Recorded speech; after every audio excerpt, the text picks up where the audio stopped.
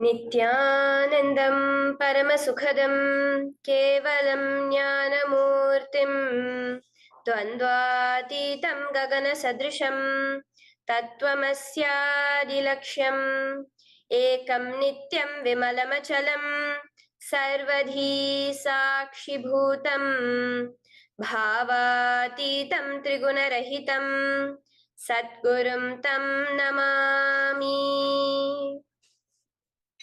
Welcome to Nityananda Yoga, where we transcend the limits of conventional practice and dive deep into the source of our being, drawing from the original source of yoga itself.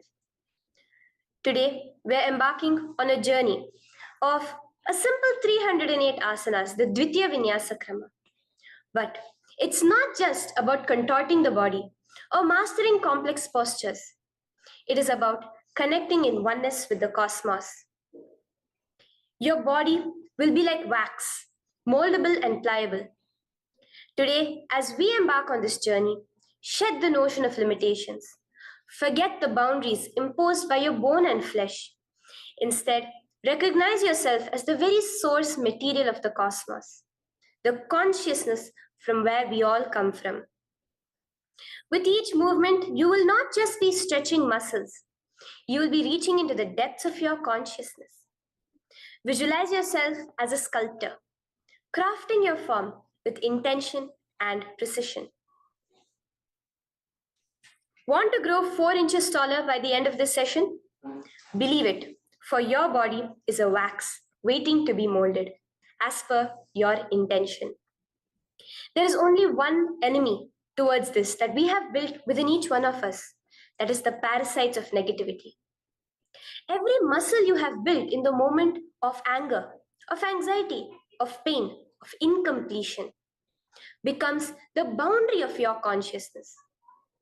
Today, we embark on a journey to detoxify ourselves, make us experience our original nature as divine.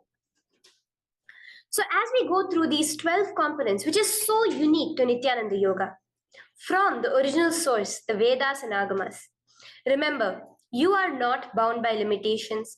You are the creator of your reality. Embrace your true nature. Let us sculpt our beings into an epitome of strength, flexibility, and bliss. Welcome to a transformative experience like no other, Nityananda Yoga. There are 12 different components that consist Nityananda Yoga. One is the asanas, which we traditionally know of. The various body postures revealed by Paramashiva to align the physical geometry of our body, the physical geography of our body, to the cosmic geometry, the cosmic geography. As Paramashiva says, sthiram sukham asanam, that body posture which is steady, comfortable, because it's in its original nature of Paramashivatva. The second are the pranayamas, the various systematic breathing techniques that Paramashiva has revealed for each one of us, that connect us to the higher dimensions of the cosmos and increase the life energy within us. The fourth are the bandhas, the different internal locks of the body. The third are the mudras, the various hand gestures and body movements to seal that life energy within ourselves. The very word mudra means seals. You will be able to seal the space of oneness within you with Paramashiva.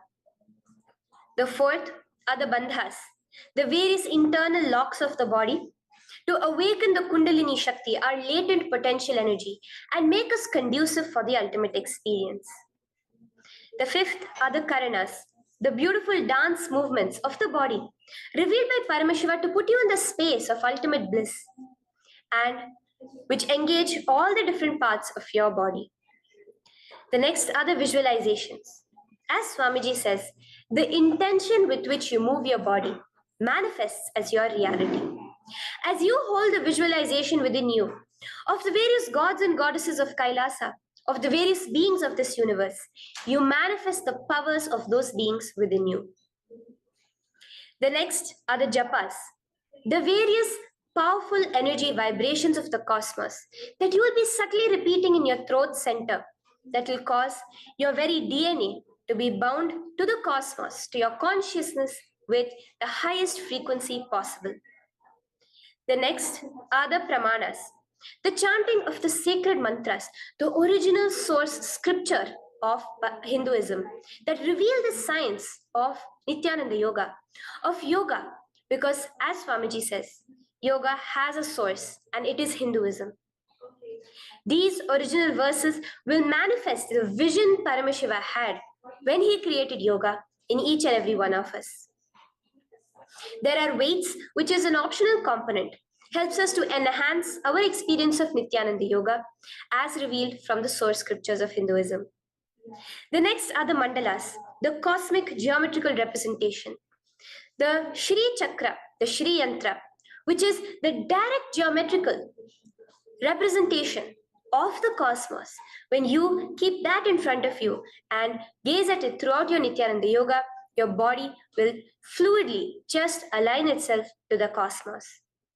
We have the Abharana, the Rudraksha, which we keep on our body, which acts as an energy battery, sucking in, storing the energy that we produce during this Nityananda Yoga and releasing it to us throughout the day to fuel our entire day with consciousness. The last but not the least are the Aushadas, the various sacred herbs that you can apply to, which can be infused with the thought current of Paramashivatva to manifest it within you.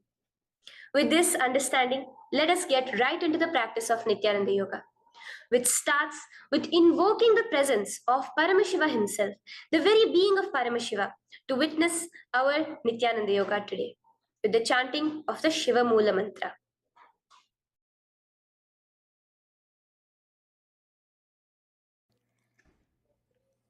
Let us now chant the Shiva Mula Mantra 11 times internally. Om Ham Hom Shivaya Namaha. Om Ham Hom Shivaya Namaha. Om Ham Hom Shivaya Namaha. Om Ham Hom Shivaya Namaha. Om Ham Hom Shivaya Namaha. Om Ham Hom Shivaya Namaha. Om Ham Hom Shivaya Namaha. Om Ham Hom Shivaya Namaha. Om Ham Hom Shivaya Namaha. Om Ham Hom Shivaya Namaha. Om Ham Hom Shivaya Namaha. The next step of this ritual of yoga, as Swamiji reveals, yoga is a ritual, a methodology to connect yourself with the divine. As every ritual in Hinduism goes, we cleanse the three elements of our body, of the world, and of the ultimate with the Tattvachamanam.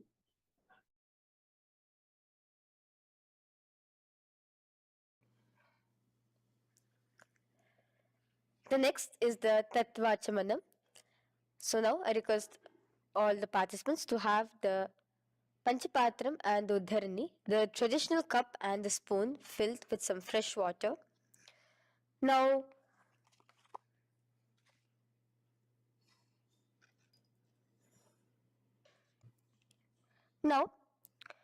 keeping your right hand in the shape of a cow's ear, the Gokarna Mudra, pour an Uddharani of water from the Panchapatram and chanting each of the following mantras internally, drink the water that flows through the base of the palm.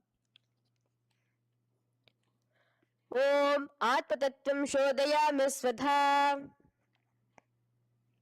Om Vidyatattvam Shodayami Svadha. Om Shivatattvam Shodayami Svadha. Wash your right hand with water from the Panchapatram. Now, chanting the following mantra internally, wipe the upper and lower lips twice using the base of the right hand thumb, moving the hand from right to the left of the lips. Om Ham Hridayaya Namaha. Wash your right hand with water from the Panchapatram. Now, with the tips of right hand index, middle, and ring finger, touch above the upper lips and below the lower lips.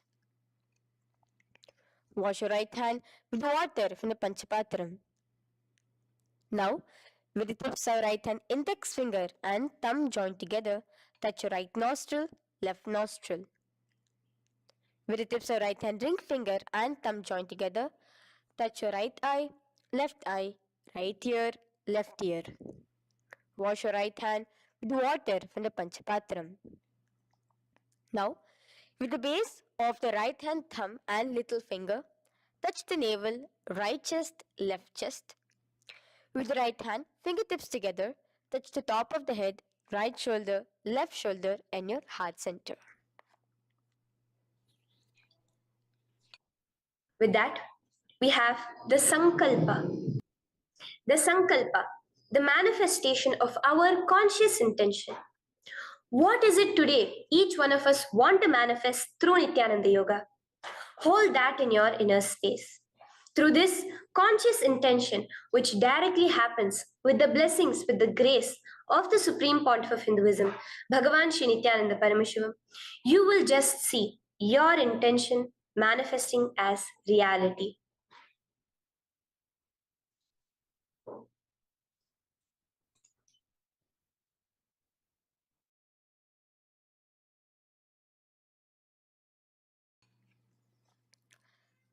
The next is the Sankalpa, the conscious resolution. So now I request all participants now to, with your right hand, cover your left palm, which is the Sankalpa Mudra, and keep both the hands on the right thigh. Continue to keep this mudra till the end of the Sankalpa.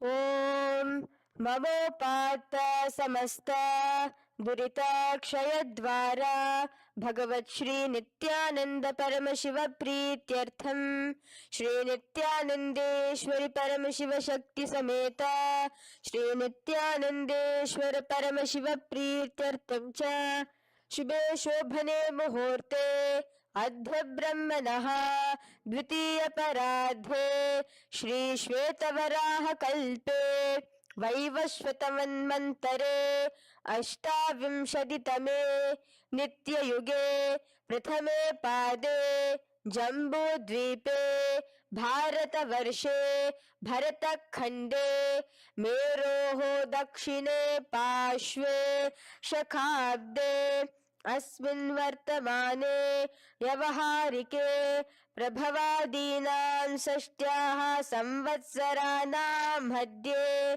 शुभनाम संवत्सरे शुभायने शुभऋतौ शुभमासे शुभपक्षे शुभतिथौ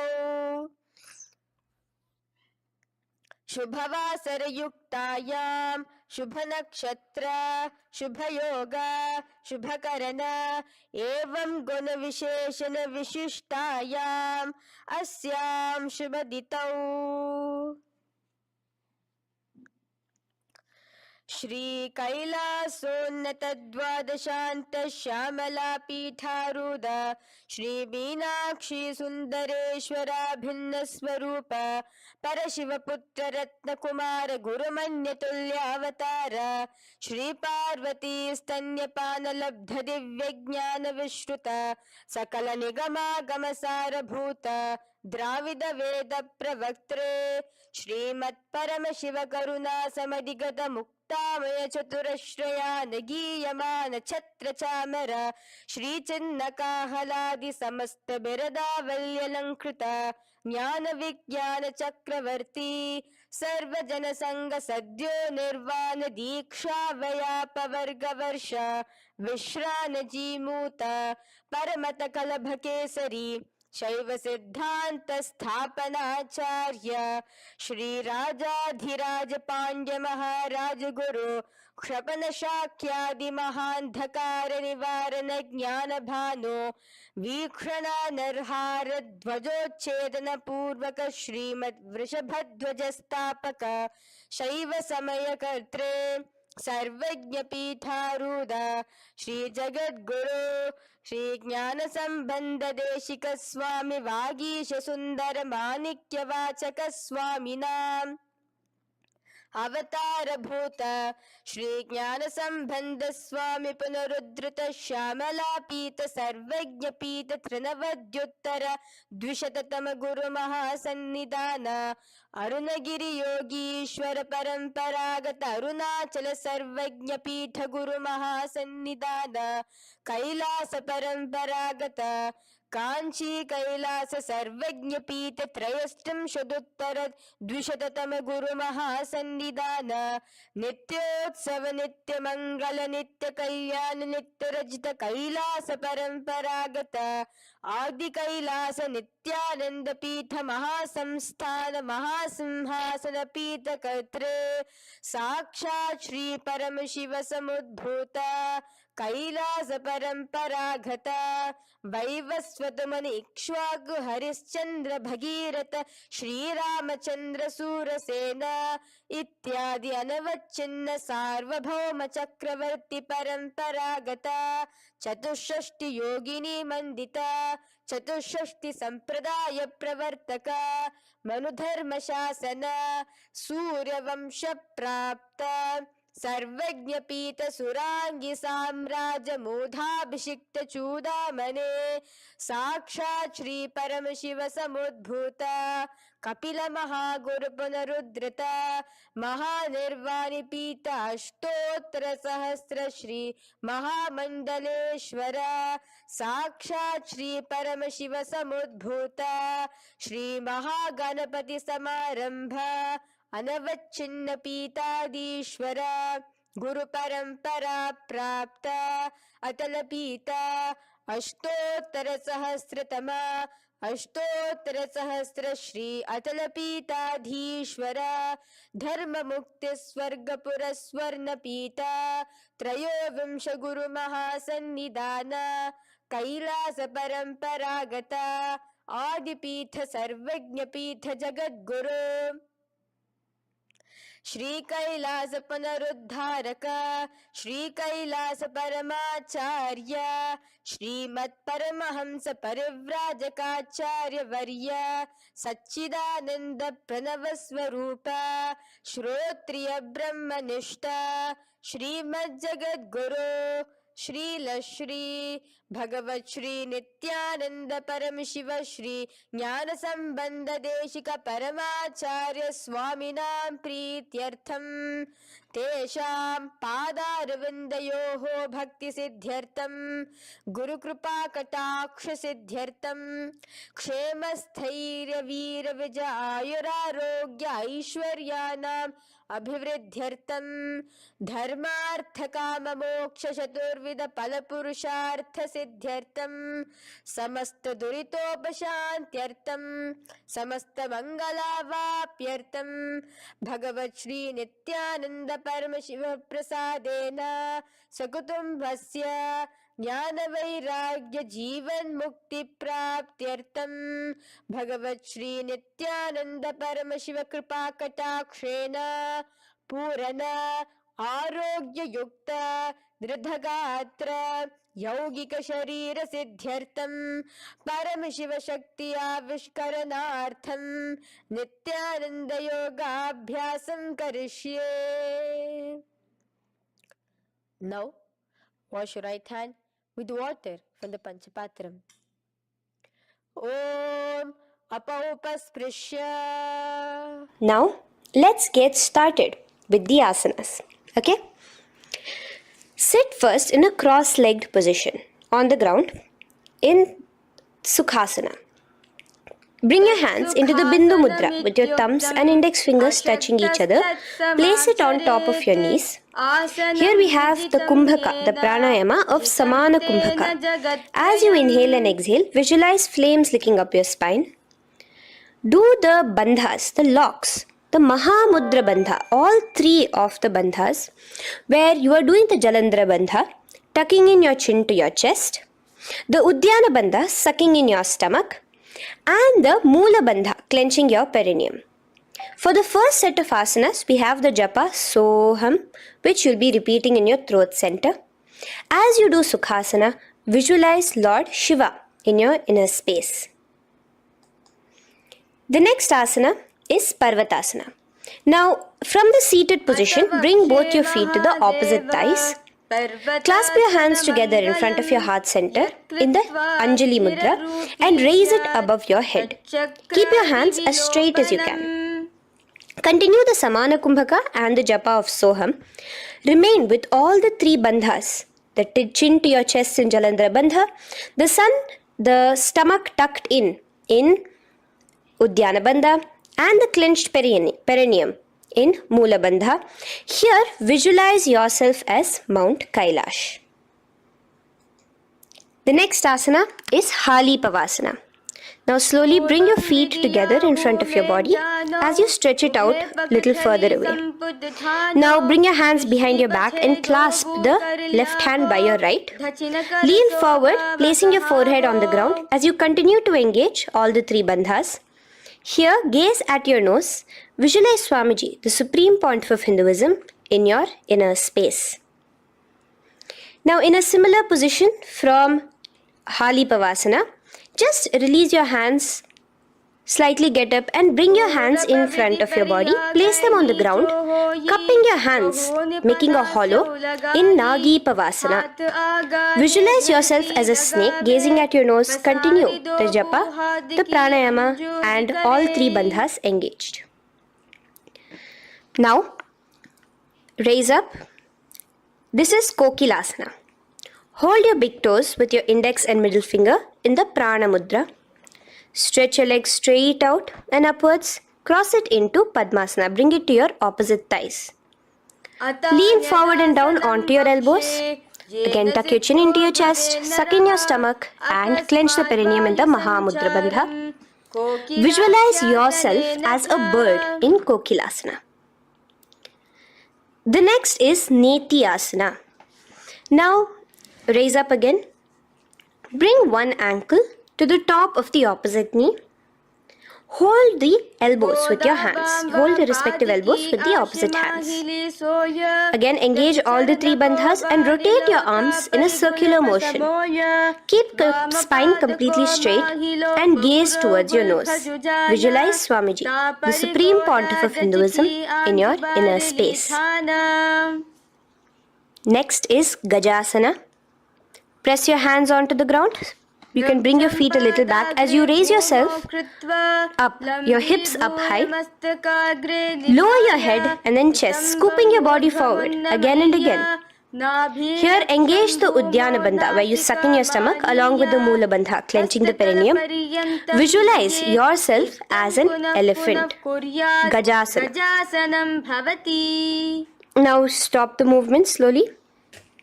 In another dynamic asana, which is Rikshasana, you will start alternatively pressing the heel of one foot onto the ground while lifting the other heel up.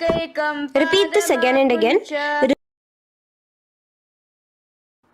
The next is Vaishyasana. Now slowly come to a standing position.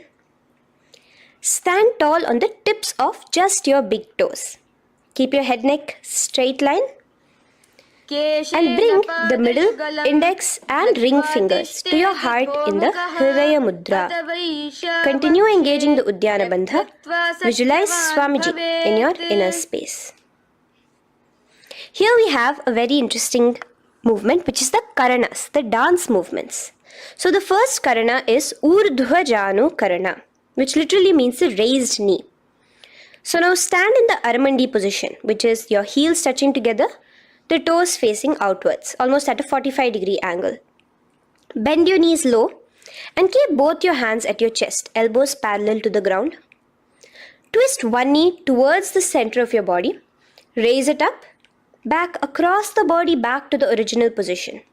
Simultaneously with the leg movement, follow it with your respective hand, up and across the body. Repeat this alternatively on both sides. Now, in Balalingasana, come back to a standing position, straight, and interlace your fingers from outside in. This is the Sarva Vashankari Mudra. Hold on to your knee, pulling it up towards your chest. Pull it tight. Continue to keep your spine straight. Engage all the three bandhas, the Jalandhara Bandha, the Udyana Bandha and the Moola Bandha. As you are holding your knee, visualize yourself holding, caressing a baby. Balalingasana. The next asana is Pada Pidanasana. Now the same foot which is raised, clasp it with your hands and pull it behind towards your body, holding it with both your hands. Again, engage all the three bandhas, standing tall. Visualize Swamiji, the Supreme Pontiff of Hinduism, in your inner space.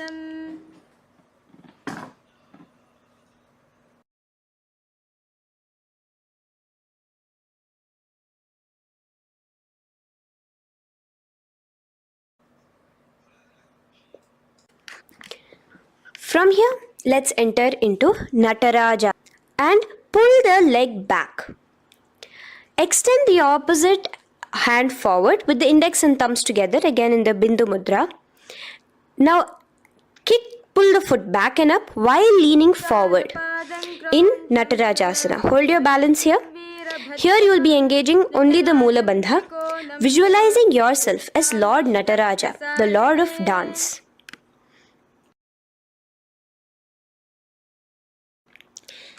Now again, let's repeat Balalingasana on the other side with the other leg.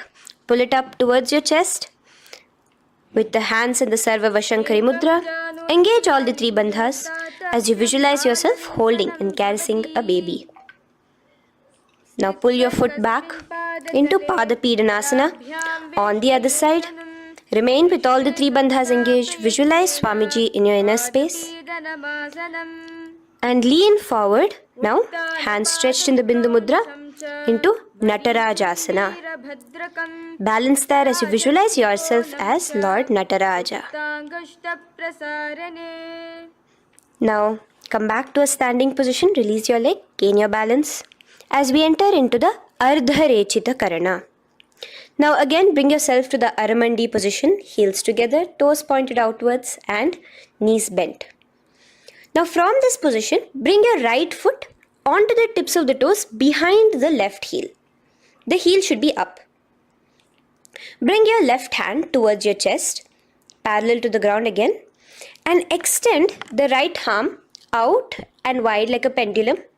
Bring it back towards your chest. Now while your arm is swinging, remember to move your fingers one by one inwards towards the palm and then outwards. Now, place the right hand over the nose. Uncross your ankles. Let's do this on the other side also. Cross the left ankle behind and stretch the left hand out like a pendulum.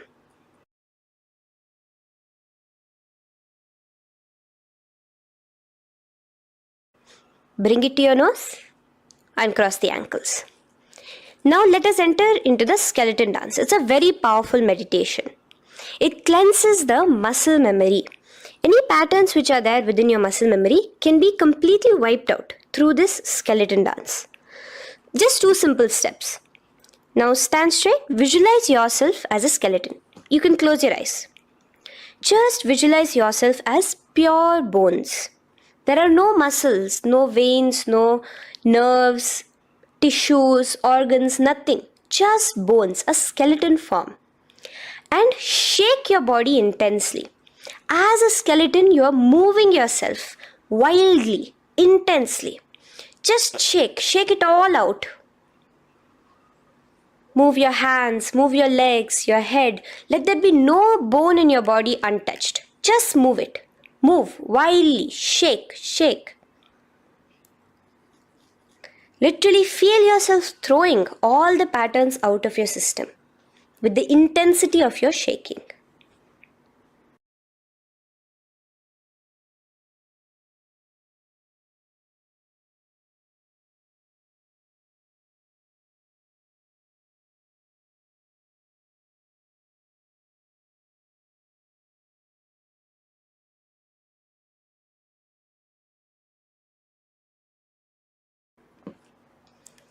Now slowly calm down. Take a few steps, gain your breath back. That's a powerful meditation we did. Let us do the next Karana. Again, come back to a standing position. Do the Aramandi. Your toes outwards, knees bent with your feet together. Now here, raise your hands above your head. Keep your palms completely straight and cross the wrists with the palms facing forward and the back of the hands outward. Now from the crossed wrists, uncross the wrists, spreading your arms out wide while you turn your hip towards the side. Turn by the waist sideways. Bring your hands back over the head and turn on the other side. Repeat this on the other side. Do it again. Let's twist out. Come back to the middle and twist out again. This is the Kati China Karana. Now stand tall. Raise your hands above your head. Bring yourself to the top of the tip of your toes. Let your hands face each other parallel to the ears. You're tall, pushing yourself, stretching yourself. Again, engage all the three bandhas. Tucking in your chin to the chest, sucking in your stomach and clenching your perineum. Visualize yourself as a palm tree. We have the japa changing over here where you will be repeating Shivoham in your throat center. Tadasana. Now, as we enter into Uttanasana, relax and lean forward, bringing your hands on by the ground next to your feet. Keep your palms flat on the ground. Try your best. Engage all the three bandhas. Remain with all the three bandhas engaged as you visualize Swamiji, the Supreme Pontiff of Hinduism himself, in your inner space. Now jump your feet back into Tarakshvasana, coming to a plank position. Keep your hands shoulder width apart. Be steady there. Tuck in your chin to your chest in the Jalandhara Bandha as well as engaging the Moola Bandha. Now rotate your head while in the Jalandhara Bandha from shoulder to shoulder, side to side. This is Tarakshvasana. Visualize Swamiji, the Supreme Pontiff of Hinduism, in your inner space. Yes. Now lay flat onto the ground in Bhujangasana. Lower your entire body down. Now point your toes backwards. Keep your hands by the side of your chest and push yourself off the ground. Remember to use the strength of your lower back to hold yourself up. Open your mouth wide. Inhale through the hollow of your throat and exhale through your nose. This is the Bhujangani Mudra. In Bhujangasana, you will visualize yourself as a cobra. Now come back into a plank position. So you can tuck in your toes and come back into a plank position. In Shashasana, alternate bringing one knee towards your chest, back and forth. So you'll bring one knee front, push it back and bring the other knee. Repeat this again and again. Do the Sahaja Kumbhaka. Simple breathing in, breathing out. Engage the Moola Bandha, clenching your perineum. Visualize Swamiji, the Supreme Pontiff of Hinduism. Okay. Now place your legs back into the plank position as we enter into Rathasana.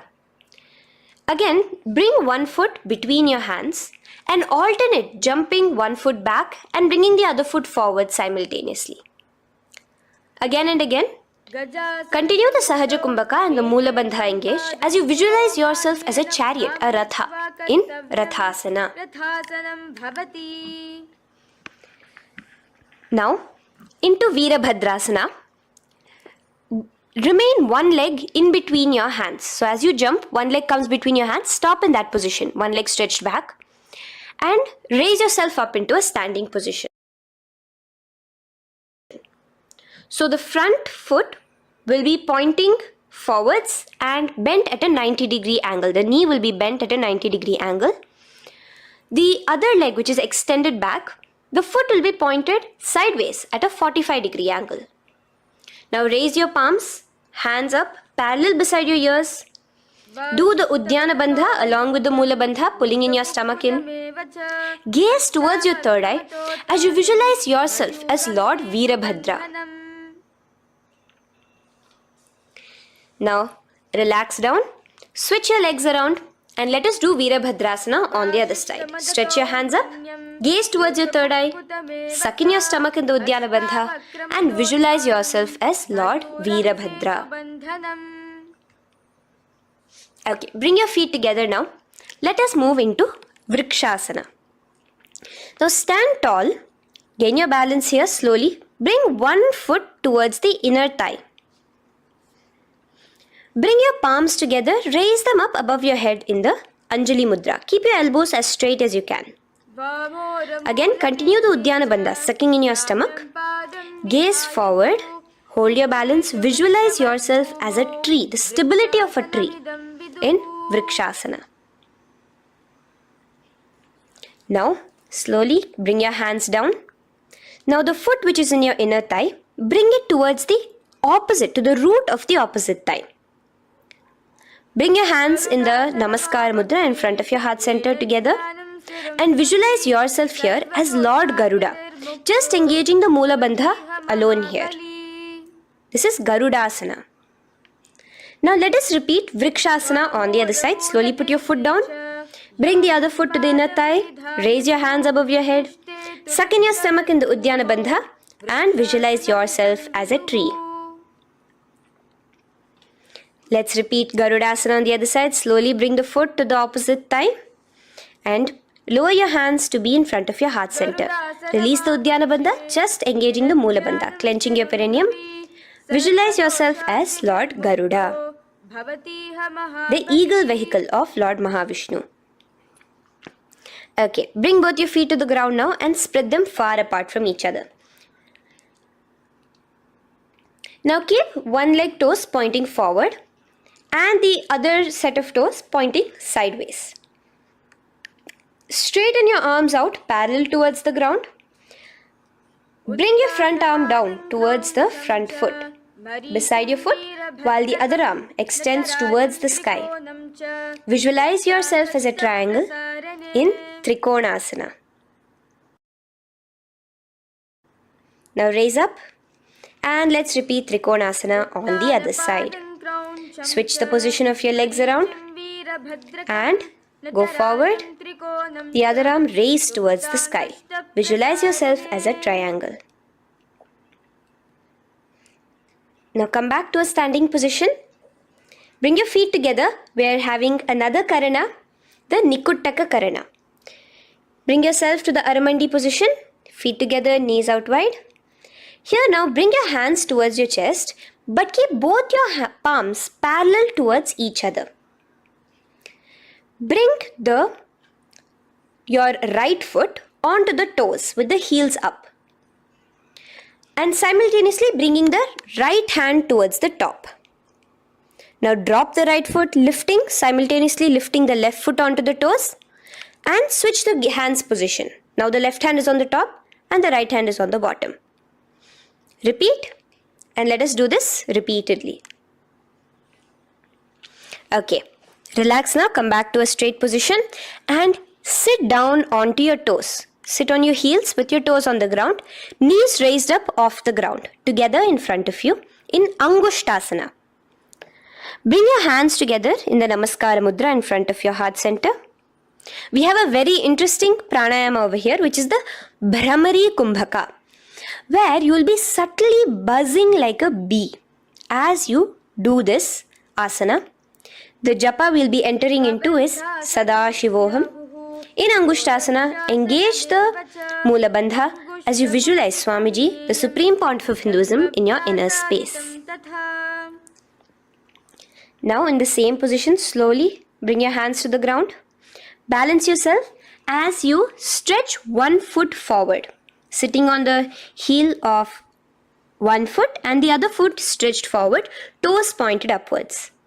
Bring your hands to the Vara Mudra, just the tips of the finger on the ground while the palm faces forward, both your hands. Continue to engage the Mula Bandha, clenching the perineum as you visualize Swamiji, the Supreme Pontiff of Hinduism, in your inner space. Now, the leg is stretched forward, right? Stretch the same hand, the respective hand forward and clasp onto the big toe of that foot in the Prana Mudra with your index and middle fingers. The other hand, bring it to the back of the respective heel in Vidhunanasana as you visualize Swamiji in your inner space. Okay, bring your 2 feet back together as we repeat Saurasana on the other side. Stretch your left leg forward now. Palms in the Vara Mudra on the ground. Visualize Swamiji in your inner space. And lean forward into Vidhunanasana on the other leg. Clasp your toes. Bring the other hand to the back heel. Continue to visualize Swamiji. Now bring your 2 feet back together as you continue to sit on the heels, getting a nice toe workout here. Balance on your toes, bring your knees together in front of you. Now place your palms on top of the respective knees with the hands facing upwards, the palms facing upwards. Leave a slight gap between your palms and knees. As you gaze forward, engage the Jalandhara Bandha, tucking in your chin to your chest, and look between the gap between your hands. Brahma Jurankushasana. The next is Kapilasana. Now spread your knees wide and place them onto the ground. Keep your hands on the respective knees. Pull your stomach in and up in the Uddiyana Bandha. Gaze towards your nose as you visualize yourself as Maha Kapila Muni, the first man that ever started thinking. In the same position, just release that Uddiyana Bandha.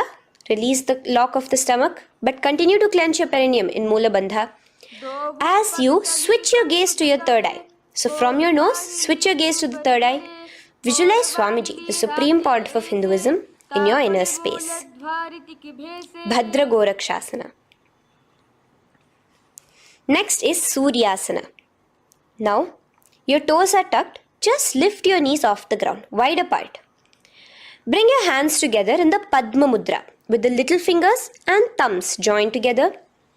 Engage the Uddiyana Bandha, suck in your stomach and raise your hands up tall above your head. Slightly lean back as you look towards the gap between your hands. Visualize Lord Surya in your inner space. Now relax, slowly bring your hands to the ground. Sit on top of your heels, the toes flat. Here, keep your hands on top of your knees and lift your tongue up against the roof of your mouth in the Manduki Mudra. Do the Sahaja Kumbhaka, simple breathing in and out. Engage the Mula Bandha, clenching your perineum. With the Japa Sadashivoham, repeating in your inner space, here you will visualize yourself as a frog in Mandukasana. Your tongue pressed against the upper palate. Is your frog-like tongue catching the nectar of immortality dripping from your Sahasrara Chakra? Gaze towards your third eye in Mandukasana. Now from here itself, moving into Uttana Mandukasana. Just bring your hands to the opposite shoulders, remaining in the same seated position. Continue with the Uddiyana Bandha engaged, gazing at your third eye. The Manduki Mudra, tongue pressed against the top of your palate, visualizing yourself as a frog in Uttana Mandukasana. Slowly bring your hands out from behind your back. Now slightly raise up and cross your ankles behind you. Sit on top of your crossed ankles. Keep your knees wide and your fingers spread on the top of your knees, both your hands. Open your mouth wide and stick out your tongue, exhaling forcefully. Gaze at the tip of your nose. Repeat this several times because you are visualizing yourself as a lion in Simhasana. The next asana is Bhadrasana. Now you can release yourself and uncross your ankles. Just keep your toes crossed behind you. Again, sit on top of your heels, keeping your knees wide apart.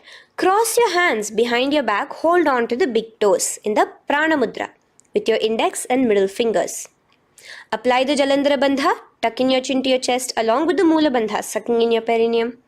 As you gaze towards your nose, here, resume the Brahmari Kumbhaka, buzzing like a bee subtly in your inner space as you visualize Swamiji, the Supreme Pontiff of Hinduism, in your inner space. Now, bring your hands out from behind you. As you bring yourself to a squatting position. Keep your feet flat onto the ground as close together as possible, but your knees opened wide. Bring your body in between your knees, your torso in between your knees, and take your arms in and around your knees towards the back, clasping your fingers, interlacing your fingers behind you in the Parashu Mudra. Gaze towards your nose.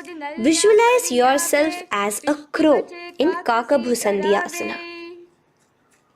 The next asana is Kani Pavasana. Unclasp your hands and place them flat onto the floor. Keep them shoulder width apart for good balance. Now, slowly bring your knees to the back of your arms, above the elbows. Lean your chin forward and down. Keep your gaze steady as you lift your feet off the ground. In Kani Pavasana, visualize Swamiji, the Supreme Pontiff of Hinduism, in your inner space. Now in the same position, slowly lower your head to the ground and stretch your legs up high, forming a tripod between your two hands and your head in Kapali Asana. Gaze at your nose, continue the Brahmari Kumbhaka, continue engaging the Mula Bandha and the Japa of Sadashivoham. Visualize Swamiji in your inner space. The next asana is Parshva Mayurasana. Slowly bring your feet down. Yes, relax. And now squat on your toes with your knees together and twist your body. Place both the hands to one side of your knees. Now bring one of your elbows to the knee and the other of your elbows towards the hip. Lean onto your arms, balance, extending your legs out to the side. Gaze towards your third eye, visualizing yourself as a peacock. In Parshva Mayurasana, as you do the pranayama, the Rechaka Kumbhaka, let your exhalations be prolonged and your inhalations be slightly shorter. Now relax, bring your feet to the ground and bring your body to the other side of your knees as you repeat Parshva Mayurasana on the other side. Lean forward, stretch your legs, gaze at your third eye. Visualize yourself as a peacock. Now let's do Bhairaganathasana. Now come again to a plank position. Place your hands down, stretch your legs back and bring one foot around your shoulder to be placed in between both your palms. Gaze at your third eye. Just engage the Mula Bandha, clenching your perineum. Here, this is Bhairaganathasana. Visualize yourself as Lord Kala Bhairava. Slowly bring your foot out and bring the other foot in between your palms, remaining in the plank position. Continue to visualize yourself as Lord Kala Bhairava in Bhairaganathasana on the other side. The next asana is Unmukha Pithasana. Now from the same plank position, bring your forearms onto the ground. Be steady as you walk your feet closer towards yourself, forming like a slight mountain. In Unmukha Pithasana, gaze at your third eye. Continue the Rechaka Kumbhaka. Visualize Swamiji in your inner space. The next asana is Vashishthasana. Now, just raise yourself onto one of your hands. So, release your forearms off the ground and raise yourself onto your right arm. And keep your body completely parallel to the ground as you raise your left arm straight above your head. Visualize yourself as Rishi Vashishta as you do the Vashishthasana. Gaze towards the hand on the top. Now slowly bring that hand down. As you switch the hands, bringing your right hand up towards the sky. Balance there, completely straight on your toes. As you visualize yourself as Rishi Vashishta, the Guru of Bhagavan Sri Rama. Now, Bring your feet forward into Anjani Asana. So here you will be sitting on your hips with your legs pointed forward and sit on top of your hands. So keep your palms facing upwards and sit on both your palms as you tuck your elbows into your body. Do the Rechaka Kumbhaka, continue the Rechaka Kumbhaka. Engage the Jalandhara Bandha, tucking in your chin to your chest, gaze at your nose, visualize yourself as Lord Hanuman in Anjani Asana. Now, slowly release your hands from under your body as you lean forward into Paschimottanasana. Clasp your respective toes with your index and middle finger. Lean forward and down, bring your elbows to the ground, your forehead towards your knees. Engage all the three bandhas, the Mahamudra Bandha. As you visualize Swamiji, the Supreme Pontiff of Hinduism in your inner space, with a new japa, Mahasadashivoham, starting here.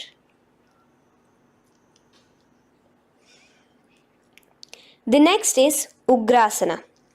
Now, you can raise up and clasp your hands behind your neck in the Parashumudra. Interlace both your fingers. Lean forward and down, bringing your forehead to your knees and your elbows onto the ground. Again, engage all the three bandhas in the Mahamudra Bandha as you visualize Devi Kali in your inner space in Ugrasana. The next is Marichi Asana.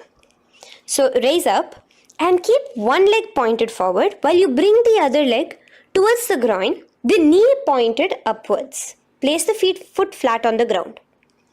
Now lean forward, bring both your hands, wrap your arms around the raised knee, clasping your hands behind the back together. Bring your chest to the thigh with your head towards the knee. Here engage just the Moola Bandha, sucking in your perineum, as you visualize yourself as Rishi Marichi in Marichi Asana. The next asana is Mahamudrasana. Now slowly raise up and the raised knee, let it rest by your side with your leg towards the inner thigh of the opposite leg. Now again reach down, hold your foot, bring your elbows to the ground, your forehead to your knees. Engage all the three bandhas in the Mahamudra Bandha. Gaze at your nose, visualize Swamiji himself in your inner space. Raise up. Let's repeat Marichi Asana on the other side. Bring the other foot straight while the other foot comes into the groin. Knee up. Lean forward, clasping your hands behind your back. Visualize yourself as Sage Marichi. Now from here, raise up, engage all the three bandhas as you let your knee fall to the side. Lean forward, clasping the foot. Gaze at your nose. Visualize Swamiji in your inner space in Mahamudrasana on the other side. Now, bring yourself to a seated position. Sit and bring the soles of your feet together. Bend your knees and keep your heels as close towards you as possible. While try to touch your knees to the ground. Clasp your feet together with both your hands. Maintain a straight spine. Gaze towards your nose in Bhadrasana 2. Visualize Swamiji, the Supreme Pontiff of Hinduism, in your inner space. The next asana is Gwali Pavasana. Now, keeping your feet together, just bring your hands towards the respective knees. Just lightly place them there. Tuck your chin to your chest in the Jalandhara Bandha, continuing to engage the Moola Bandha, clenching your perineum. As you gaze at your nose, visualize Swamiji, the Supreme Pontiff of Hinduism, in your inner space. Now, push your soles slightly further away from you. The joined feet, push it further away from your body. And lean forward, keeping both your hands, the fingers inside of the feet. Hold the soles of your feet. Lean forward and down. Bring your forehead to the ground. Gaze at your nose. Visualize the Yoni Mandala in your inner space. In Joni Asana. The next is Midiki Pavasana. Raise up. Stretch your arms out wide beside your body as you lean forward, your arms going over your knees. Bring your forehead to your feet. Continue to gaze at your nose. Visualize Swamiji, the Supreme Pontiff of Hinduism, in your inner space. Now, in Siddha Samadhi Asana, raise yourself up. Now, put your forearms underneath the calves of the respective legs. Let your palms face up towards the sky as you bring your head down to your feet. Gaze at your nose as you visualize Lord Surya in your inner space in Siddha Samadhi Asana.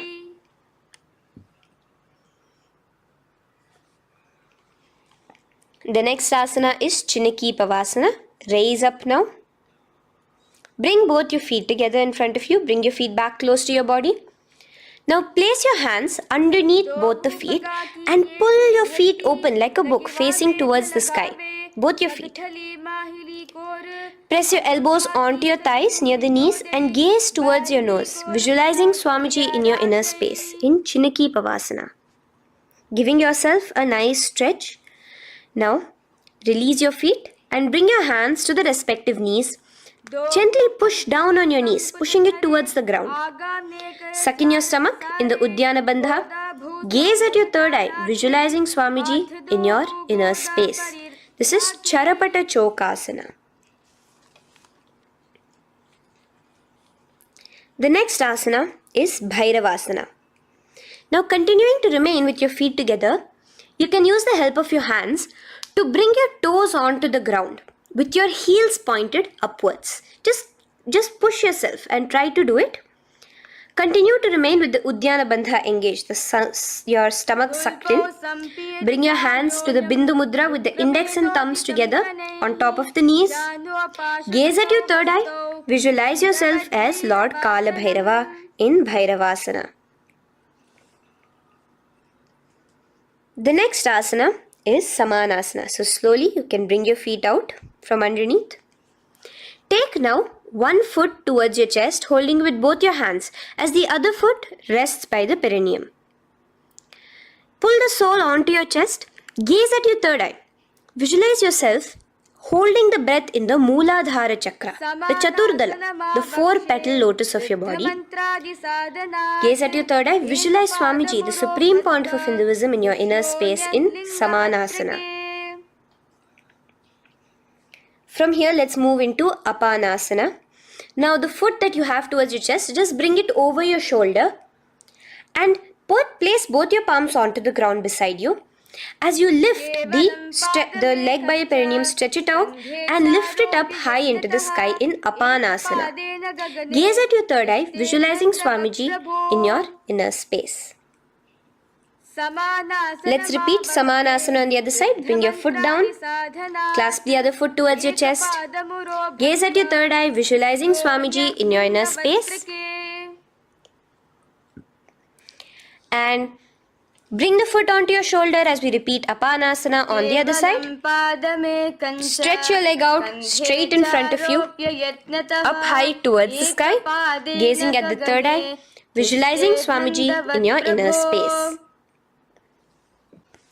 Okay, relax slowly. Let's move into Gomukhasana. Now, sitting in a seated position, cross one leg over the other, like over, and align the knees together at the center of your body and the feet by the opposite hips. Place both your hands on top of the stacked knees. Gaze at your nose. Here we have a beautiful pranayama, very cooling pranayama, which is the Sheetkari pranayama, where you will be inhaling through your clenched teeth with your tongue pressed against behind your teeth and exhaling through your nose, creating a hissing sound. The japa will be for the next sequence of asanas. Om Nityanandoham. Visualize the face of a cow in Gomukhasana. Now keep your knees crossed. From the knees, bring your hands towards the respective toes on the side of the body. Clasp the big toe in Pranamudra. Suck in your stomach in the Uddiyana Bandha. Visualize yourself as Rishika Anasuya in Anasuyasana.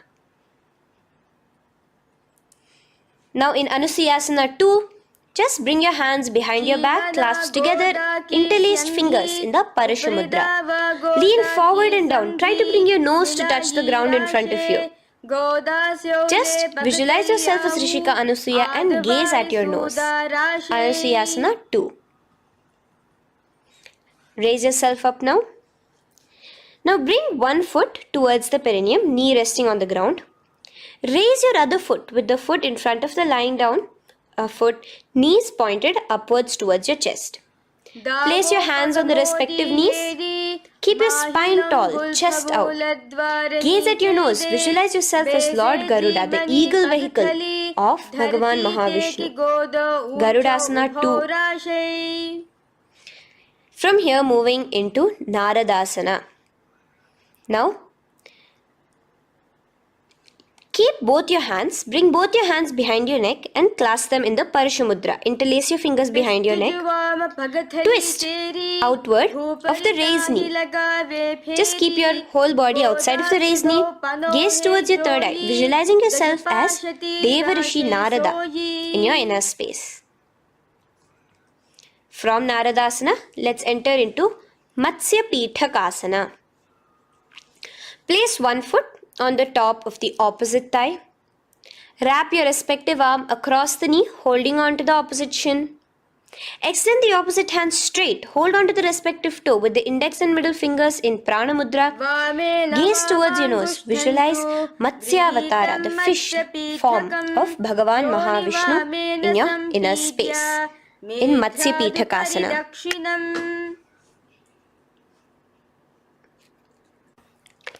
From there, let's repeat asana and the rest of the asanas on the other side too.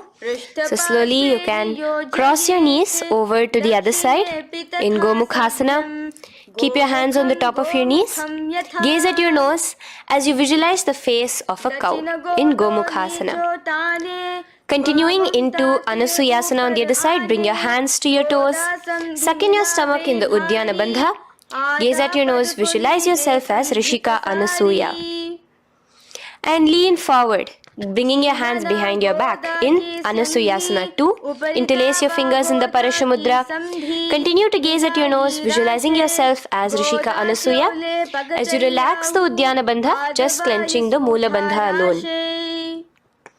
Raise up, bring your feet together in front of you as we enter into Garudasana 2. Place your hands on the respective knees. Stay straight.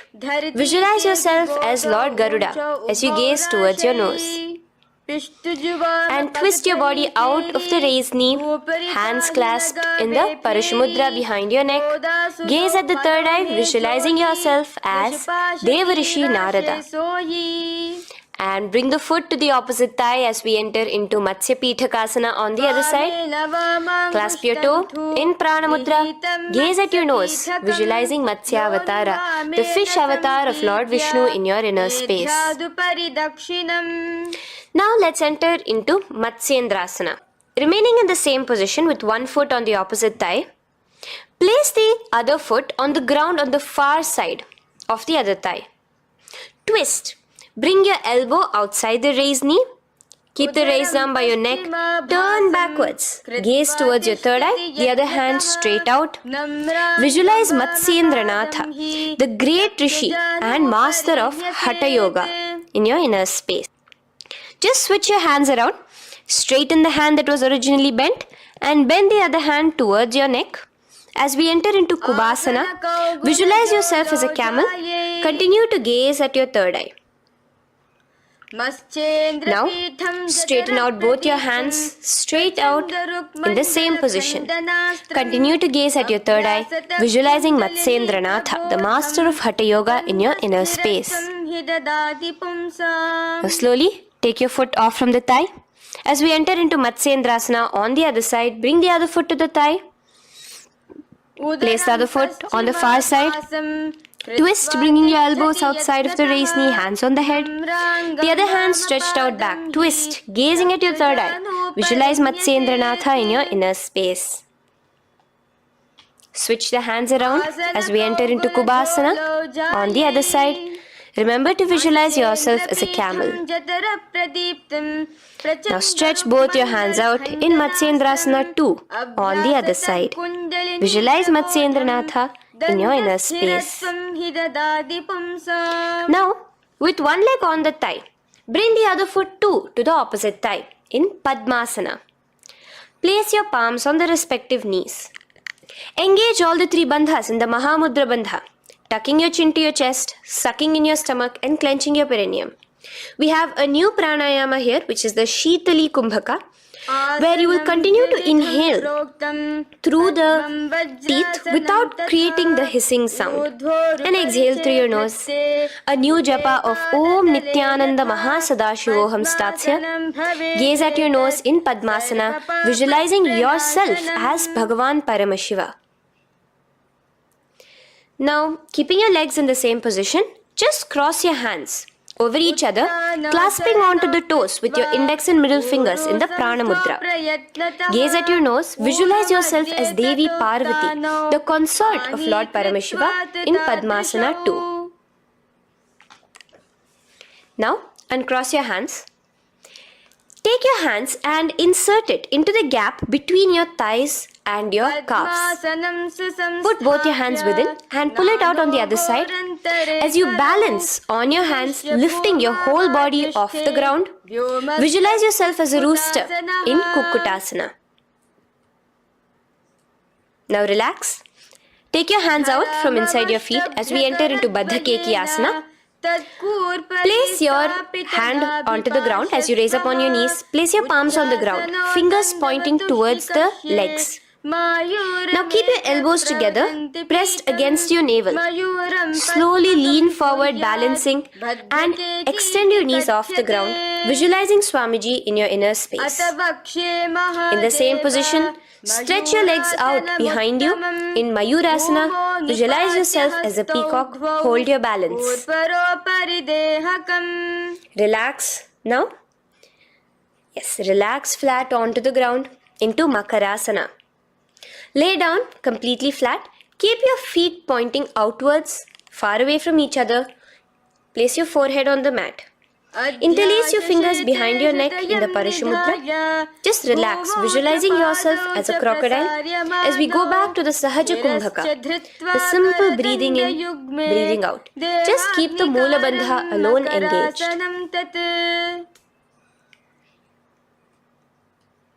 The next asana is Shalabhasana. Now lay on your stomach and place your hands on the ground beside the chest. From the laying position, raise your legs up. Use your core strength to bring your thighs off the ground. Visualizing yourself as a locust in Shalabhasana. Relax your feet down and bring your hands to your feet, pulling your feet down towards the ground beside your hips. In Ushtrasana, visualize yourself as a camel. Now slowly kick your legs back. Rise your hand is clasping your feet. Pull your feet towards the sky, lifting your chest and thighs off the ground. In Dhanurasana, gaze at your third eye. Visualize yourself as Paramashiva's bow. Relax slowly and come up to a sitting position. In Bhagasana, sit on both your knees with your head, neck and spine straight. Clench your perineum in the Moola Bandha. Place your hands on top of your knees. Gaze towards your third eye, visualizing Swamiji, the Supreme Pontiff of Hinduism, in your inner space. From here we enter into Gohyasana. We have a couple of headstand postures here, so get yourself ready. Now place your forearms on the ground with your fingers interlocked. Ensure your elbows are at shoulder width for the best balance. Place the top of your head on the ground, holding your head with your hands. Slowly walk your toes forward until your hips are in a straight line with your shoulders, and just kick your feet up slightly. Make sure not to lose your balance. Keep your chest, toes pointed upwards. Gaze to your nose, visualizing Swamiji in your inner space. From here, stretch your legs out into Shirasasana, continuing to hold the balance there as you continue to gaze at your nose, visualizing Swamiji in your inner space. Bring your feet to the ground, relax slowly. The next asana is Podhyasana. So come to a seated position. Bring your hands behind your calves, stretching your legs up and your forehead to your knees.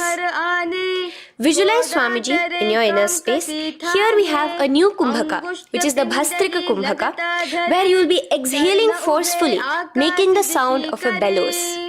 Podhyasana. The japa for this next series is Om Nityananda Paramashivoham, the Mahavakya. Relax yourself. Continuing to remain balanced with your legs up, just bring your hands to the opposite shoulders. In Parighasana, visualize yourself as a mace as you gaze towards your third eye. Now relax. Keep your elbows and palms onto the ground as your legs are raised. Visualize yourself as a boat in Naukasana. Continuing to gaze towards your third eye, remember to continue the Bhastrika Kumbhaka. Forceful exhalation. Now, continuing to keep your balance, just bring your hands to your feet and scoop your hands underneath the heels, pull it towards the chest. Keep your spine upright, gaze towards your nose. Visualize yourself as Lord Rudra in Rudrasana, the most ferocious form of Paramashiva. Now lay on your back, so you can remove your hands from underneath your feet and lay on your back. With your feet flat on the ground, knees pointed upwards. Now place your palms down. Just let your fingers touch the back of your heel. Do not clasp your feet. Lift your hips up high, pressing the feet onto the ground. Chin tucked to the chest in the Jalandhara Bandha automatically. Gaze at your nose, visualizing Swamiji in Unmukha Pithasana 2. Now lay onto the ground in Shavasana. Just lay completely flat with your palms facing upwards by the side of your body. Just unclutch from any movement happening within you. Visualize your body is dead. The Supreme Pontiff of Hinduism, Swamiji, is just liberating you. Just let your awareness, your energy completely pervade your body in the Shakti Chalan Mudra as you continue to vibrate with the Mahavakya.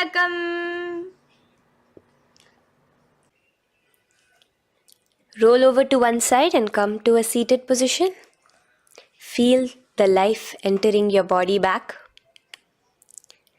In a seated position, let us get continued with the sequence. We have 200 asanas more to go, starting with Yatha Sanishtasana.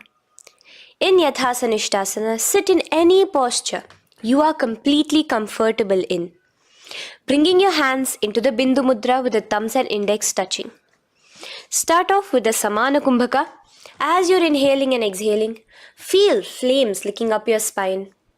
Clench your perineum in the Moola Bandha with the japa Om Nityananda Paramashivoham for the remaining of the sequence. Visualize Swamiji in your inner space. From here, moving into Samasana, where you bring your feet to a cross-legged position. Keep your hands on your knees with the thumbs and index touching in the Bindu Mudra. Just inhale and exhale as you visualize Swamiji in your inner space. The next is Muktasana. Press your left foot against your genital region. Place the right foot on top of your left. Keep your hands facing downwards on top of your knees. Sit straight, gazing towards your nose. Visualize yourself as a sage liberated by Swamiji himself. Now, continue to remain in the same position as we go into Siddhasana, where your gaze will be switching from the nose to your third eye. Continuing to visualize Swamiji in your inner space, ensure the Moola Bandha, the perineum, is locked. In Siddhyasana now, continuing the same position.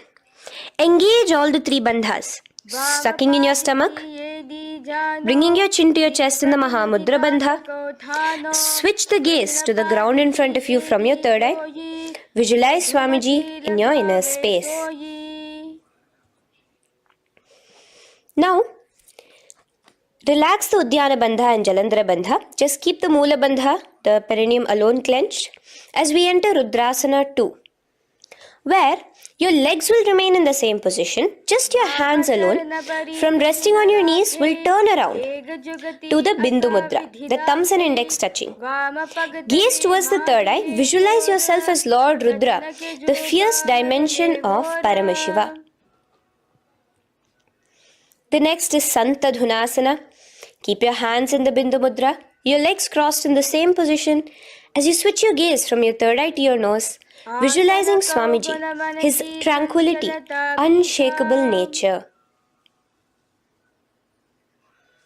Now, relax the Bindu Mudra, keep your legs in the same position, and bring your hands to your navel, cupping one palm over the other in the Samputa Mudra.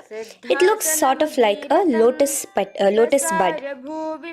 Continue to visualize Swamiji in your inner space in Siddhasana 2. The next asana is Bandha Yoni Asana. Maintaining one heel over the other in the same position of the legs, bring your hands to your face in the Shanmukhi Mudra.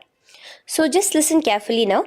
Bring your little fingers beneath the bottom lip of both hands. Your ring fingers above your upper lip. Your middle fingers closing your nose, your nostrils. Your index finger covering your eyes. And your thumbs pressed into your ears. This is Bandha Yoni Asana, visualizing Swamiji in your inner space.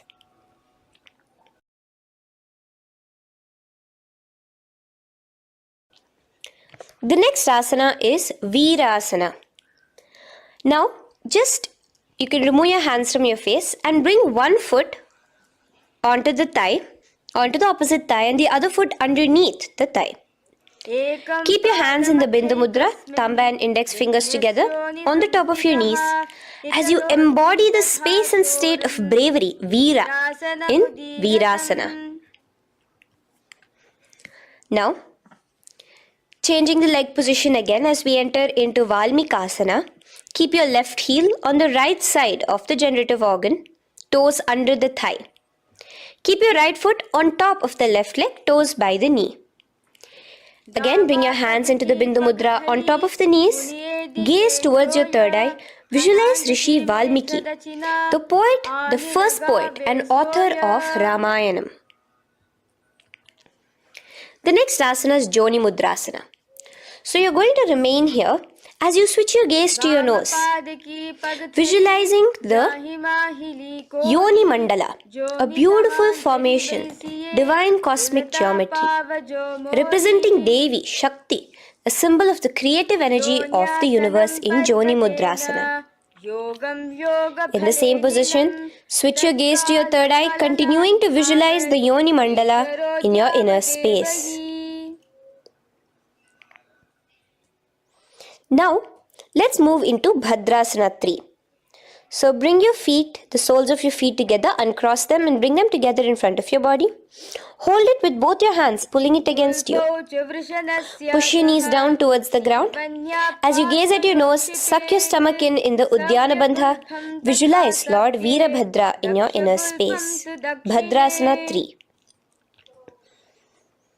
In the same position, we are entering into Aghorasana, where your left hand will rest on top of the left knee, while your right hand comes towards your face. Now, do the Khechari Mudra, where you are bringing your tongue towards the upper palate, gazing towards your third eye. Now, with your right hand, cover your mouth, close the left nostril with your index finger, inhale through the right nostril. Close both the nostrils, hold your breath and exhale through the left nostril in the Abhyantara Kumbhaka. Repeat this on the other side. Visualize yourself as an Aghori, completely dedicated to Paramashiva in Aghorasana. The next asana is Kaneri Pavasana. So you can distance your feet a little away from your body. As you lean forward, place your elbows onto the soles of your feet and rest your chin on your palms.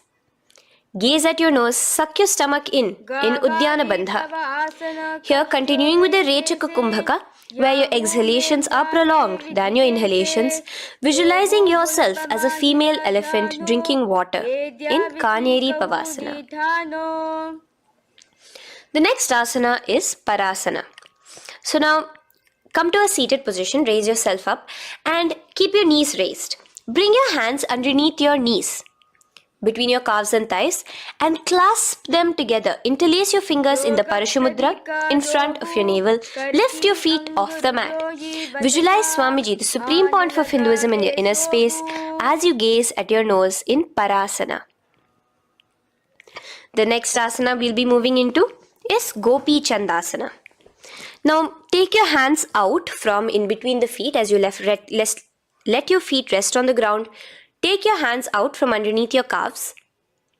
Interlace your fingers around the feet with the soles of the feet together and raise it up towards your chest. Rest your knee on top of your feet. Gaze at your nose.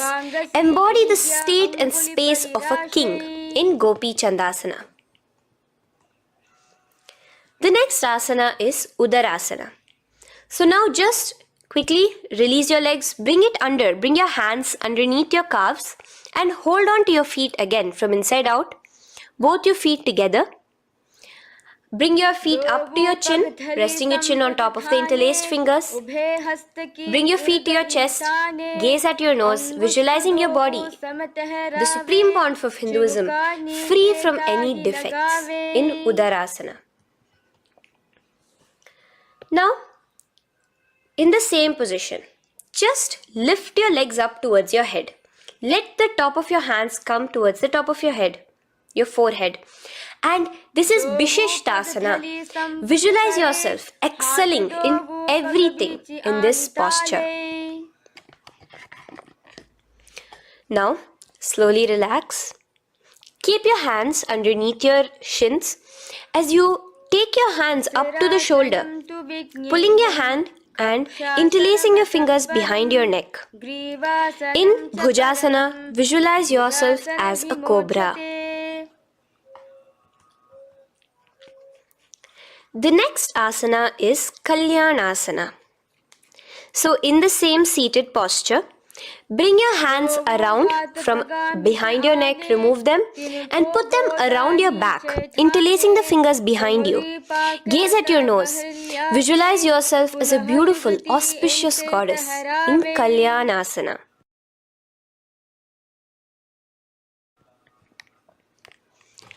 The next posture is Sankatasana. So now, uncross your hands from behind you. Release yourself completely onto the ground. Place your left knee on the mat and the left foot flat. Sit on top of your left foot, knee pointed forward. Raise your right leg on top of the left, bringing the right heel to the left hip. Place your hands on the opposite knees. Here, do the Ujjayi pranayama. As you inhale and exhale, make the sound of an ocean.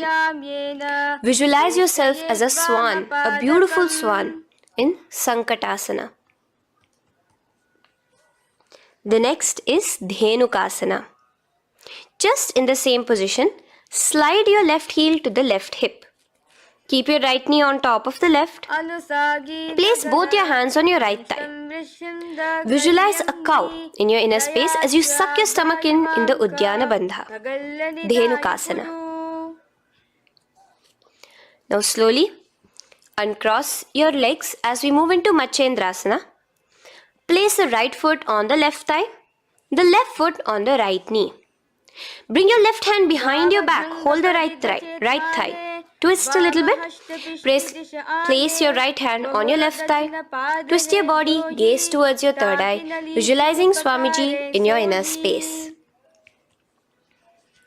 The next asana, Matsyendrasana 2, just untwist your body. As you clasp the respective toes of both your feet with your hands, lean forward and down, bringing your forehead to the ground in front of your feet. Visualize Swamiji, the Supreme Pontiff of Hinduism, in your inner space. Raise up now. keep your legs in the same position. We have the Guru Asana.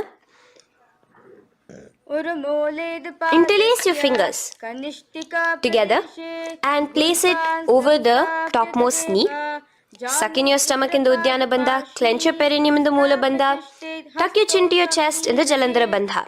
As you engage all three bandhas, visualize Swamiji in your inner space.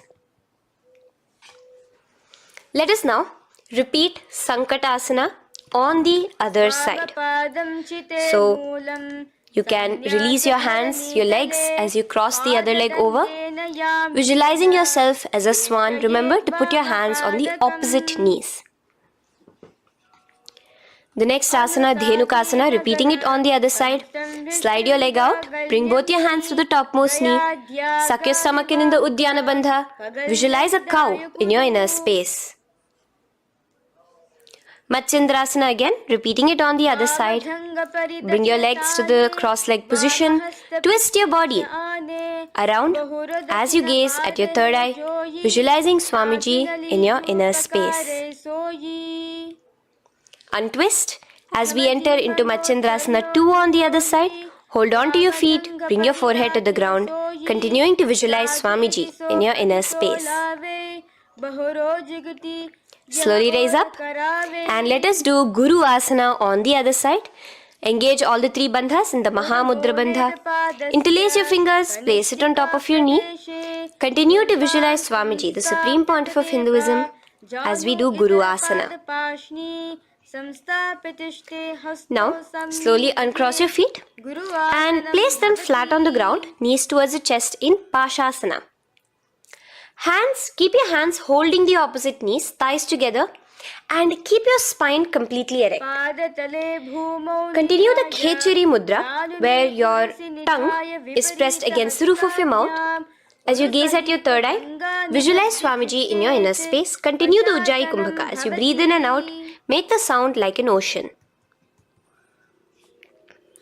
Now in the same position, just bring your chin towards your knees in Bodha Shokasana. Lean forward, gazing at your nose, and visualize Swamiji, the abode of bliss in your inner space. Now raise up and bring your hands, uncross your hands, bring your hands underneath your knees, clasping the opposite elbows in Kurakatasana. Gaze at your nose, visualizing Swamiji in your inner space. Now, in the same position as Kurakatasana, just cross your ankles into Sumatyasana. Toes pointed upwards. Gaze at the nose. Visualize the great sage and Maharishi Sumati in your inner space. The next asana is Dandasana. Extend your feet out straight in front of you. Keep your arms straight above your head. Interlace the fingers from inside out. Let your wrists point outwards. Engage the Mahamudra Bandha, all the three bandhas. As you gaze at your nose in Dandasana, visualize Swamiji in your inner space. The next is Arambhasana. Now keeping your legs straight, release the Jalandhara Bandha and the Uddiyana Bandha, keeping your perineum clenched in Mula Bandha. Lean forward and down. Hold your big toes in the Prana Mudra with your index and middle fingers. Head to your knees. Do here the Nadi Shodhana pranayama. Inhale through the left nostril, hold and exhale through the right. Visualize Swamiji in your inner space. The next is Bhidokasana. So, slightly raise your body up and bring your hands underneath your knees, extending your knees slightly up. Keep your heels a bit apart from each other and clasp your feet. Bring your shoulders down, wrapping your hands around your legs. Gaze towards your third eye, visualizing Swamiji in your inner space.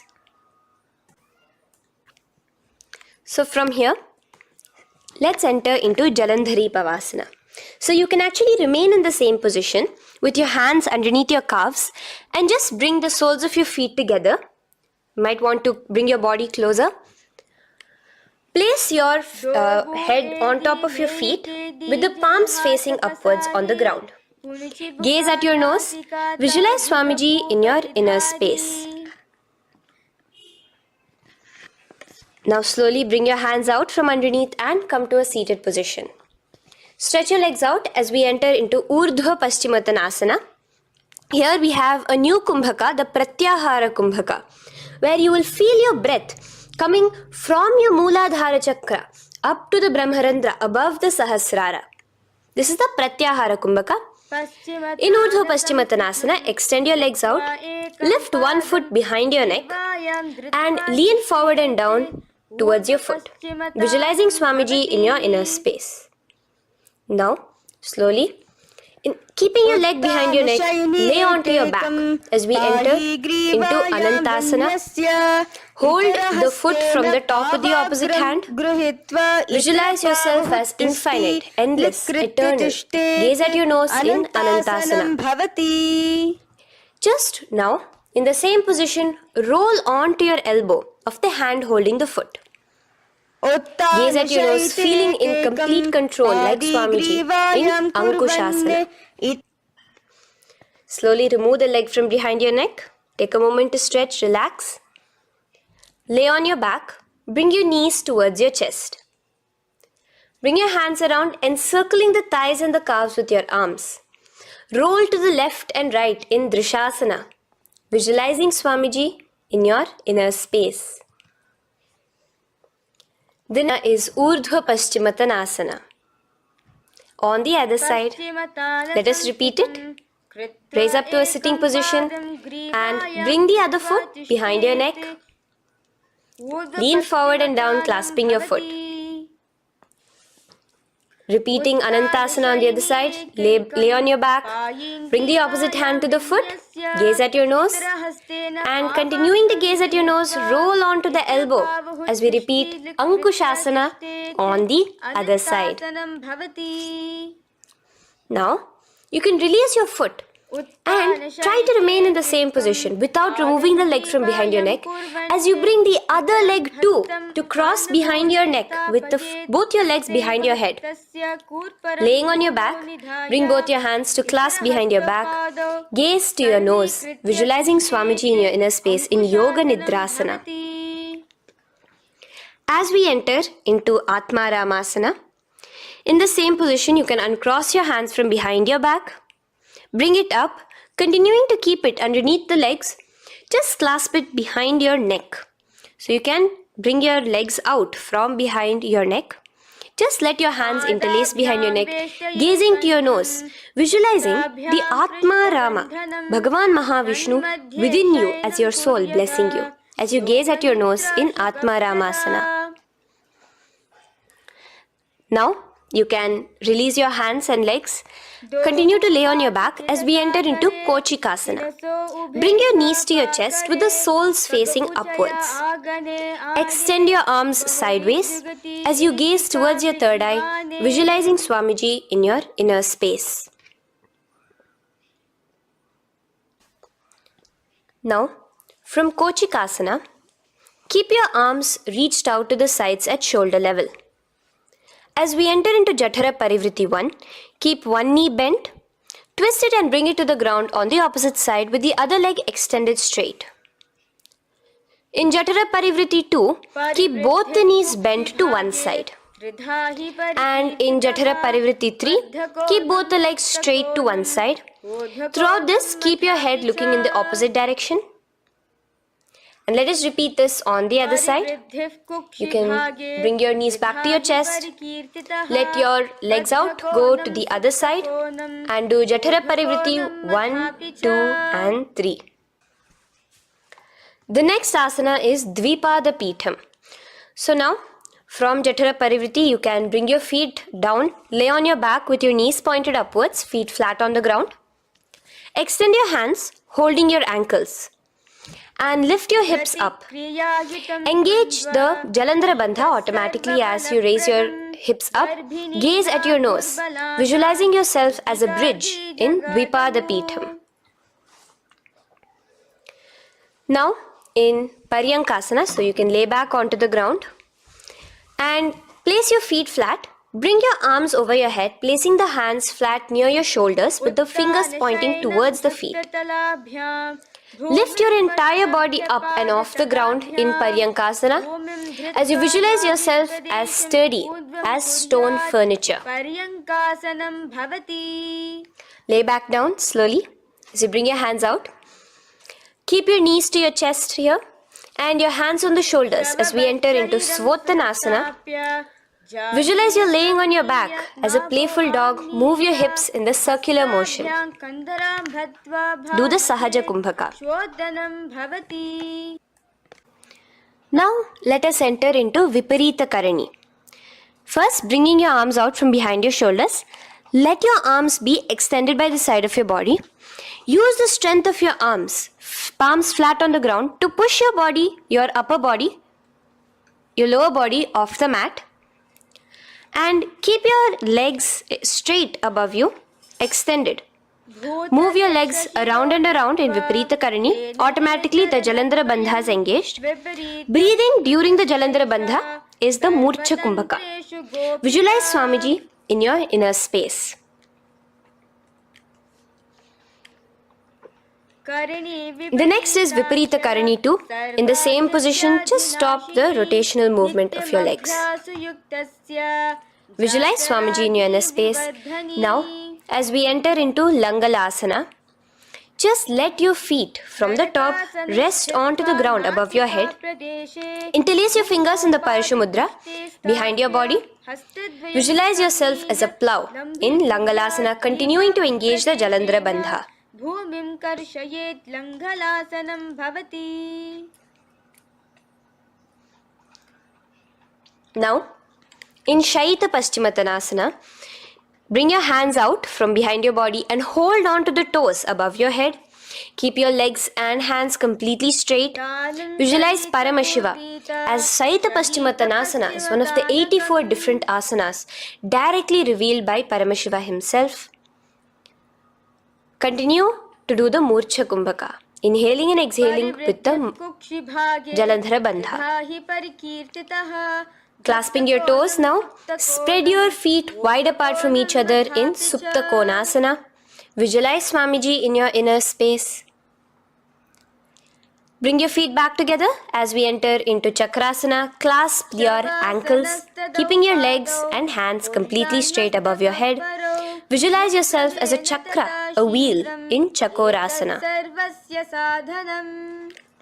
Now slowly rest your back onto the ground. Keep your legs raised up in Supta Prasarita Padangushtasana. Clasp the respective toes in the Prana Mudra with your index and middle fingers and spread your legs out wide apart from each other. Visualizing Swamiji in your inner space, restart the Ujjayi Kumbhaka where you're inhaling and exhaling, making the sound of an ocean. Bring your feet together in Supta Padangushtasana in the same position, continuing to visualize Swamiji in your inner space.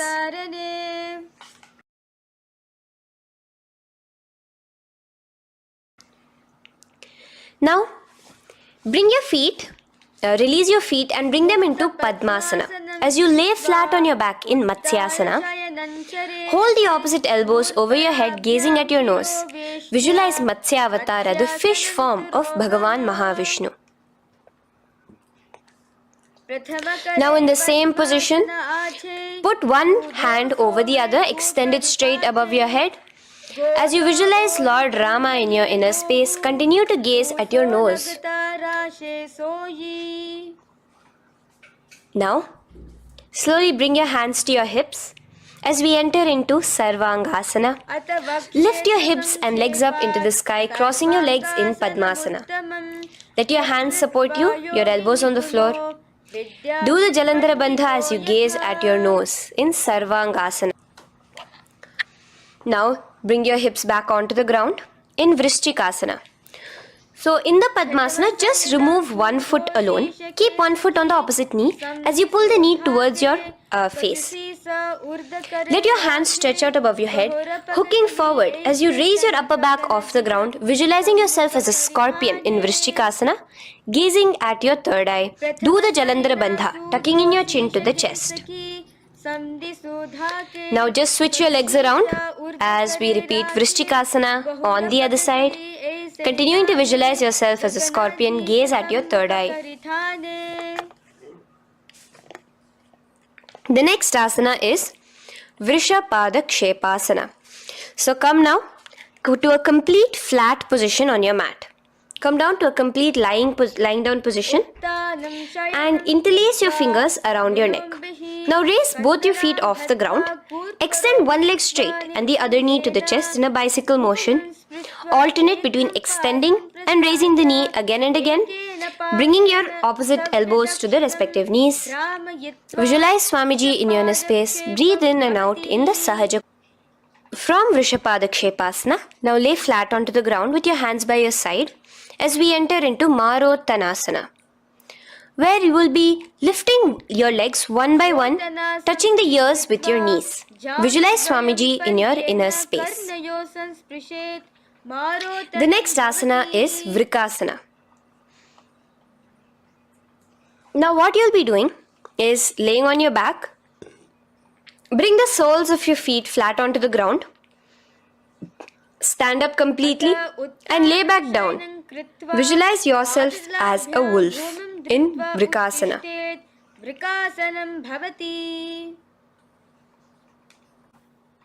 Now come back to a seated position as we enter into Luthasana, where you are going to be quickly throwing your legs above your head as you roll over completely, finishing in a prone position. Do this a couple of times. Come forward, roll over. Come forward and roll over again. Visualize Swamiji, the Supreme Pontiff of Hinduism, in your inner space. Now, take a moment to relax. Lay on your belly with your toes extended in Sarathasana. Keep your hands onto the ground by your shoulders. Now here, contract your lips and make a sound like a flute, whistling while inhaling. Visualize yourself as a ratha, as a chariot carrying warriors into battle for dharma on your back. Now from Sarathasana, let us enter into Dehalyullanghanasana. So place your palms on the ground and bring yourself to a plank position. Jump your leg forward and back between your arms, visualizing Swamiji in your inner space. Jump forward now. When your legs are between your hands, stand tall. Holding your toes with your hands, walk back and forth. Visualize yourself as a wise 60-year-old elephant in Jatyasana. Now come to a standing position. The next is a beautiful karana, the Lolitika karana. So keep your knees bent, feet pointing outwards again in the Aramandi position. Bend your elbows, keeping your hands at the chest level. Now swiftly move your arms across the body, bringing it back to the center and tilt your head back. Opening your chest up towards the sky, move your head in all the directions.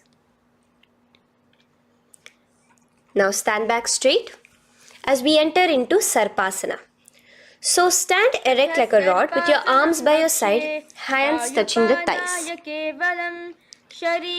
Visualize Devi, Kundalini, raising up and curling upwards around your body in Sarpasana.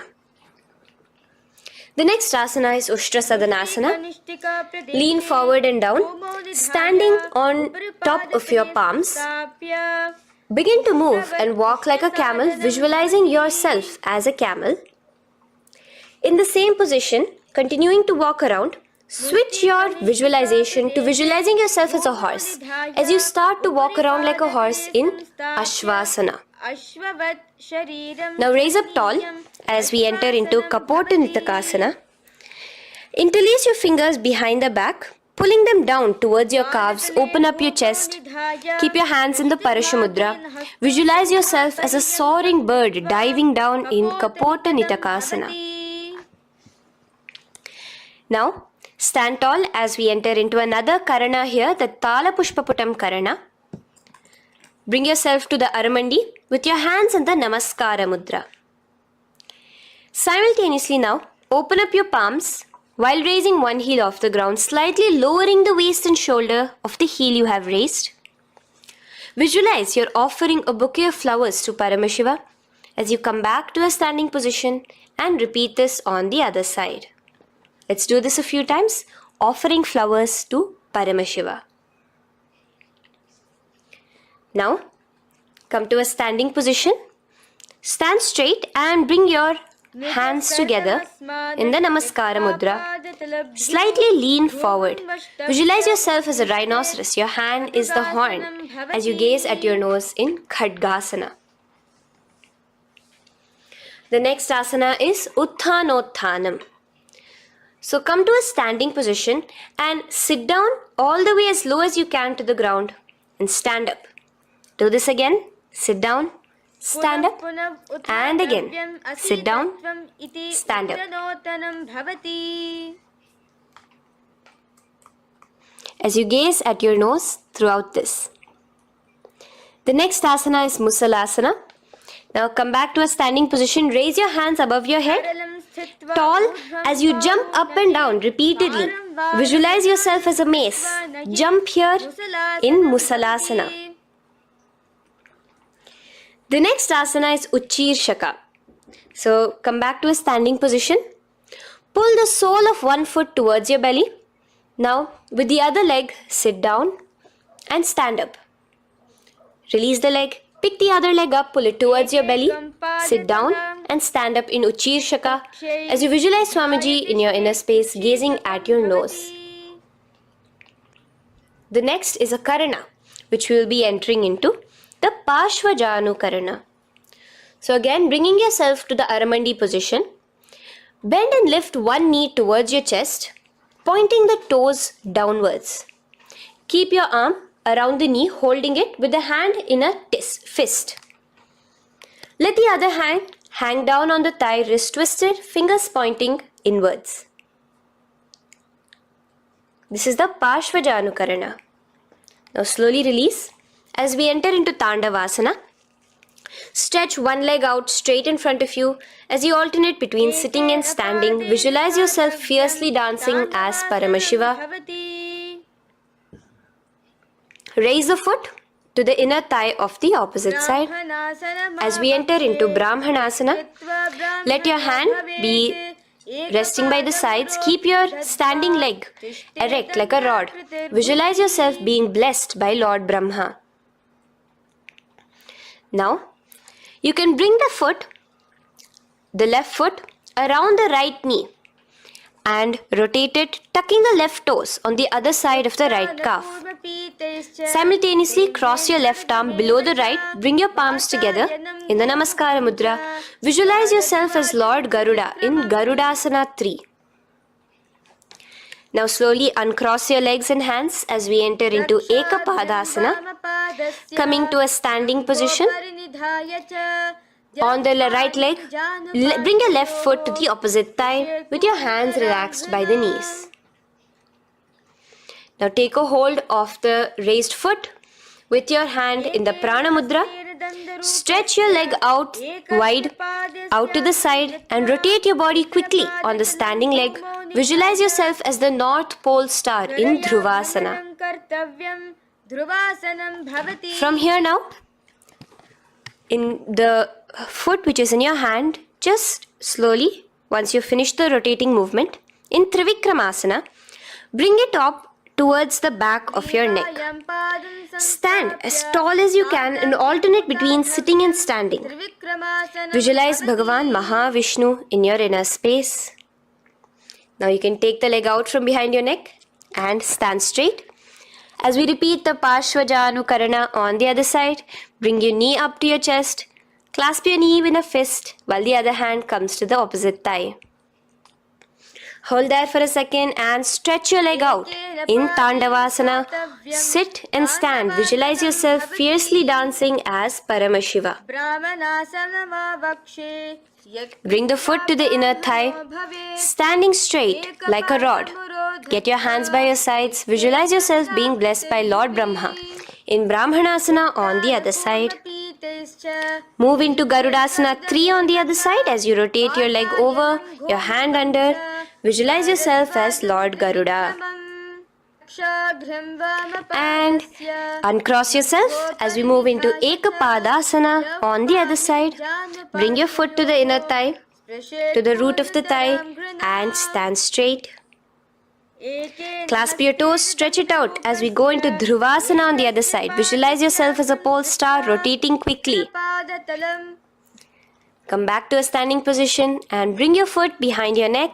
In Trivikramasana, sit and stand. Visualize Vishnu, Bhagavan Mahavishnu in your inner space. Now, stand tall as we do the Samanakha Karana. Stand with your feet close together, toes slightly pointed outwards. Keep both the hands to the side of the body. Take a moment to breathe in and breathe out and relax. Now, slowly relax and from the standing position, slowly bend forward, bringing both your hands underneath your knees. Now once you have squatted down fully, interlace the fingers together in the Parashamudra. Bring that interlaced fingers in front of your navel. In Ghorakanjali Asana, visualize the great sage Goraknatha, the founder of the Natha Yoga Hindu Sampradaya. As you do the Jivachala Kumbhaka, engage the Moola Bandha. The next asana is Kanchyasana.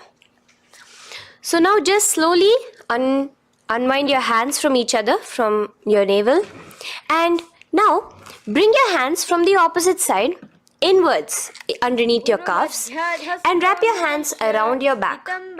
Hold them together in the Parashamudra. Keep your body, your upper body upright, visualizing the Supreme Pontiff of Hinduism in your inner space.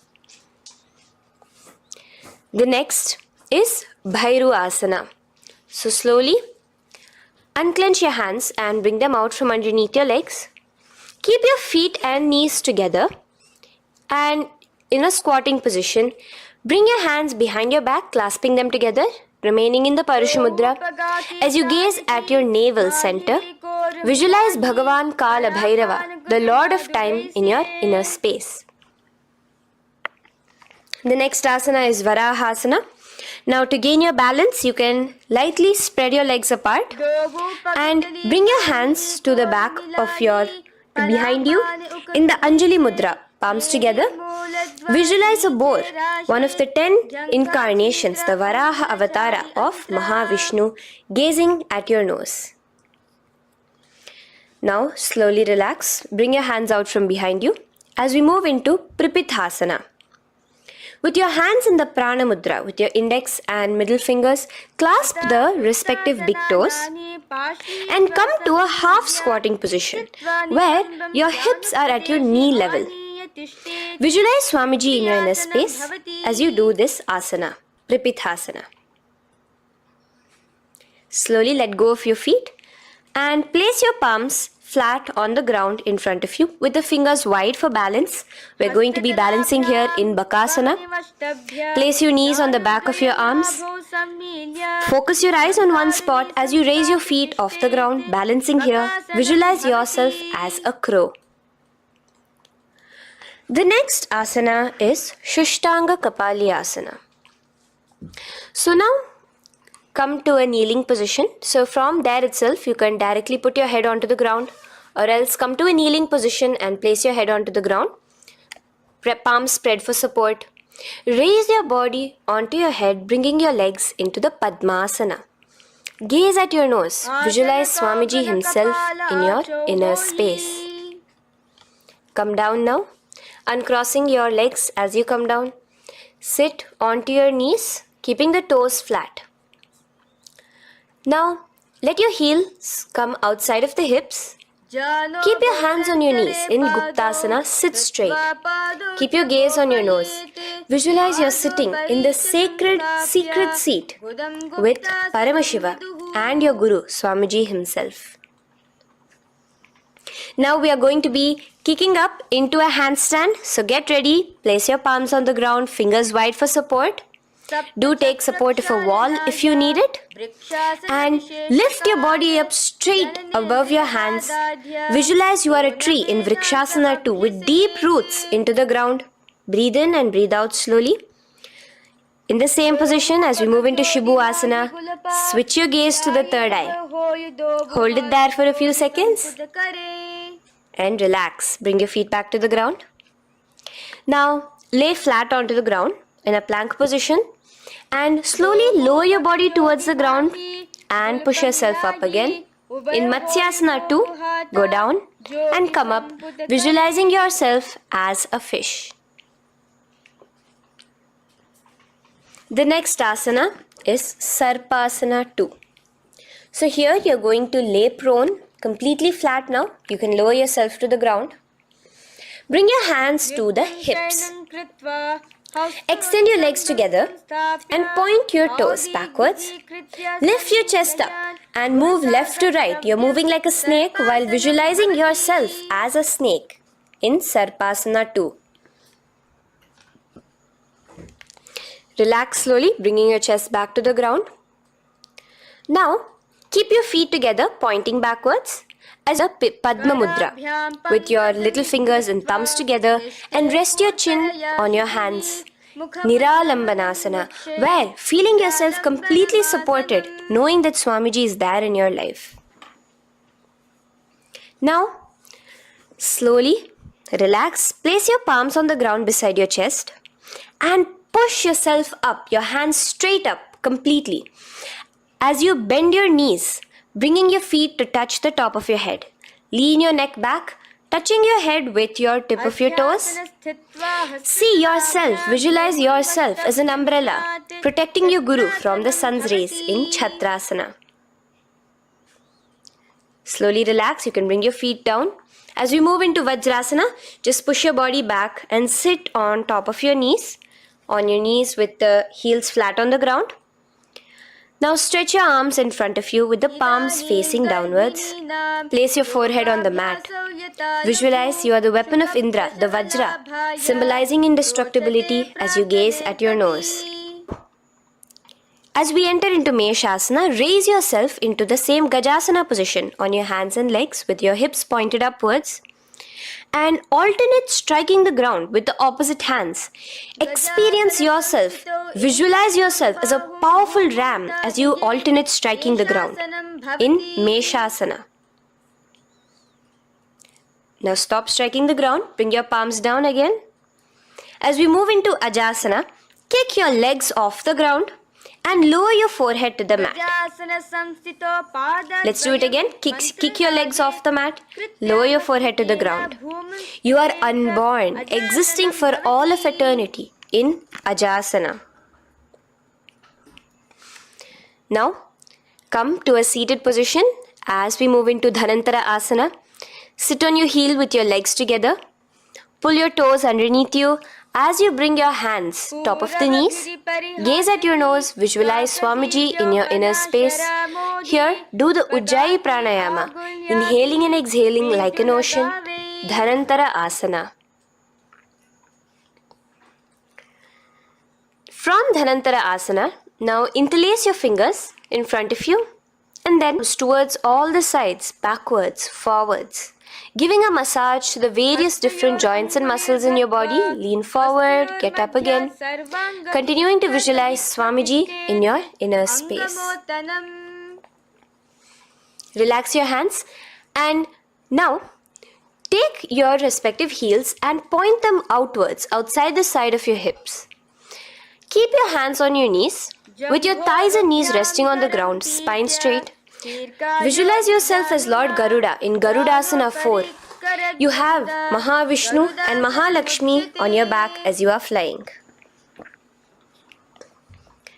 The next asana is Ananda Mandirasana.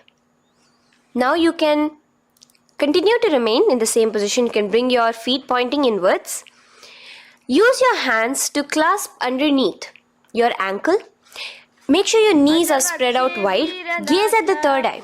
Visualize residing in the blissful space of a temple. You are in a temple in Ananda Mandirasana. Now, as we move into Mandukasana. Keep your knees wide and sit on top of your ankles. Your hands underneath your knees. Gaze to your nose. Visualize yourself as a frog. Suck in your stomach in the Uddiyana Bandha. And remember to do the Manduki Mudra, your tongue, your frog-like tongue, catching the nectar dripping from the Sahasrara Chakra in Mandukasana 2. Now, as we move into Narasimhasana, tuck your toes in and sit on top of the heels. Place your palms on the ground, spread your fingers wide and spread your knees apart onto the ground too. Gaze towards your nose, stick out your tongue and exhale forcefully, visualizing the Narasimha Avatara, the form of Mahavishnu as a half lion and half man. Now just raise up, bring your hands off the ground. Here we'll be doing a new pranayama, which is the Bhishraka pranayama, as we enter into Bhishrakasana. So continue to keep your knees and feet on the floor. As you bring your hand up to your face, make a hollow of your palms and place it over the mouth. Keep your thumbs under your teeth and close your lips. Gaze to your nose. Inhale through your left nostril, exhaling through the mouth. Gaze at your nose again. Visualize yourself as Devi, presiding over any and all minuscule fears you may have within you. Now moving back into the Ujjayi Pranayama, let us do Makadasana. So you can take your hands off your face and slowly remaining in the same position, bring it to your armpits. Bring your fingers to your armpits. Imitate as if a monkey is scratching. As you gaze to your third eye, visualize yourself as a playful monkey in Makadasana. From Makadasana, let's move into Vajra Sangharasana. So you can slowly lift your knees off the ground, just balancing on your toes, sitting on the heels. Bring your hands behind your back and clasp the opposite elbows. Gaze to your nose, embody a diamond. Visualize yourself as a diamond-like strength for yourself and your Sangha. The next asana is Khanjanasana. So now you can uncross your hands, rest on top of the heels with your knees on the ground. Keep the toes down, ankles crossed behind. Place your palms on the mat to your side. Suck your stomach in the Uddiyana Bandha as you gaze at your nose in Khanjanasana. Now, you can uncross your ankles and just sit with your toes flat. Keep your knees wide on the floor. Rest your hands on the knees. Just relax the Uddiyana Bandha, just sucking in your perineum in the Mula Bandha. Gaze at your nose, visualize yourself as a turtle with a stable body and mind to live for hundreds of years. And without changing anything in your physical posture, just visualize yourself uniting with Swamiji himself in Yogasana. Now, raise up onto your knees, cross your ankles behind your back until the feet are coming towards the opposite knees. Now, bring your hands behind you and hold on to the calves with the fingers inside, the thumbs outside. Gaze at the third eye as you visualize yourself in a space of oneness with Paramashiva himself as Swamiji. Now you can uncross your ankles, come back to standing on your knees as we enter into Ushtrasana 2. So now, in a kneeling position, bend backward, hold your ankles with your hands. Keep your arms straight.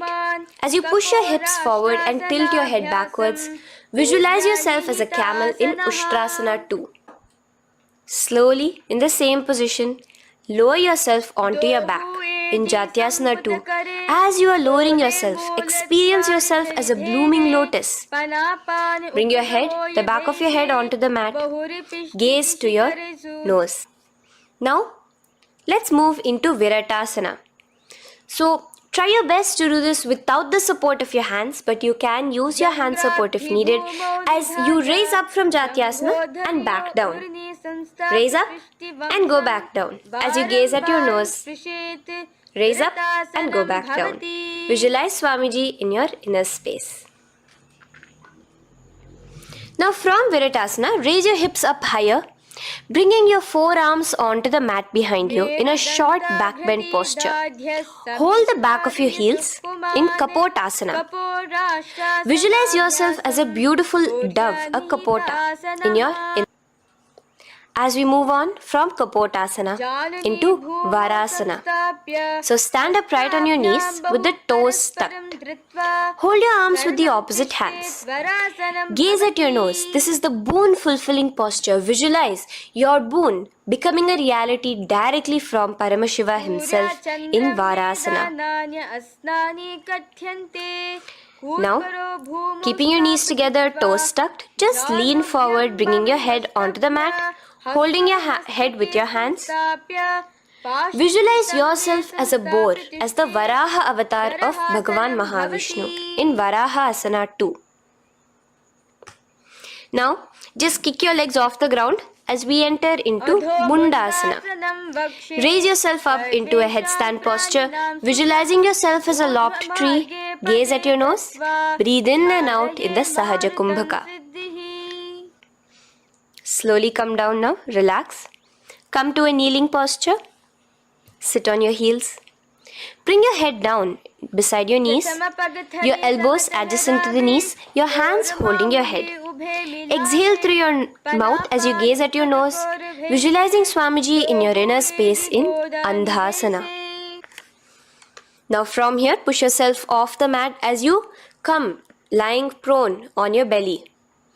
Let your arms be extended straight out, and together lift your thighs, arms and chest off the ground, stretching your body, balancing there. Visualize yourself as a locust in Viparita Shalabhasana. The next asana is Kapalasana. So slowly lower yourself back to the ground. Now, laying on your belly, bring your arms to your side, palms downwards. Keep your forehead on the ground and your chest on the mat. Only lift your legs up into the air. Only your legs are lifting up. Visualize yourself as a skull. You are a mind with purified thoughts, a strong will to attain enlightenment in Kapalasana. The next asana is Akasha Kapotasana. So now, in the same position as you are, let your arms be straight out behind you. As you kick your legs up and over your head, bring your feet slowly to the mat in front of you. Push yourself, balance there. Visualize yourself as a free and open flying dove in Akasha Kapotasana. Bring your legs back out as you lay flat on the mat. Now push yourself onto your knees. Place your forearms on the ground and your chest down such that your navel is touching your knees. Be sturdy, visualizing yourself as a sparrow in Chatakasana. The next asana is Vrishchikasana 2. So your forearms are on the ground. Now slowly raise to your toes and kick your legs off the mat. Slowly lowering your legs to your head. Visualize yourself as a scorpion as you balance in Vrishchikasana 2. Slowly release yourself, coming back to the ground as we enter into Vrishasana. Sit down on top of your right heel and let your left foot remain outside of the hip, the ankle to the side. Place your hands on the mat, visualizing yourself as a bull in Vrishasana. Now, bring both your knees underneath you, sit on both your heels, cross your left leg over top of the right lightly, and in Lolasana, push yourself off the ground. Your knees are off the ground, you're just balancing on your hand above the mat. Visualize Swamiji in your inner space. Lower down now. Bring the left foot now outside. Bring the right foot out and sit on your left heel now as we do Vrishasana on the other side. Visualize yourself as a bull. From here, let us get into a very powerful asana, Balagunasana. So place your left toes on the ground, sit on the heel of your left foot. Place the right foot flat with the knees raised towards your chest. Maintain your palms on the respective knees. Be upright. Visualize Bala Gunahai, one of the 84 siddhas in your inner space in Bala Gunasana. Now come to a squatting position. Let your feet be flat as you bring your elbows under your thighs and calves, wrapping it around your shins. Hold on to your ankles from the outside in Grahasana, visualizing yourself as an entire planet. Now, you can unwrap yourself as you sit on top of the opposite heel in Balagunasana on the other side. Maintain your palms on the respective knees. Visualize Balagunahai, one of the 84 siddhas in your inner space. Now, sit upon both the toes with the heels up and knees off the mat, knees pointing forward. Now, keep your hands downwards on the respective knees. Keep your spine upright as you visualize Swamiji in your inner space in Utkatasana. The next asana is Vajra Sangharasana. Just spread your knees out wide in Utkatasana. Spread your knees out wide. Clasp the elbows behind your back. Visualize Swamiji in your inner space in Vajra Sangharasana too. The next asana is Anilasana. Now, sit with your feet hip width apart. Bring your hands under the soles of your feet from inside. Your palms facing downwards. Step onto your hands. Keep your arms straight, elbows together at the navel. Gaze to your nose. Visualize yourself able to consume and live off of air alone in Anilasana. The next is Padukasana. So from Anilasana, you can release your hands. Place the back of your hands on the mat with your fingers facing upwards. With your fingers facing towards your body, palms upwards.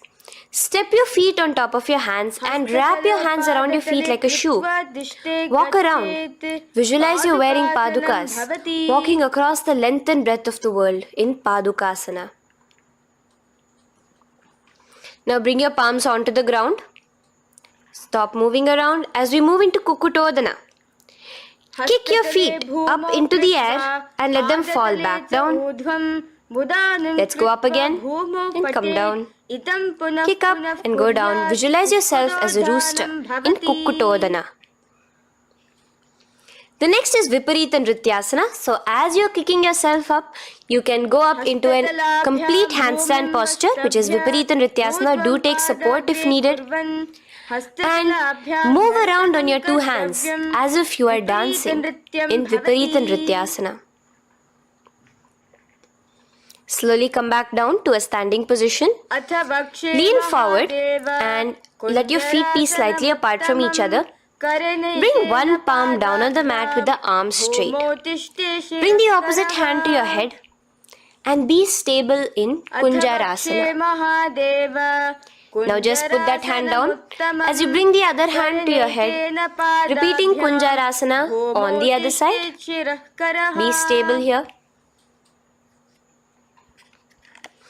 Now you can squat back down onto the ground. Keep your feet flat. Hold your respective ankles and lift your feet off the ground in Kadamba Asana. Visualize yourself as a Kadamba tree, a pious tree that promotes a long life. The next asana is Pavana Muktasana. Now sit back down onto the ground. Bring your knees towards your chest. Let your hands wrap around your knees. Hold it close to your body. Visualize all the excess vata, air, just balancing and releasing in your system in Pavana Muktasana. Now, let us move into Chakorasana. So first stretch your legs out in front of you. Bring one leg behind your head. Now place both hands on the ground and lift your body off the ground while lifting the other leg too, up straight. Visualize yourself as a powerful source of energy. Gaze at your third eye in Chakorasana. Slowly relax back down. Now hold your left toes with the left hand, index and middle fingers. Pull the foot to the left here. We are entering into Dhanurasana 2. Extend your right leg out, keeping straight. Hold the big toe with your right hand. Visualize yourself as a bow in Dhanurasana 2. The next is Ashtavakrasana. So lift your left leg over top of the left shoulder. After releasing your hands, bring the right foot across and hook it on top of the left foot. Lean forward and down, keep your palms onto the ground. Extend your legs out to the left, lift your head up and chest. You're completely balancing only on your hands as you visualize yourself as a flying crane in Ashtavakrasana. Now slowly relax down. From here, bring your right foot to the left thigh and your left foot flat onto the ground. Knees raised up. Have your left shoulder underneath the respective leg and place your hands flat on the ground. Gaze towards your third eye. Visualize you are immortal, able to exist solely from prana alone in pranasana. From here, moving into Parshva Matsyendrasana. Place your right foot at the root of the left thigh. Then the left leg by the side of the right knee.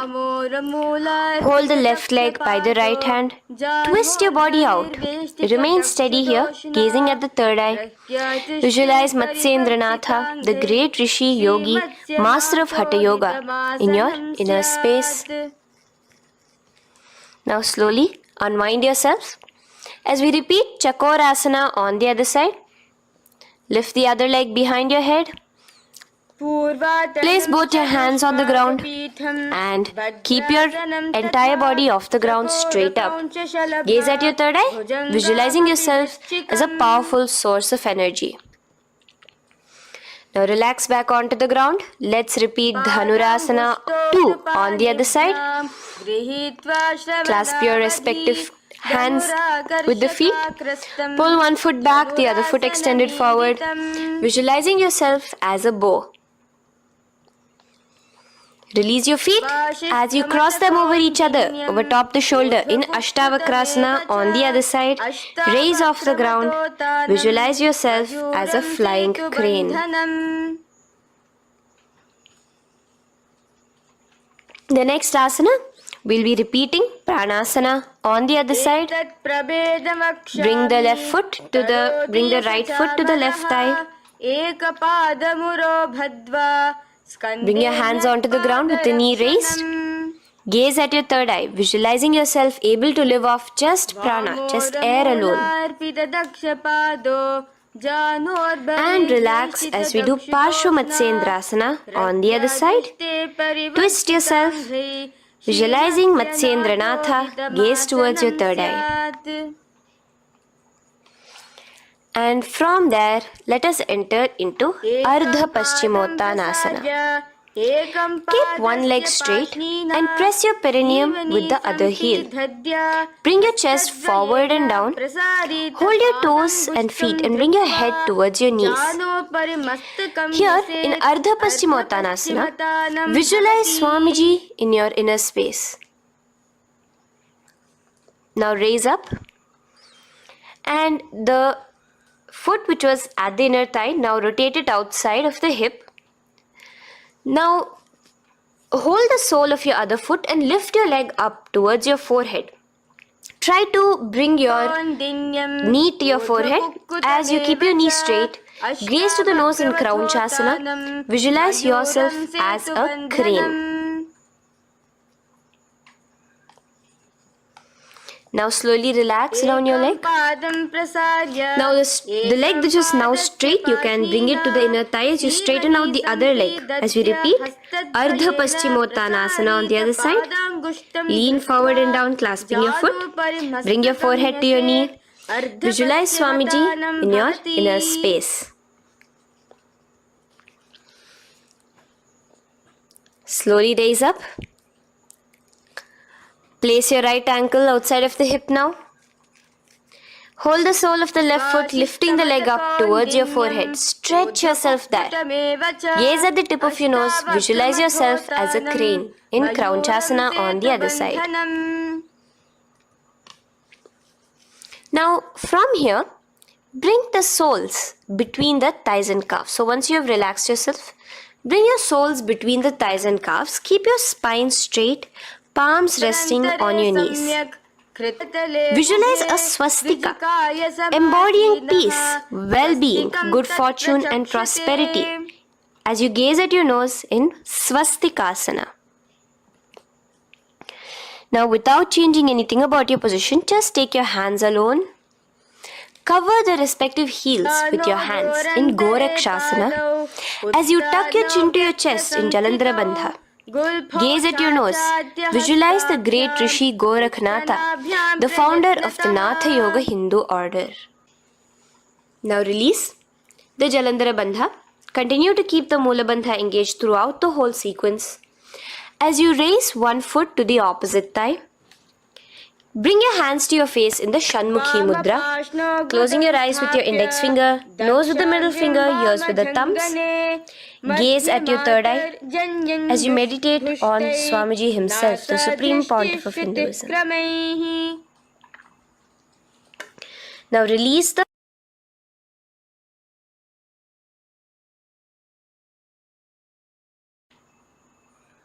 Shanmukhi Mudra.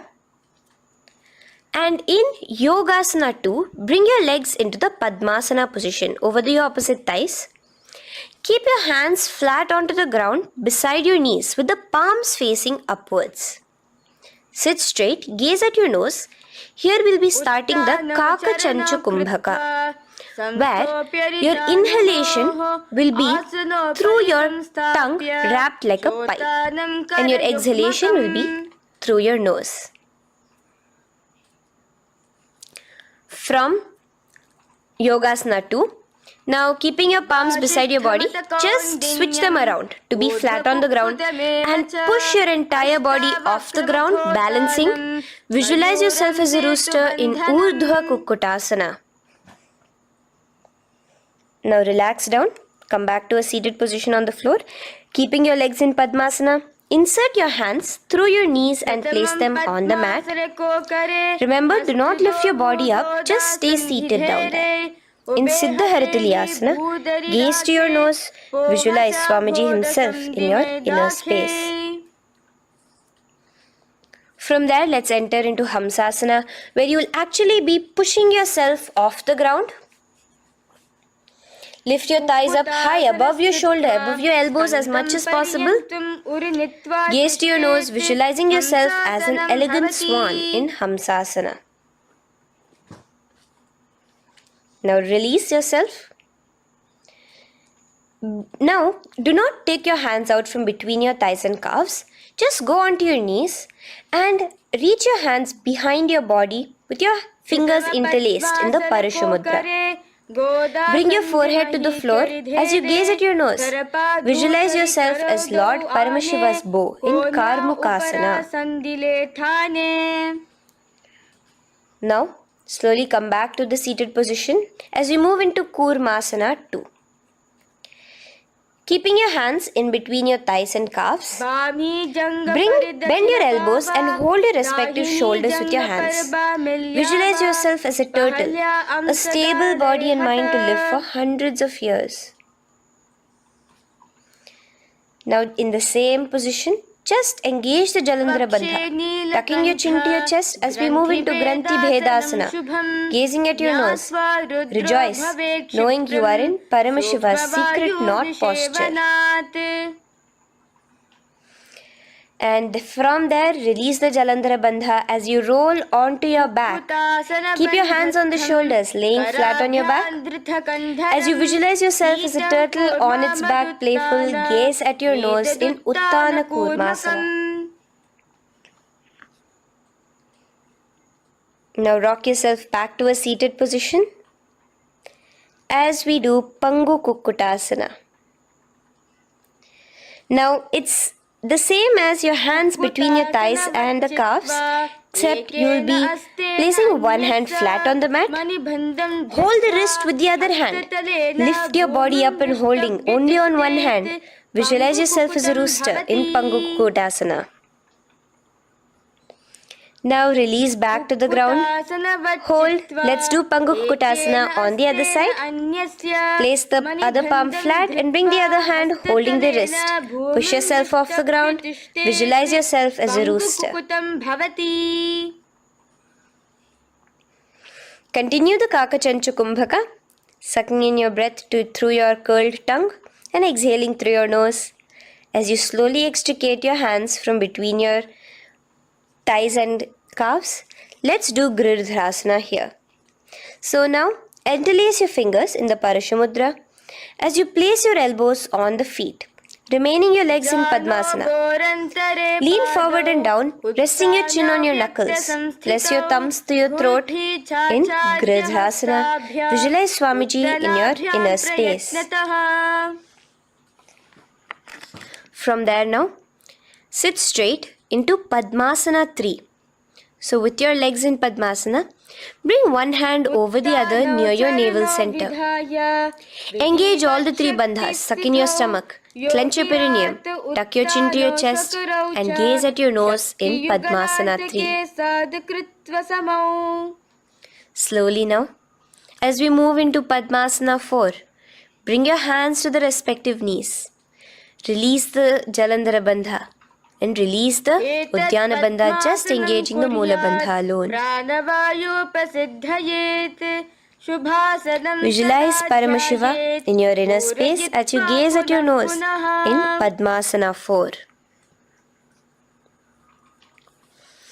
Now we'll be entering into Karmukasana 2.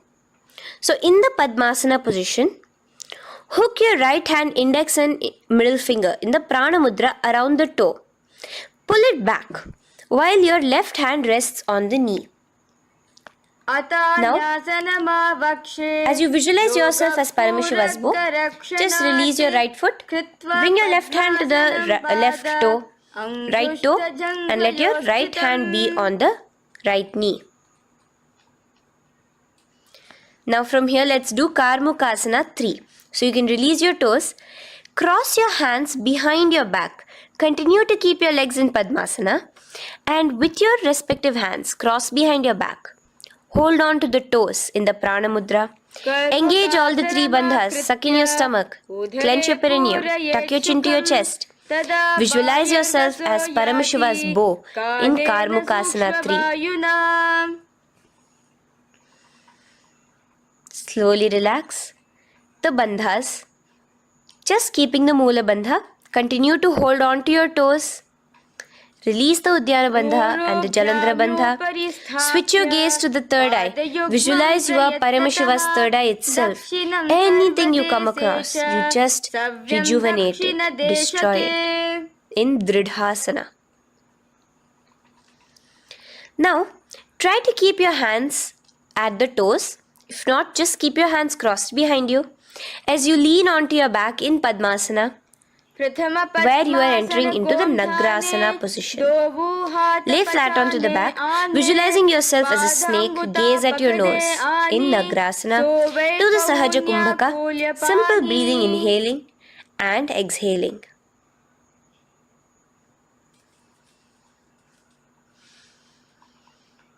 Now bring your knees to your chest. Let your hands wrap around your knees. Slowly uncross your Padmasana and bring your knees to your chest. Bring your hands to the Parashamudra, the fingers interlocked on top of your knees. As you pull your chin up to your knees, visualize yourself as a ball in Kandukasana. Now relax. Bring your feet onto the ground, the knees pointed upwards in Urdhva Pavanasana. As you interlace your fingers, bring the interlaced fingers behind your head. Laying down, gaze at your nose in Urdhva Pavanasana. The next asana is Marakata Pithasana. Now, from behind your head, take your hands out and clasp onto your feet. Just step lightly onto your palms. As you push your hips up into the sky, automatically engaging the Jalandhara Bandha. Visualize yourself as a powerful alpha ape in Marakata Pithasana. In the same position now, Bring your hands to your hips as we enter into Uttanashikipittakasana. Let your weight rest on your elbows as you stretch your legs out straight. Gaze at the nose. Visualize Swamiji in your inner space. From there, continuing to rest on your elbows, kick your feet up high into the sky in Narakasana. Stretch your palms out behind you, flat on the ground. Balance there. Visualize yourself blissfully traveling through hell unscathed in Narakasana. Bring your hands to your hips now as we move into Tiryanavkasana. Angling your legs down at an angle, visualize yourself as a boat crossing the ocean of samsara in Tiryanavkasana. Now from there, come back straight as we enter into Dhwajasana. Keep your legs up high above your body, your hands stretched out down behind you. As you push yourself up, visualize where Kailasa's flag respected across all nations. In Dhwajasana, hold there for a few seconds. And relax now. Flat onto the ground, palms slightly away from your body. Do not move at all in Mritasana. Your body is dead. Visualize that. Visualize the Supreme Pontiff of Hinduism liberating you. Let your awareness travel to all the parts of your body in the Shakti Chalan Mudra as we do Mritasana.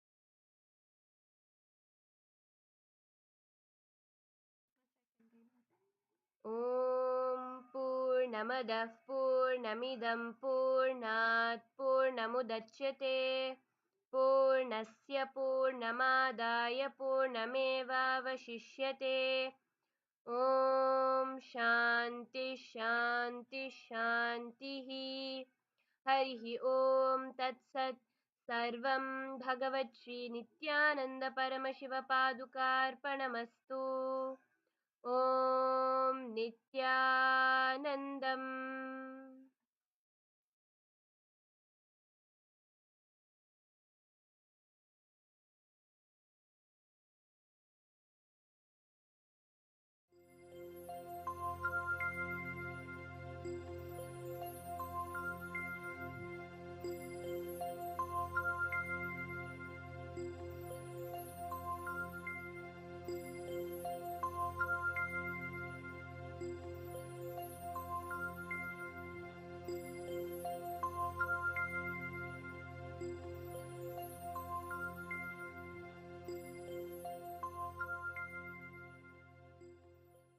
हर हर गंगे हर हर गंगे हर हर गंगे हर हर गंगे गंगा आयाम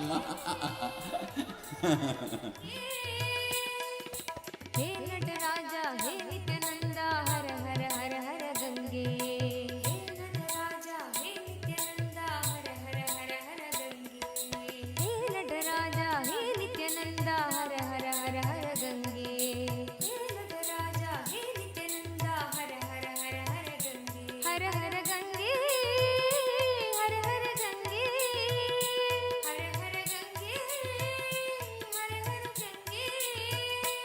हर हर गंगे हर हर गंगे हर हर गंगे हे नटराजा हे नित्यानंदा हर हर हर हर गंगे हे नटराजा हे नित्यानंदा हर हर हर हर गंगे हे नटराजा हे नित्यानंदा हर हर हर हर गंगे हे नटराजा हे नित्यानंदा हर हर हर हर गंगे हर हर गंगे हर हर गंगे हर हर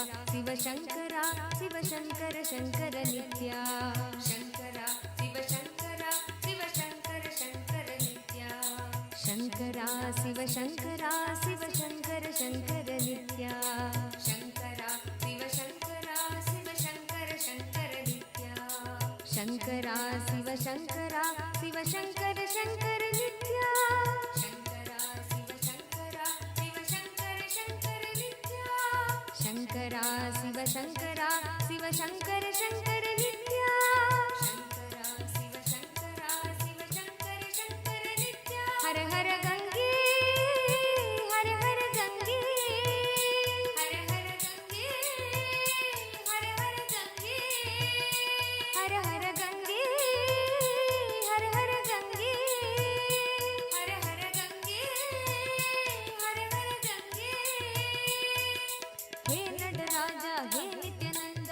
हर हर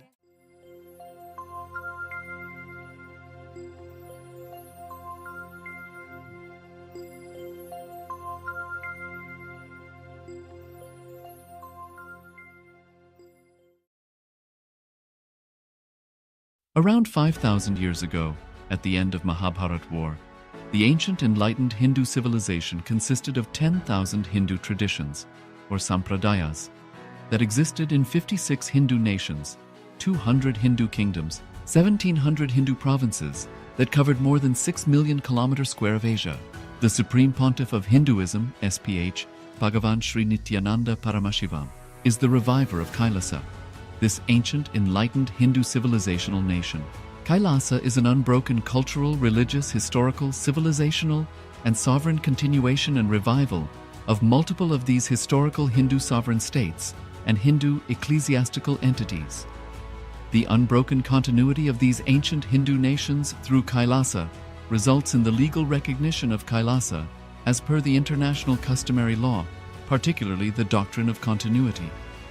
The international law, the doctrine of continuity, implies that upheavals and revolutions within a country, changes in government, territorial adjustments, measures taken during military occupation, or other internal transformations do not negate the existence of the country, do not affect the legal personality and international obligations of the country or state. The Vienna Convention on Succession of States in respect of treaties, 1978, addresses these principles of the doctrine of continuity as it outlines international law during situation of state succession or continuation. International law recognizes a state's legal personality by recognizing its identity. This perspective extends even during the period when the given state or country is annexed or occupied by a foreign power. Even in such cases, the legal personality of the state is considered to persist, enabling its subsequent re-establishment.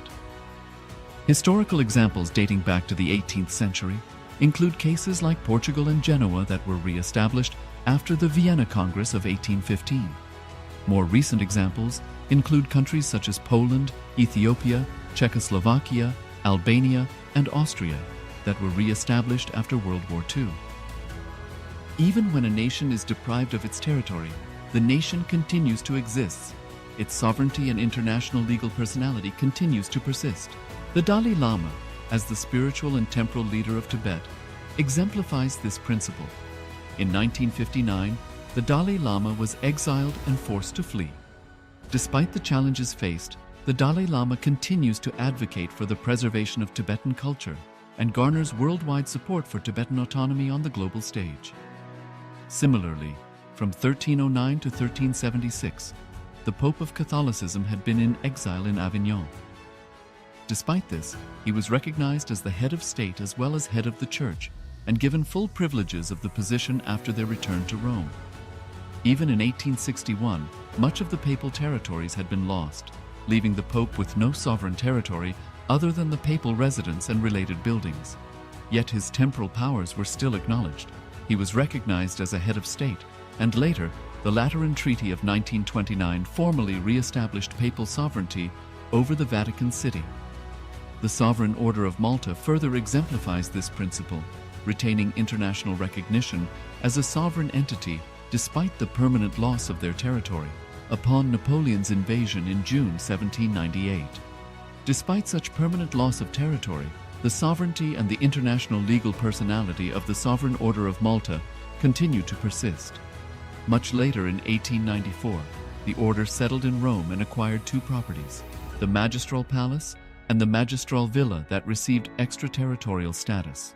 Today, the order maintains diplomatic relations with 112 countries, issues its own diplomatic passports, currency, stamps, and vehicle registration plates, and has been granted observer status in the United Nations. All these examples of state re-establishment illustrate the principle of continuity of states, as per international law, that a state's legal personality persists over time. A nation continues to exist even after a complete loss of territory. A far more striking example is of the oceanic countries, which are under the threat of their entire nation being drowned and submerged due to rising sea levels owing to global warming. In response to such existential threat of climate change, Pacific Island nations, including Tuvalu, have enacted constitutional amendments and made international declarations affirming that their nation and their sovereign rights will continue to persist, despite their entire territory being lost to the sea. This proactive stance is highlighted in the Constitution of Tuvalu Act 2023 and the Pacific Islands Forum Declaration of 2021. The Supreme Pontiff of Hinduism, Bhagavan Sri Nityananda Paramashivoham, through the line of succession, is the present 203rd Emperor of the Hindu Sovereign Kingdom of Surangi Samrajya. He was crowned on the 31st of December 2004 at the age of 26. Thus, by very same principles of the doctrine of continuity, through which the international legal personality of Portugal, Genoa, Poland, Ethiopia, Czechoslovakia, Albania, Austria, Vatican, Tibet, Sovereign Order of Malta, and several other nations has been recognized despite having undergone a period of exile, annexation, occupation by a foreign power, or despite loss of territory. The SPH Nityananda Paramashivoham, through well-established legal and historical facts about the Hindu sovereign state of the Surangi Samrajyam, derives all sovereign rights and powers of the royal lineage of the Surangi Samrajyam as its 203rd sovereign emperor, from his inheritance and continuation of the unbroken succession of the kingdom of Surya Vamsa Surangi Samrajyam Sarvanapitha.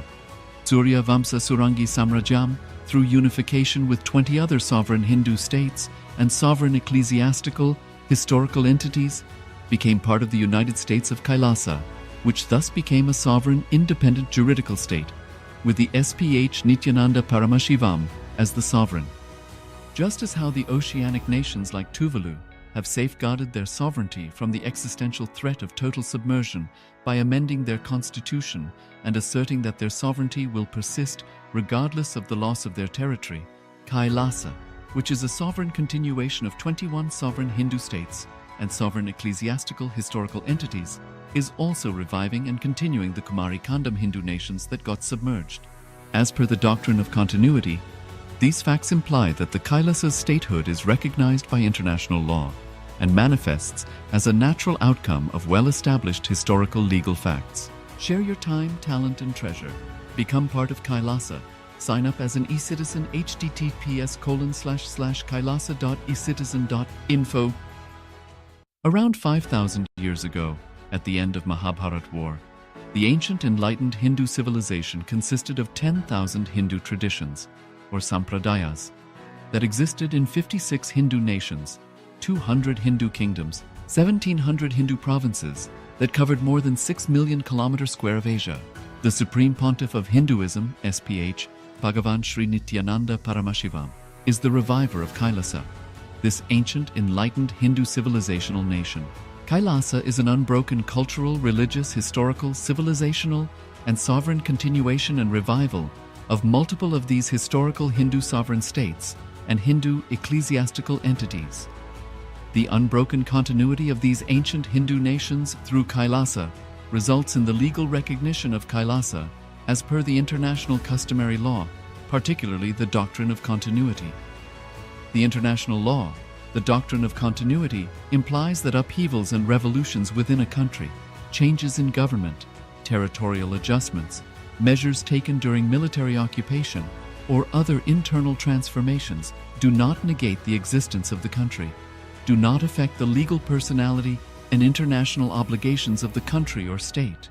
The Vienna Convention on Succession of States in respect of treaties 1978, addresses these principles of the doctrine of continuity as it outlines international law during situation of state succession or continuation.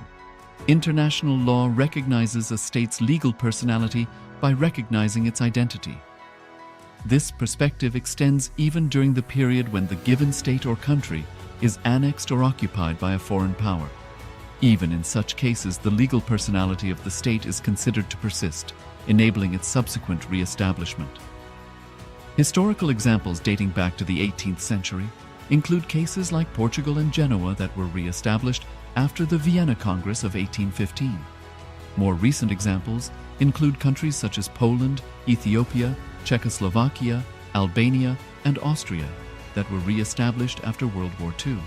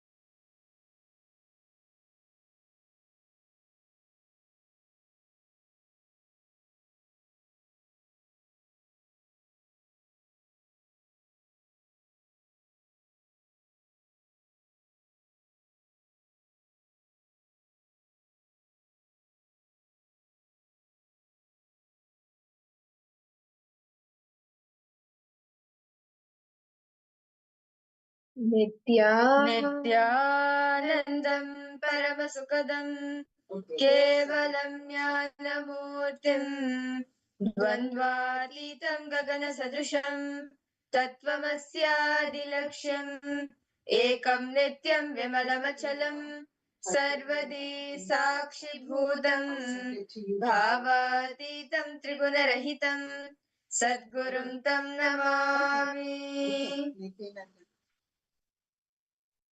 Nityanandam to all the participants.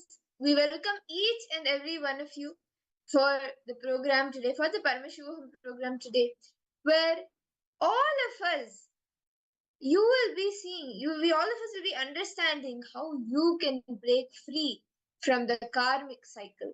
Many of us may have questions. Why is this happening in my life? Why am I having these kind of situations? Why am I attracting these kind of people?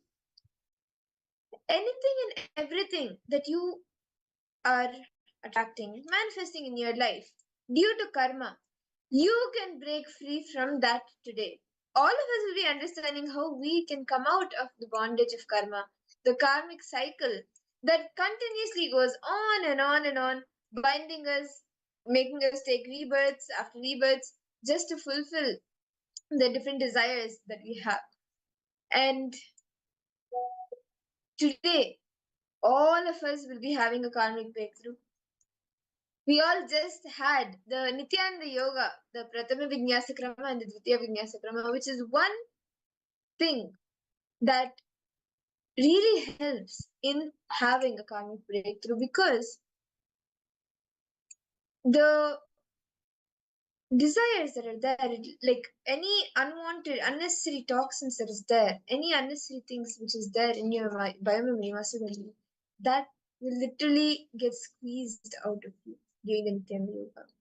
And in the same space that all of us are in, after the Nityananda Yoga, we will now be entering into the power manifestation, starting our day with the power manifestation. Nityanandam, Ma Ashini, Ma Kaili Wong, Ma Siyabu, Ma Agora Rupini, Nityanandam to each and every one of you. And yes, can I request all the participants to bring your eye bands and or a cloth to tie your eyes? Let's all get started with the power manifestation. And as all the participants, as you bring your eye bands, let's also go through the pramanas. What does Paramashiva say about the power of third eye in the Agamans? Paramashiva beautifully says, Kapalantar manonyasa tishtan mili talochanaha kramena manasodadyat lakshaye lakshyamuttamam. Paramashiva says, the meaning of this, what Paramashiva is saying, says, by fixing the mind on the inner space within the crown center and sitting stably without any movement, having the eyes closed in succession.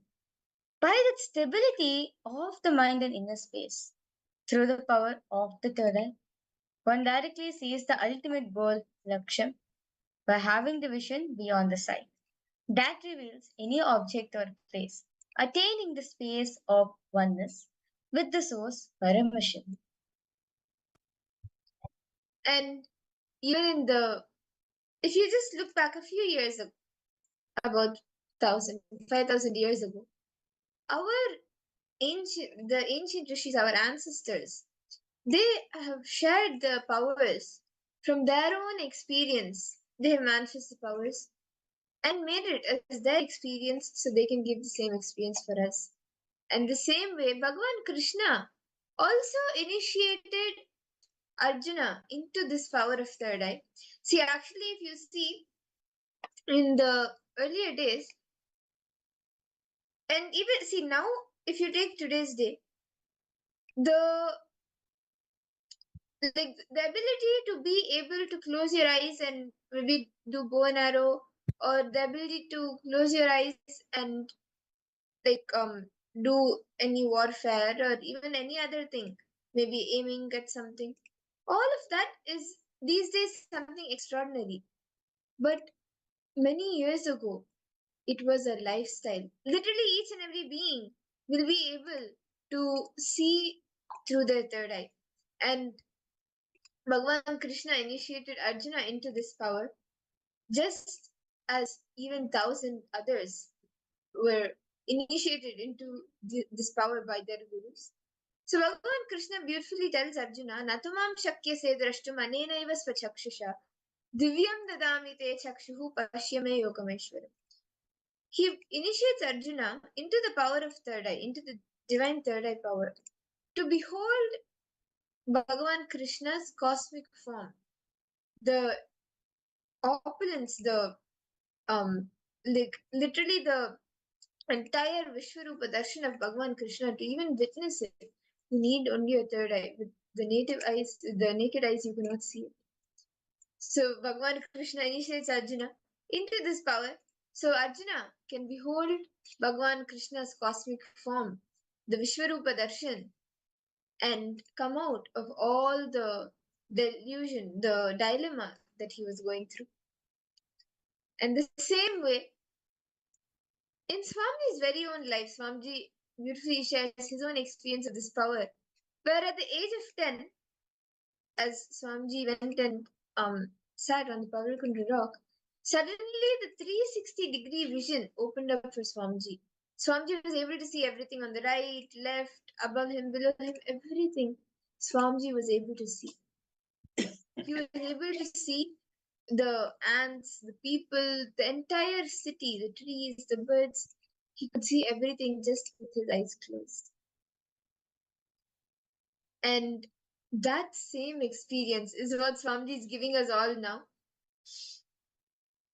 So yes, that is what Swamiji is giving us now, and you, each and every one of you, are going to be manifesting that. Can I request all the participants to settle down with your eye bands? I still see a few of you are not on camera, and some of you haven't gotten your eye bands yet.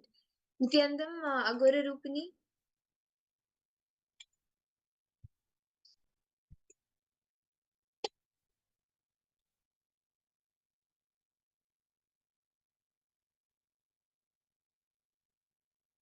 Nityanandam.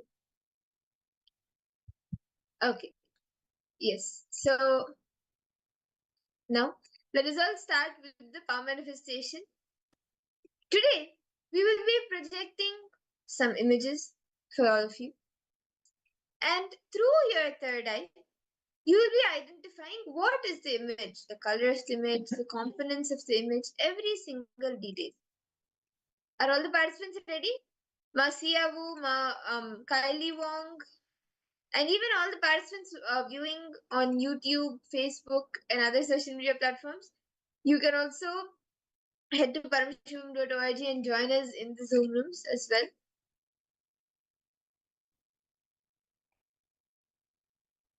I request all the participants now. Please sit straight. Connect to Swamiji intensely.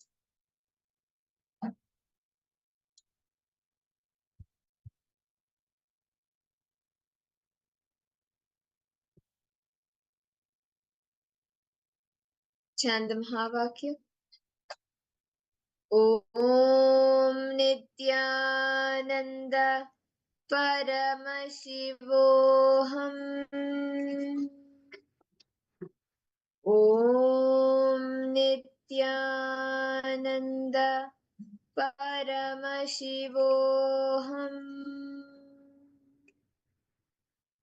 Om Nityananda Paramashivoham.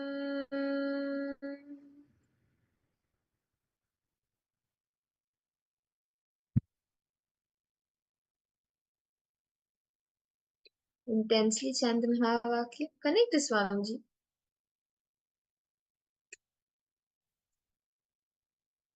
Bring your awareness to your third eye.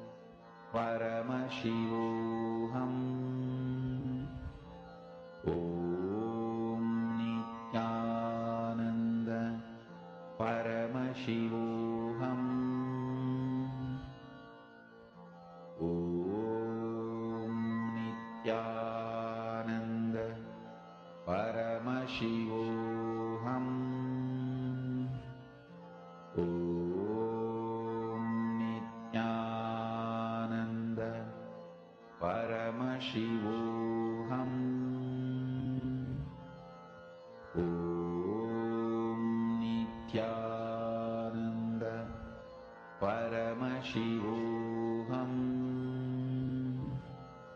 Om Nityanand Paramashivoham Om Nityanand Paramashivoham Om Nityanand Paramashivoham Om Nityanand Paramashivoham Om Nityanand Paramashivoham Om Nityanand Paramashivoham Om Nityanand Paramashivoham Om Nityanand Paramashivoham Om Nityanand Paramashivoham Om Nityanand Paramashivoham Please relax. I request all the participants now to slowly open your eyes.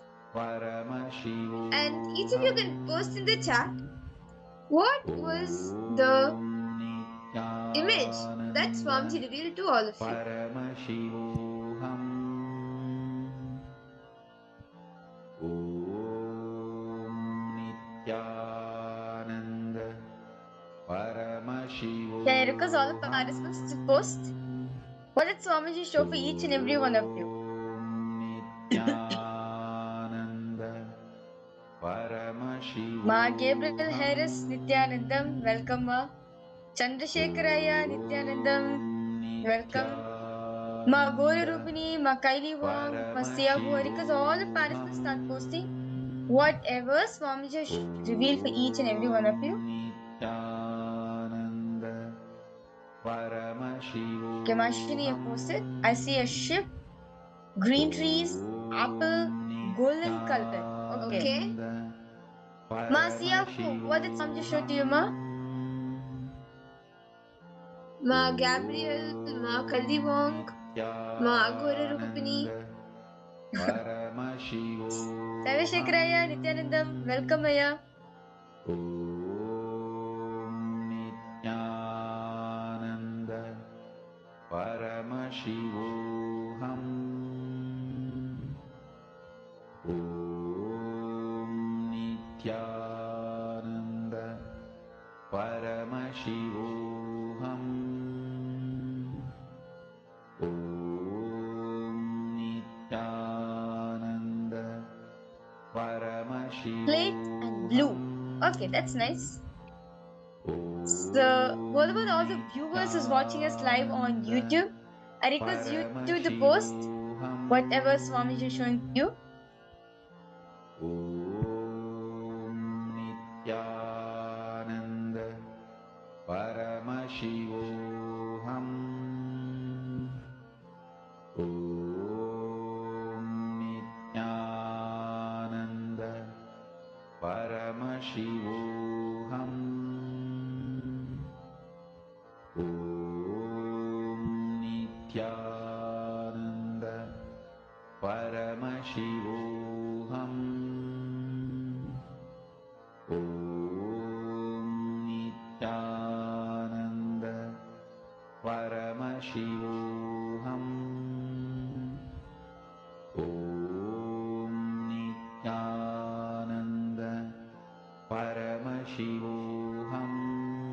Okay, Yuvan Changaya, you posted village. Okay. Okay, that's nice. Yuvan Changaya, that's nice. Okay. So let's now verify the answers for all the participants. So the exact image which we were projecting for all of you was actually a village. So you can see over here, this kind of like, I could understand partially why you were able to see some golden colors because of the sun, right? If you notice in this picture, the sun is actually like very bright. So I could understand why you were able to see golden color and these trees. Yes, of course, there's many trees. And yeah, it's kind of the side view of a village, right? So basically, looking at the nature, the sunset view of the nature with from a village view. So there's like huts, and you can see there's people walking, and yeah, so it's like the traditional in ancient times, right? How the huts were built. So it's kind of like that kind of style. And there's chair and table also. Like I'm not sure it's there, but I can understand why Marcia you're able to see something round, like plate. Like if you see in the corner, like in the corner house, right? There's like something circle. Like I think the wheel. There's a wheel which is actually kept next to the house. So you're able to see something round. That is very nice, ma. For Paramashiva to manifest. With this one spiritual powerful cognition, chant this Mahavagya. And you and Changaya, you manifest it. Spot on. Okay. Yes. So Okay, yes, green like trees. there's green trees, there's golden color, plate. Yes, that's wonderful. Okay, so let's all do another round. Can I request all the participants to tie your eyes? Let's do one more round of this power. Spiritual lullaby for samadhi. And Suprabhatam, wake up call, wake up song. Okay. So let us For all Paramashiva. now connect to For Swamiji. Paramashiva to manifest. Chant the Mahavakya intensely.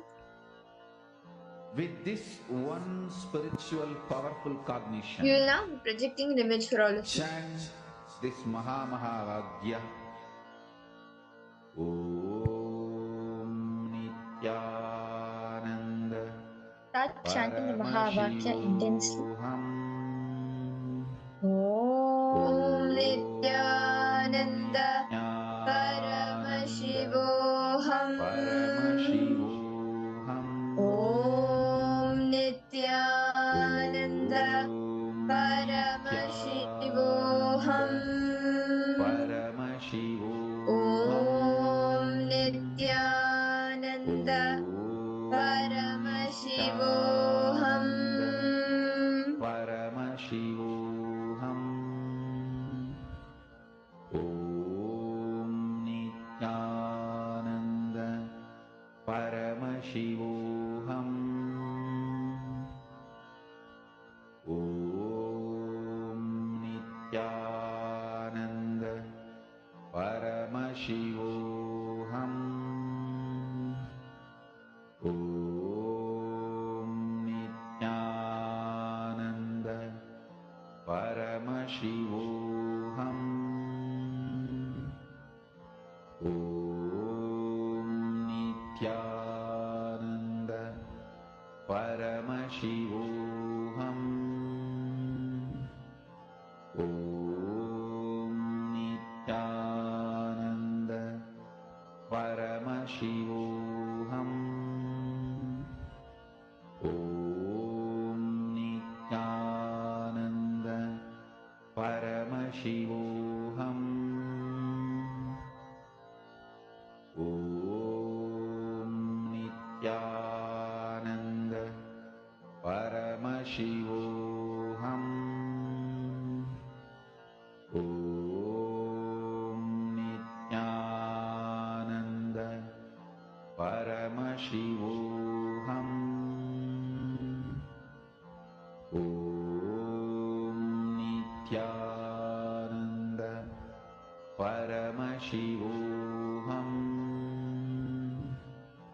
Om Nityananda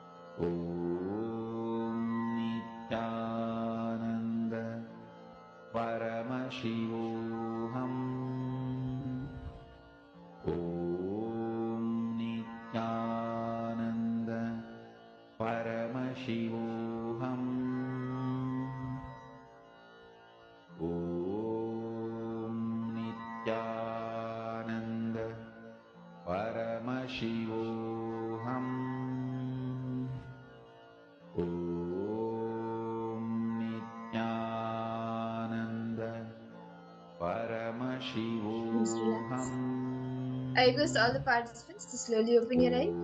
And you can post in the chat what was the image that each of you were able to see.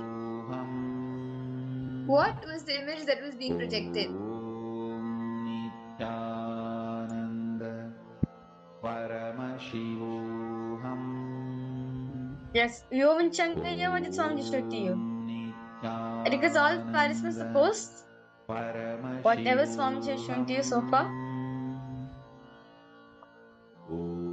Ma Gabriel, Ma Kylie Wong, Paramashivoham. Ma Shri, what did Swami show to you?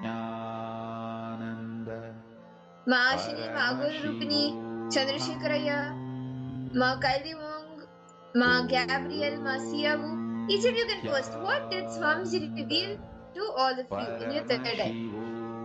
Okay, cow grazing grass. I also saw a white housing made with glass mainly. Okay.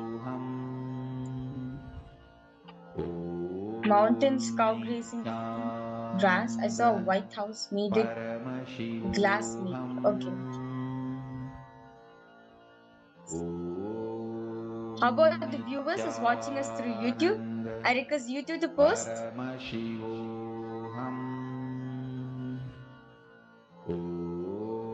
Okay. Let's now verify the answers for all the participants. So actually, the picture which we're projecting for all of you was actually a picture of vegetables. So you can see we have the radish, the cauliflower, the tomatoes,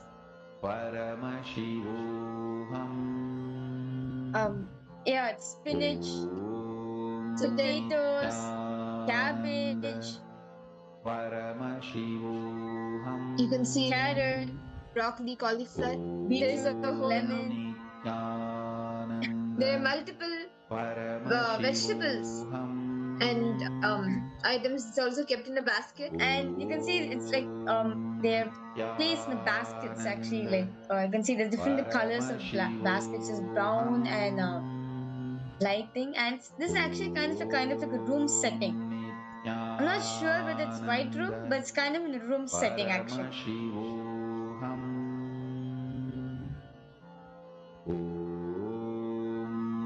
Nityananda Paramashivoham.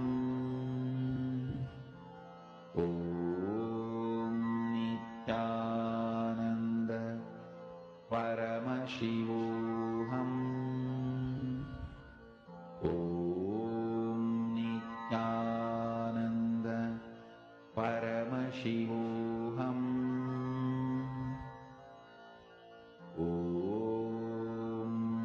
Nityananda Paramashivoham.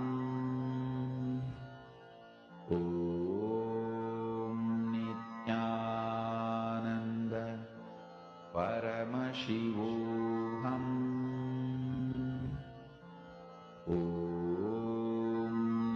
Nityananda Paramashivoham. Nityananda Paramashivoham. Nityananda Paramashivoham. Yes. So this is the image that was being projected, and I think many of you have gotten different colors of it. Animal, yellow, light blue. Yes. Ma Siavu, you got the colors right, ma. That's nice. You got the colors right. Actually, you're able to see it's kind of like house kind of structure. That's actually very true, ma. Like if you observe the picture very clearly, you'll actually see this photo is actually taken from inside, like inside shop kind of thing. So you're able to see that. That's very nice. Okay. And now With that, let us all enter into the first session of our day. Today, as all of us are aware, is like all of us will be understanding how you can have a breakthrough from the karmic cycle, how you can break free from the karma. So let us all now, and the session all of us will be entering into, Swamiji will beautifully be explaining about the Tapoloka, how we can experience the Tapoloka dimension. So let us all enter into the session.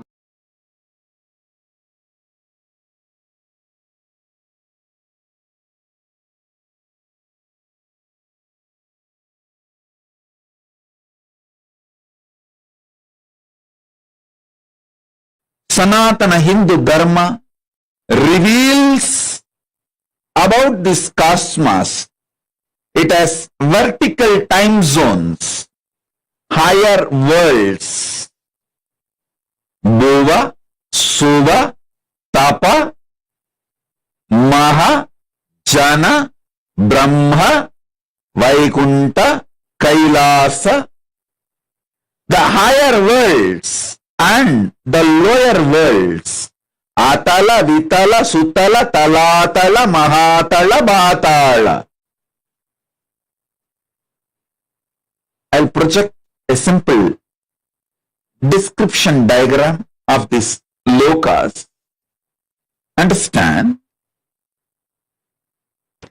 Sanatana Hindu Dharma, the Hinduism, reveals about the cosmos, the higher planes, vertical time zones, and the lower planes, both. Just physical mutation and mental mutation happens in the lower planes of the universe. But conscious mutation, superconscious mutation happens in the higher planes of the universe, vertical time zones of the universe. Here I am projecting a simple description diagram of the vertical time zone.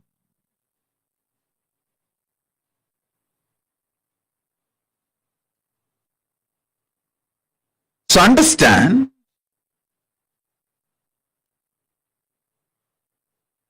this is the rough description of cosmos revealed by Hinduism.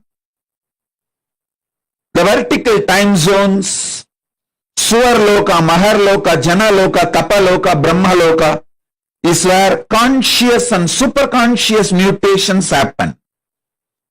The lower worlds, Atala, Vitala, Sutala, Talatala, Mahatala, Bhatala, Rasatala, in these worlds, just physical and mental mutations happen.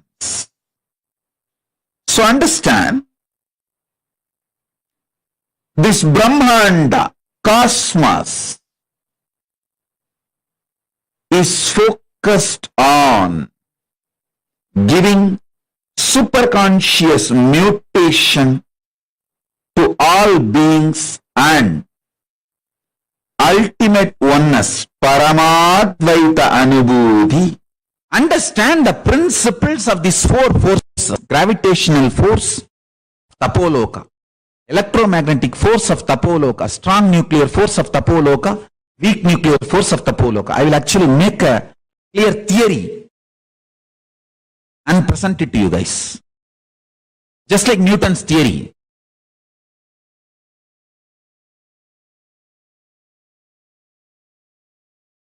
I'm not saying Newton's theory is right. I'm only saying, like how Newton tried to make theories for gravitational force, I'll make a clear theory and principle for the gravitational force of Tapoloka. So for all these seven zones, Bhur, Bhuva, Suva, Tapa, Satya, for all these zones, I'll give the principles of all these four theories, that gravitational force principles, electromagnetic force principles, strong nuclear force principles, weak nuclear force principles. If you understand these four principles of different loka, Suvarloka, Tapoloka, Satyaloka, you yourself will align your lifestyle to those higher space zones.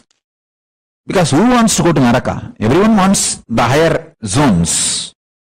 So if you want that higher zones, apply these principles and prepare yourself, that's all. It is as simple as that.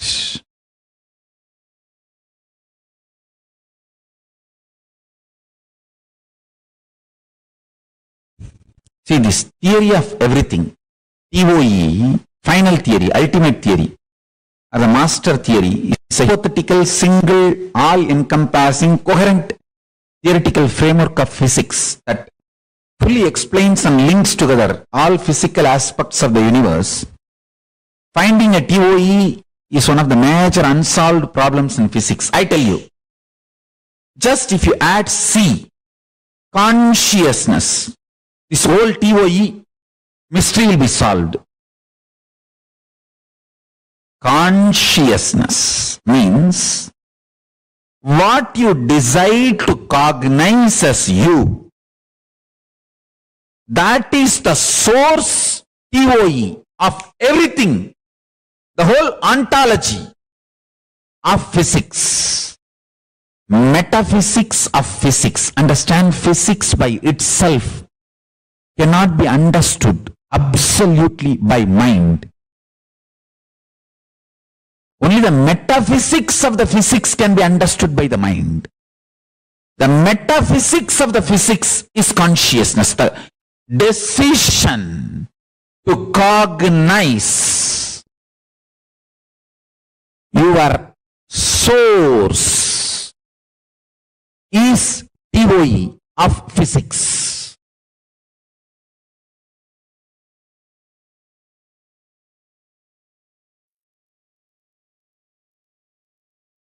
Multi-dimensional space zones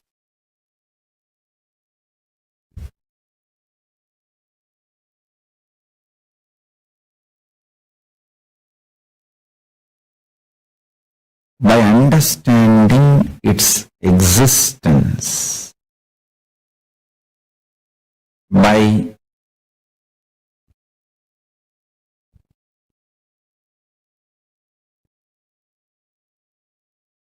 the ability to grasp, visualize, imagine.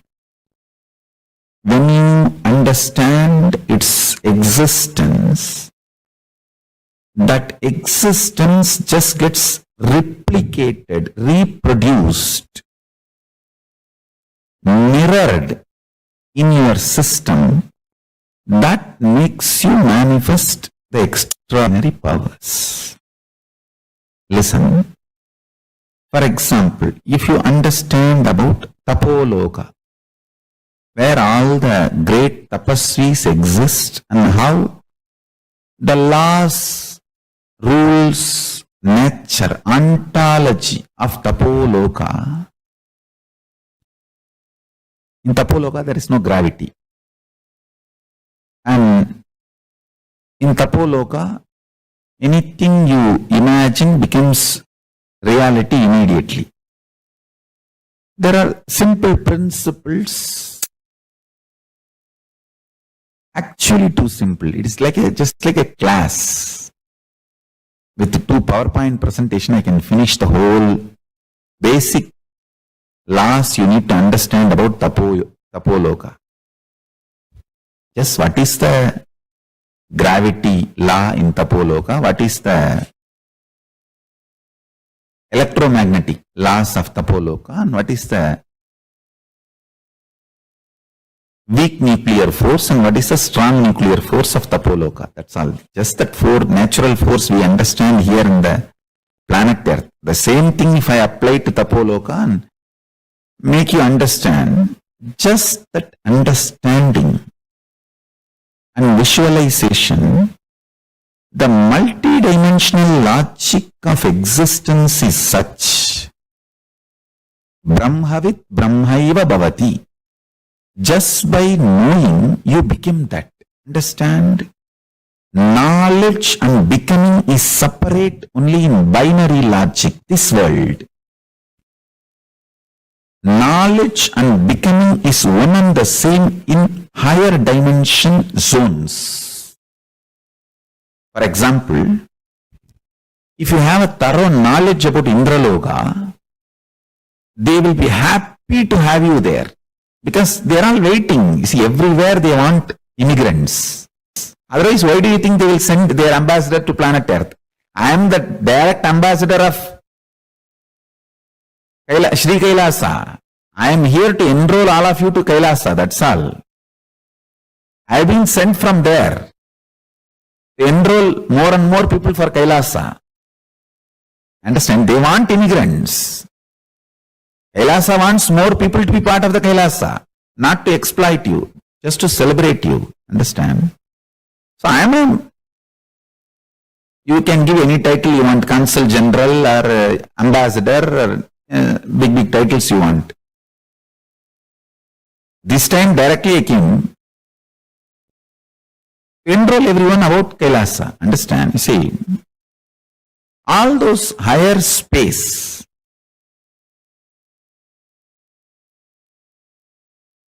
higher zones, if you understand the functionality of the higher zones, Tapoloka's law of gravity,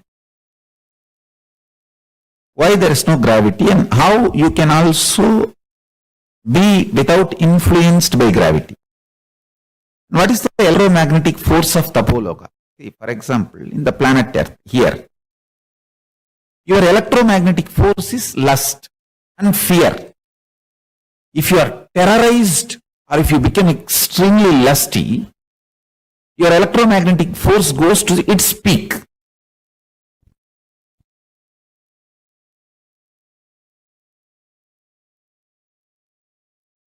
If you become very deeply devoted in your puja, you can cross the electromagnetic force which can be generated by lust or fear. Then you become master of yourself. That is why I am saying, puja can liberate you and give you enlightenment too easily. That puja has the capacity, that Atmalinga puja has a capacity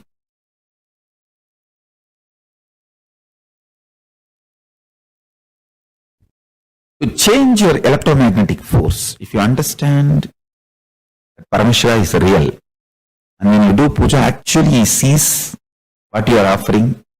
How when you do Pada puja to me, how I look, what you are offering. Like that, he sees. And he responds. He's real. Just if you sit with this cognition and do puja, the whole electromagnetic force of your body crosses electromagnetic force generated by lust and fear. Then no lust, no fear can manipulate you.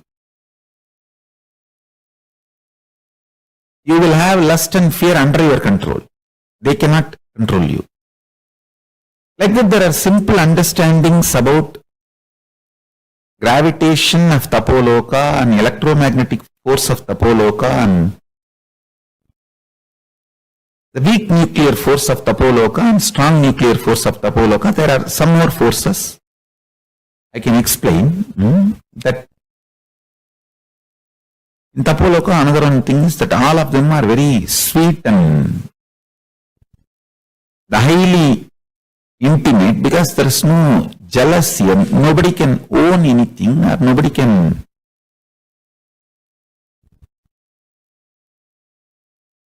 there is no individual understanding of ownership and possessiveness. See, there are four natural principal forces as somehow science is able to lay there its hands. That four is gravitational force, electromagnetic force, weak nuclear force, strong nuclear force.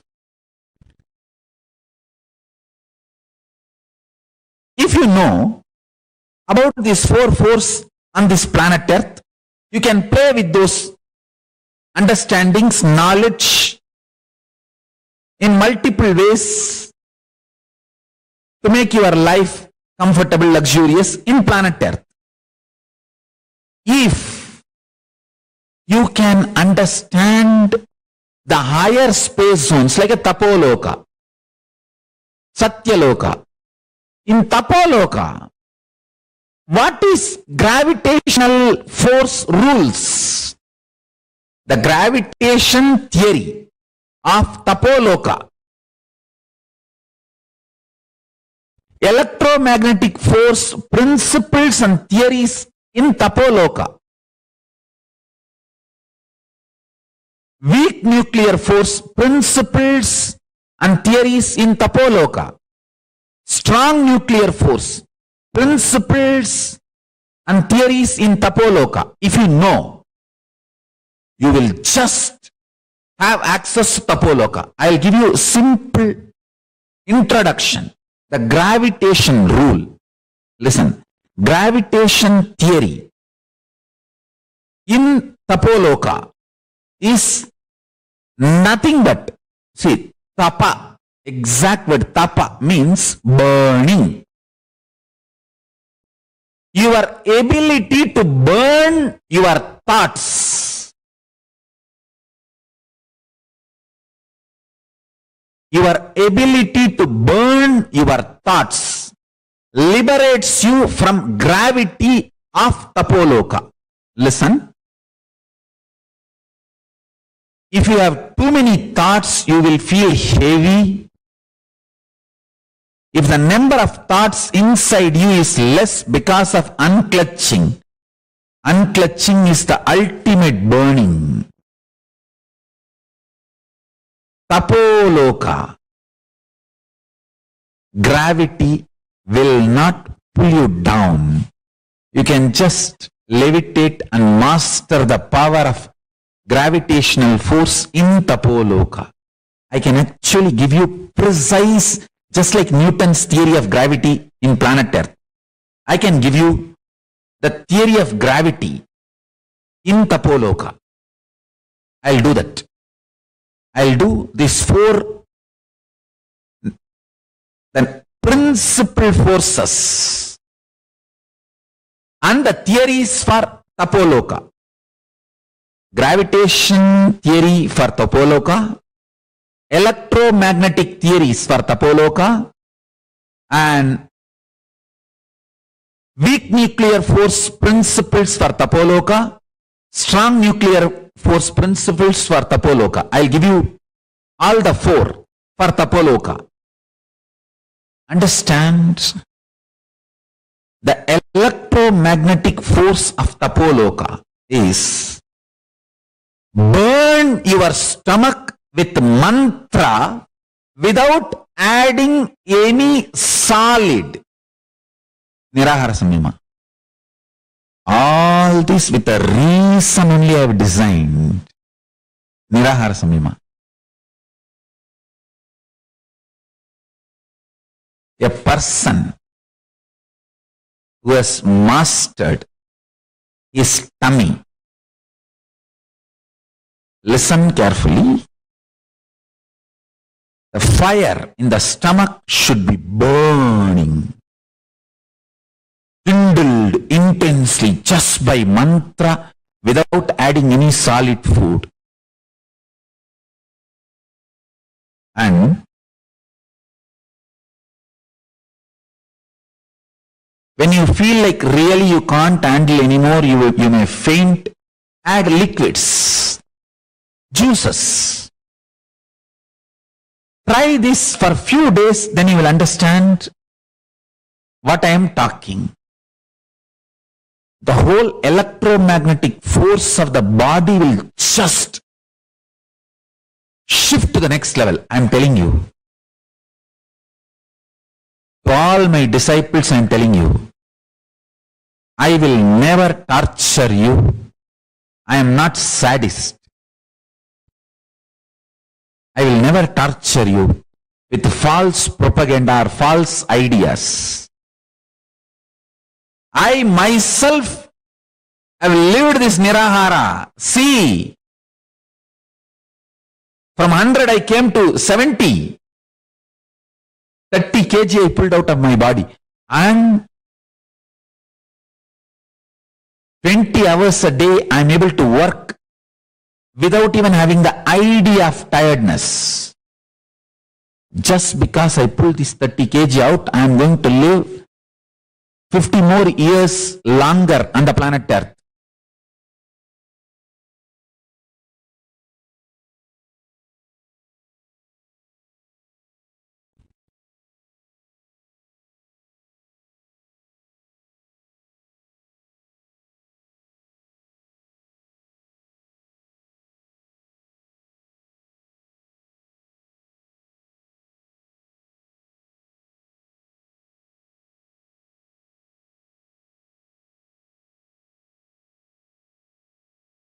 Already I have decided to live long, and now 50 more years extra. Good news for my disciples.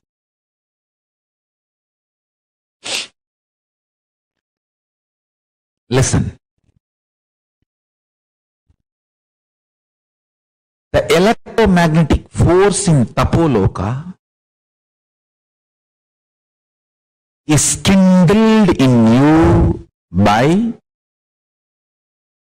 not having the habit of solid food eating. I tell you, whoever prepares their body, their system, without having solid food regularly as a lifestyle, they are ready, their body is qualified to be in Tapoloka.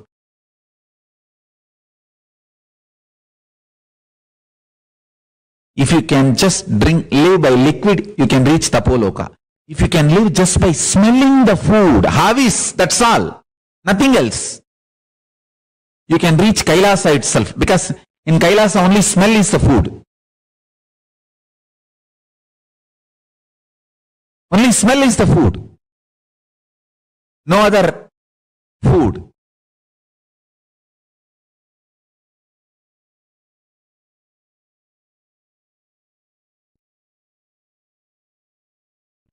The third force, weak nuclear force. Listen. Listen to this very carefully. When you chant the Mahavagya, or when you unclutch, the intense conscious decision, will, persistence you manifest is the weak nuclear force of Tapoloka. Your will, persistence is the weak nuclear force of Tapoloka. And anyone who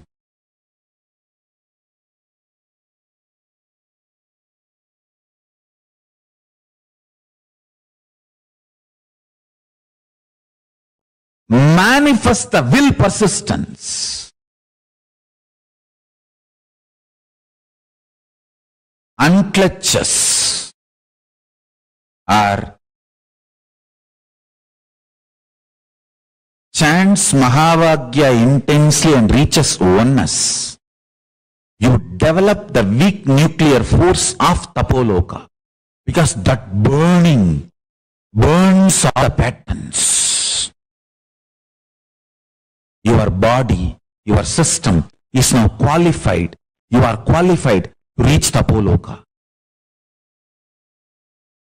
The strong nuclear, weak nuclear force principles of Tapoloka is your will, persistence and ability to unclutch.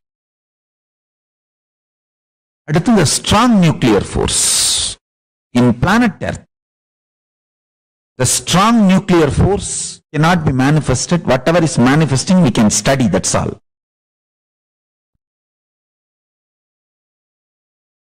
The strong nuclear force principles of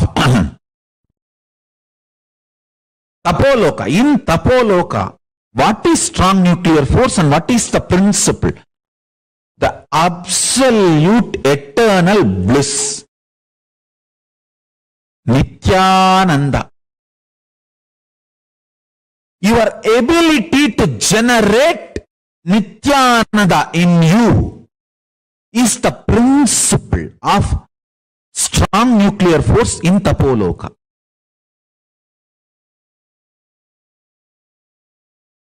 Listen.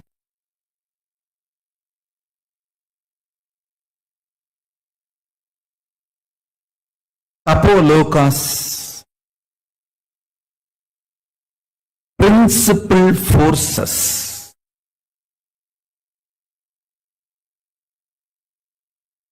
just by information it can become enlightenment.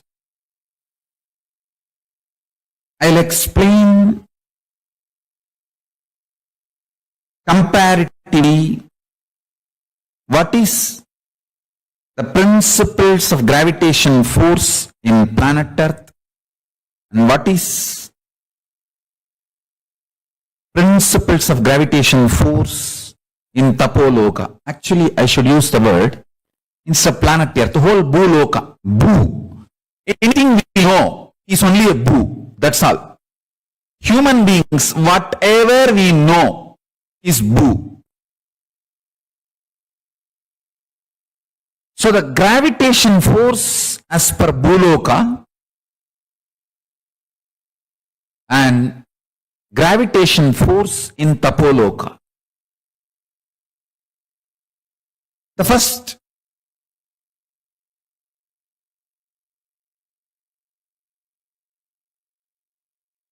the equation of gravitation in Bhuloka, F equal to G into,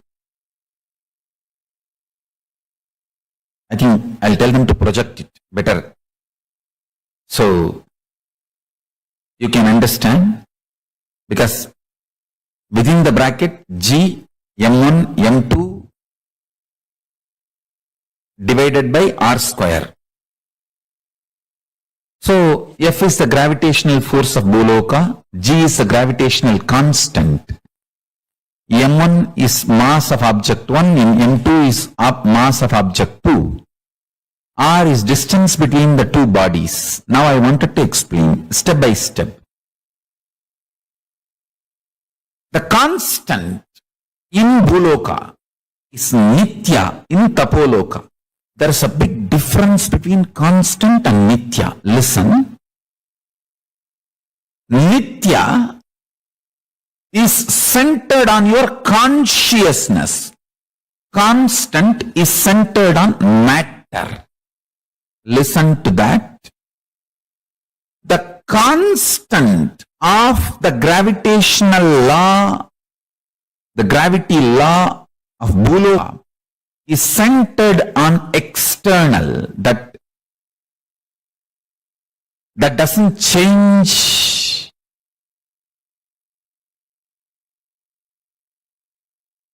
That has nothing to do with your cognition, nothing. But Nitya is more permanent, eternal than constant, but rooted on your conscious existence. Understand? Listen carefully. This whole constant of gravity theory can change in few billion years, because the whole Bhuloka will be wiped out and created newly. The life will start happening newly, all that. But the Nitya, which is centered on your consciousness, is million times more powerful than the constant, but not centered on matter. It is centered on you. I tell you, listen. Listen to this one example, then you will understand. Anything you decide as real inside consciousness, that becomes your Nitya. For example, you decide Paramashiva is real. I will align everything to that. Then Paramashiva is real, becomes your Nitya. The life and death cycle also only takes you more and more towards the truth. Paramashiva is real.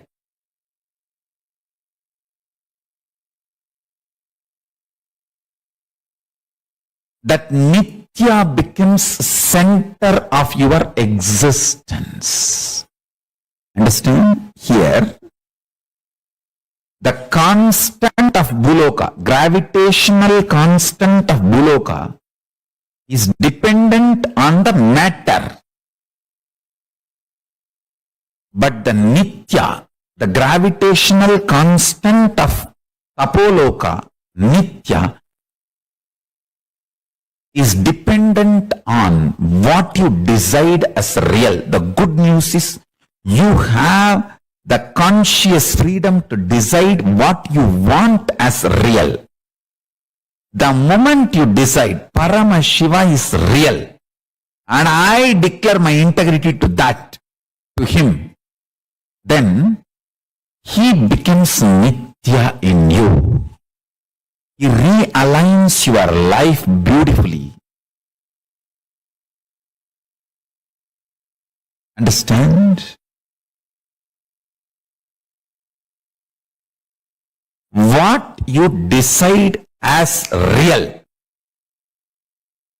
becomes your gravitational constant in Tapoloka. I feel even in planet Earth, if you decide Paramashiva is real, he becomes your gravitational constant, then world around you becomes Tapoloka. I tell you, you are not surrounded by the world, you are the world. You are not surrounded by the world, you are the world. Even in Bhuloka, you can be in Tapoloka. You can, the place you are living, your surrounding, your existence can become Tapoloka. The place where you are living, your life can become KAILASA. I tell you. It is individual consciousness, Pratyagatma Chaitanya, that decides which loka he wants to manifest. Let me enter into explaining these principles. Listen.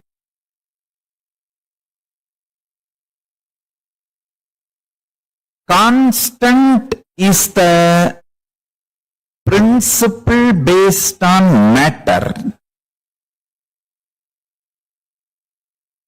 Nitya is the truth based on consciousness. If you decide Paramashiva is real, that becomes your Nitya.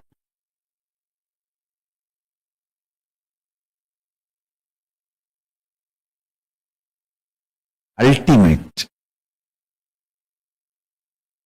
embodied as a Paramashiva, is my real, ultimate real. I declare my integrity to that ultimate reality. Let my life evolve through every way to that ultimate reality, to experience oneness with that reality.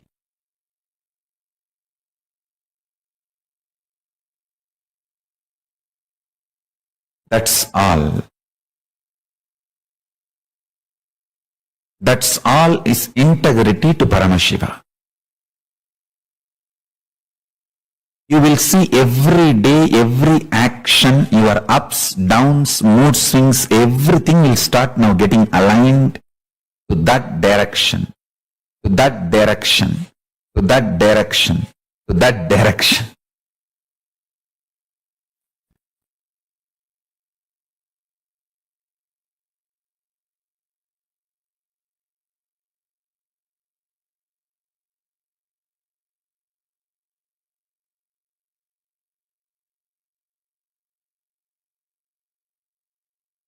Everything will start getting aligned to that. I'm telling you.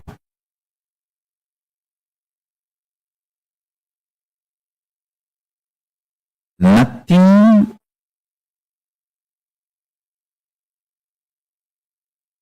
can take you away from what you decide as Nitya.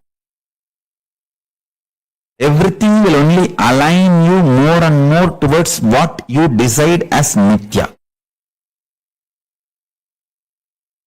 I am very clear.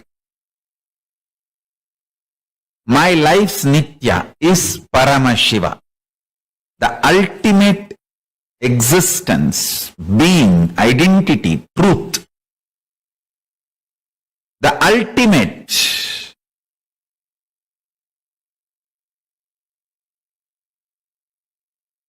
is real.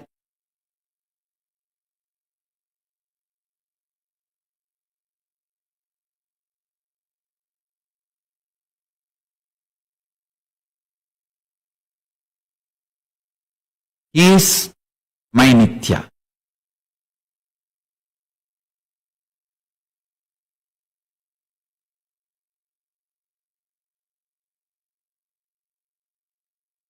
He is form, formless, beyond form and formlessness, and beyond the principle of form and formlessness, and all forms.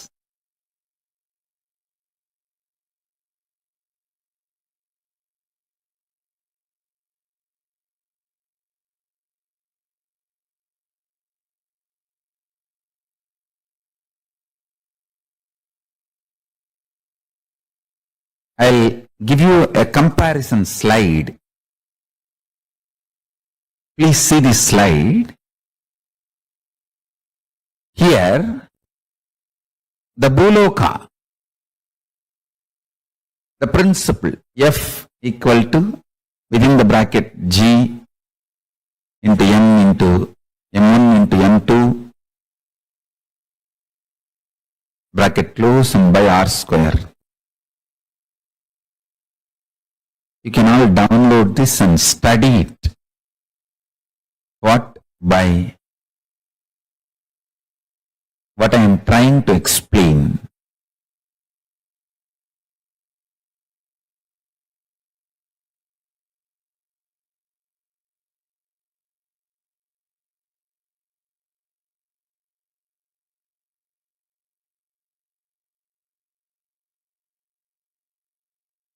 Listen.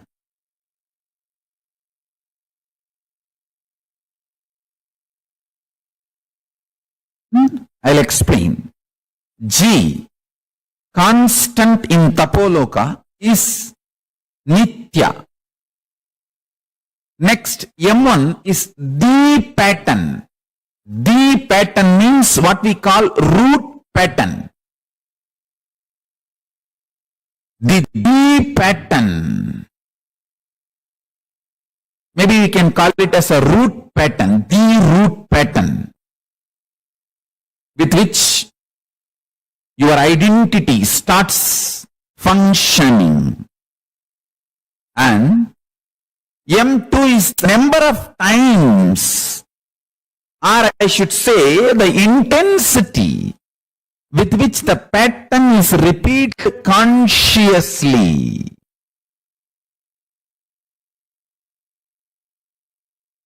And R is the bio-memory of what you decide as your core existence. For example, if you decide you are disciple of Paramashiva, or devotee of Paramashiva, or one with Paramashiva, you can actually decide anything you want. It doesn't depend on your quality or any of the understanding or realization. It is just a conscious decision. Just conscious decision. That's it.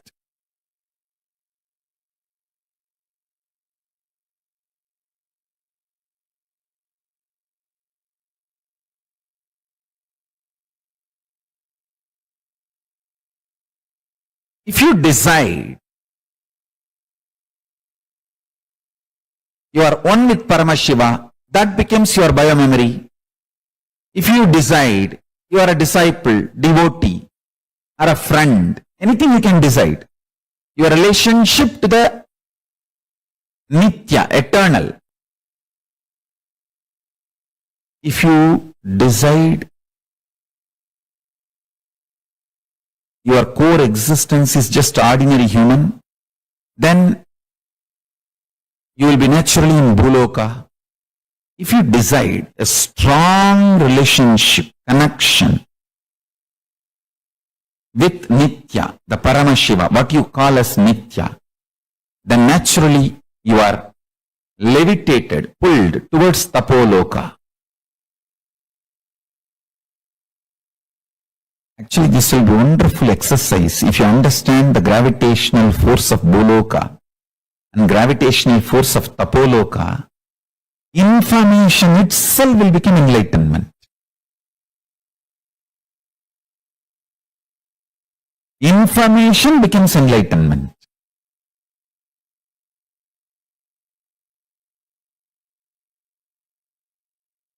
Every time when you do completion, the intensity with which the patterns repeated consciously reduces. And the intensity with which the root pattern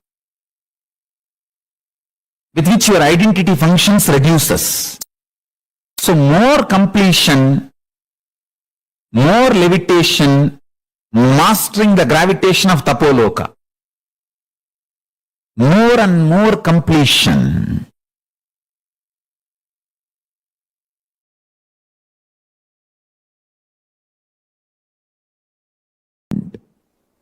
If you feel no, giving up, sarva parityaga, tyaga is the best strategy for all the auspiciousness in the life. Tyaga is the best strategy. The greatest powerfulness in the life. Then your identity in Tapoloka gets strengthened. I'm giving you the example. In Patala, where the demons, Rakshasas exist. There is a Rakshasa with your face and the Rakshasa body, the demon body and your face. Same way, in Tapoloka, your identity exists. There is a person with your face and a tapasvi, great rishi body.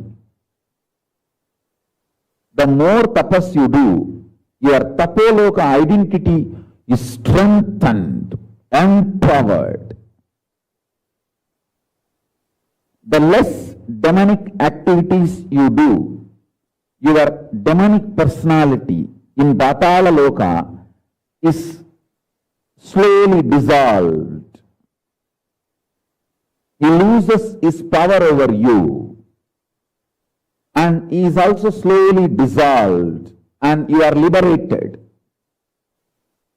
And if you feel tyaga, giving up,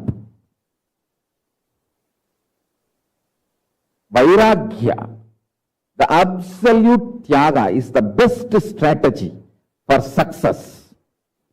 Your personality in Tapoloka, highest zone, your identity in Tapoloka gets strengthened. That gets empowered. And naturally your future starts manifesting in Tapoloka. It's like you have already 14 accounts. Every day you deposit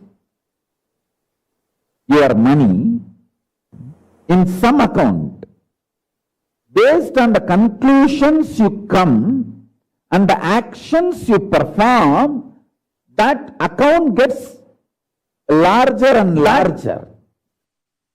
Tapaloka is that last struggle you go through. Sometimes you know you are Paramashiva, sometimes you just slip off, but again you say, I am Paramashiva. That space is the Tapoloka. If someone in Tapoloka wants to achieve peace, Shanti, the technique, method is same. Nirvikalpa Samadhi, unclutching. For example, a person, non-violent and non-stealing, can live as long as you want in Tapoloka, higher zone, where the peaceful beings exist.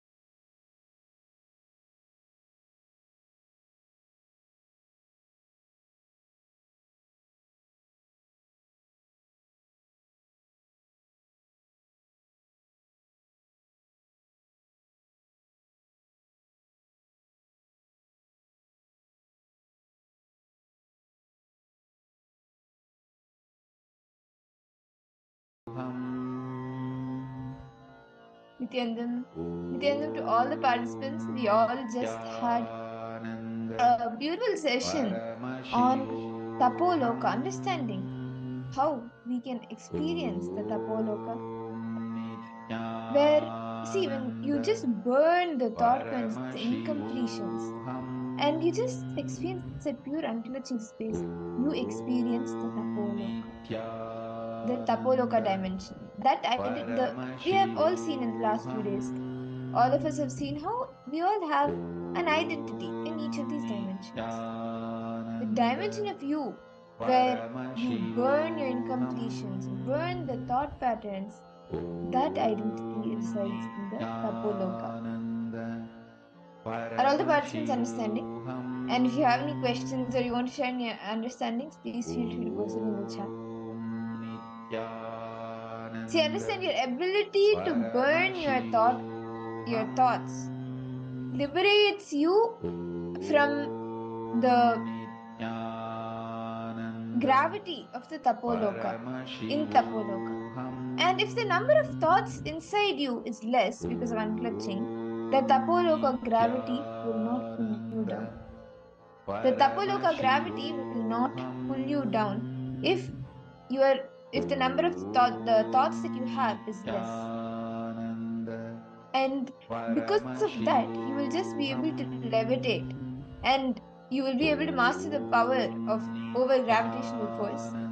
And you give it meaning, like this entire happening, you give it meaning only if you connect it with your past. If you don't, like, without giving meaning to it, just remembering to unclutch. And what is unclutching? Thoughts may come, sustain, go, but just being aware of the entire process, seeing what is happening. When you experience that space, you experience the Tapoloka. You will not be pulled down by the gravitational force of the Tapoloka. Can I request all the participants now to take a few minutes? I'll take a few minutes. Sit. Just sit. Naturally, you will see some thoughts are occurring, right? The moment you see a thought comes, do not give any meaning to it. Just sit. Just be aware of the thought. Do not give any meaning to it. Like, for example, the moment you sit, you think of a dog. The next second, don't give a meaning to what that dog is, from where did the dog come. Oh, maybe it's my neighbor's dog. No, it's my pet dog from childhood. Don't give a meaning to it. Just be aware of the thought. Do not give any meaning to it. Let's do this for 2 minutes.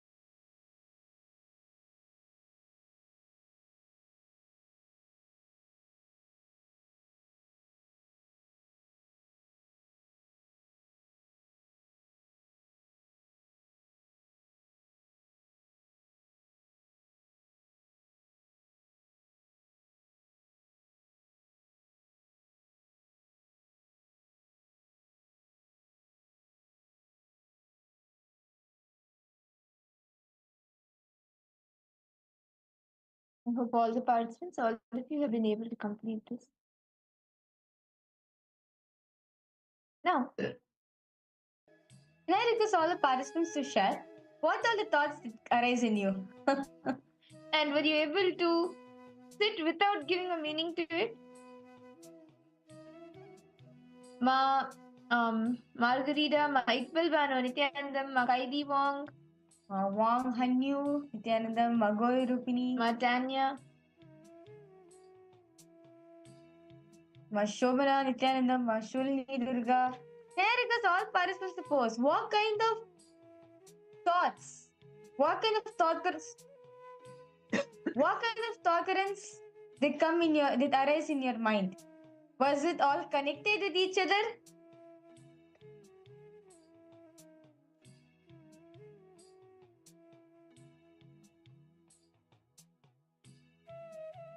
Ma Ashini, Ma Linga, Ma Gabriel, Ma Shobana. Yes, Nityananda, Ma Iqbal Bano. Ma Ashini, where are you joining us from?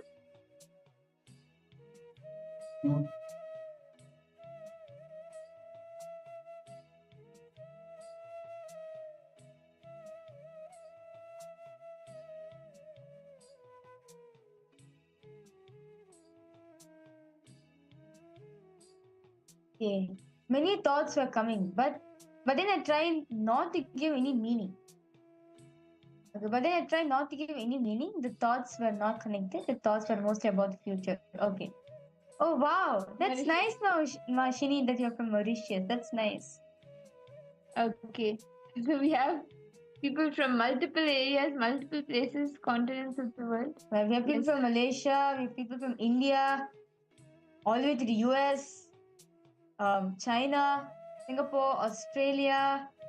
My God, Mauritius, so many participants. Wow, really nice to see that. Okay, so yes, now you're naturally seeing, right? Naturally, some thoughts come up, and you are giving meaning to it, right?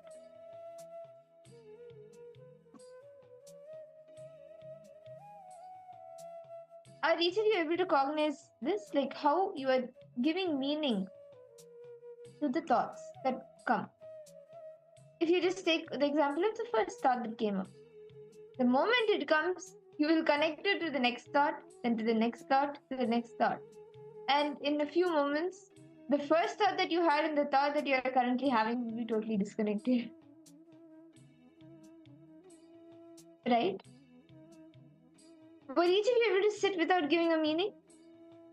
See, actually, you give a meaning to the thought only if you connect it with your past. If you don't connect it to your past, then you don't give any meaning to it. Without giving meaning to it, just remembering to unclutch, then you will see what happens. The reason why all of us are giving meanings to the thoughts is because we are connecting it to the past. For example, the same example of a dog. You remember a dog. Immediately, you remember your neighbor's dog. You remember some incident with that dog, you playing, or maybe you gave it food. Then you remember your pet dog that you had when you were young. And then you get into childhood memories. From there, you say one day it came to school with you, and then in the school the principal called you to the office, and then in the office what happened between you and the principal, and then what they told your parents, and then what your parents did, and then something with your parents, and then some, like, it keeps going, right? And then finally in just few minutes you see that both the thoughts, what you started with, the dog that came into your thought and what you're thinking about currently is no way connected. So you associate it with the past. Now I request all the participants, just sit without connecting it to the past. Just try unclutching from the thought. The moment you are aware that there is a silence, then you will become more and more like it will become one more thought will arise. Like the moment you are aware that there is silence, it will become one more thought. That time, just unclutch from that thought also. Don't give any past meaning. Means now if you think of a dog, just don't associated with the past, just unclutch from the thought of a dog. The moment you see silence, another thought may come. Unclutch from that also. So then again there will be a few gap, like a few seconds gap. Then one more thought will come, unclutch from it. Then one more thought will come, just unclutch from it. Continue to do this. Let's all do this for a few minutes.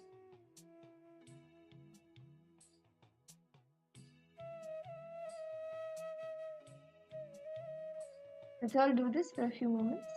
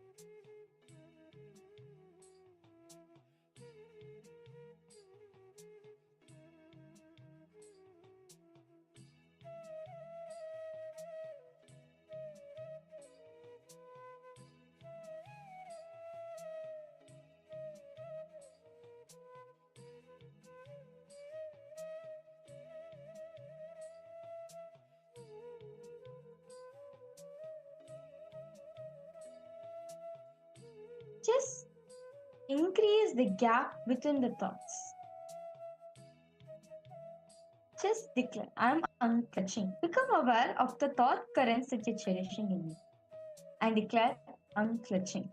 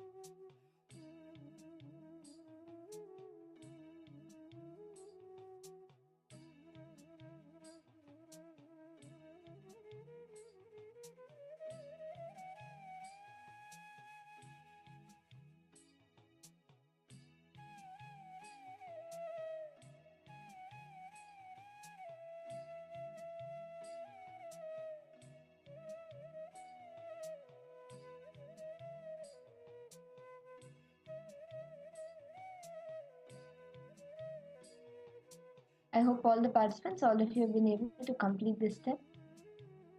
If you have any questions, please feel free to post it in the chat. Were you able to see how just when you unclutch, when you don't associate it to the past,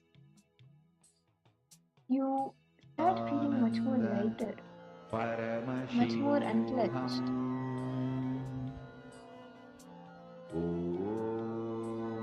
Now, let's all take a few minutes.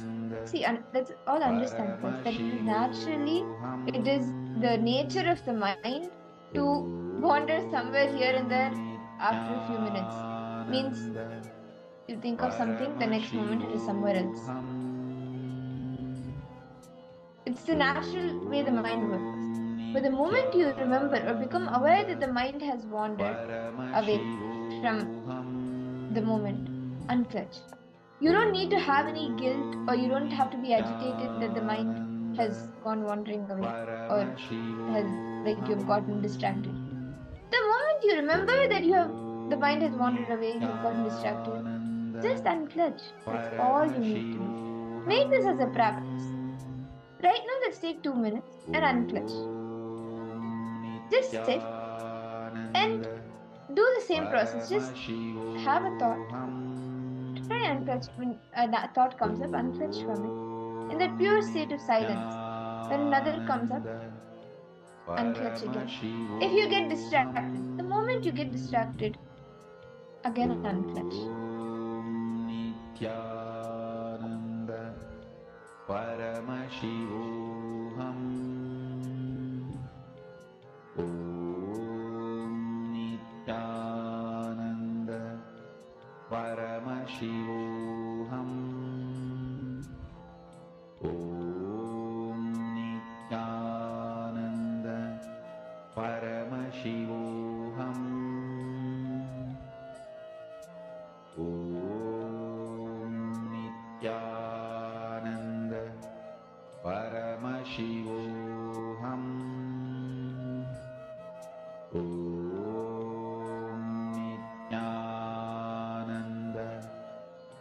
Paramashivoham Om Nityananda Paramashivoham. Just unclench. Become aware of the thoughts. Becoming aware, they're just flowing in.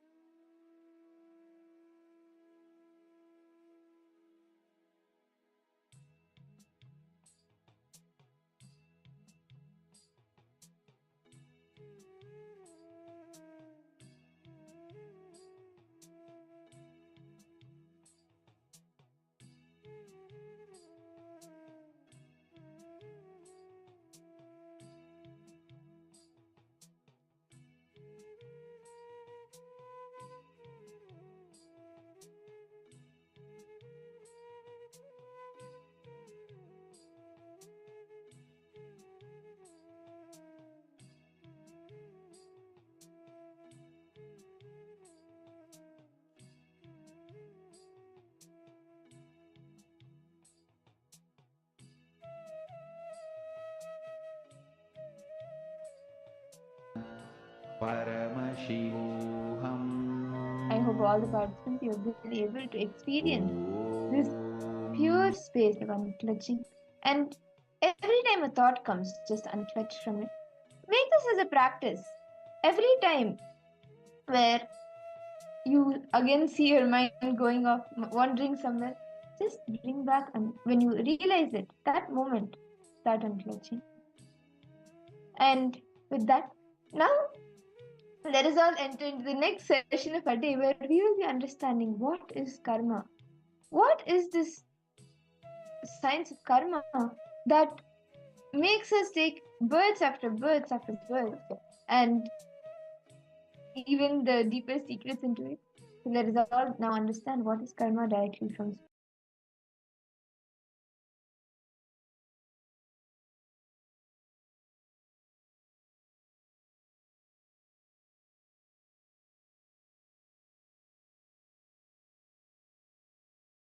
Any idea you have, thought current you have, thought pattern you have, which is not bringing health in you, is karma.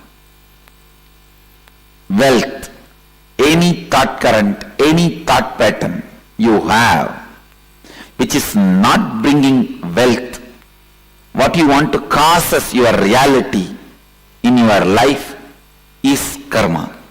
Anything which is not letting you cause your reality, the stuck thought current which is not causing your reality is karma. Understand? It can be in the field of your relationships, in the field of your wants, in the field of your needs, in the field of your contentment, in the field of your completion, whatever may be the field, in any field, the thought current in which you are stuck, thought pattern in which you are stuck is karma. Listen. It may be a beautiful, profound, logically convincing theory which you read in a great spiritual book or heard from a great spiritual teacher.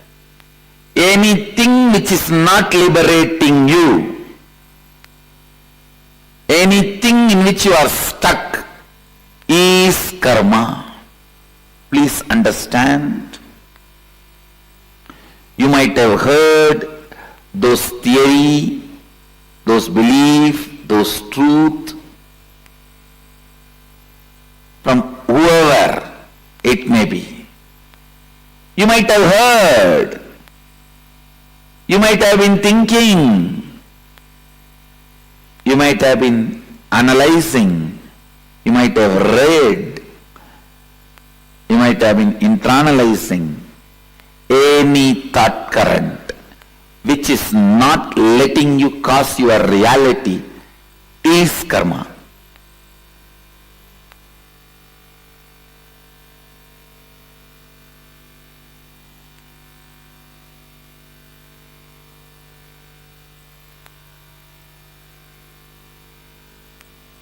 There may be tons of books you would have read on medicine, but if you are not out of disease, the thought pattern, thought current you built with all your knowledge is only karma.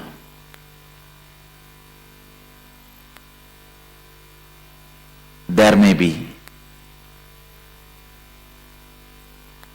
tons of life solutions you may know,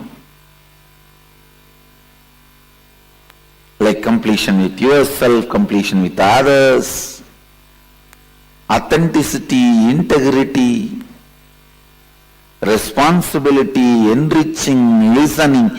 There may be tons of concepts you heard to cause your reality, but If it has not started happening, it is only karma for you. Listen.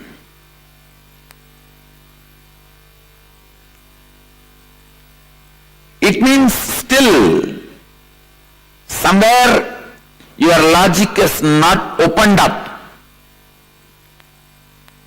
Any thought current which makes you feel stuck, suffocating, caught, is karma. You may know about completion, incompletion, authenticity, integrity, responsibility, enriching, causing, living Advaita, everything. You might have heard all those concepts, enjoyed them logically, but if you are still stuck with some thought pattern which again and again brings you back to the same state, if you have not caused your reality, be very clear, all these thought trends and thought currents and definitions, everything is just karma for you.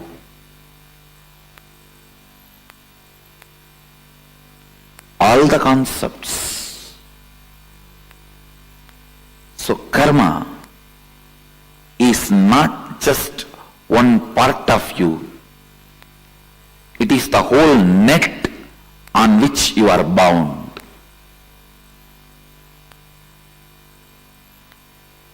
Anything which raises you to the next level, which gives you the push, breakthrough, is freedom,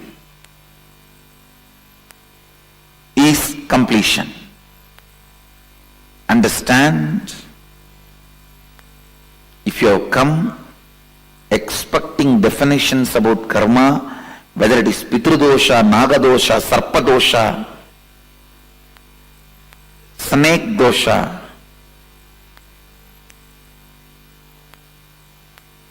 what is karma? You are wrong. Listen. Any thought current or pattern, thought pattern or lifestyle in which you are stuck, your reality is not caused, is karma.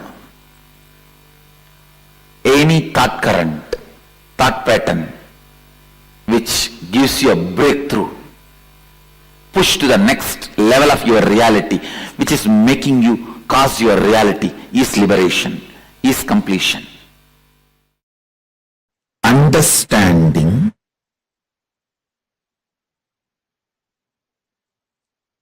the cosmic flow of life,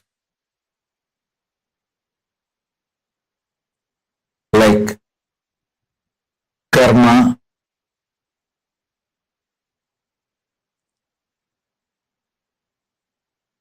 naturally takes its own course of life. Listen to every truth I am revealing. Understanding the natural flow of life means knowing people who harm you will get their karma back.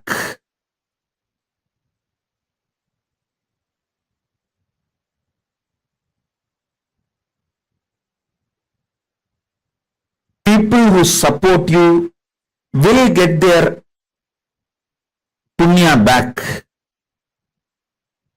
If you do something wrong, you get the karma. If you do something wrong but you raise your consciousness, you can save yourself from the karma coming back. Understanding these few basic principles takes away tiredness, boredom, decision fatigue from your head. Listen, decision fatigue is nothing but cherished revenge, frustration by coming to a conclusion, world is not fair. Listen, when you feel world is not fair, you block the flow of energy through you. You block your Shakti. You fall into frustration.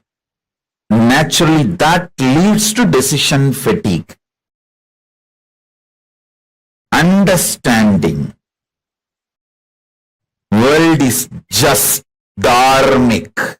Having simple eyes to see how the karma comes back, how nobody can escape from good or bad. Understanding this basic truth takes away all decision fatigue, frustration, anger about life, vengeance you cherish about people and life, known, unknown, all that just taken away. You become a free channel for energy to flow.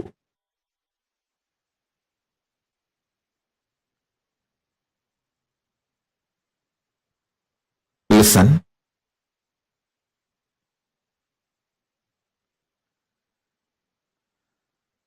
Knowing whether human society or world, nature,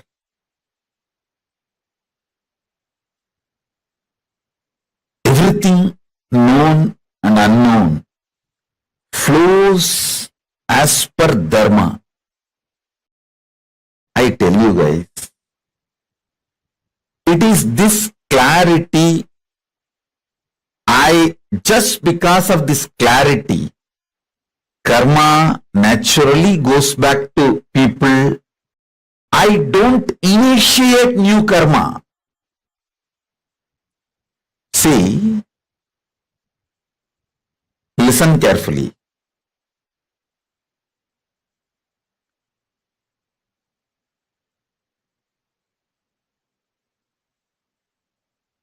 This is one of the biggest confusion, all those so-called logical brains. People try to tell, maybe, see, when I tell them, hey, don't kill the goat and eat, next janma, the goat will come as a human being and kill you and eat. They say, maybe Swamiji, last janma, the goat killed me and ate. That is why now I am killing the goat and eating. Stop initiating new karma. Then your Kundalini will be awakened. You will have the Shakti to see the flow of whole life. Stop this idiotic justification for initiating new karma. Listen carefully.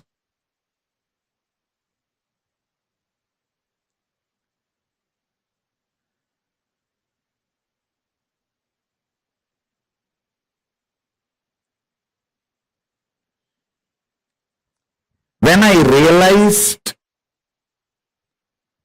the flow of dharma and flow of karma, I stopped initiating new karma chakra or the karmic chains. That has brought so much energy in me. So much energy, I tell you.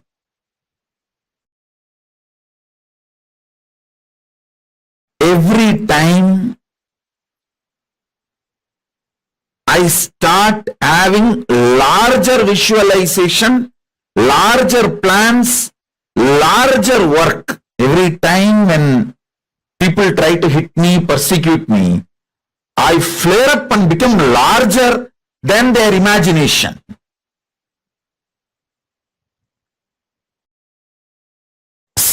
secret of my energy is knowing the karma flow and dharma flow. I just know you don't need to initiate anything to take revenge on people. Initiate, focus everything to protect you and creatively contributing. That's all. You protect yourself, for that you can do everything. And go on contributing creatively.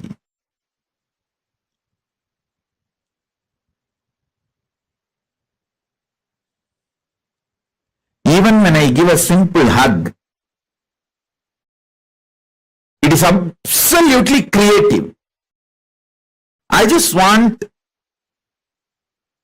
to lubricate that being's inner space with my love and compassion and acceptance so it can flower into a beautiful, powerful being. Same way when I scream, I just carve that being to become a god in every level. I stop just with these two.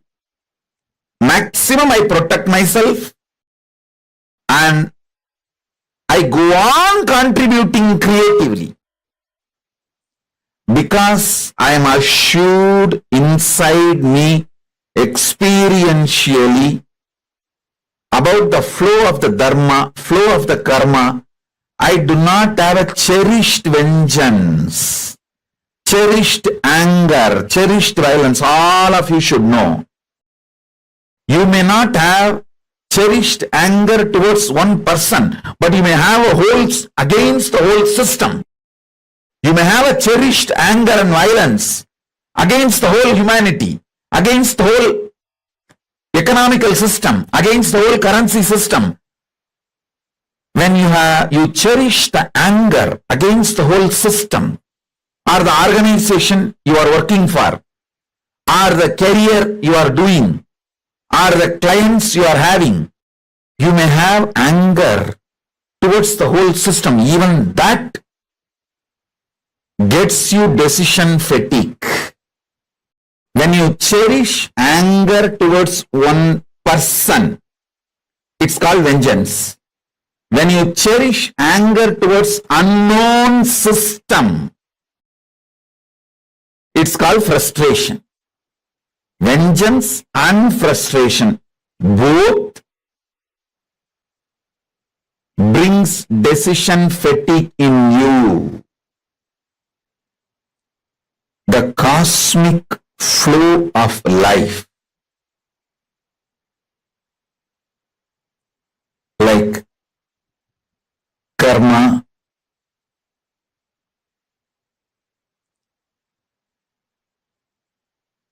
naturally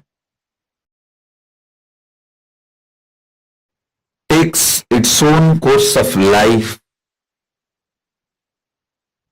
Listen to every truth I am revealing.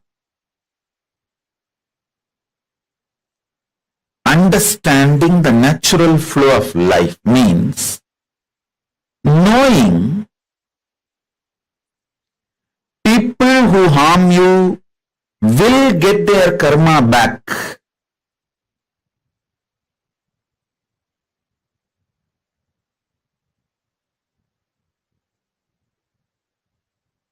People who support you will get their punya back. If you do something wrong, you get the karma. If you do something wrong but you raise your consciousness, you can save yourself from the karma coming back. Understanding these few basic principles takes away tiredness, boredom, decision fatigue from your head. Listen, decision fatigue is nothing but cherished revenge and frustration by coming to a conclusion, world is not fair. Listen. When you feel world is not fair, you block the flow of energy through you. You block your Shakti. You fall into frustration. Naturally, that leads to decision fatigue. Understanding. World is just dharmic. Having simple eyes to see how the karma comes back, how nobody can escape from good or bad. Understanding this basic truth takes away all decision fatigue, frustration, anger about life, vengeance you cherish about people and life, known, unknown, all that just taken away. You become a free channel for energy to flow.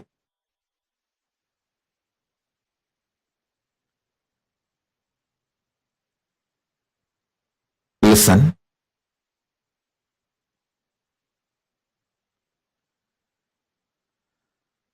Knowing whether human society or world, nature,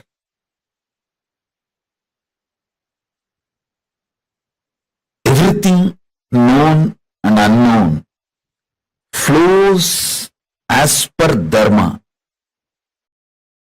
I tell you guys, it is this clarity, just because of this clarity, karma naturally goes back to people.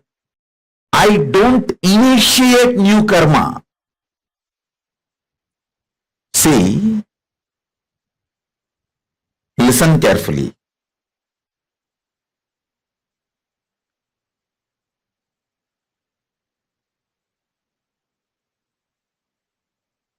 This is one of the biggest confusion, all those so-called logical brains. People try to tell, maybe, see, when I tell them, hey, don't kill the goat and eat, next janma, the goat will come as a human being and kill you and eat. They say, maybe Swamiji, last janma, the goat killed me and ate. That is why now I am killing the goat and eating. Stop initiating new karma. Then your Kundalini will be awakened. You will have the Shakti to see the flow of whole life. Stop this idiotic justification for initiating new karma. Listen carefully.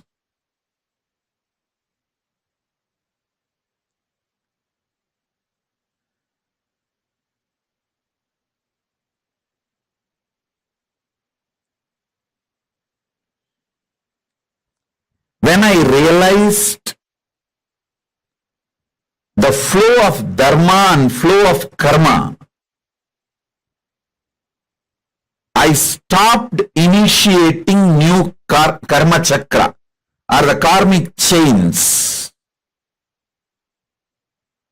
that has brought so much energy in me. So much energy, I tell you.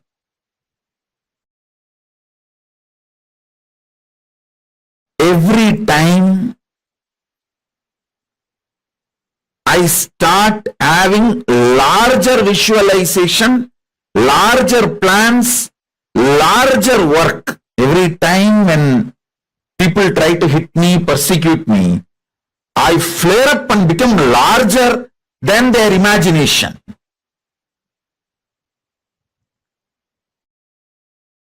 Secret of my energy is knowing the karma flow and dharma flow. I just know you don't need to initiate anything to take revenge on people. Initiate, focus everything to protect you and creatively contributing. That's all. You protect yourself. For that you can do everything. And go on contributing creatively.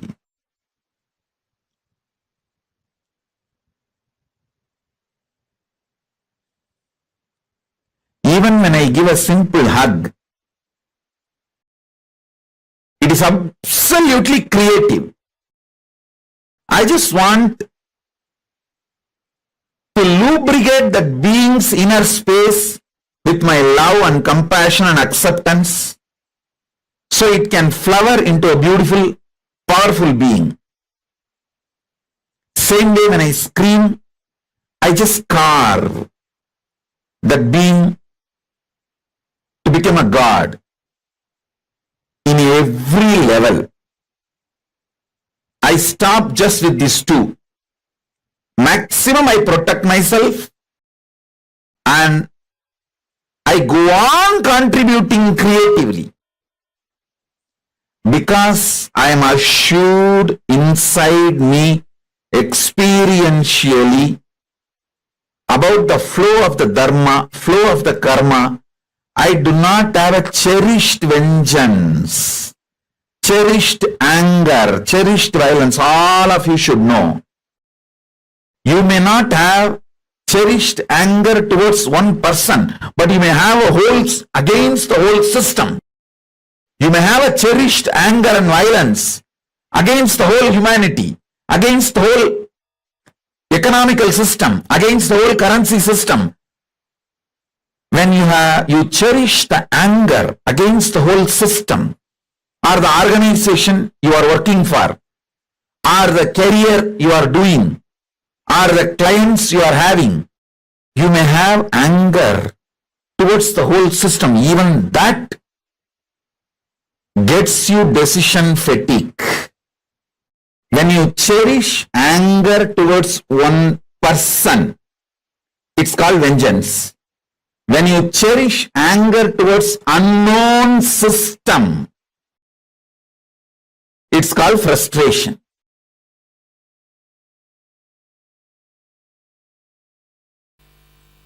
The thought pattern which you don't enjoy, which you already feel it is outdated and which is constantly suffocating you, shrinking you, is sanjita karma.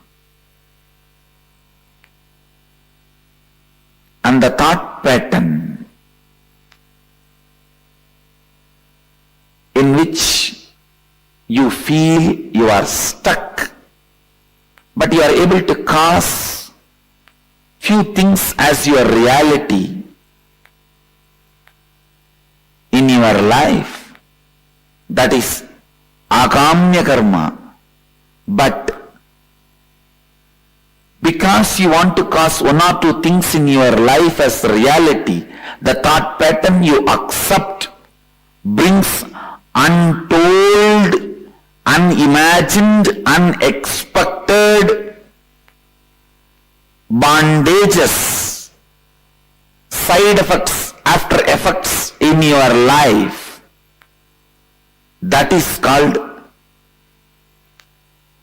agamya. Listen. Husband is a person who stands by you during all the troubles, tortures, sufferings, pains, which will not be there in your life if he is not there. That is the definition of agamya karma. You try to cause your reality in one dimension of your life, and you accept certain thought current, thought pattern into your lifestyle, which causes multiple other suffocations and bondages, unimagined, unexpected, untold, unbriefed.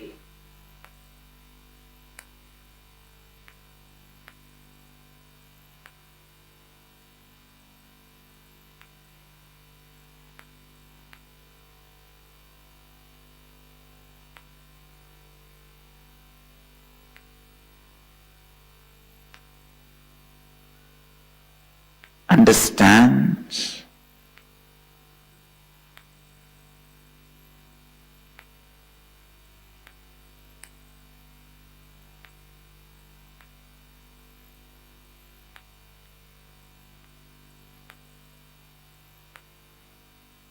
just because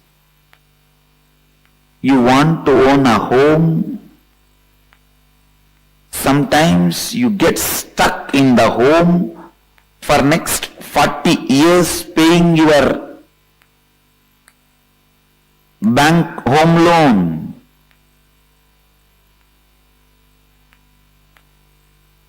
You want home. That's the reality you want to cause. But when you cause that reality, the thought current you accept and assume on you, the responsibility you bring upon you can suffocate and bind you in unimagined, unexpected, untold, unseen multiple ways. This is the example for agamya. Prarabdha means not ready to allow either the outdated suffocating thought pattern or the thought pattern which causes your reality partially, deciding boldly to go on renouncing any thought current, thought pattern, even if you suspect them that they are not going to cause your reality completely. If you go on discarding, the discarding will become a lifestyle.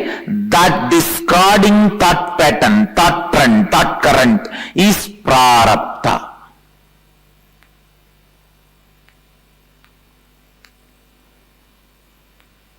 Means only exhausting.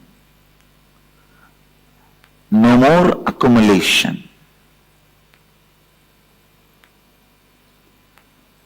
Waking up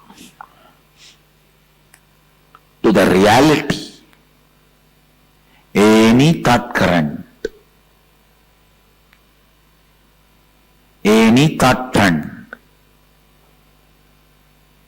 cannot cause all my realities as reality. Coming to that understanding and waking up to that reality is enlightenment.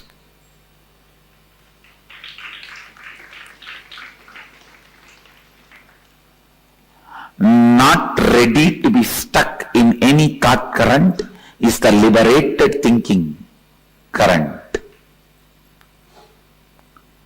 Not ready to revere, honor any thought current is liberated thinking current. Not ready to honor, revere any thought current is completion. Not ready to honor, accept, revere any thought current is perpetual completion. Not ready to accept any thought current as a lifestyle is perpetual completion.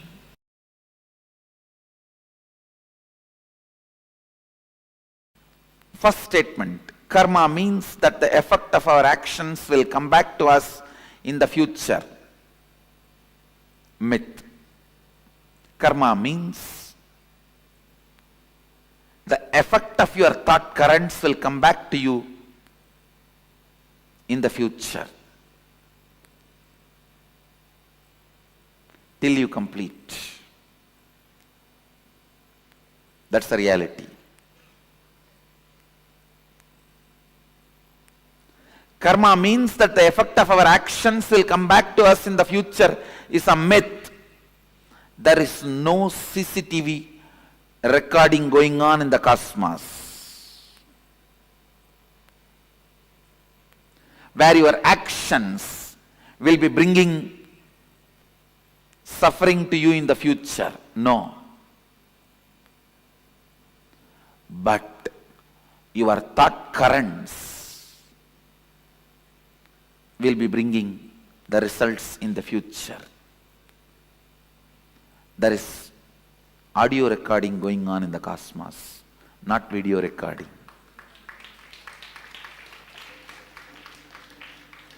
Video recording means your actions being captured. Audio recording means your thought currents being captured. Cosmos has only audio recording, no video recording. Understand, cosmos has no CCTV camera. It's only video muted camera, audio recording.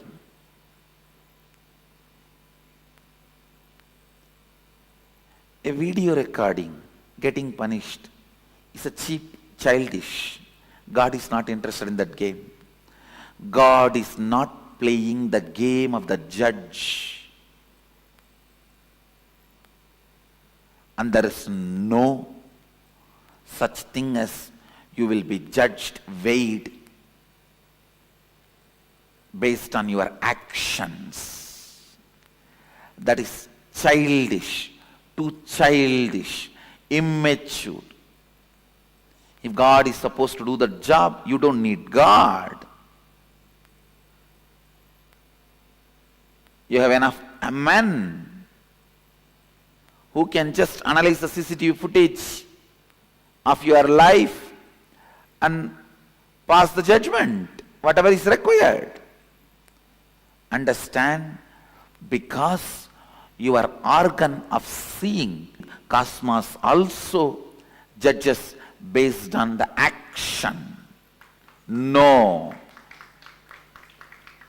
Only the thought current comes back as karma, not the action current. Next statement here. You can cancel out bad karma with good karma by doing good things. It's a myth. It's a myth.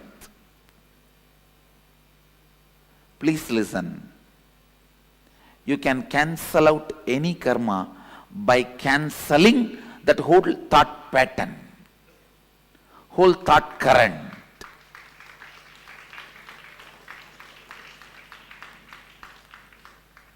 If you are not able to give up even one small parts of your thought current and cause even parts of your reality, that is called bad karma.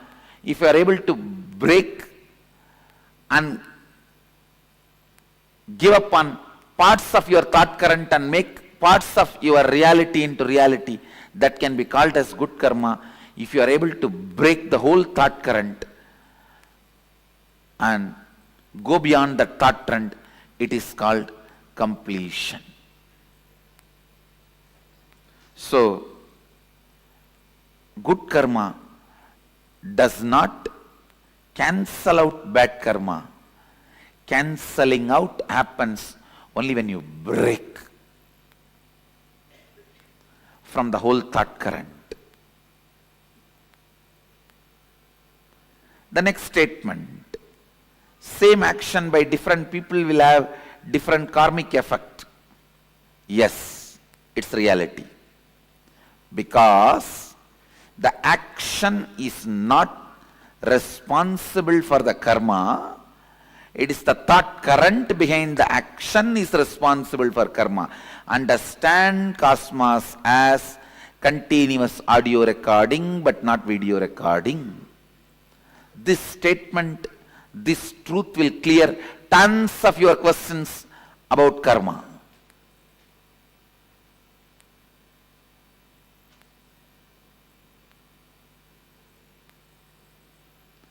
In video recording, visuals are always new. in audio recording, it is always a single flow. Please understand.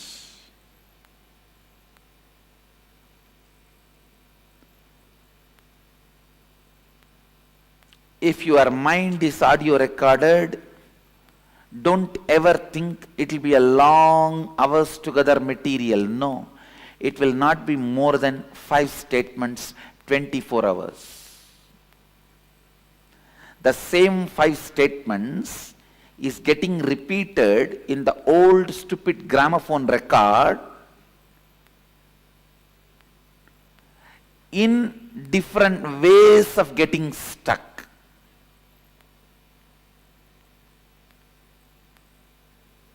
Just this one statement. I ate and like kaka biryani. I ate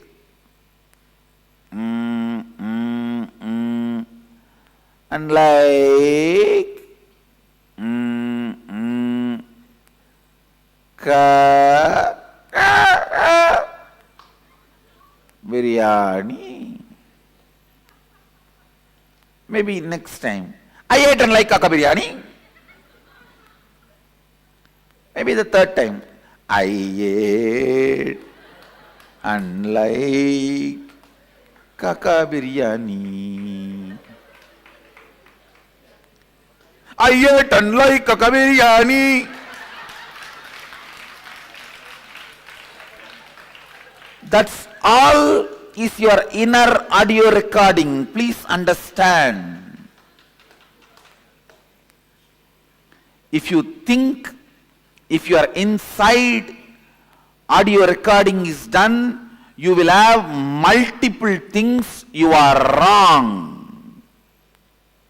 You do not know you. The more restless you are, you think more thought currents you have. No. The more restless you are stuck in the same thought more number of times. Not more thought current. You are repeating the same more number of times. Not more number of thought currents. Listen. Listen to this understanding. You can be complete and be liberated today. Internalize this truth.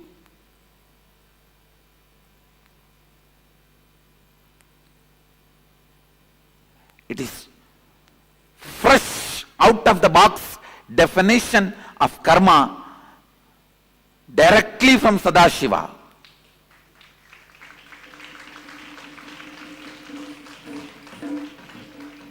Remember this one truth. Your life has no video recording, it only has audio recording. Your actions do not count, your thought current counts.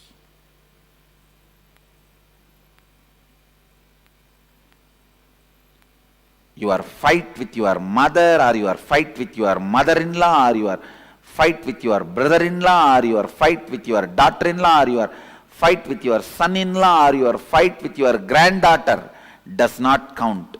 You fight that counts.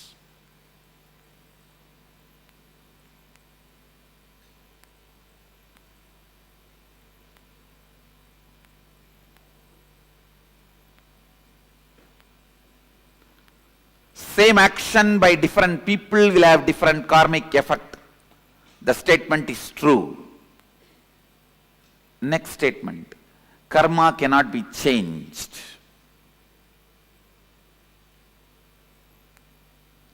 You may be thinking, I am going to say this statement is myth. I am saying truth.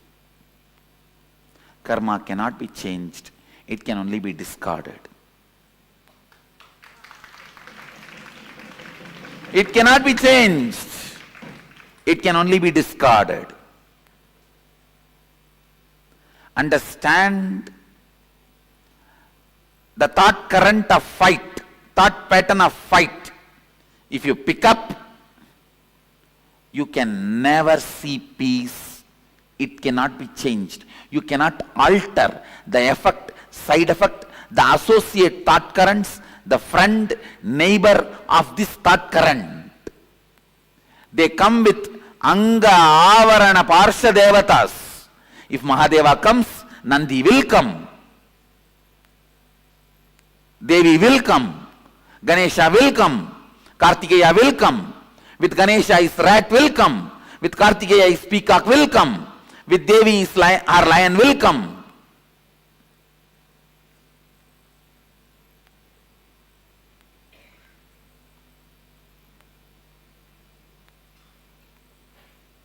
You can't change it. When you bring the thought current of fight, all the things associated will come, you can't change it. Effect, side effect, after effect, everything will come, you can't change it. You will attract the same type of people who are holding the same thought current in your life again and again and again. It cannot be changed. Karma cannot be changed. It can only be discarded.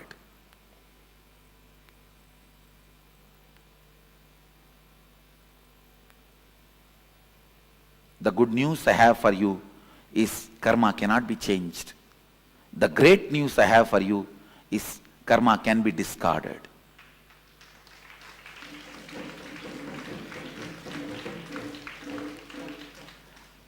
The moment you discard one thought current, suddenly you will see not only you are entering into the next level of your existence, you will be seeing the people who will exist in the next level surround you suddenly. It is literally like Indian movies, how the moment you fall in love, the scene changes. The dry land around you becomes a green grass bed,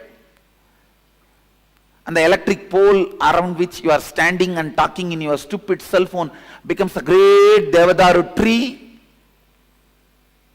and the dog which is pissing around that electric pole becomes a cute pet Pomeranian,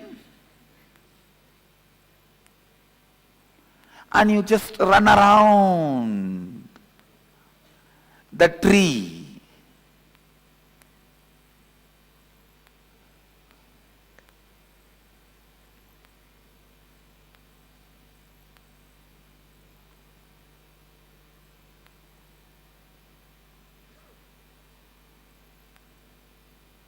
Sometimes you even feel the chillness around the pole.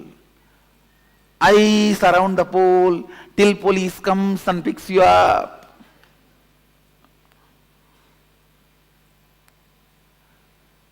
If you are just running around the electric pole, what else do you expect?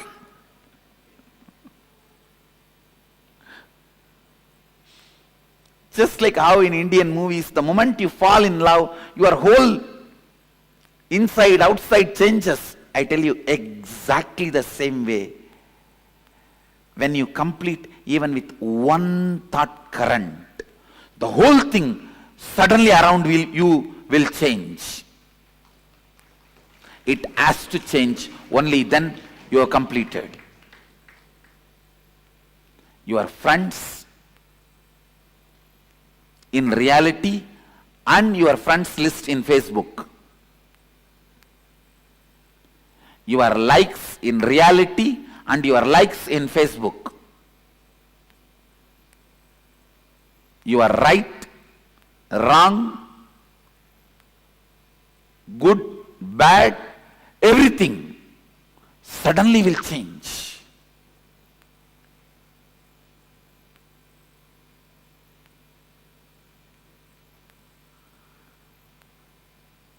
You will have such big breathing space.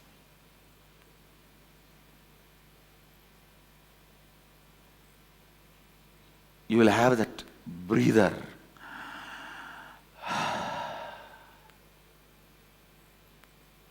Suddenly the feeling suffocated, collapses, crashes.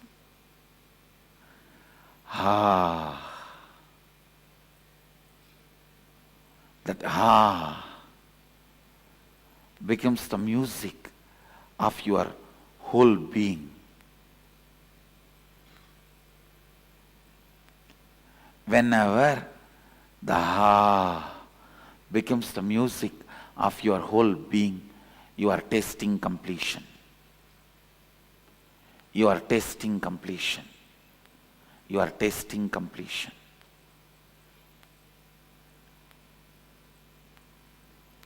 Next statement. I will not accumulate karma if I do nothing. Do I accumulate karma through action or do I burn karma through action? This statement, I will not accumulate karma if I do nothing, is a myth. Listen, because there is no such thing as doing nothing. You can't, you don't know that space. When you achieve that space, you will not be making this statement, if I do nothing. You will make the statement, if I be nothing.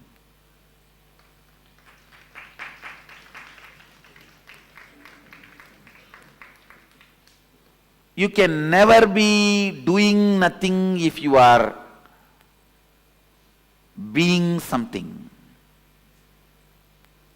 Only if you are being nothing, you can be doing nothing.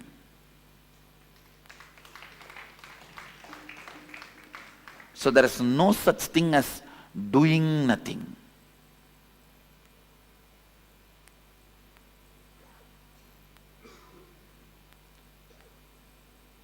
So the statement, I may not want to even say it is myth or reality, I will say it is wrong. The statement is wrong. If you make the statement, I will not accumulate karma if I be nothing, it is reality. If you make the statement, I will not accumulate karma if I do nothing, is mistake statement.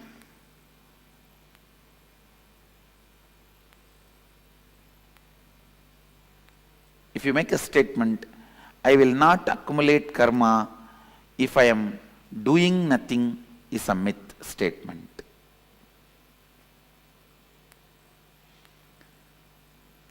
Next line, do I accumulate karma through action or do I burn karma through action? Understand? If your context is moving towards completion, you burn karma through action.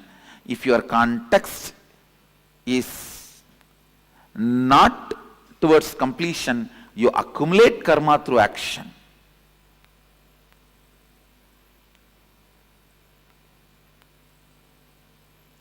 Whether you burn karma through action or accumulate karma through action is dependent on how you hold you, the context you set for you.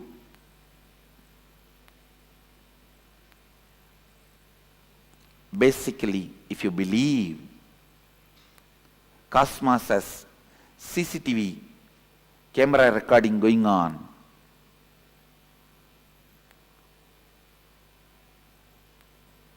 you will be accumulating karma by action, because that kind of a faith will lead to that kind of a thought current and action flow. But if you understand, it has no CCTV footage recording going on, it has only internal chip recording the audio, you will exhaust your karma through your action, because you know where you need to work is the thought current you are having, not the action trend you are doing.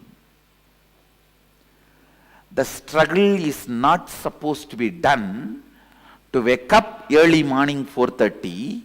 The struggle is supposed to be done to break the lazy thought current and boredom thought pattern.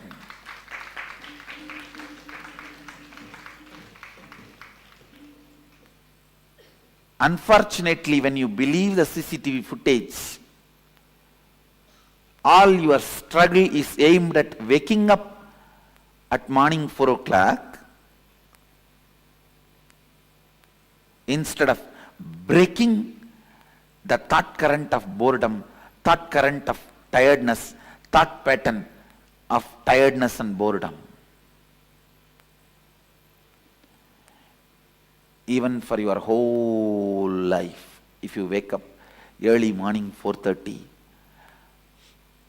did not break your thought pattern, thought current of boredom and tiredness, you built a good habit, not liberation.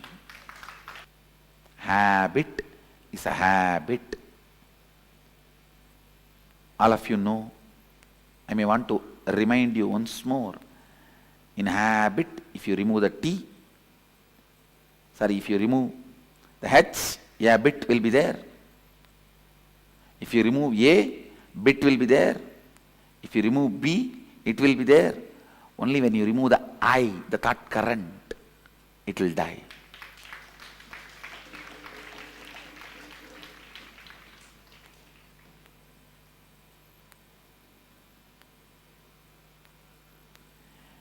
Even if you work whole day in Microsoft, did not complete with that thought current of feeling bored and tired, understand, you will just feel stuck and feel exploited, sucked and die by 45.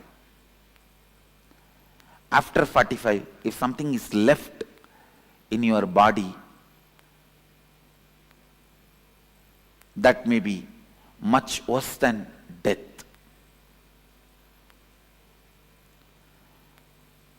If you break the boredom and thought current and bring activism, you have experienced activism and go on working, you may be working till the last moment of this body's existence and still will not be tired, retired, bored.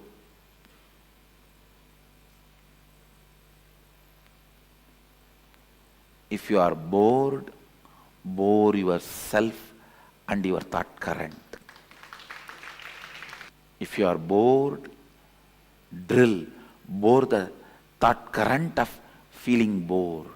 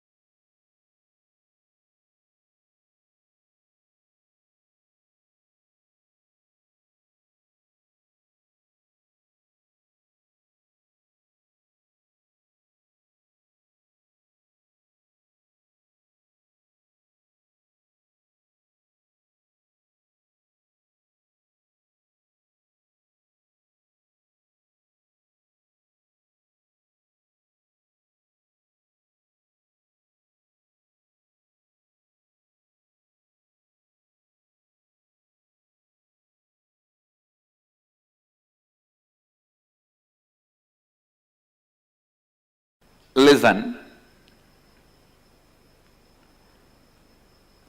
Recognizing the karma pattern in which you are stuck, thought current in which you are stuck, and deciding to liberate yourself from that thought current is vidya. Recognizing karma pattern, thought current in which you are stuck and breaking from that, having a breakthrough from that thought current. Please understand, your decision to change you, your decision to have a breakthrough in your thought current is required basically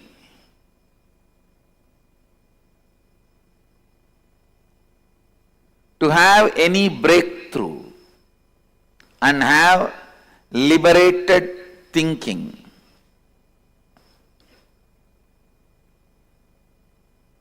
Understand some of these basic truths.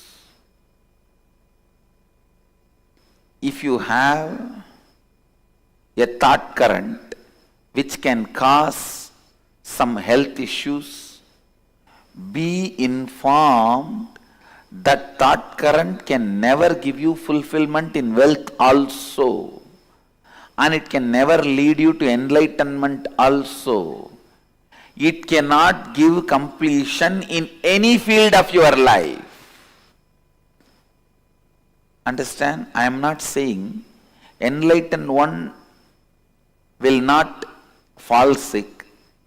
All I am trying to tell you is, when you are working towards enlightenment, if a thought current is bringing sickness to you, it will not be able to bring completion to you. Means, the thought current which you are entertaining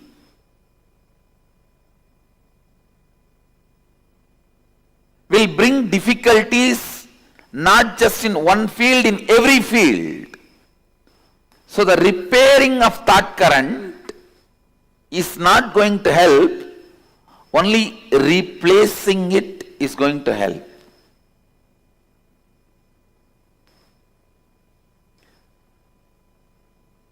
When you have a problem, do not suspect just your actions.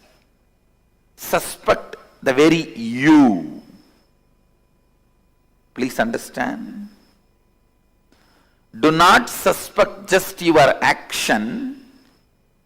Suspect the very you. Means your very thought current, your idea about you. Suspect that very you, because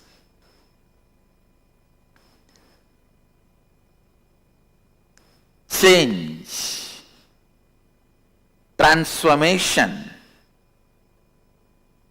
reinventing yourself, having a breakthrough from karma pattern, all this is easy and doable in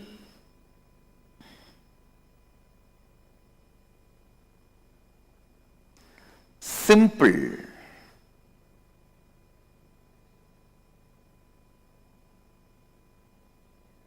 decision of suspecting your very thought current. Please understand. Most of us go on suspect our actions. I think morning I don't get up and do yoga, that is why I am sick. I think I don't go to office in time, that is why I am not earning. I think I am not taking right decisions in my office. That is why I am not earning. All this is suspecting your actions. No. That is not going to solve the issue. That is not going to give you a breakthrough. Suspecting your very cognition about you.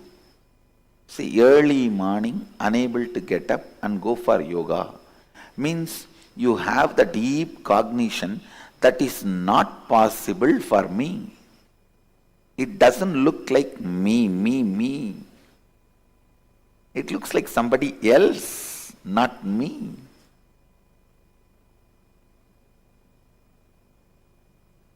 The man who can doubt his thought current will go beyond self-doubt. Actually, the ultimate yourself can never be doubted. It is self-effulgent. Whatever you can doubt, your self-doubt, self-hatred, self-denial, SDHD is all about your thought current.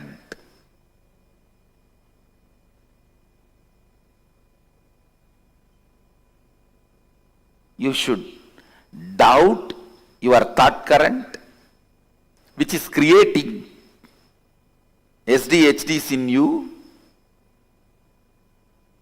and complete that SDHD. Self-doubt, hatred and denial. Please listen. Do not confuse the words. I am giving you the exact essence. The thought current which you are having about you, the cognition you carry about you, that is what you celebrate as you, even though that is not you. What you celebrate as you need to be doubted. And the completion need to happen for the doubt by dropping that very self which you cognize as you.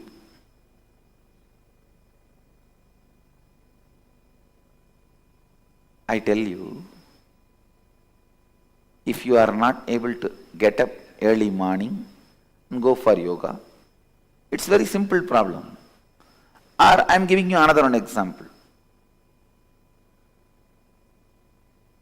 You are not able to run your life unless you get your morning tea or coffee. You are not able to relax unless you take out your stress on somebody else. Listen, it may look very simple issue. The simple issue can't be healed, completed, just by you attending to some of your actions. No. Understand? Don't think that morning not able to get up, that problem will be solved if you learn to become active in the early morning. No. It's not that people who don't get sleep early morning are enlightened beings. No. You need to dig out and complete that very pattern. You need to dig out and complete with that very pattern. Why you are not able to get up? Why you are doing what you are doing?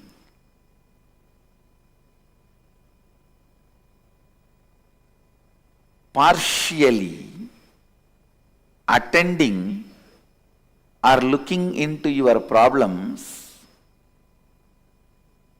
will never solve the issue.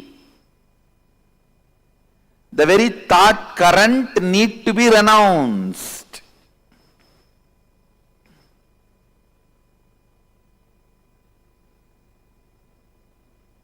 If you are having headache,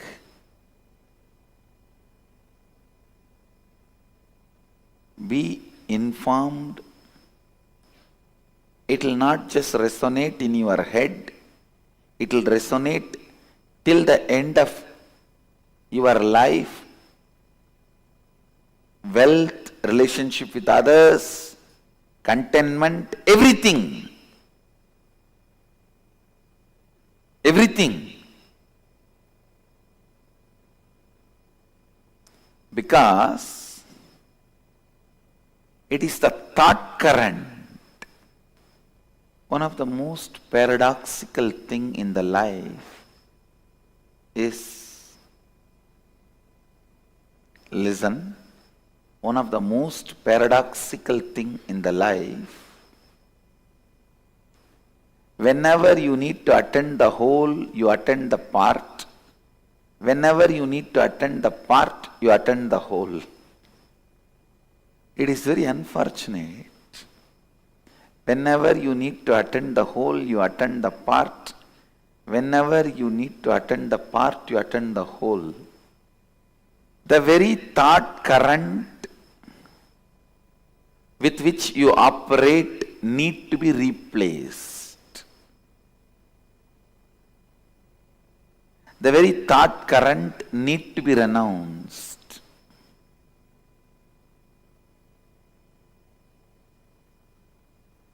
If you are entertaining the thought current, you don't have enough energy to wake up in the morning. I tell you, even if you have billions of dollars, you will be constantly craving. You don't have enough money to do what you want.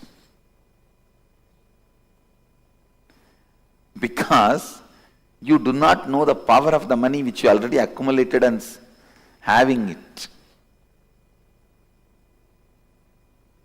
You will consider them as zeros and still continue to feel poor.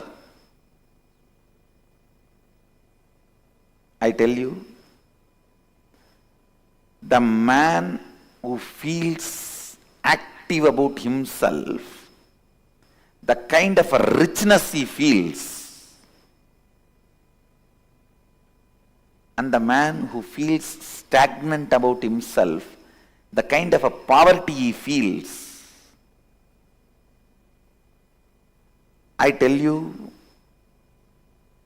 feeling stuck in your inside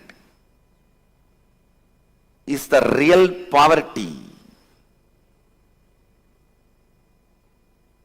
Feeling stuck in your karma pattern. When I say feeling stuck, I define, please listen, I'll define feeling stuck. Today, you somehow wake up, do little yoga, and even go up to the level of Kirtan, Guru Puja, then 9 o'clock flat. Then for 1 week, nothing moves. Again, after a week, you attend Karma webinar and you decide to break from that pattern. Again, 2 days, things move.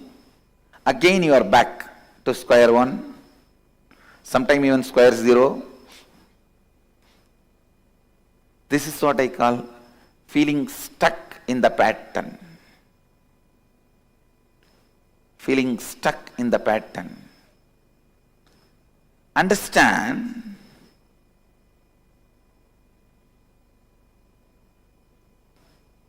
unless you give a breakthrough, you give a break for yourself, unless you decide to break from this karma pattern,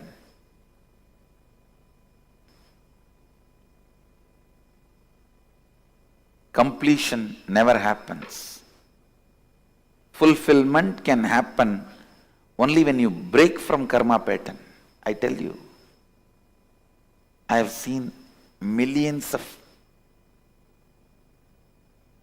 beings, not just human beings, Gandharva, Kinnara, Kimburuda, Yaksha, Rakshasa, Bhuta, Preta, Pichacha.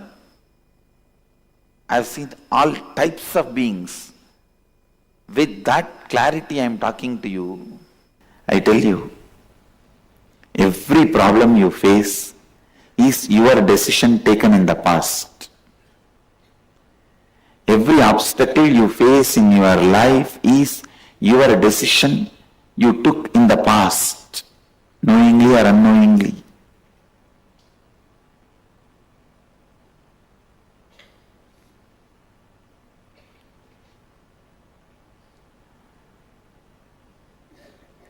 You can decide now strongly for life. You will see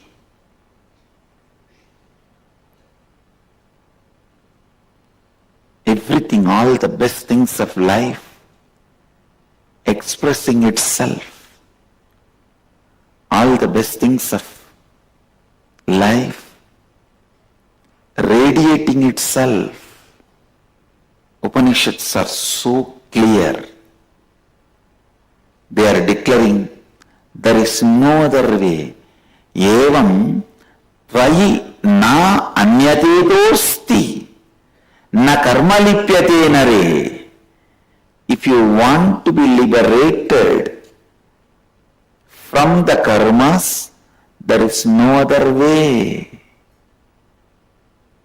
There is no other way to be liberated from the karmas. There is no other way man can free himself from the bondage created by the deeds. Kurvan neveha karmani jijivishecha daggum samaha evam tvayinanyatetosti na karma lipyate nare.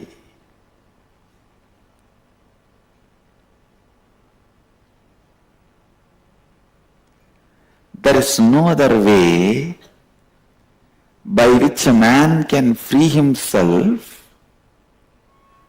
from the bondage created by the deeds. Understand, if your decisions and actions have created certain bondage, only by deciding for life and acting, you will be free from those bondages. One more thing you need to know, even a laziness is an action by you out of your decision against life. So when you decide for life, the laziness, tiredness, boredom, hatred, anger, everything will melt down. Everything will be cleared.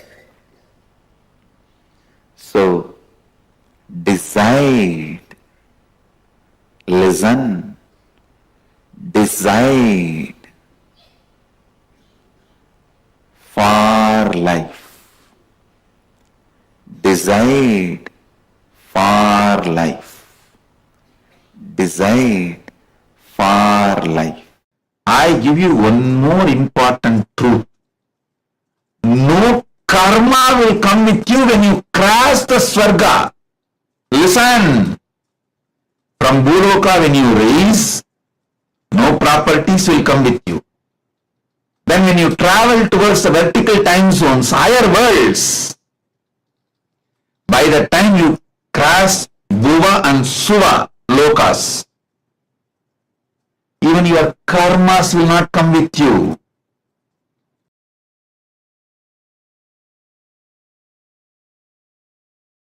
Now I am coming to the principles.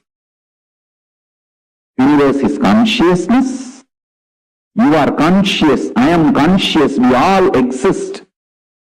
Very decisively, consciously, not accidentally. So whatever we contribute, good or bad, does not die. So now, give you principles, one or two truths. See, in low level, animal level of existence, all the good you do, you have to enjoy. All the bad you do, you have to suffer.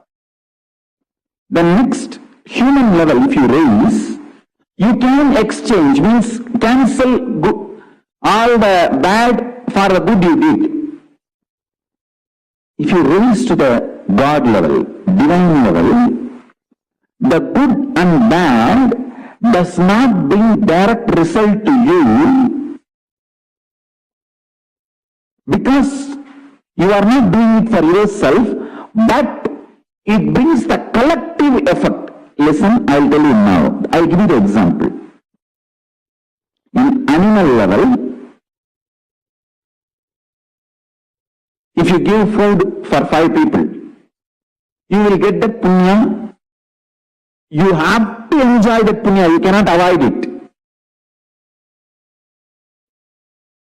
If you hurt 5 people, you have to go through that pain. You cannot avoid it. Neither good nor bad can be avoided. You have to go through both. For the good you did, you have to spend time in Swarga.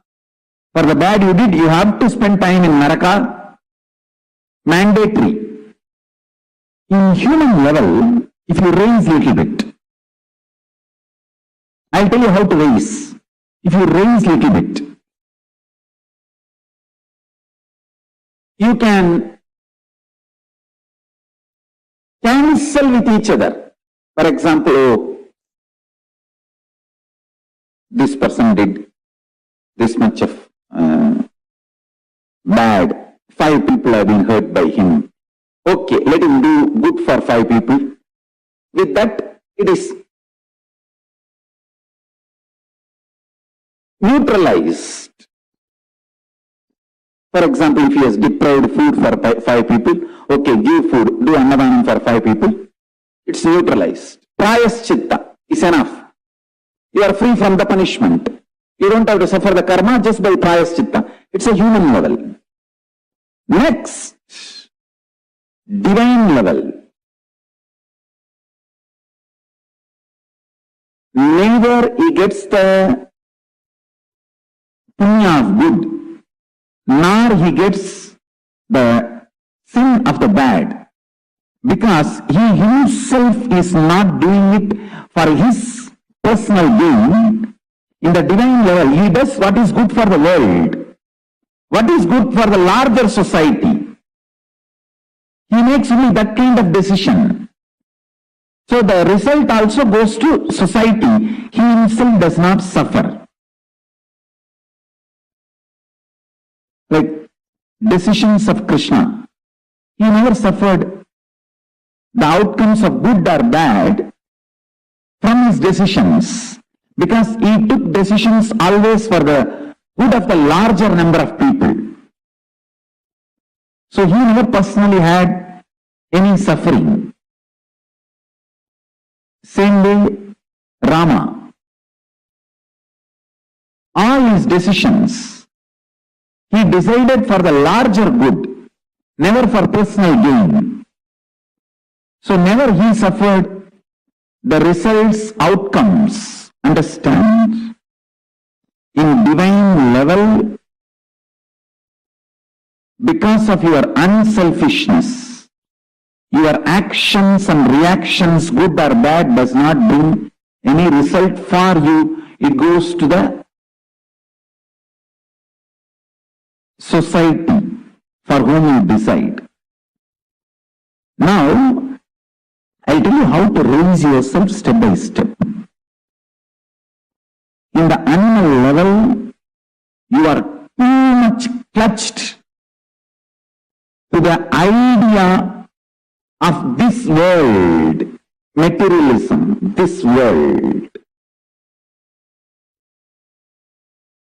Too much of selfishness, too much of identity with the body, too much of matter-oriented mentality. Means constantly you count only your currency to know about your value. There is no value for the kind of a depth of life you are living. Understand? Depth of life is far superior than the currency you have in the bank. I can tell you very clearly. I think now the corona has made the whole world understand. Depth of life is far more important than the currency, because many things depth of life can add, currency can't add. And all the time, energy you spent for the currency, now the life is also gone and currency also gone. Understand? Depth of life.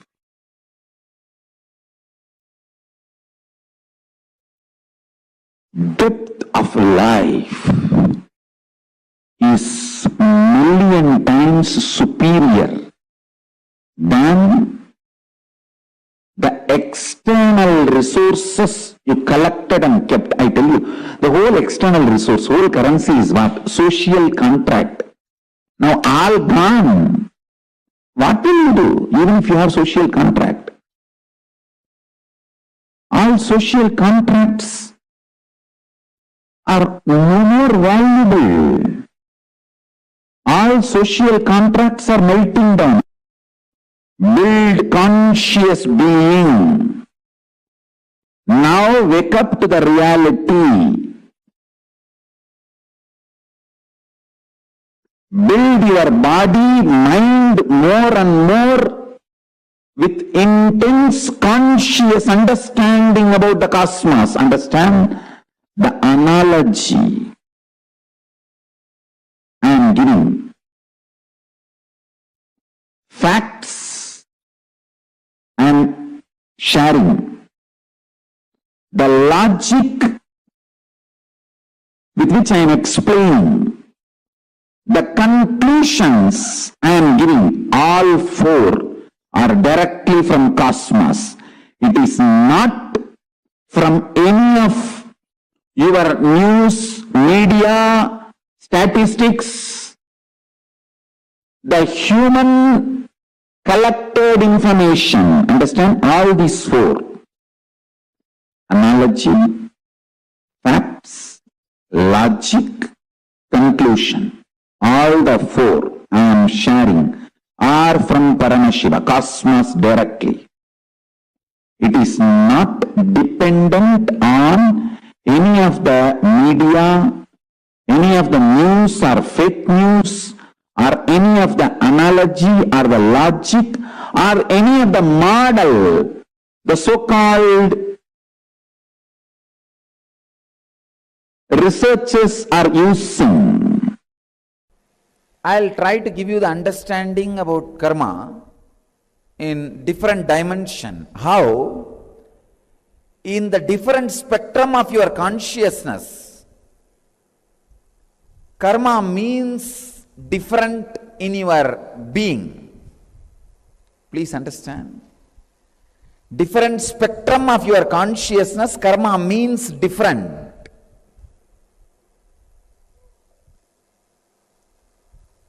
How in different spectrum, different level of understanding about karma exists. How different level it affects you. When your spectrum goes higher and higher and higher, means, understand, when your conscious spectrum goes higher and higher,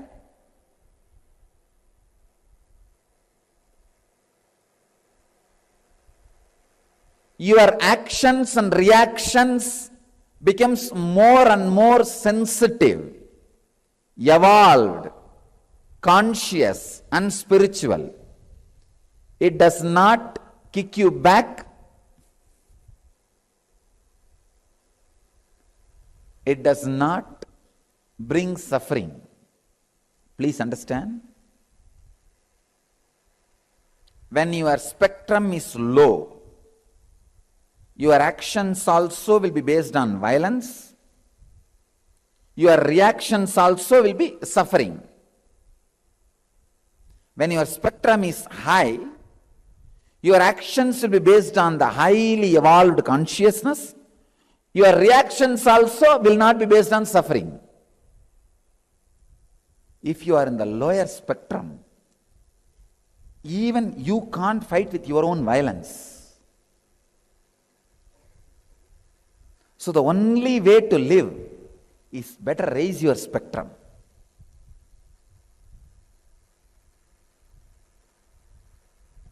Raising your spectrum means constantly being aware.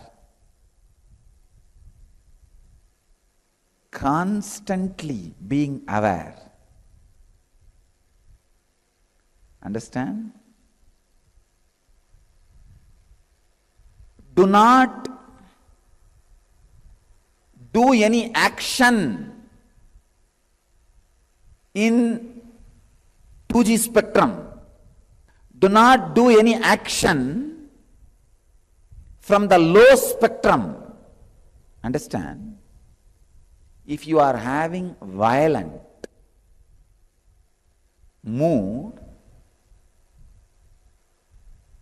suffering, don't act. Don't take any action. Don't move your body with it. Whenever you move your body with any mood, that mood becomes biomemory. If any memory moves your biology, your body, it becomes biomemory. You strengthen it. Don't.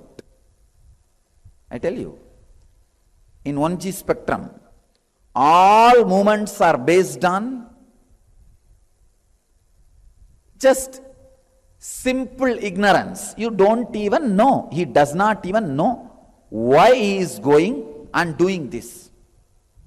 If you want the example for this 1G spectrum, 1G level, first level conscious, these coolies, rowdies, who go and kill people for money, sufaris, they call it suparis. If you just pay money, they will go and kill somebody. Why they are doing it? Even they don't have a clear idea. Because after killing, they will not be able to enjoy the money they received. They will be in prison, they know it. They will be dying in prison, stinking in prison. Just they do not know why they are doing what they are doing. That is 1G level, first, lowest level of consciousness. The second, working out of anger. Just no reason. Just anger.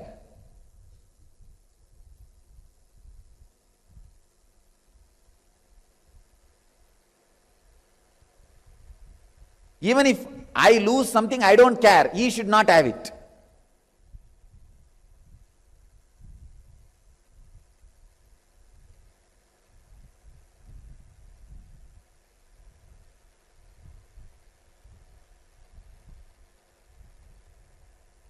Just violence-based mental setup.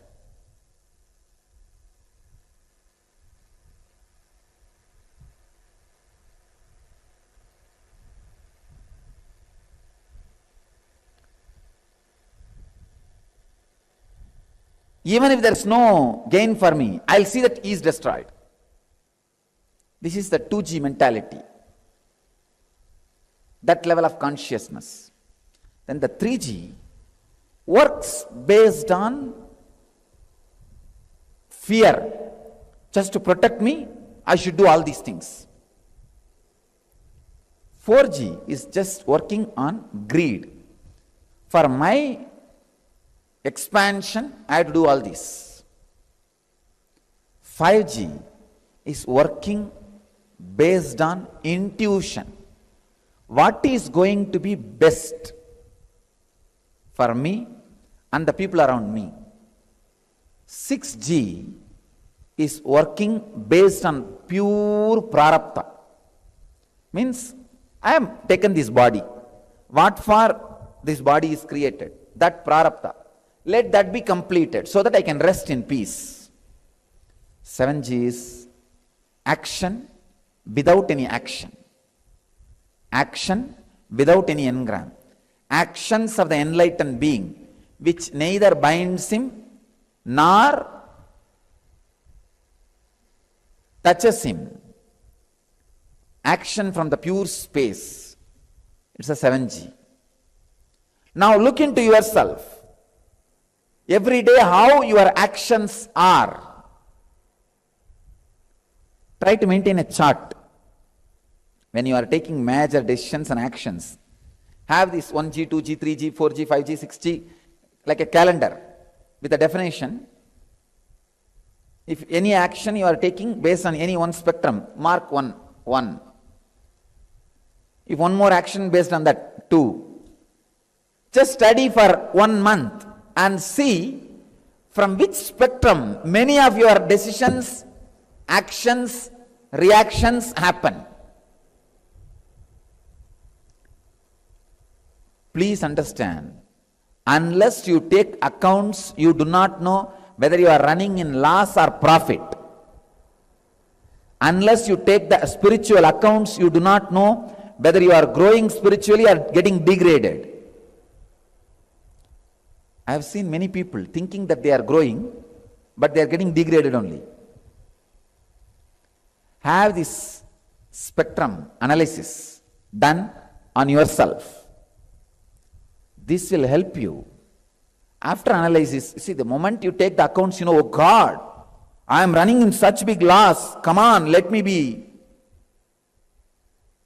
more intelligent. Better let me start changing the way I am acting. The more you go towards the higher spectrums, more you are going to live consciously an enlightened life. More you go towards the lower spectrum, more you will be suffering. Try to do this as experiment. When you work, act, react from higher spectrums, the higher energies start happening, opening in you. All you need to do is, every time when you make a decision, just try to mark from which spectrum you are operating. So naturally you can simply know what kind of diseases you can expect in your life, what kind of powers will express in your life, what kind of lifestyle you are going to be living. Whole thing can be very clearly described. I can say that this is the perfect inner astrology. Astrology of the inner science. Very clearly it can be described. Because based on your decisions, actions and reactions, the whole thing can be clearly defined. Now, just sit with this one understanding. Let me raise my spectrum, start functioning from intuition and prarabdha and pure space, and decide, from today, I'll start functioning from intuition, from my prarabdha, means the broad karmas, to achieve enlightenment, and from the pure unclutched space.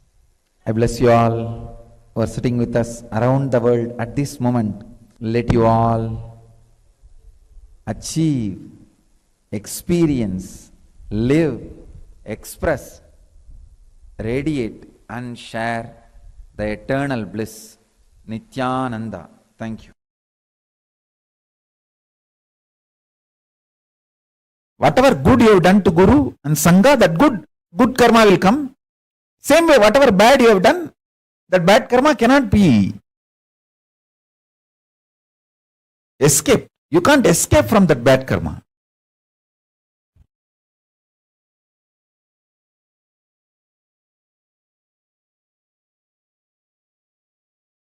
Only an enlightened being does not have karma. Only an incarnation can save you from your karma.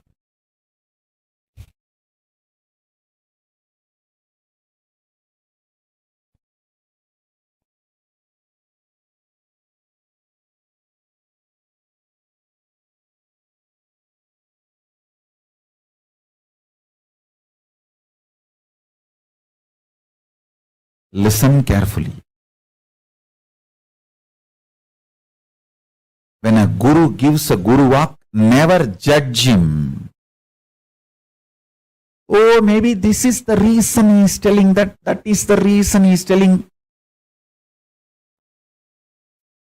He has no reason other than taking care of you, liberating you, saving you.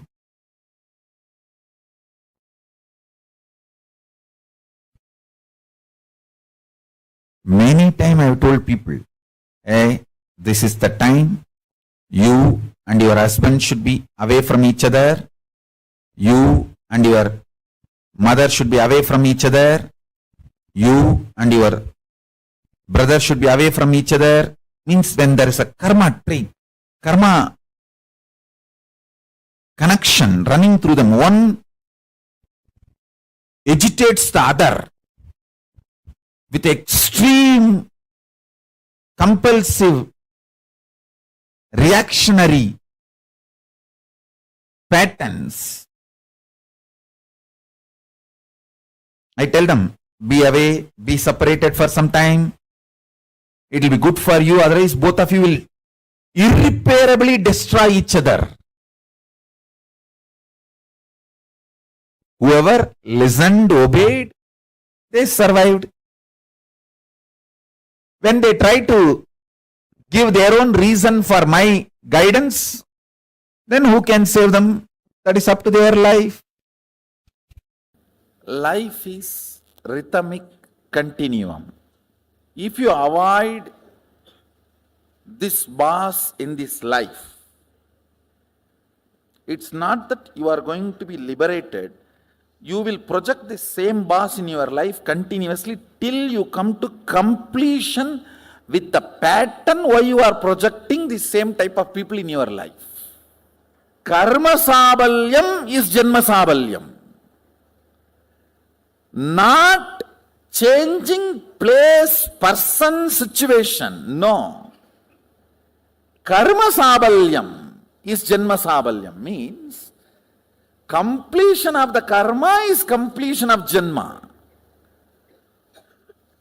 But always what we think, somehow if I escape from this boss, I am saved. If I escape from this person, I am saved. If I escape from this situation, I am saved. Sometimes we say, okay, I need to escape from karma, but let me first escape from the situation, then I will plan. Listen, if you decide to change the karma and want to escape from the immediate problem, God will support you completely. Any man who decides for completion, the whole cosmos supports him. Cosmos is not interested in taking revenge on you. It is interested in rejuvenating you. Listen to this important truth. Let me solve my karma pattern, but immediately I want to get rid of this few mess up.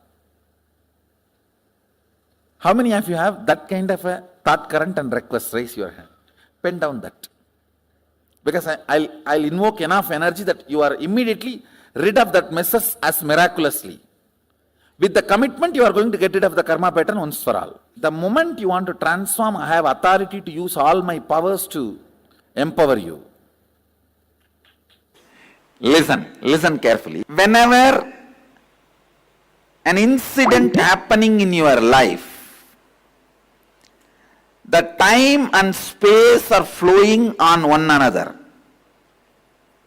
Your inner space is the space, and time is just moving.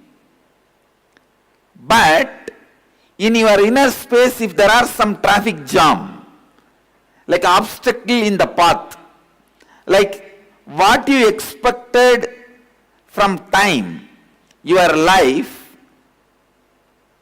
what you want if it is not happening, what you don't want if it is happening, that projects out.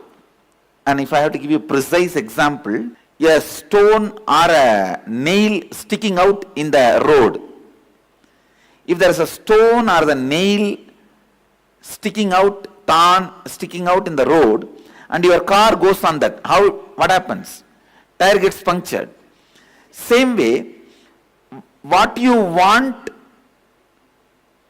the greed, what you don't want, that fear, if you carry that too in your inner space and approach the time, your life, the time gets punctured here and there.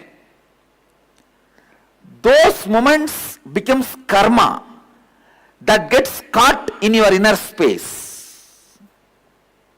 That is what is incompletion.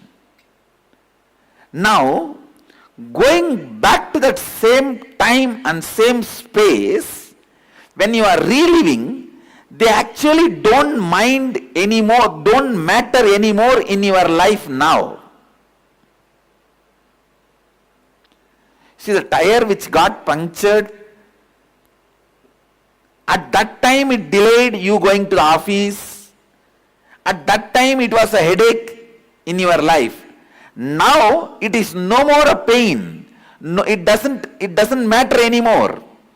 So when you relive them, that same time will be relived with the space where there is no nail or a stone sticking out in the, like a fear and greed. A smooth flow of time and space is ensured. When there is a smooth flow of time and space, it is called completion. So the punctured time is made to run through your inner space again consciously. So naturally, the fear and greed do not impact the time again now. Those wounds melt down. Those wounds get healed. A smooth flow of time and space, when it is ensured that karma melts down, that incompletion melts down, you become free from the incompletion created. Please understand, it's one of the most basic question about incompletion. First time I am answering this question. This is the most basic science of why, how incompletions are built, and why it gets completed when the reliving happens. Your life is nothing but time flowing over the space. If you just keep your space with so much of love, visualize you are holding yourself with so much of love and expansion and bliss, and allowing the time to cross you. That is like it'll be like just such a beautiful flow.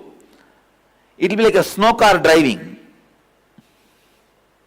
You will exactly feel life is flowing through you like that. Snow car driving. And it is more and more exciting, enthusiastic. But whenever you stick your fear and greed into the time, you dent the time. The dented wheel cannot move fast. Removing the dents is completion.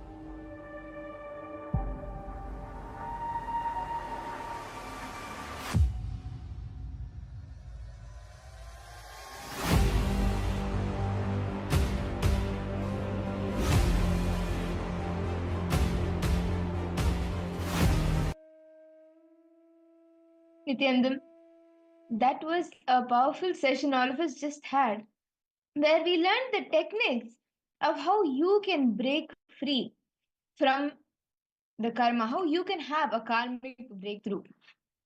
Can I request all the participants to post what did you understand from this session? Or what do you understand about karma? We all learned what karma is. And we also learned how you can have a karmic breakthrough. And see, actually, we always need to understand that there are three types of karmas: the Sanchita karma, the Agami karma, and the Prarabdha karma.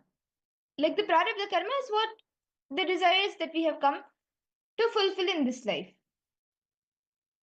Like whether it's karma from the like all the desires, unfulfilled desires that we have from the previous life, from all the previous lives, births that we've had. Carrying it on to this life is the prarabdha karma. What all desires we have come this time to fulfill. The Siddha karma is like the bank of all the desires. Now, in the Sanchita karma, if you have 100 desires or 1,000 desires, in this one life itself, we have more than 100.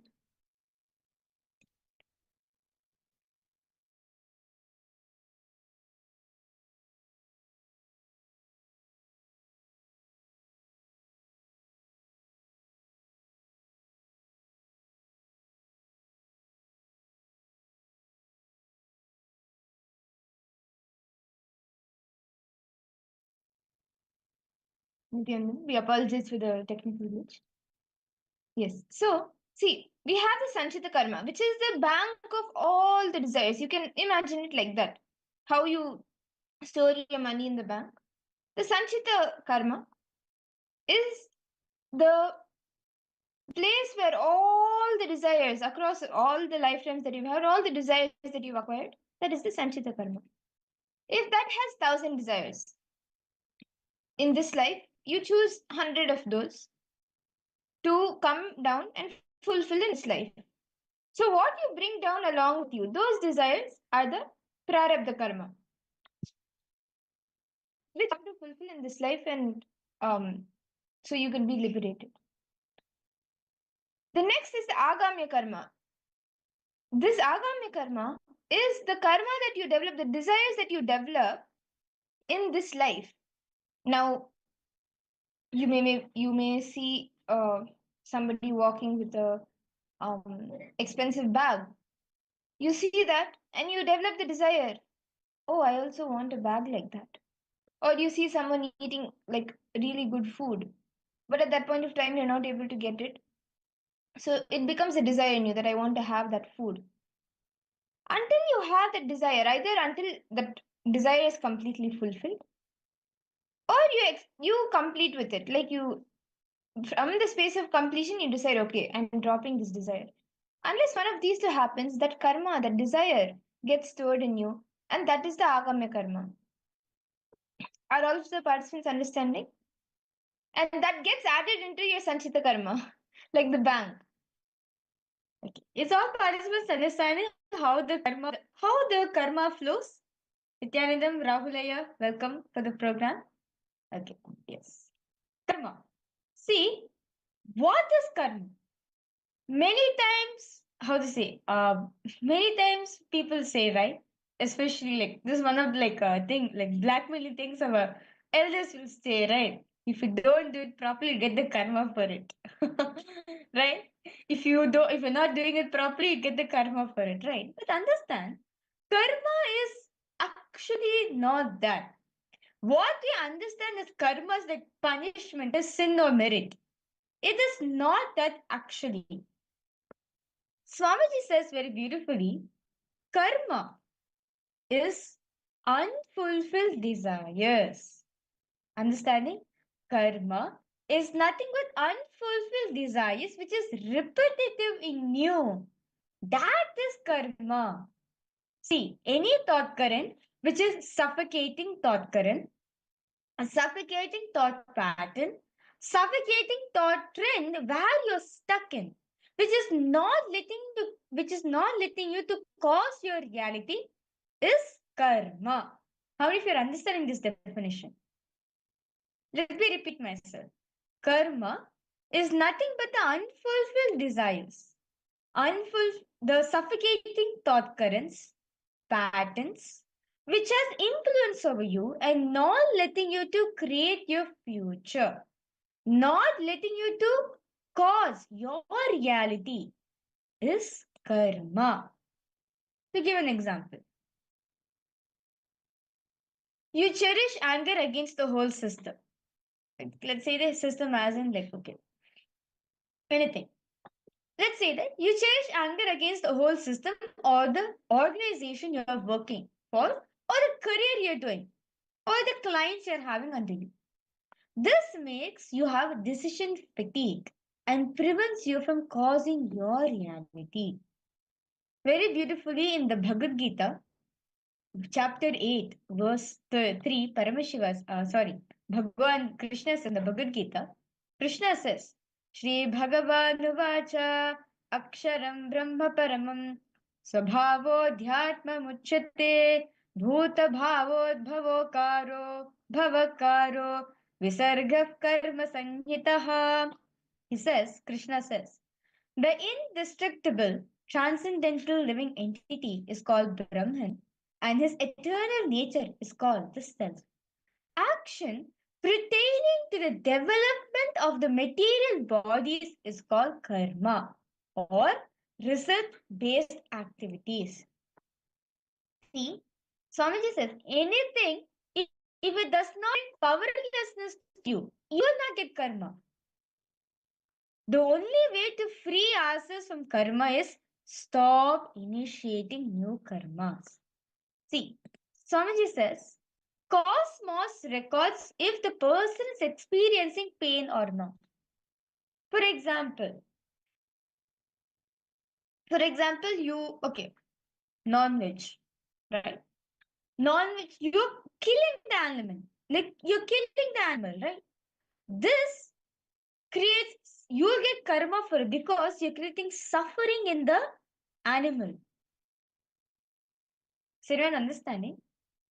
Because you're creating suffering in the animal, you'll get the karma for it because the animal is getting the suffering, not you, even though you are the enjoyer. But still, you're giving the suffering for it, right? That is karma. But laughing, funnily, you pat a person.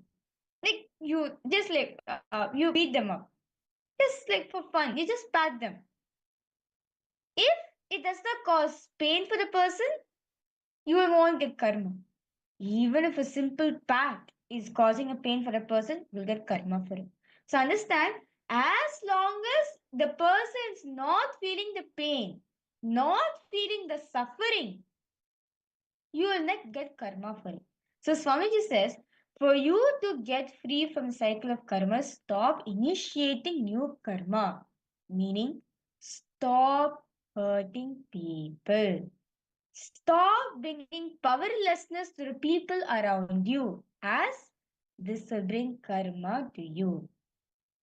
Stop initiating new karma. Then your Kundalini will be awakened and you'll have the Shakti to see the flow of life, how it is happening currently. Can I request all the participants to take a few minutes, pen down all the thought currents or the lifestyle in which you are stuck, that you feel you are suffocating in, or which is not letting you to cause your own reality. Could be, for example, you want to take membership for your work, you want to take the ownership for your work, but right when you are about to take the final deal with the company, you get so like you get flustered or like you get worked up and you stop working, right? So that's the thing. So where are the areas where you're experiencing the suffocating thought pattern, the suffocating thought current? Please pen it down. Ma Grazina, Nityanandam, nice to see you, Ma. Ma Tanya, Ma Agora Rupini, Ma Siavu, Ma Gabriel, Ma Shobana. Yes. Is all participants understanding? Can I request all of you now to please start writing? the thought currents which is suffocating you, which is not letting you to cause your reality, which is not letting you to manifest your reality. Please start writing it down. It can be anything. See, it's not just only limiting to yourself. It can be anything. Where you feel it is suffocating you, where it is not letting you to manifest your reality. Write it down detailedly.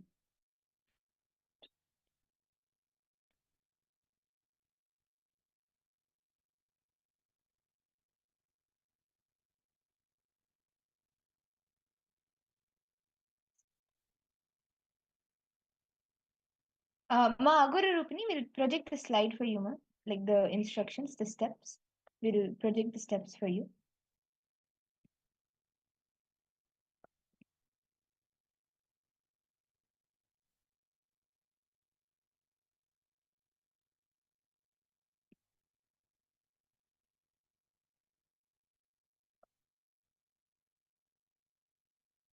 Elaborately pen down. Where are the few points where the different thought currents that you're having that are suffocating you? Where you feel it is suffocating you, not letting you to manifest your reality.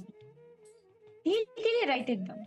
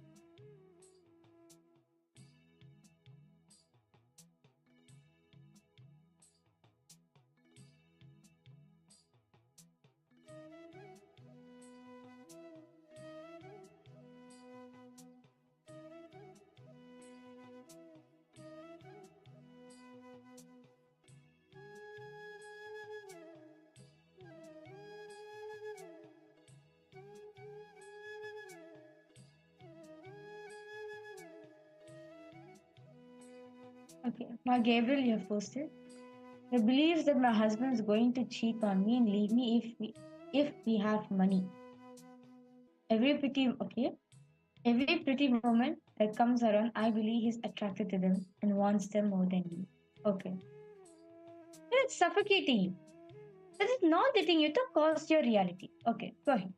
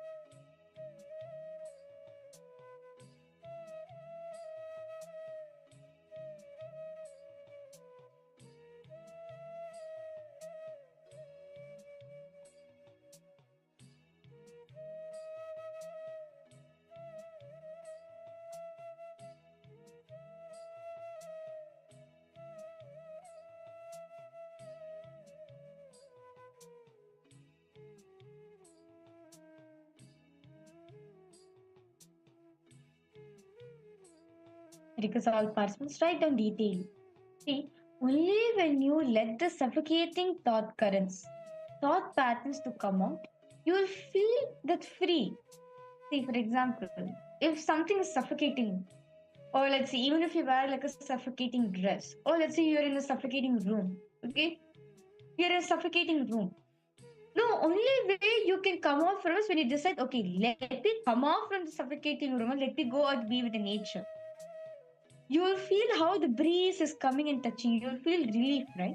Same way, these suffocating thought currents which is there in you is not letting you to manifest your reality.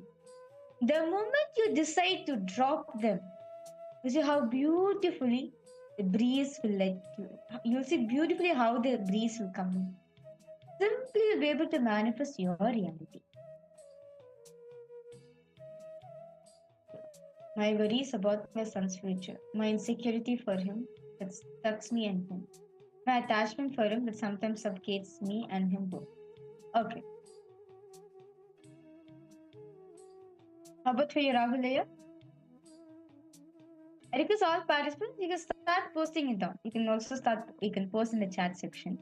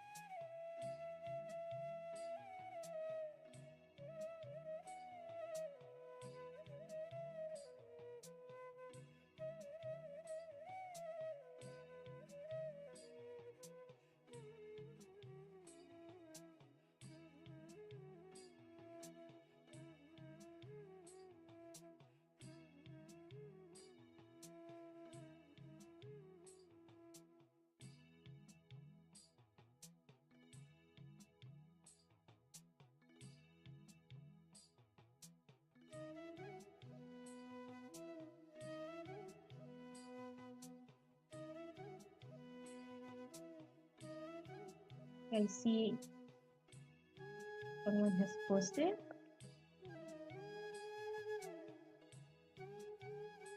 Okay, Grazina, you posted. What if causing my reality states in contradiction with causing other person's reality? This is what makes me suffocated. Okay, I request you, Grazina, if you can give an example so that you can understand it better. Like, is there like a contradiction? Is there like a conflict between the reality which you want to manifest versus what the other person wants to manifest? Or is it because you're facing the same problem, you're not able to cause the other person? Like, if you could elaborate a little more.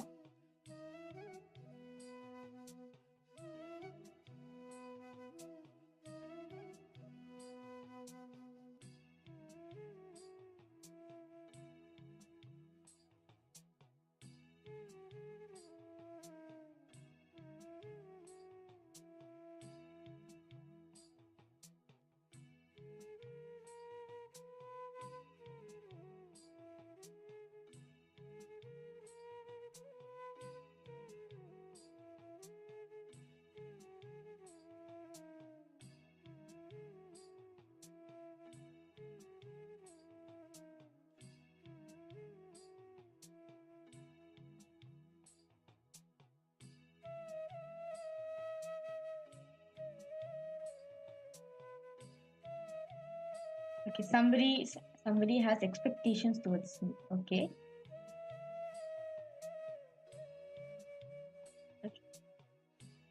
I mean if somebody has expectation towards me. Okay. That expectation is suffocating you. I understand, Imma. Since this thought current, right? Okay, you feel like, okay, I'm not able to manifest that reality. Like, to give an example, growing, like, if you're from a Hindu family, right? Our parents will say, become a doctor or become an engineer. Only then you'll get good salary. But the child wants to be like, I want to be an artist, or I want to be a musician. I want to be something else completely. Right? It's like parents have expectation towards the kids. So while growing up, like I know like Rahul and Mashovana will all of you will be able to relate to this, right? Like growing up in a Hindu family, like people will have like, especially parents will have high hopes that either should be a doctor or an engineer. Right? But the child wants to be something else. But as we grow up, right, we create that incompletion within ourselves. We have that incompletion towards ourselves that I'm not able to manifest my reality. I understand, Ingma. Even Even though you felt like, okay, I wish I could be better. Even though you feel like, okay, I wish I could be better in arts. But your parents are forcing you to take engineering, right? So, but because of that, you feel like a suffocating thought current that I can't manifest my reality. My life is not in my hands. I'm not the decision maker for it. I understand, no? So that's a suffocating thought current. Why you're not able to manifest your reality. You will see in any dimensions of life, especially when it comes to you manifesting life, you manifesting a breakthrough for yourself, the same thought current will come. Should I? Okay, what does my parents have to say for this? I have to listen to my parents because I don't think they will listen. They'll accept what I wanted to do. That's a suffocating thought current. Where you feel like no one's letting you to manifest your reality.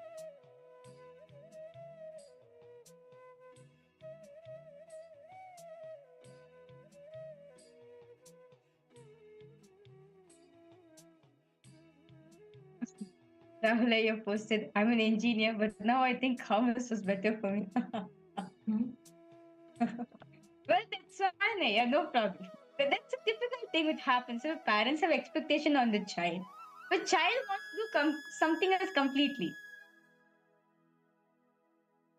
So it is a suffocating thought current which is being put on the child where I can't make decision my own. That's the thing.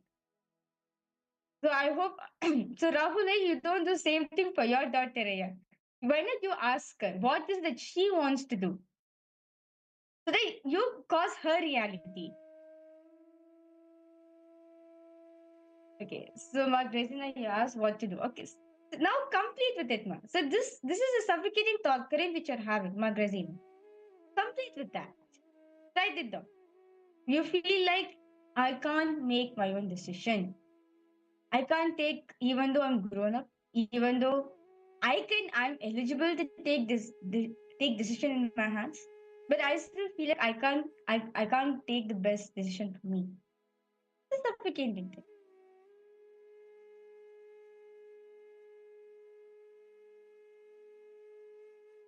I hope all of the participants, all of you have been able to complete this step.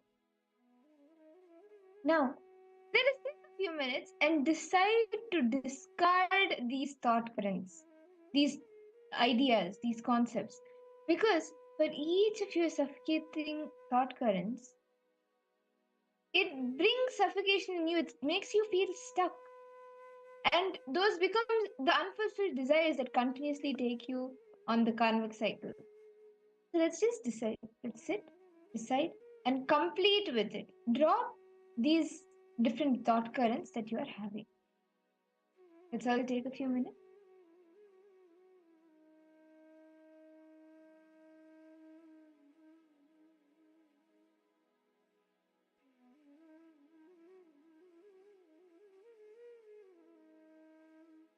Then decide to do completion with each of these thought currents.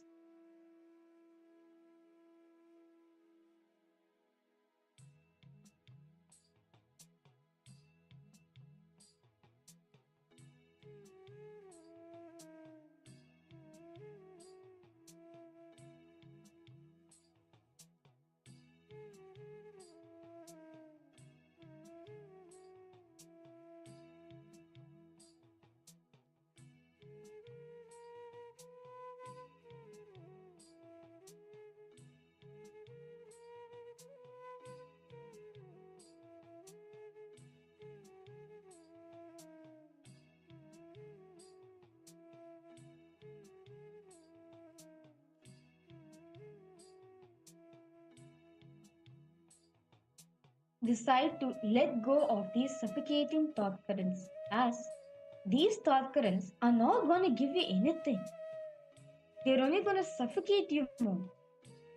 Decide to let go of them.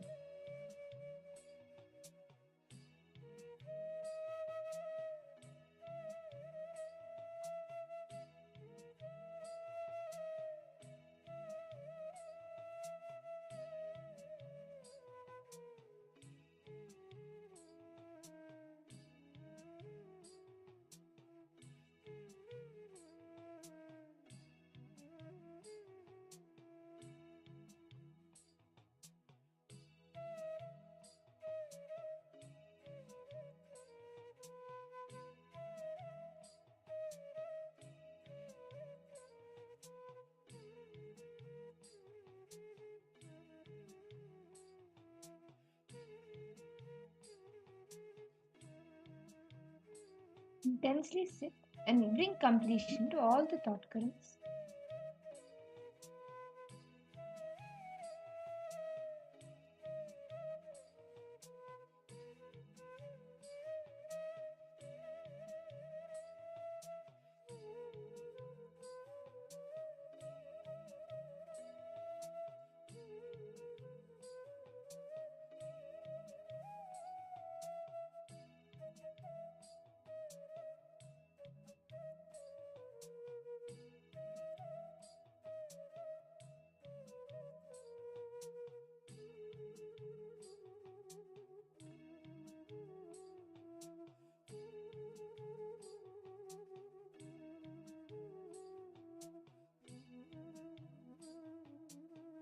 Decide to drop the thought currents, the suffocating thought currents that you are holding on to.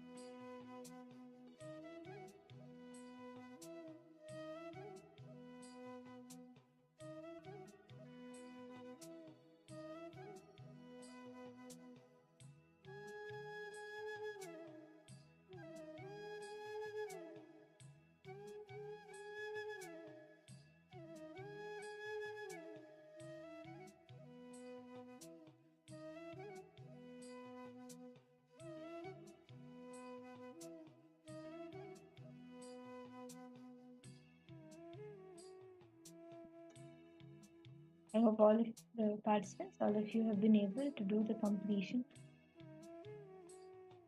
And I request all of you to post. How are all of you feeling right now? Better? Glee? Grazina, how are you feeling? Ma Guru Rupni, Ma Vamadevi, Ma Shulini Durga, Ma Shobana, Ma Kaili Wong, Ma Margarita.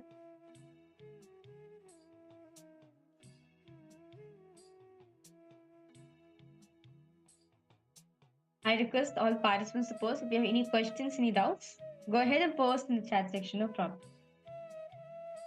Better, okay.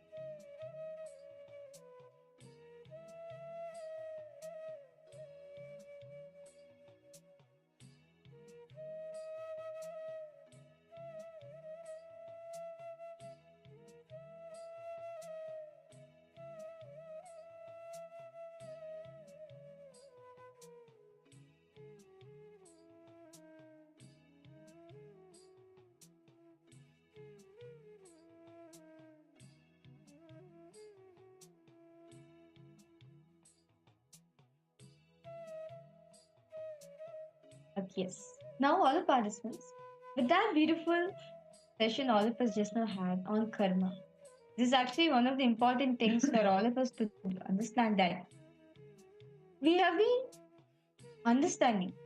misunderstanding what actually karma is. But Swamiji says very beautifully, karma is nothing but the unfulfilled desires which is suffocating you over and over and over. That's it. That is the karma. be with your past life karmas also. It's nothing but in the previous birth, that desire was not fulfilled. And it is suffocating you. That impact, that hangover is still there in you. And this is why we get past life karmas. But it's nothing but the unfulfilled desires which is suffocating you over and again and again. The only way to stop this is complete with whatever karmas you have. Swamiji says one thing. It's very easy to free yourself from karma. It's just decide to complete with it. Sit in deciding to have mature cognitions, mature understanding about yourself, the kind of desires you're going to have and everything. You will see when you have mature conversations with yourself, all the desires which you've had, some would be redundant. You'll just naturally complete with it.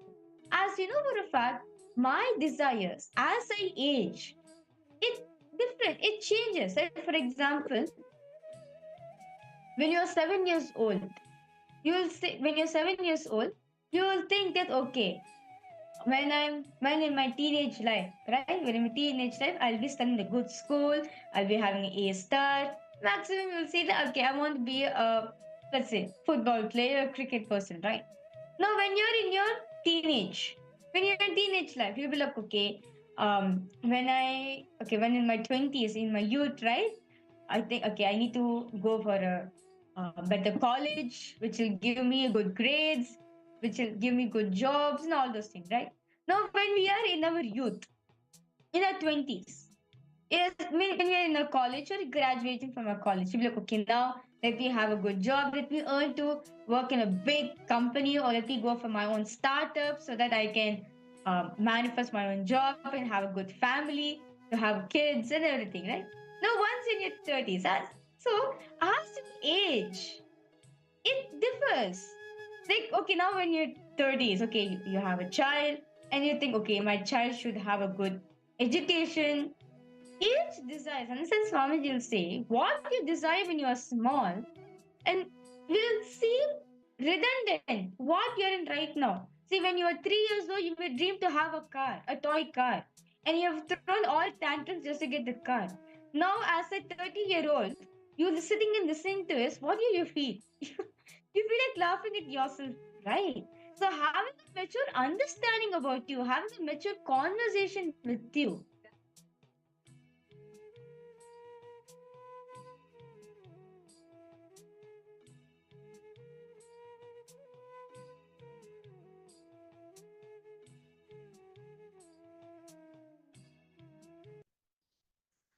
Nityanandam.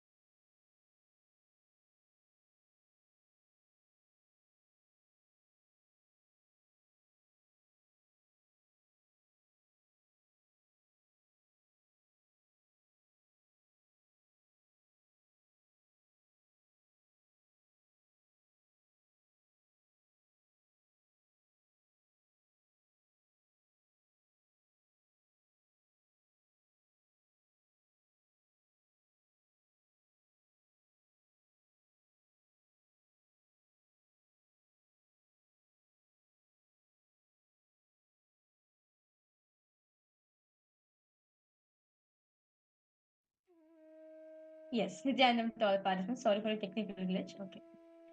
So, what is it that we need to do to stop accumulating more karmas in our life is sit with yourself, have mature conversations with you. You will see as you're having conversations with you, right? You will see these are the desires I'm having. As you sit and complete with it, right? When you don't have that hangover of that desire in you, that is where you're liberated from karma. Today, all the participants, Swamiji is going to be liberating all of us from karma cycle. This cycle of karmas, accumulating more and more karmas, all the karmas which you've acquired so far until now, from all the births which you've taken, Swamiji is going to be burning all of that and giving you a new life. So, with this beautiful understanding we get about karma, let's now enter into power manifestation. Today, all the participants, all of you are going to be manifesting the power of body sculpting. Well, if all of us will think, right, okay, if I need to sculpt my own body, I need to do like physical exercise, I need to go on a diet. Or you may even think, okay, maybe I need to get the plastic surgery, I need to go to the doctor, I need to get this done, this beauty therapy done. You may have some ideas, right? Like if I want to alter some part of my body, if I want to remove some acne marks or some any scars, I need to get some laser treatment done, some therapy I need to follow. Right? We think so much about it, right? But Swamiji says one thing: you have the ability to mold your body. Your body is like a clay. Your body is like a clay. Like just like a clay, you can mold it however you want. Same way, even your body, you can mold it however you want, irrespective of the age in which you are in. See, all of us are made up of Paramashiva Dhatu. Paramashiva's very own material. And because we are Paramashiva himself, we are Paramashiva, you have the ability to change that, to alter that Paramashiva Dhatu. The Dhatu, your body, the material, Paramashiva's clay, Paramashiva's mold, because you are Paramashiva, you have the ability to change it. And each of us are made up of the Paramashiva Dhatu. We are all Paramashiva's very own molds. And because you are Paramashiva, understanding that you are Paramashiva from that space, just manifesting this power, you will be able to sculpt your own body. So that's today all of us will be manifesting the power of body sculpting, where you can alter your own body through your third eye. Okay, can I request all participants to post which part in your body do you want to alter? It can be anything. See, today we'll be doing multiple rounds. I request all the participants, choose one mark in your body. It could even be on your face. It can be or your hand. Margaret, I can see a smile on your face. Okay. So if you're doing it on your hands or on your legs anywhere, you can you can do it. You don't need a mirror. If you're doing it on your face, I request the participants to bring a mirror so you can see your face, because you will be intensely staring at that point.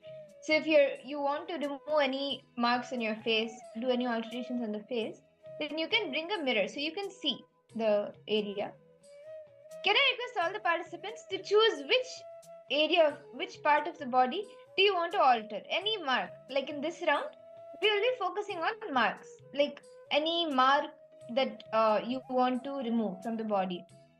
It could be any scar, acne mark, anything. Sculpt my body, of course, nicer. Yes, Ma Vamadevi, you can manifest that. Can I request all participants to post which part in your body do you want to alter? Ma Grazina, you're saying you want to work on your belly. I request you to measure. Like as you're going, just measure your belly as in the further runs will be manifesting. Swamiji will say, see, as in this round we're going to be focusing on the scars, removing the scars. That also will manifest. Let's start. You can you can start manifesting the power. Start with the marks. You can see a difference very easily. So start with that, and you can actually throughout the day we'll be doing this power mass. So don't worry. You can do that as well. And even apart from that, you don't need to be in this session to manifest the powers. You can manifest the powers from wherever you are at any time. So don't worry at all. Now can I request you to choose any mark or scar in the body that you would like to remove? You can even alter your hair color. Like if you have the white gray hair, you can make it black again. Or if you have black hair, gray hair, anything, and you want to dye it into brown, blue, red, pink, whatever. You can do that also. You can remove hair, you can grow hair, anything. Yes. Yes. Mark due to stitches also, yes, you can remove Taya. Anything in the body you can alter. Okay. So now request all participants now look at your mark, okay? Literally, your third eye is like a laser. Your third eye is like a laser. The mark. Your third eye is Agni. It's like a laser. Just staring at it with all your three eyes. That mark will disappear. Actually, like all the participants, I would like to share my own experience for this. So when Swamiji first revealed this power of body sculpting, I was like, okay, it sounds interesting, but how is it even possible? Like, how is it even possible? So, on my arm, so I still remember on my left arm, I had like a burnt mark. Like one day I was cooking the vegetable, like I was cooking something, and it, one vegetable, because of intense heat, it popped. It came up from the hot boiling oil. It fell on my right arm. So like I had that mark on my left arm. So and like it was kind of like Swamiji. Like I used to, like, when I look at mom, like Swamiji, this it's not nice, Swamiji. If at all I had a chance to remove this mark, can you please give me something? Then Swamiji introduced his power of body sculpting. So I was like, okay. So I'm going to be trying this. So I'm going to be removing the mark on my body. So I still remember it was kind of like a very dark mark it was, and it was so evident on my skin. And it didn't like I did not like it because it was just a mark. So once Swamiji initiated this power, so I like okay, I look at my mark with all my three eyes. I just looked at it. Literally, I visualize Swamiji is the surgeon. My third eye is the laser. Literally, I visualize that in my inner space. Swamiji is the surgeon. My third eye is the laser in which I'm removing my marks. I just intensely was staring with all my three eyes. Suddenly, I felt some kind of tingling sensation happening in the burnt mark area. I was like, okay, what's happening over here? Some kind of tingling sensation I felt. Then I was just staring at all my three eyes, and after like the time was over, and we continued the rest of the routine. That day night, I was just looking at my mirror, and that tingling sensation was there in me throughout the whole day. In the night time, I felt like, hey, that sensation is not there anymore. What happened? When I turned and saw the mark had disappeared, I was like, wow. This gives me the thing that I can actually, like, you can literally sculpt your body however you want. You can just like a clay, you can mold it however you want. Same way, through consciousness, through the third eye, you can mold your body however you want. Okay. So now let's start the Mappa manifestation. I request all participants now to please close your eyes. Remember Swamiji in your inner space.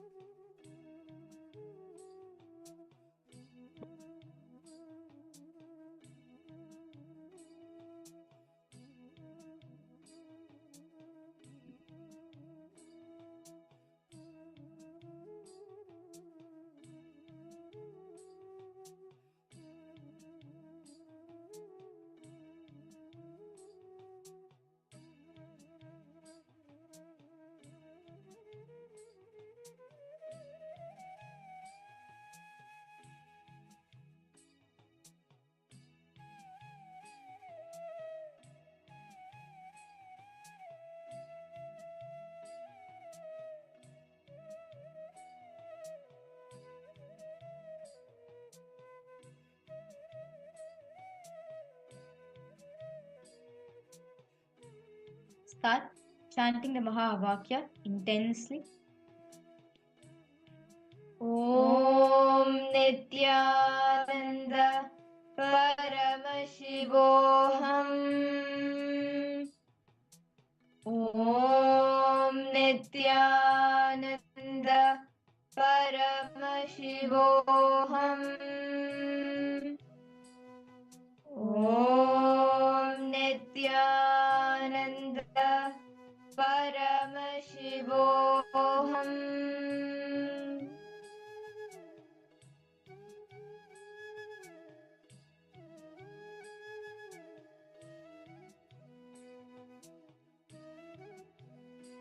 As you're chanting the Mahavakya intensely, with all your three eyes, look at the mark.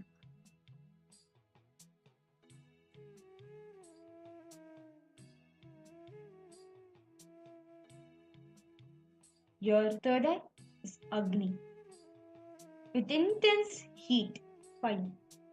Look at your mark with all your three eyes.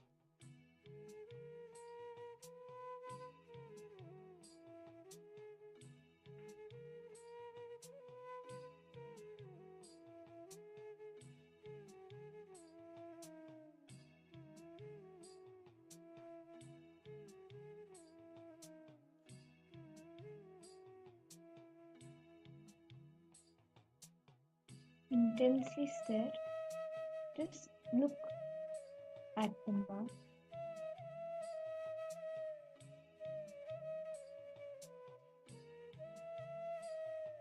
Visualize your third eye is that laser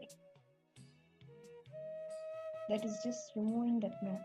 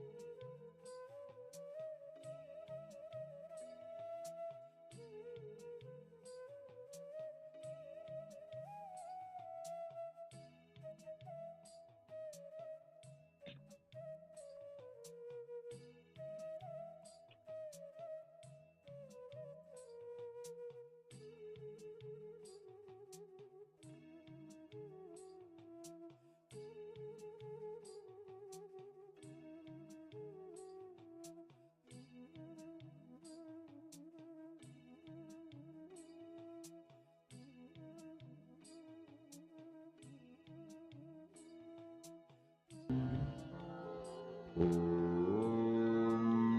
Nityananda Paramashivoham. Om Nityananda Paramashivoham. Om Nityananda Paramashivoham. Om Nityananda Paramashivoham. Om Nityananda Paramashivoham. Om Nityananda Paramashivoham. Om Nityananda Paramashivoham. Om Nityananda Paramashivoham. Om Nityananda Paramashivoham. Om Nityananda Paramashivoham. Om Nityananda Paramashivoham. Om Nityananda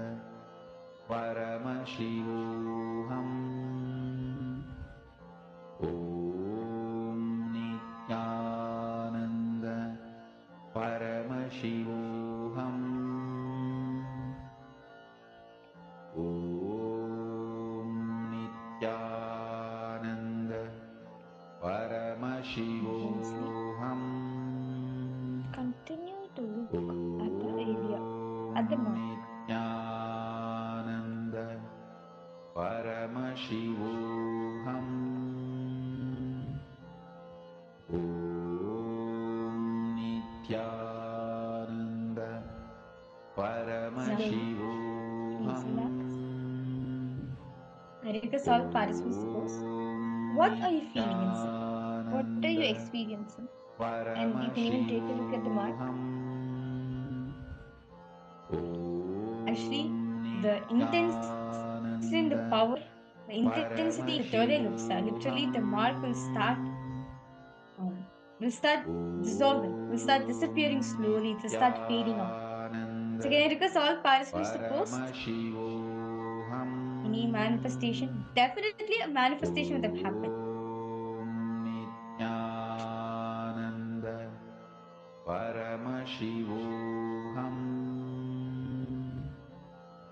Om Nityananda Paramashivoham. Om Nityananda Paramashivoham. Om Nityananda Paramashivoham. Om Nityananda Paramashivoham. Yeah, your proposal I think has become light, not too large extent, but very small changes happen. Wow, that's a start there. Yeah? Paramashivoham. That's very nice. That's a good start actually. Actually, you'll see Rahulaya, you'll experience that. I could feel I was penetrating through the mark. That's nice. Actually, you can continue to manifest, Raya. Just continue to manifest on the same area itself. Continuously, intensely look. You will see how it starts disappearing. Actually, you will see at first it will start becoming light. Then in that area, so you feel some kind of sensation will start happening.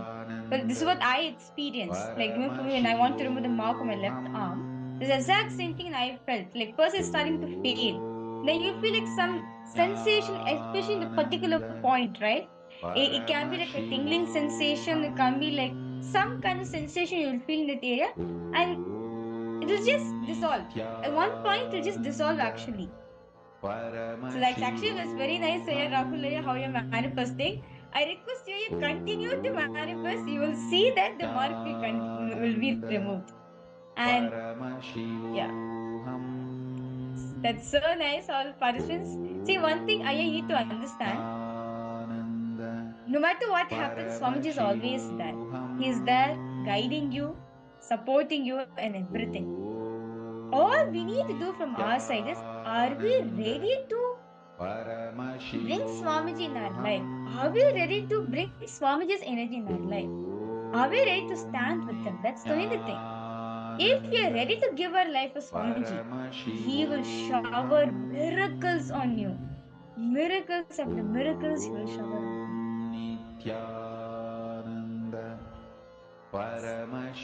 Okay, how about for you, Magrazina? Magrazina, Magori Rupini, Mahalin, Makaliwang, Mashulni Durga. Each of you can first. What did you experience? Sometimes the next session is actually a very beautiful session.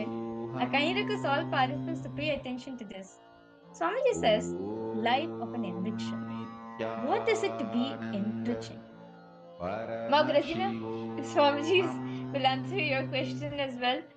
You will get an answer to your question in this session. Yes. What is it to be an enricher? What is the importance of enriching oneness with Swamiji? Yes, that's very true. So let's all now enter into the next session of our day, where we will be understanding about what enriching is. Any questions, any doubts? I request all participants to pose. Okay. Nityananda Paramashivoham. Yeah, you've written something really beautiful. Okay, I had this doubt. Okay, I had this doubt now. Whether Swamiji is with me, as I'm not in Kailasa. But you said it without me asking about it. Just if you could scan through third eye also and set my connection with Swamiji. Sure, Raya, I will do a third eye scan for you. Well, it's just Swamiji. Even now also, it's only Swamiji who's talking through me, not anything else. So it is only Swamiji who made me say that it is your connection with him. So that's it. So I will definitely do a scan for you. Don't worry, I'll do a scan for you. Okay. So the next session for all the participants, we are going to be understanding what is it? What is it to be an enricher? Becoming an enricher of life. Swamiji, his goal is enriching. Forgetting about his desires, forgetting about what he wants, and only focusing on the bigger aim, enriching. What is it to have life as enriching? We'll be now listening to this topic, listening from this revelation from Swamiji himself. Thank you.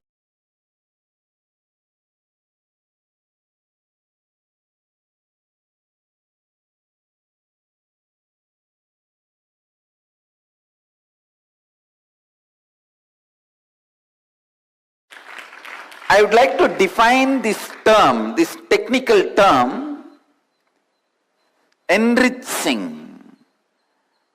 A clear definition. Please listen.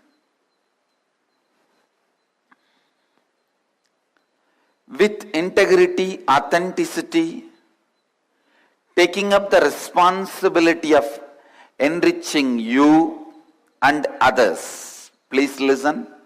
Come to the space of listening.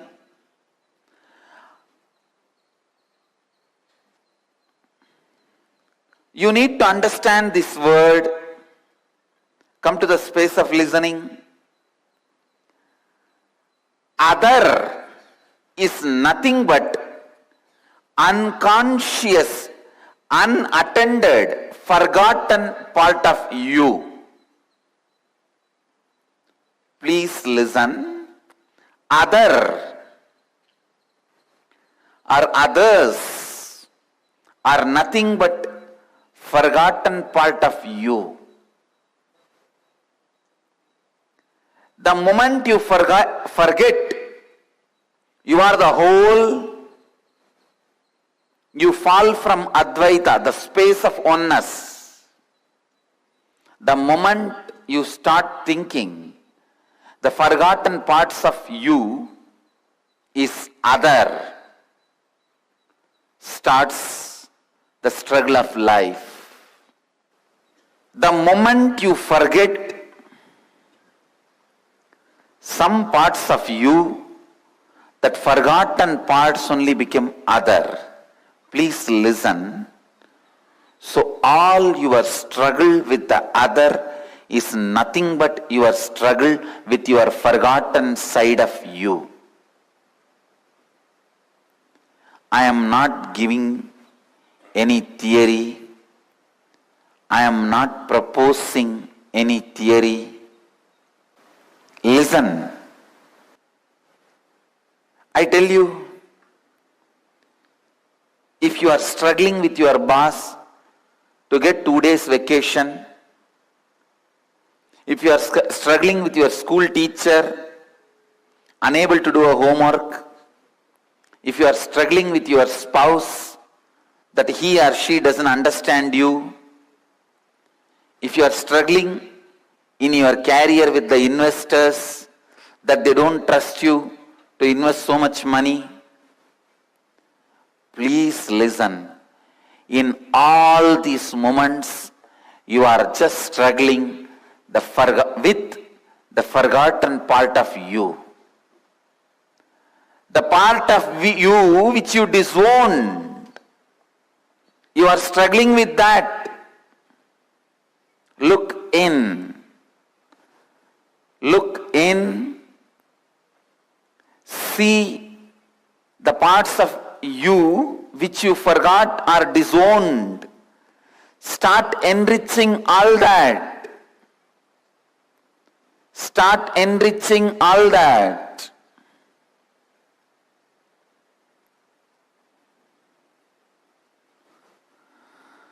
I tell you, whenever you enrich the forgotten, disowned parts of you, you enrich others. Whenever you enrich others, you enrich the forgotten, disowned part of you. I am not giving you a long-term solution. Please understand, it is immediate solution. Today you need 2 days vacation, or today you need investment from some investor. Today you need to bridge the gap between you and your spouse. Today you need some help from your brother. Today you need to make somebody do what you want. Please apply Advaita. Apply Advaita. Enrich the unattended, forgotten parts of you. You will see the unattended, forgotten parts of you which are in others will be enriched. First of all, you all need to use enriching as a plan for miracle. Enriching causes miracles. Don't think I am asking you to enrich others for my sake. I am asking you to enrich others for your sake. Understand, it is not for God's sake, it is for your sake. Of course, you are God. Continuously decide to take the responsibility for the other who are forgotten parts of you, who are disowned parts of you.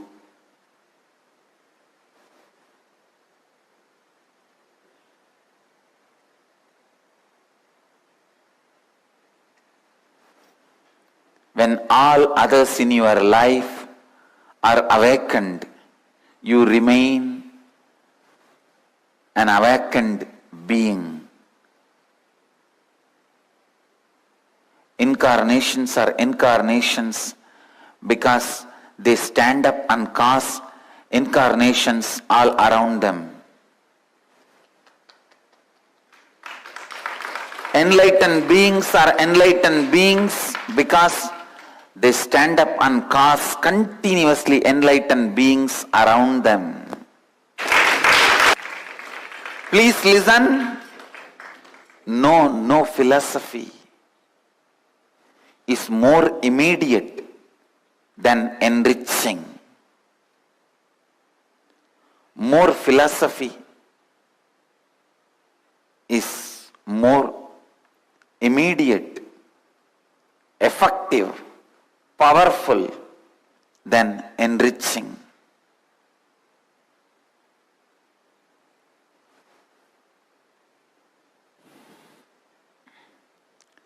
If you have a disease inside your body, start enriching everyone around you. That will enrich the forgotten parts of you. See, disease is nothing but you forgot or disowned some part of you. So the straight method to get healed from any disease, just enrich all the people in your life, especially the people who don't listen to you, who don't accept your words. Same way, if you have a relationship problem, start enriching the part of your own mind which does not listen to you. Please listen. If you have the problem that others are not listening to you or understanding you, enrich the parts of your mind, the dimensions of your mind which does not listen to you. I tell you, if you have relationship issues, if you have a problem with others, they are not listening, your investors are not trusting you and investing, your boss is not giving you job, your boss is not giving you a few days vacation, your teacher is not giving you mark, whatever problem you have with others, attend to you who is not listening to you. Maybe part of you which is not listening to you and waking up in the Brahma Muhurta and doing yoga, enrich that part. Your teacher will listen to you. Your boss will do what you want. Your investor will do what you want. Please understand, if you have a disease in your body which is not getting healed, with which you are struggling, just catch the people who don't listen to you, enrich them. It will be healed. Because both are just reflections of each other. The disease you carry and the people who don't listen to you outside. And the people who don't listen to you outside, the part of your mind which does not listen to you inside, are all one and the same.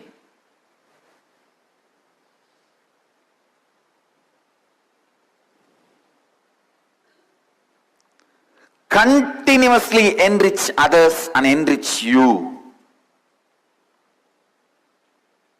One good thing is enriching others is more easy. So start that. No, really. Start that.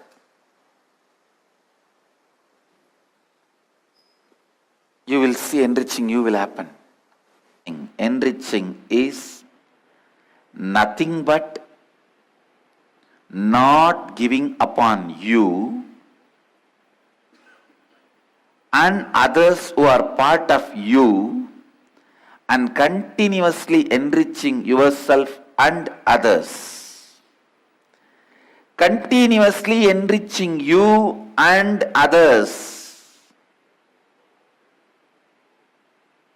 Knowing that others are part of you. It all boils down to one line. I can say, in this one line I can finish defining whole enriching. Not giving upon you. Holding you to yourself, by yourself, to the highest possibility of you. Holding you by yourself to the highest possibility of you.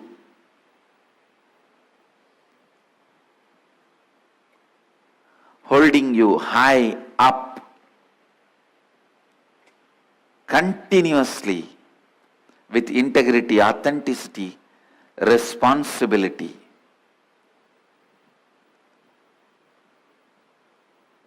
If you have a master, hold yourself high up to his anyakara, you are done. You will have everything imaginable and you beyond your imagination. Understand? If you can hold yourself up to master's anyakara, you will automatically have integrity, authenticity, responsibility, enriching and everything. If you don't have a master in your life, at least hold yourself up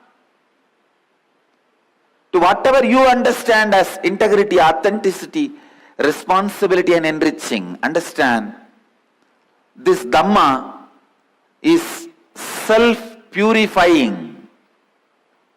Please understand. Any sutra has to be self-explanatory. Any Dhamma has to be self-purifying, means Even if you start with your understanding, it will lead you to the deeper and deeper understanding and ultimately to the goal of moksha itself. Dhamma is always designed such a way that even if you start in a very raw, crude form, it purifies you, enriches you such a way, you evolve, and finally reach the goal. Please understand, it is like when you enter the school, straight away you don't start studying the PhD syllabus. You only study A for apple, B for brinjal, C for cat. But the education takes you to the next level, and you achieve the ultimate goal. Same way Dhamma. That is why Krishna says in the Gita, even if it is practiced in a very crude form, don't discourage people practicing Dhamma, because Dhamma is self-purifying system. Vivekananda says, even the most cruel forms of practices, which you call primitive, even those things I will not try to abolish.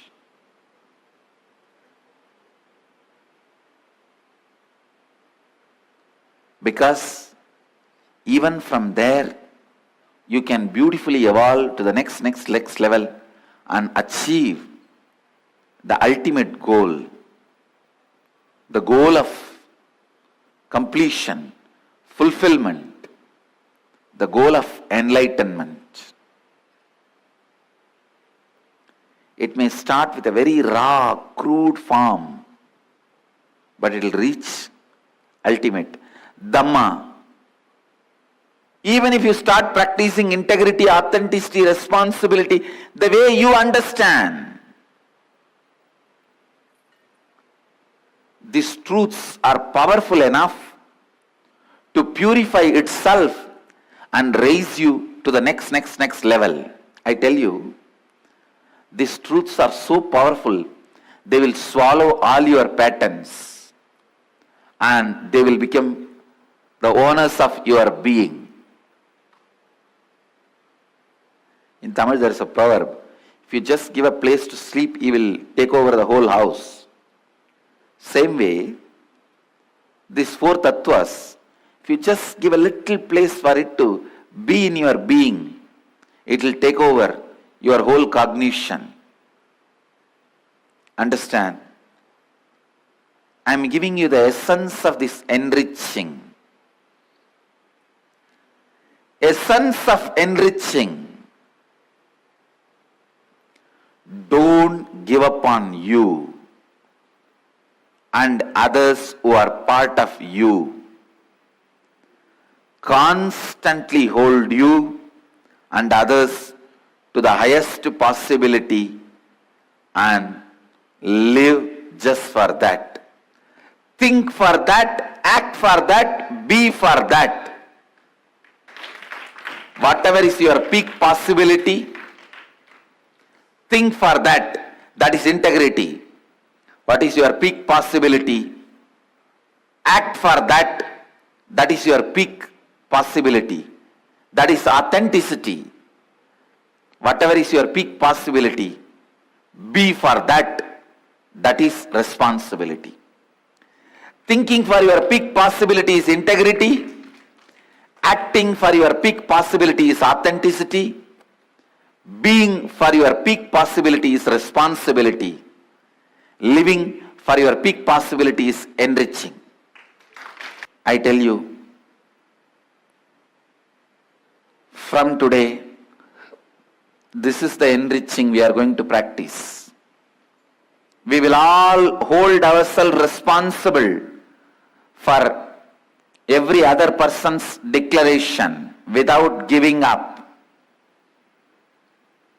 First, I declare, I hold myself responsible for making all your declarations into reality.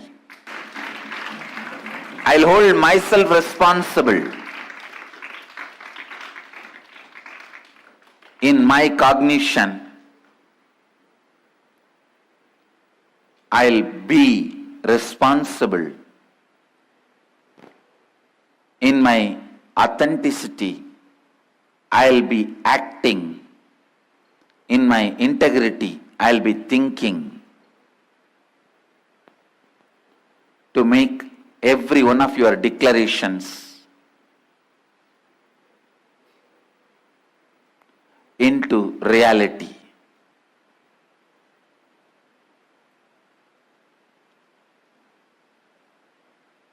I'll do it, and I can do it.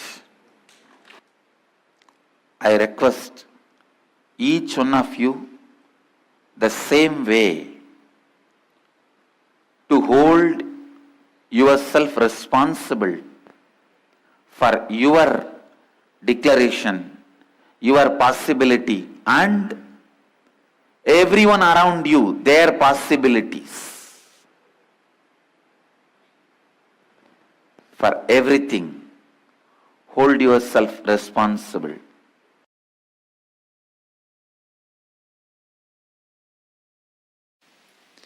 Every conversation you have infuses certain energy in you.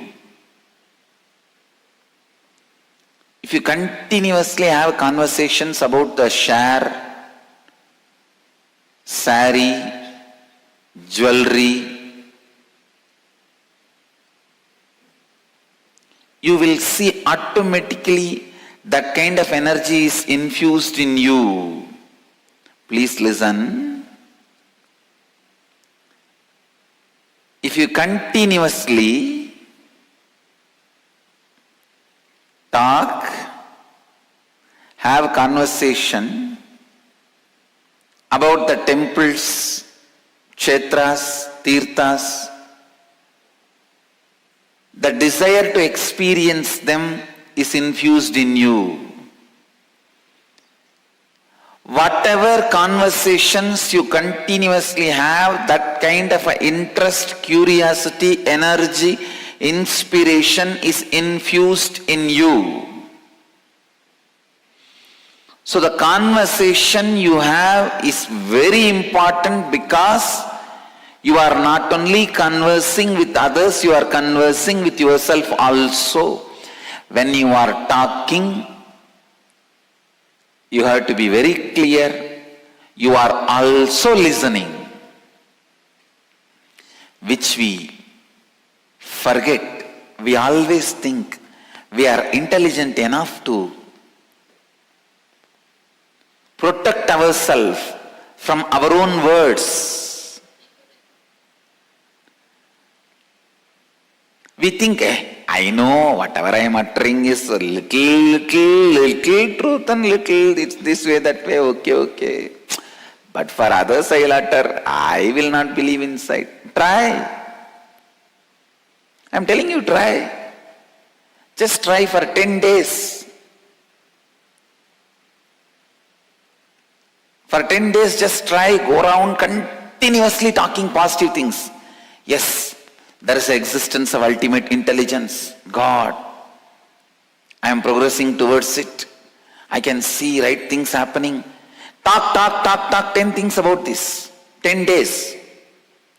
And see what happens to your inner space.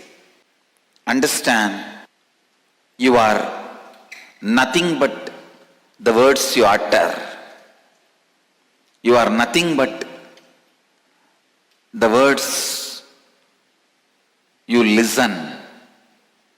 You are nothing but the words you echo inside. Please listen. You are totality of the words you hear, words you echo, and words you utter. The words you hear, the words you echo means the words you cognize. Sometimes, for example, if you hear about love, immediately you cognize that is very difficult for me.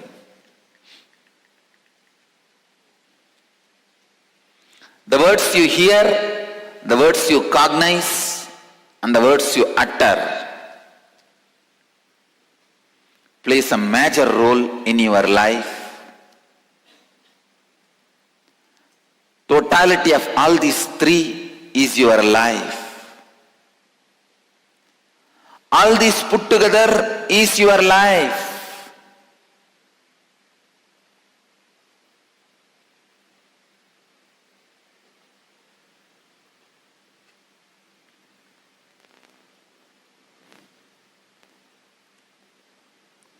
The conversations you have with yourself and others are very important. The conversations you have, the conversations in which you actively participate is very important. Sometimes one active conversation, one right conversation can just completely transform your life. Same way, one conversation can destroy your life. If you are enriching with a vested interest, you will give upon people. Don't have any vested interest. Enrich just for the sake of enriching. Enrich just as a being of enriching. Listen, enrich just for the sake of enriching. Enrich just as the being of enriching.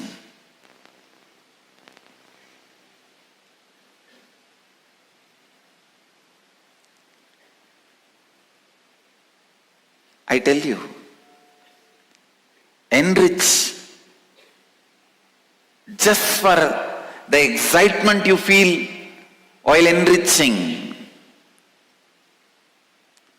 Enriching brings so much of excitement inside you, outside you. Enriching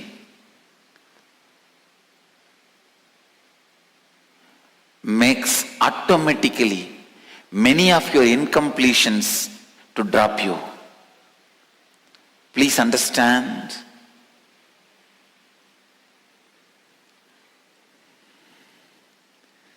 If you are completing, trying to unclutch, drop your incompletions, you are struggling with your incompletions and patterns. If you are enriching, your incompletions will drop you.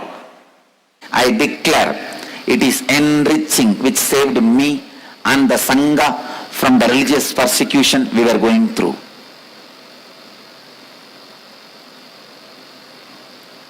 You can test the power of this truth. I also declare with integrity, authenticity, responsibility and enriching, it is enriching which will save you from any problem.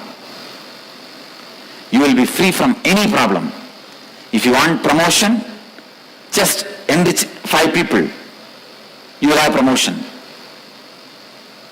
If you want the relationship problem to be solved, enrich 10 people. You will see relationship problem is solved. Anything you want to achieve in the life, if you want you to be healed, enrich 20 people. You will have the healing happening in your body. Anything you want in your life, just enrich. You will achieve it. And you can test the power of this truth today. Integrity creates a space of positivity. Authenticity creates a space of possibility. Responsibility creates a space of leadership. And enriching creates a space of enlightenment itself. It is enriching, enriching, enriching. That makes the life alive. Whenever you talk to people continuously and enrich them, you become strong in those ideas. You become strong in life. Please listen. Life is a power. If you want to discover, harness the power of word, live integrity. If you want to harness the power of thinking, live authenticity. If you want to discover and use the power of feeling, use responsibility. If you want to use the power of living, decide to enrich with integrity, authenticity and responsibility. I tell you, whenever you enrich others and you, life happens in you. You experience power of living. I can give you a very simple truth. Just go on, go on, go on, go on, go on. Enrich others in your life. I tell you, best things of the life will be showered on you. From morning till night, let the enriching be your thinking. Let the enriching be your feeling. Let all your words be centered on enriching. I tell you, you will understand the power of words. Go on uttering the words which enriches others. Go on thinking how to enrich yourself and others. Go on feeling how to enrich yourself and others. I tell you, align your living to enrich others. Even if you are working in Microsoft, understand you are enriching people. Just understand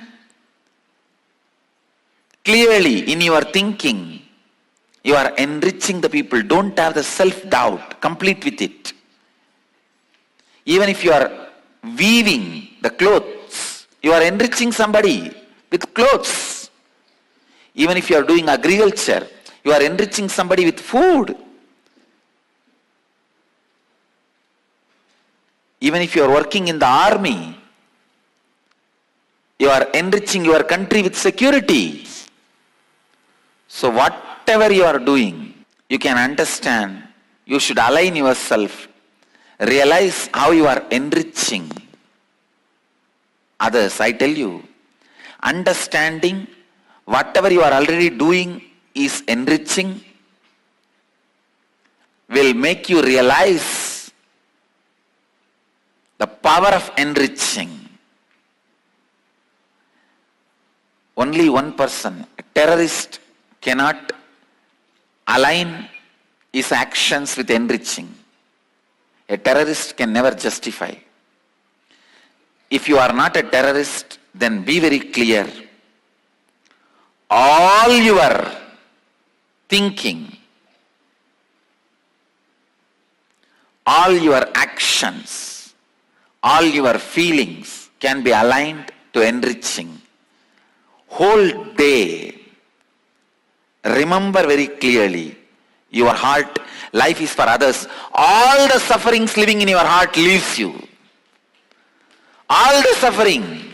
Now you know, even if somebody is suffering because of you, it is because of them, not because of you. It is because they do not know about life they are suffering, not because you contributed to their suffering. How your mental setup directly affects your health.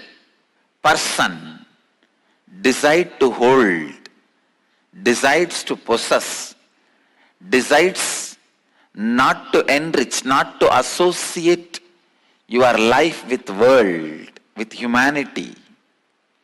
Person who disassociates the life from the humanity creates diseases inside your own system. When you continue to enrich, when you decide to enrich, when you decide life is for others, all the greatest things are showered on you and continues to get showered on you. Whether it is wealth or power or intelligence, energy, everything is continuously showered on you. When you decide to enrich yourself and others, I can say that is the best selfish decision you will make in your life. Please listen, I am using two words, best selfish decision. That is the best selfish decision you will make. Deciding to enrich yourself and others, aligning yourself to enriching is the most but best selfish decision you will make.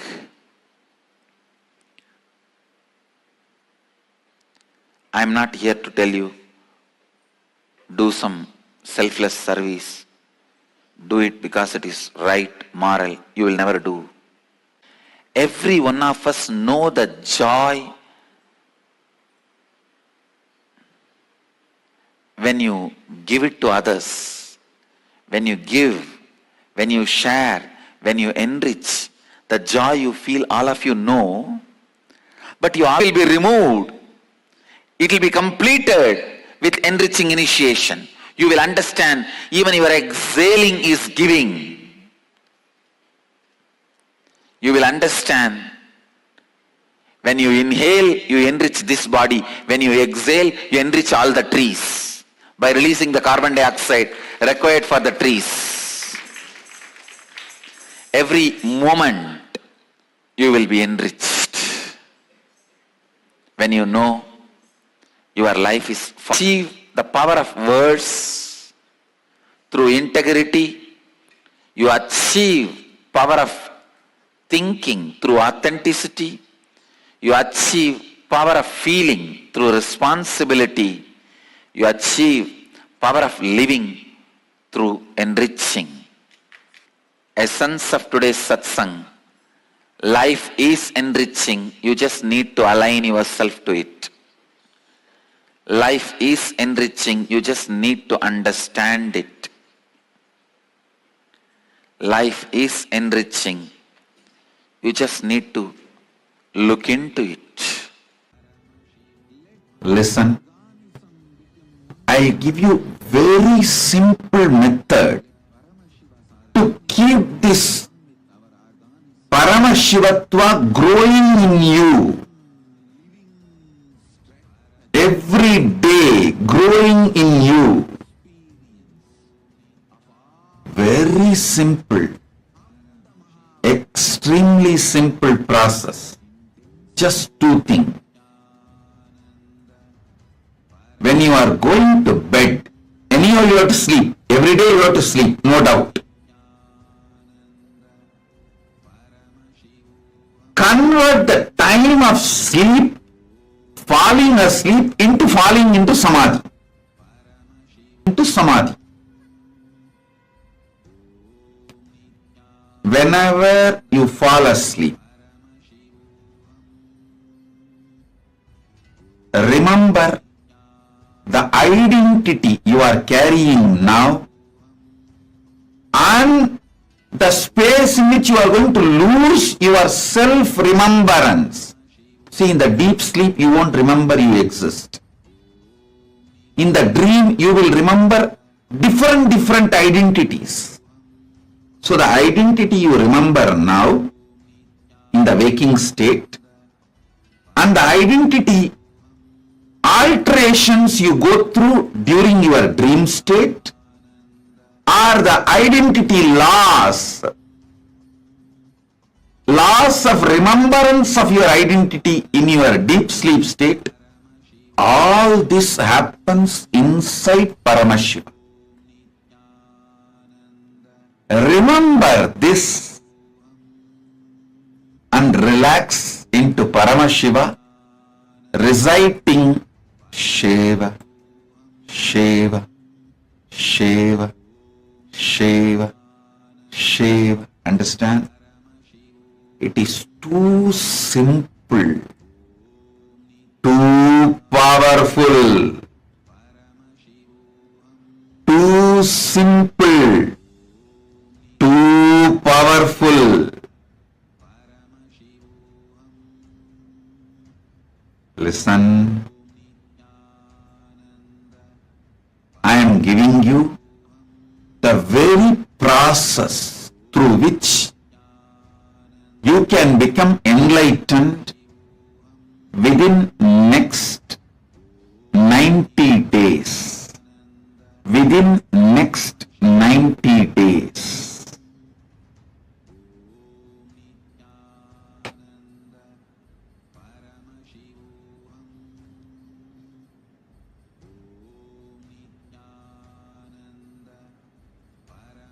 It is such a simple process.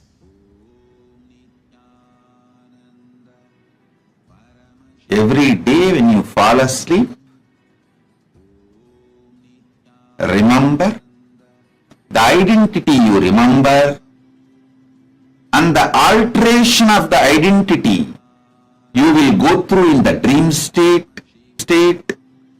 All the three happens inside Paramashiva.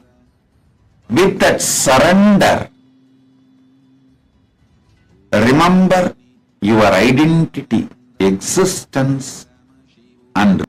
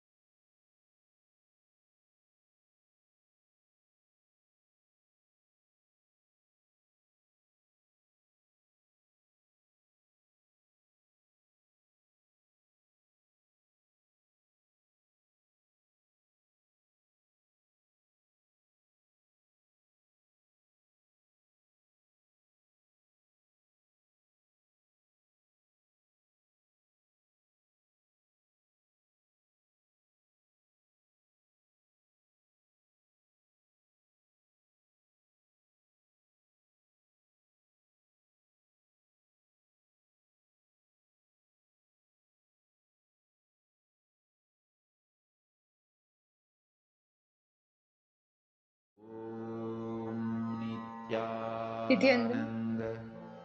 That was a beautiful session which all of us just had on how, whatever you do in life, how life is enriching. Your entire life is enriching. Whatever you do, whether you get enriched or you enrich others, life is filled with enriching. Whether you help someone, you get help. The life happens itself with enriching only when you enrich another person. When you contribute to another person's life, you get showered back. You are contributed back to. How many of you understood this session? How many of you clicked with this session? Actually, Swamiji beautifully says, enriching burns all the past karmas. If you have like been if you have had the lack of integrity, if you have been non-integrated or inauthentic or even irresponsible, and because of that you created some problem for yourself, just by enriching that karma that you accumulated with the inauthenticity or non-integrity or irresponsibility, that karma gets burned. So enriching by itself is your true nature, as Paramashiva says beautifully. In the Ishavasya Upanishad, it goes, Saparyagat Chukramakayama Vranamasna Viragum Shuddhamapa Apavidham Kavirmanishi Paribhu Swayambhur Yartha Tatyato Dhane Vyadada Chashvatibhya Samabhyaha. Beautifully, Paramashiva, like in the Ishavasya Upanishad, it is beautifully said how this verse elaborates on how it is the pure consciousness that from time eternal has enriched the ages and each being by ordaining desirable responsibilities onto them, and as per their nature and space and their actions and results thereof. Can I request all participants to first post? What did each and every one of you understand? What's the powerful cognition all of you got about enriching? It was actually a very beautiful session.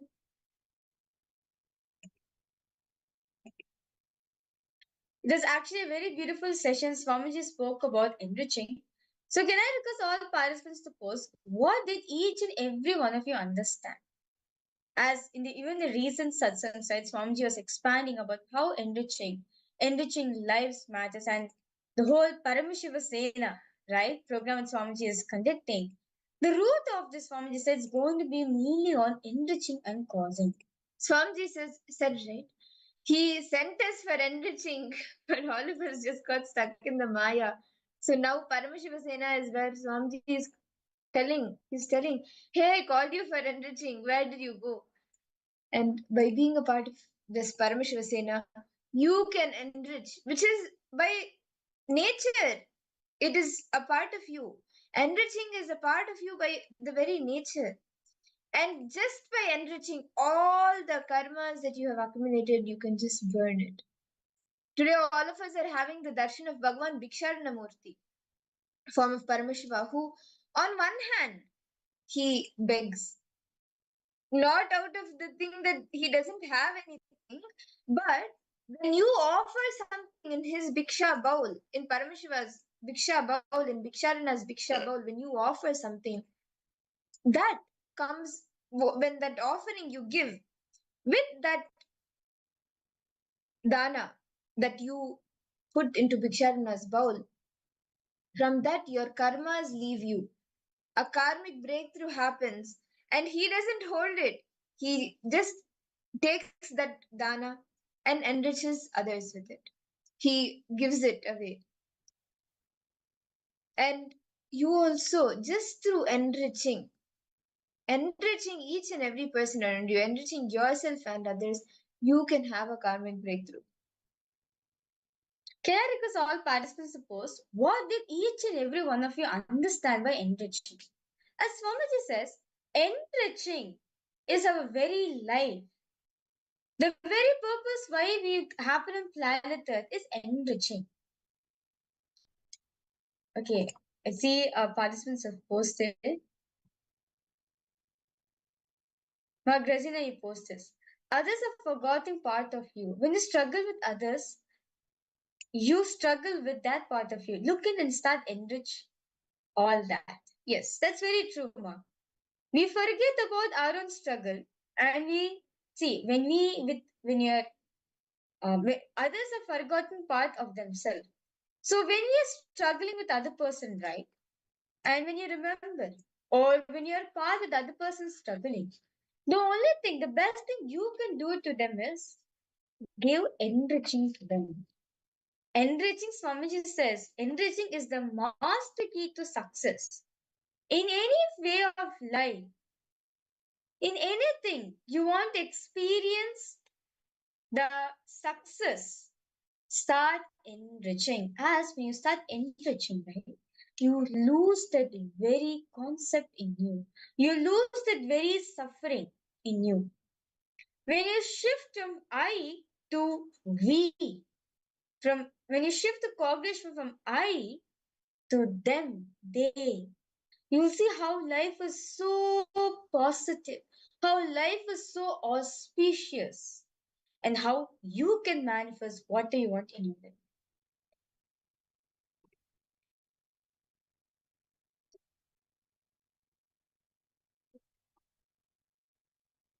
Is all participants understanding? Can I request all of you to now write? Stepping up your integrity, authenticity, and responsibility in all those relationships.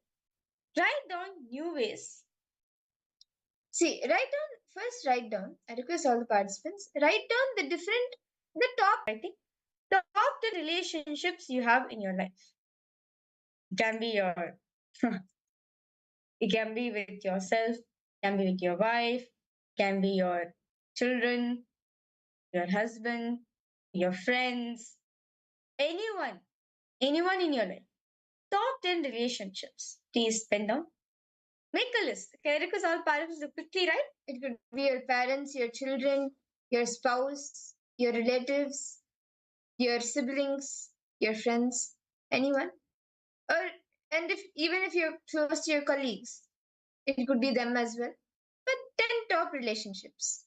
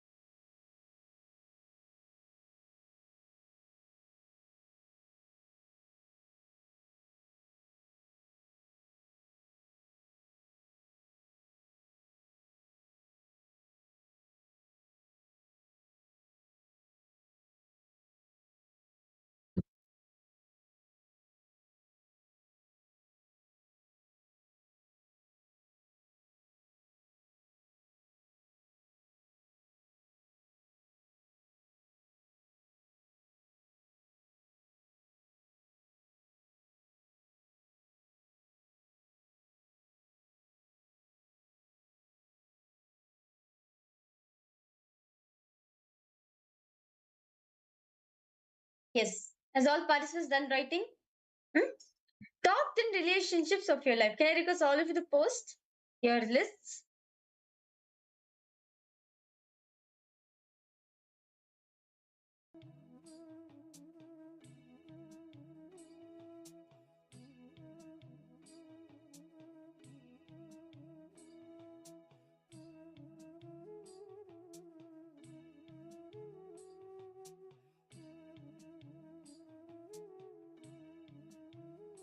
Top 10 relationships in your life. Can I request all participants to post in, your in the chat section as this is because these top 10 relationships forms your team lead.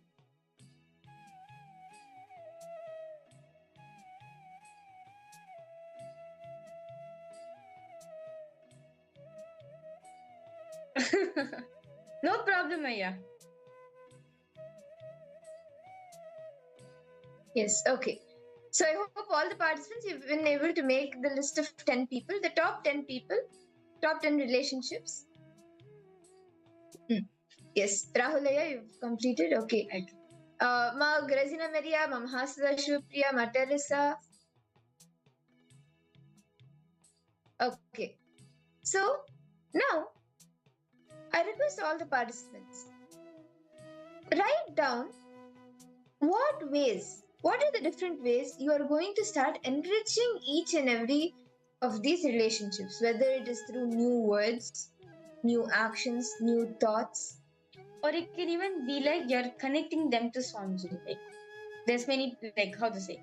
For example, if at all your spouse is not connected to Swamiji, start enriching. Like maybe you can give them, like, asking them what is it they want to manifest in their life. You can give them by the way you change yourself. Like you can be more solution oriented for the problems, right? Most of the time when we're with our spouse, we only want to exploit each other. But this time go for a different approach. Let me give solutions for them, or let me start with different way of addressing myself to them. Or you can start giving solutions for the problems, giving like all the powerful cognitions which you are getting clicked with, sharing it to them so they too can experience it in their life. What are the various different ways you are going to be causing them their reality? Just write down the new, like, what are the actions? How are you going to step up to your integrity, authenticity, responsibility in all of these relationships? What new ways, whether it is through thoughts, words, or actions, are you going to enrich all of these relationships? Please, Penda.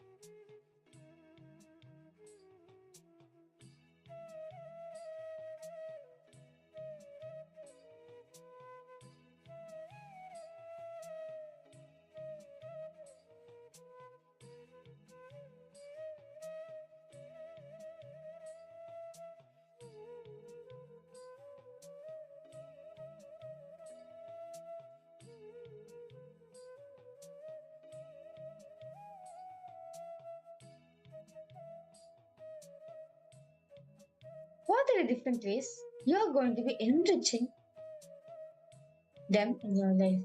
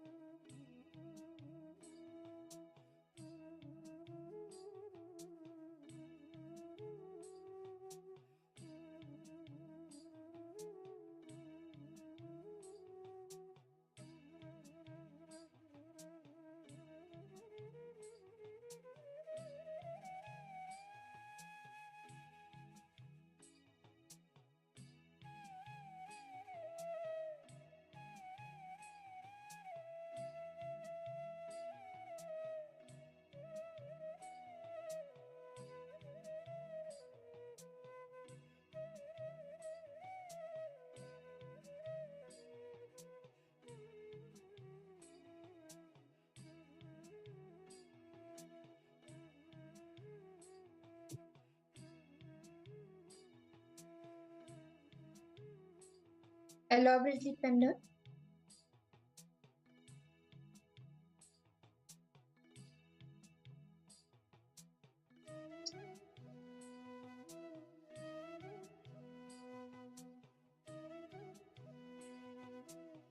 See, understand? Swamiji says that why enriching is important. Just like how someone enriched you, right? Someone enriched you and you got connected to Swamiji. Someone has contributed to you in your life. That's why you're here with Swamiji, right? Someone connected you. Someone was the bridging point between you and Swamiji. Same way, you have to take the responsibility to pass it on to the other person.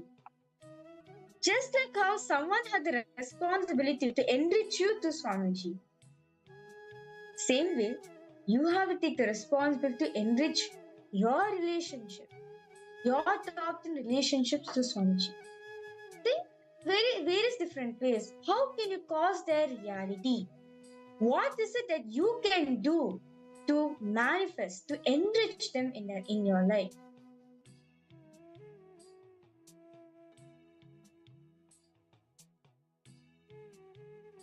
So all participants understanding.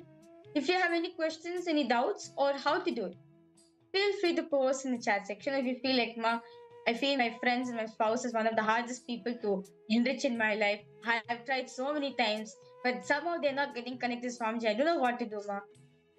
Even that's fine. Think. Just like how Swamiji has solutions for all the problems, same way, even this also you'll find the problems. All about deciding to enrich. If you have any questions, any doubts, or if you want any help, okay, how am I supposed to do this enriching? Can you help, Ma? You can also post in the chat section.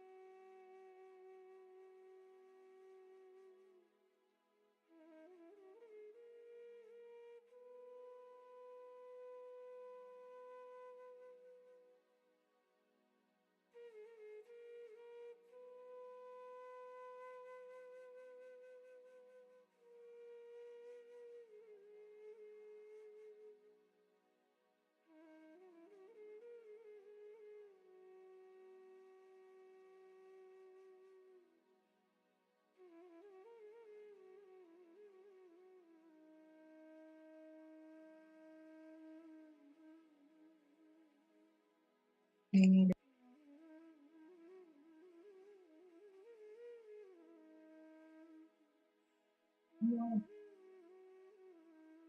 down the various different ways how you're going to be enriching the other person in your life. It can be you consoling them, or it can be you making them to come out of their problems, or helping them to manifest their reality, or making them to realize their highest potential, anything. What is it that you are going to do to enrich these top 10 relationships in your life? And I request all participants to start posting. You can say, for my child, I'm going to be talking to her. I'm going to get her listening to me, teach her, enrich her how to live life powerfully, how to be powerful in situations, how to manifest the best things for you, how to have good relationship with others, anything, in whichever way.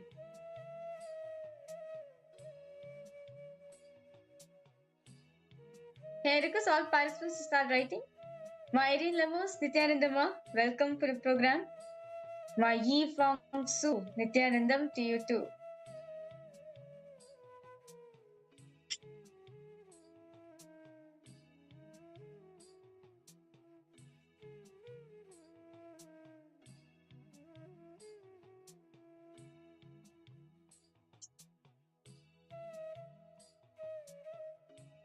What are the various different ways you're going to be causing their reality, enriching them in your life?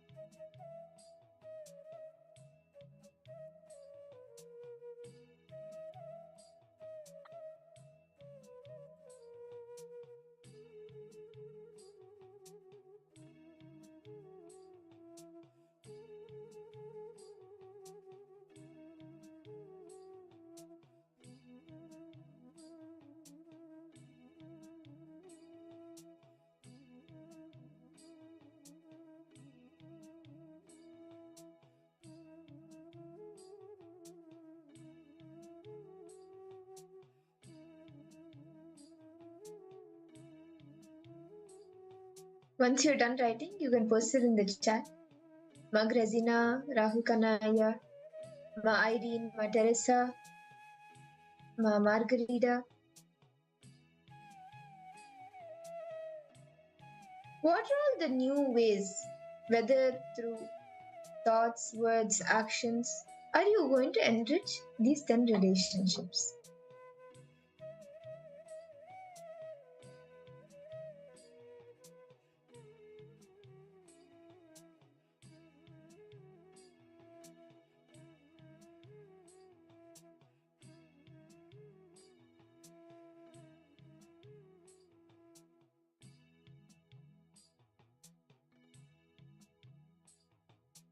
Okay.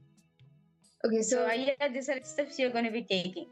Listening to satsang together, casually sharing cosmic cognitions with normal conversation, involvement.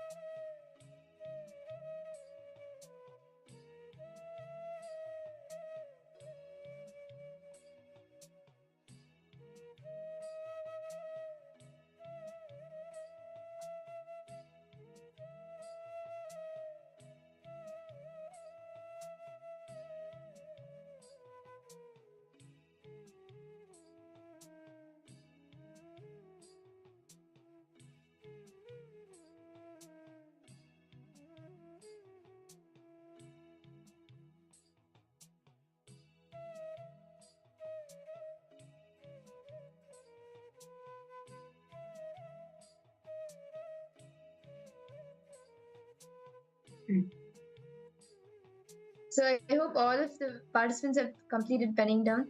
And yes, Rahul Kanaya might start doing all of these activities. Okay. You can Involvement in sharing Kailasa work for Hindus with friends to WhatsApp. Okay. Third point is making family members sit along with me when doing puja. Okay, that's nice. Enriching with parents can happen only start once I fulfill their expectations and desires. Only then they will listen. See, Aya, a little thing over here. See, your parents' expectation on you, right? Your parents expect, it's one of the thing, of course. All of us have a thing that, okay, we have to fulfill what our parents wants us to be and everything, right? But if you, actually, I would say, because of this, because we think that, okay, I have commitments to fulfill, right? No, this is, most of the participants will say this, I have commitments to fulfill. So what am I supposed to do with that? See, what you call as commitments is only restricting patterns on you. It's only restricting you. I understanding it. Actually, I'll do a third eye scan for you while the power manifestation has been done, because I asked for a third eye scan. I'll do it for you. Plus, I'll give you this solution also, how to manifest this. Okay, Gresina, you have said others. Okay. Can I request all participants to post what are the different ways you're going to be enriching people in your life? Like, I had a similar thing also. Like, when as soon as I joined Gurukul, I wanted to get my cousins also to join Gurukul. But I don't like, it's impossible because my aunts, my relatives, they're not at all connected to Swamiji. And only if I start listening to them, I can even like get a little bit of listening and they can like come to Swamiji, right? So I have self-doubt within myself that, okay, is this like I don't think it's possible for me to enrich my relatives. Like, I used to think that for a long time. It's possible for me to enrich anyone in this world, but not my relatives. Because they, I feel like, okay, they have certain expectations on me because I'm a young kid and they have different ideologies which can't be broken, I used to think. One day Swamiji said that your like Swamiji says that your relatives, your parents are nothing but for your age. They'll groom you and everything. But after that, they will become a restriction on you. It's not that it's not that you can't fulfill parents' expectations or anything, no. But because of this, we tend to put more stress within ourselves.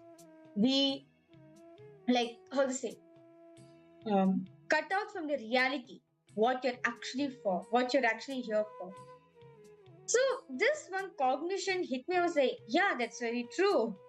Because if enriching others is easy for me, others is just nothing but this, like my relatives are nothing but the same category, except they have a connection with me. So I dropped this ideology completely, and I first spoke to my aunt. And I spoke to her about Swamiji, and I spoke to her my experience in Gurukul, all the various different things Swamiji has spoken. First thing she was like, no, I don't believe in Swamiji. It's like, what you're saying is just superstitious. How can this be true? Then I had a chance to meet them physically, and I did the power demonstration to them. Right, I closed my eyes with the blindfold on. I was doing the power manifestation mode. But still, no, this is superstition. Okay, maybe because they'll say because your parents are so rightful, like dharmic, calling Hinduism like everything. So because of their punya, because of that, you manifest their merits, something like that. But I was like, oh my god, every single panel, every very powerful conditions or power manifestation of my experience, anything I take, somehow or other not being convinced. I was like, Swamiji, this is going too much. I can't do anything about it because I really want them to connect to Swamiji. And so one day, I was just like having a normal conversation with my aunt, and she was just telling her problems as usual to me. And I told her, why not you come and attend our program? Why don't you come and attend? All this while you're saying you're not believing, right? why don't you come and experience it by yourself? More than me explaining it to you, why don't you come and experience? First, she was reluctant. But then I told her, see, if you really want a transformation in your life, you have to come and experience it. I experienced this transformation. You can see the transformation in your sister, basically my mom. Same way you also can experience it. She was like, okay, yeah. Since I do see a change in all of you. She said, okay, I'll give it a try. So she booked her flights. She came to KAILASA once, and she attended the 10 days Nityanandam program. This is a 10-day kids program.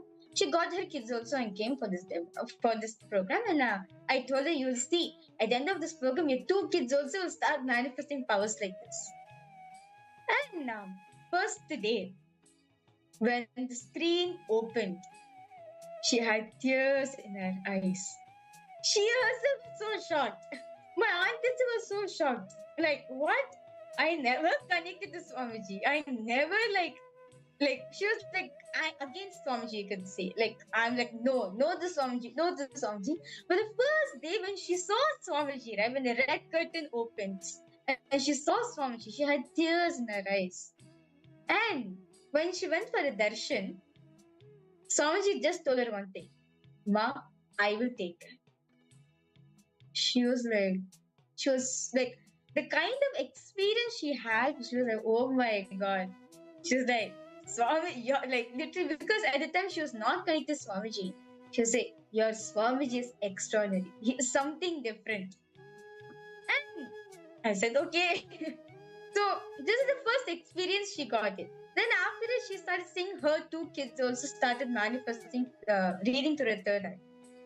And then they also was able to body scanning. She was able to see differences and changes in her and kids also. Right after the 10 days kids program, she went back to Malaysia and she was starting to see the changes happening in kids also. That is when she got convinced, God, Swamiji is something different. He is something different. I need to explore. So suddenly, like on one weekend, like my aunt called me. She's like, hey, I really wanted to talk to you. I was like, okay, fine. What? Okay. Usually, when she wants to, really wants to talk to me, there is some problem happening in the family, and I have to give a solution for it. But this time, she was like, hey, I really want to reach out to you. For 1 week, I was thinking, I think I should come and attend a December program. I think I should come and attend more programs of Swamiji. I was like, okay, great. Come. Correctly at point of time, the Mahasarashivoham program was going to start. And I told her, come for this program. It will be a real blast for you. Well, come and join. So she booked her tickets. She came, and yeah, from then on, her life changed completely. I would like literally like at the end of the 1 day's program, she said one thing. Like she's like, Ma, you really transformed my life. If I didn't meet Swamiji, I do not know how my life would be even. After Swamiji, so much clarity, so much of understanding started happening in her life. And now she's one of the and now she's actually like one of the core members in the Malaysia Adinam, like participating in various activities, services, rituals, and everything. It was just that one day, one shift which I had within myself, which reflected outside. I understand Rahulaya. It's just this one shift. Your parents' expectation on you, their desires and everything, right? It is nothing but a restriction which you have put upon yourself. Your parents are your reflection. The moment you have the click within you, you will see they also will shift. Understanding, Aya?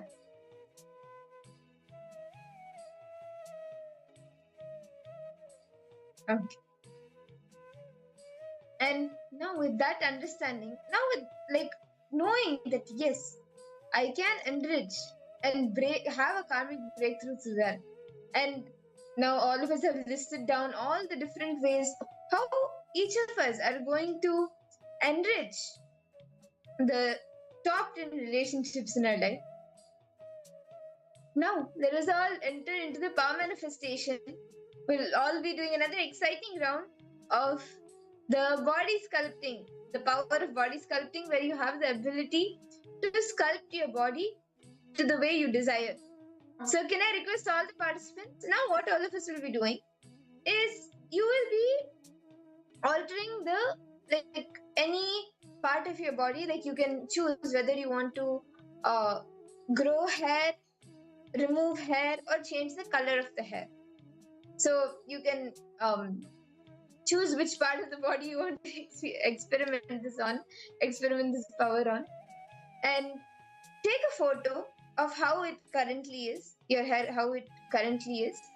It could be on your hand, it could be even the hair on the head, anywhere. Whether you want to grow the hair, remove the hair, or change the color of the hair. So, can I request all the participants to choose and take a current photo of how it is? Nityananda, Ma Priya Tusrupini, welcome for the program. See, so many participants logged in. So, in this round, we are going to be manifesting the power of altering our hair. So, you can change the color, you can grow the length, or yeah.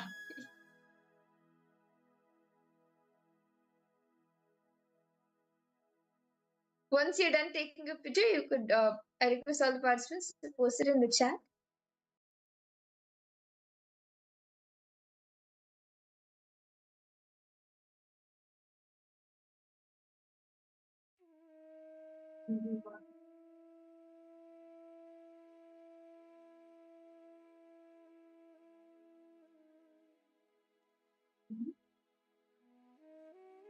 Are all the participants ready?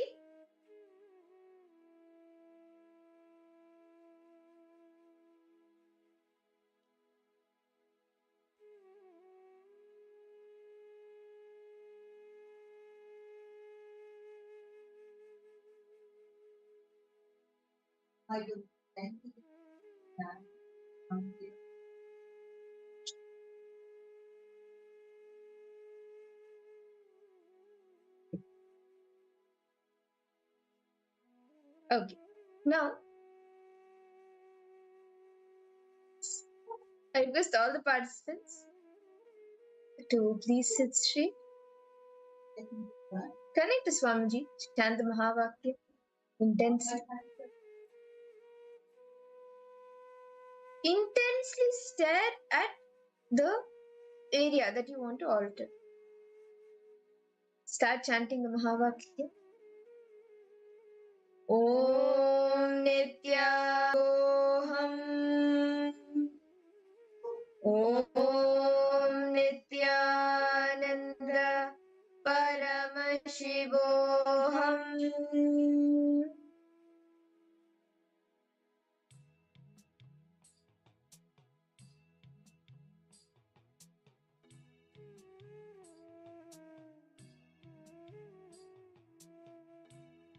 Intensely chant the Mahavakya.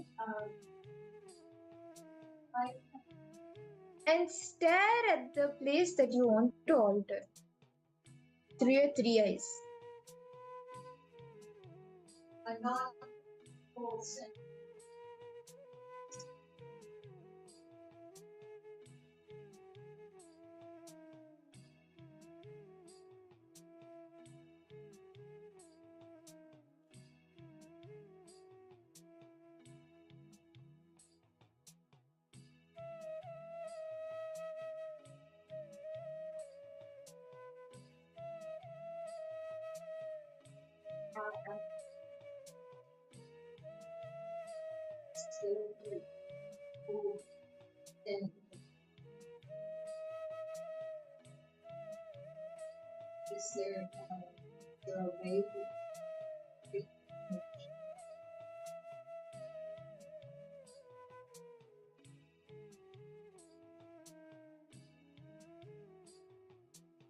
Okay, that would be great.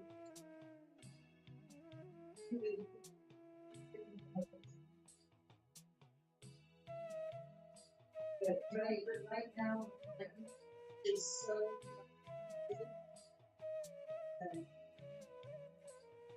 it drops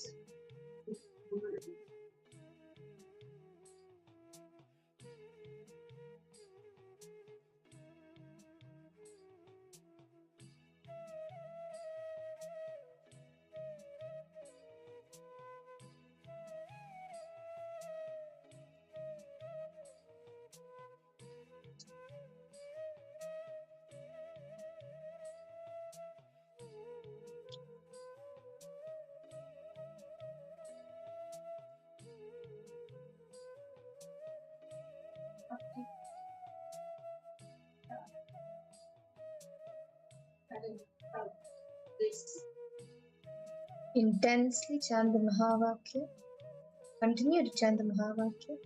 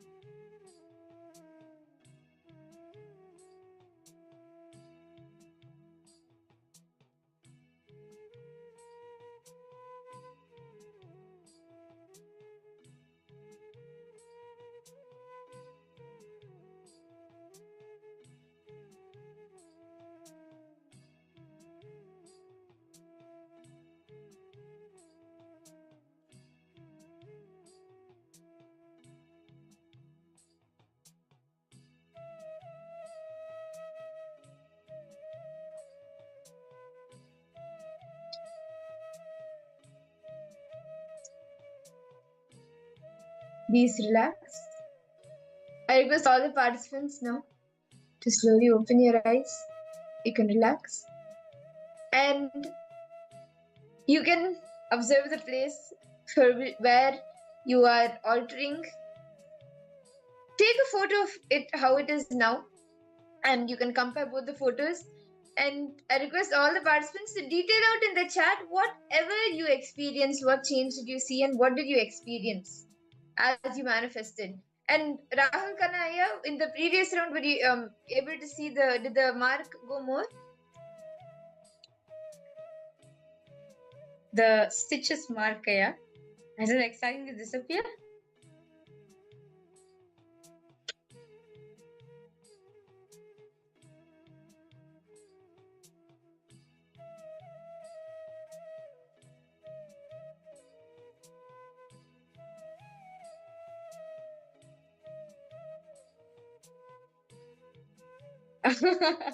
That's fine. Okay. Okay. So I did the scanning for you. So first and foremost thing Swamiji told me, it's like first and foremost thing Swamiji revealed to you is that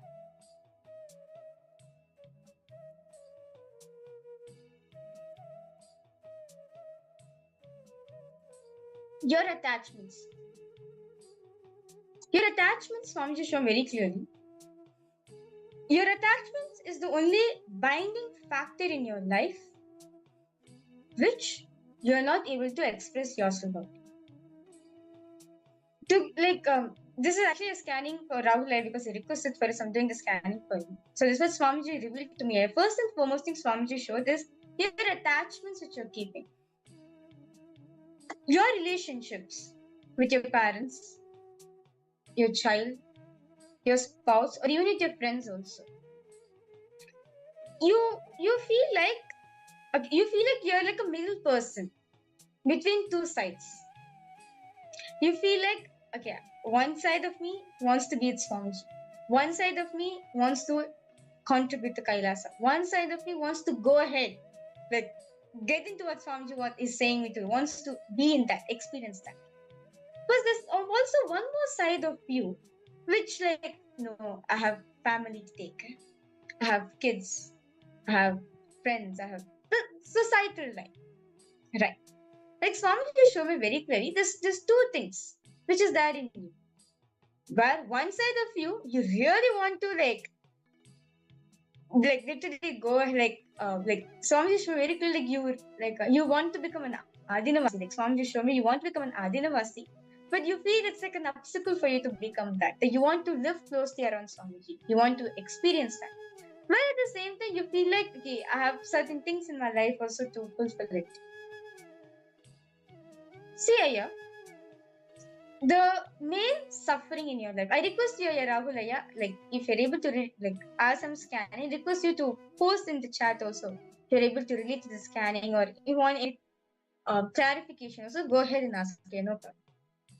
So because of this, Aya, because of this, you feel like, okay, I need to kind of hide myself. Literally, Swamiji showed me you kind of need to hide yourself, to show that I'm Swamiji's disciple. Not proudly say that I'm disciple, I'm Swamiji's disciple and following whatever Swamiji is saying. There's always some kind of layer Swamiji showing this which is stopping you to express yourself fully. To give an example, they were wearing the kumkum, right? If you're in Kailasa temples, you proudly wear the basma and the kumkum and the rudraksha and you'll come, right? You proudly will show it. But when you are with your friends or when you're with your relatives or with anyone, you kind of you settle it down. Okay, let me wear normal, whatever Indian, modern, typical modern traditional clothing, I would say. Not the traditional clothing. Modern Indian traditional clothing, you'll go for festivals and all those things. So there's one thing Swamiji is showing, there's one part in you which you're hiding yourself. Literally Swamiji show Swamiji show me you're hiding yourself with the blanket. Swamiji show me you're hiding yourself with the blanket.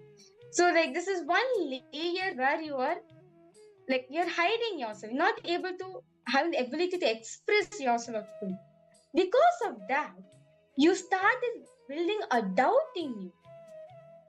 Is Swamiji with you? Are you able to relate to this, Aya?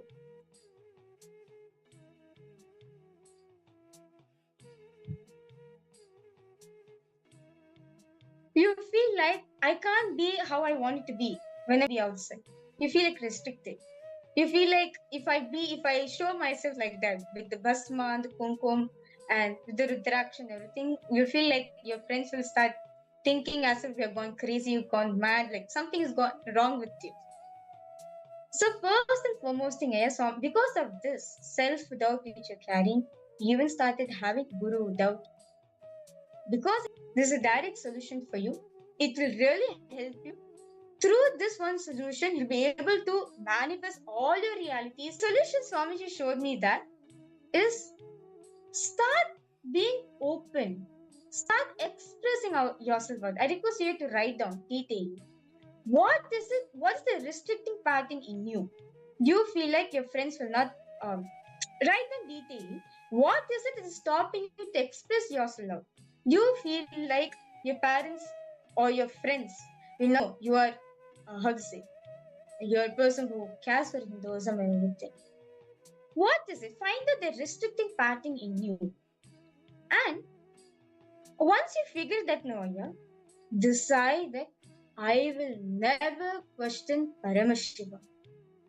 Literally in bold letters, I could see Swamiji showing very clearly. Never question Kartik. Never question Swamiji.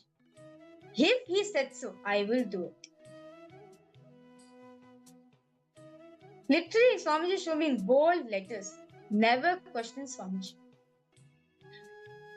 Just with that, Daya, whatever Guru Work Swamiji has given to you, whether the Nirahara or eating, whatever, all the lifestyle practices Swamiji has given to you as a Guru Work, right? And also whatever Devi, Parashakti has blessed you also for, will start manifesting. Because of this doubt in you are having, you're not able to express yourself. You're not able to manifest the reality. You feel like there's some block in you manifesting them. So first and foremost thing, Ayya, declare boldly, I am Swamiji's disciple. Every day, do puja intensely. Start doing the Charya Pada. Intensely start doing the Charya Pada. Listen to Swamiji's satsang. Continuously, I actually request you, Ayya, why not you offer a seva? Offer a seva too on this auspicious, on the Kartik Deepam day. And on Jayanti, on Swamiji's Advent, Swamiji's birthday, right? On Jayanti day. These two festivals, do an offering. Continuously will make the thing that let me contribute so much in my life. This is how much I can give to you. This is my best I'm giving to you. When you start giving out, no, Ayya, when you start giving out, when you start offering yourself to Swamiji, you will see, you will have a breakthrough.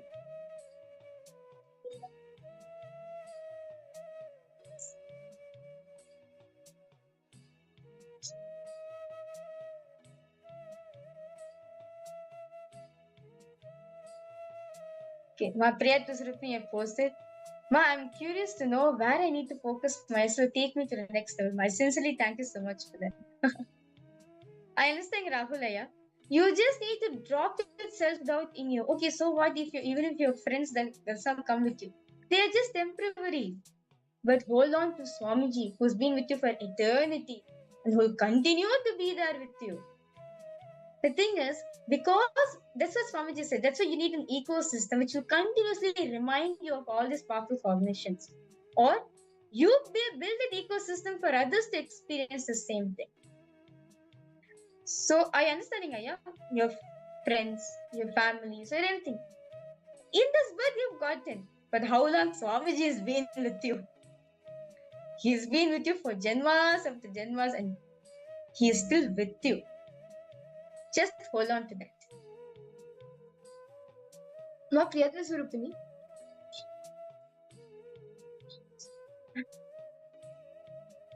Ma Priyatna Surupini.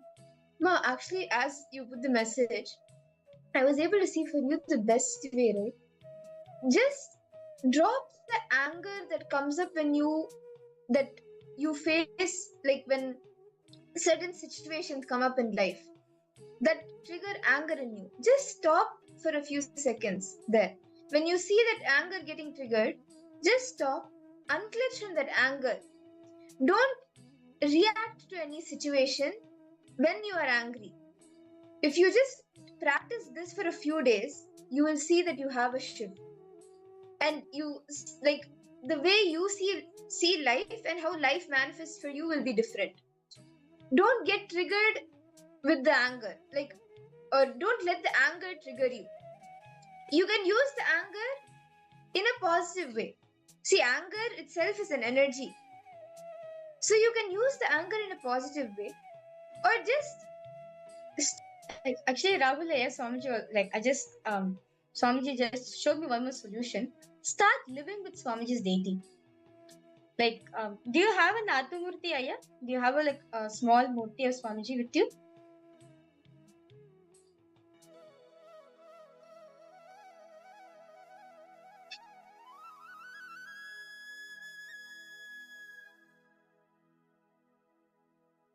Okay.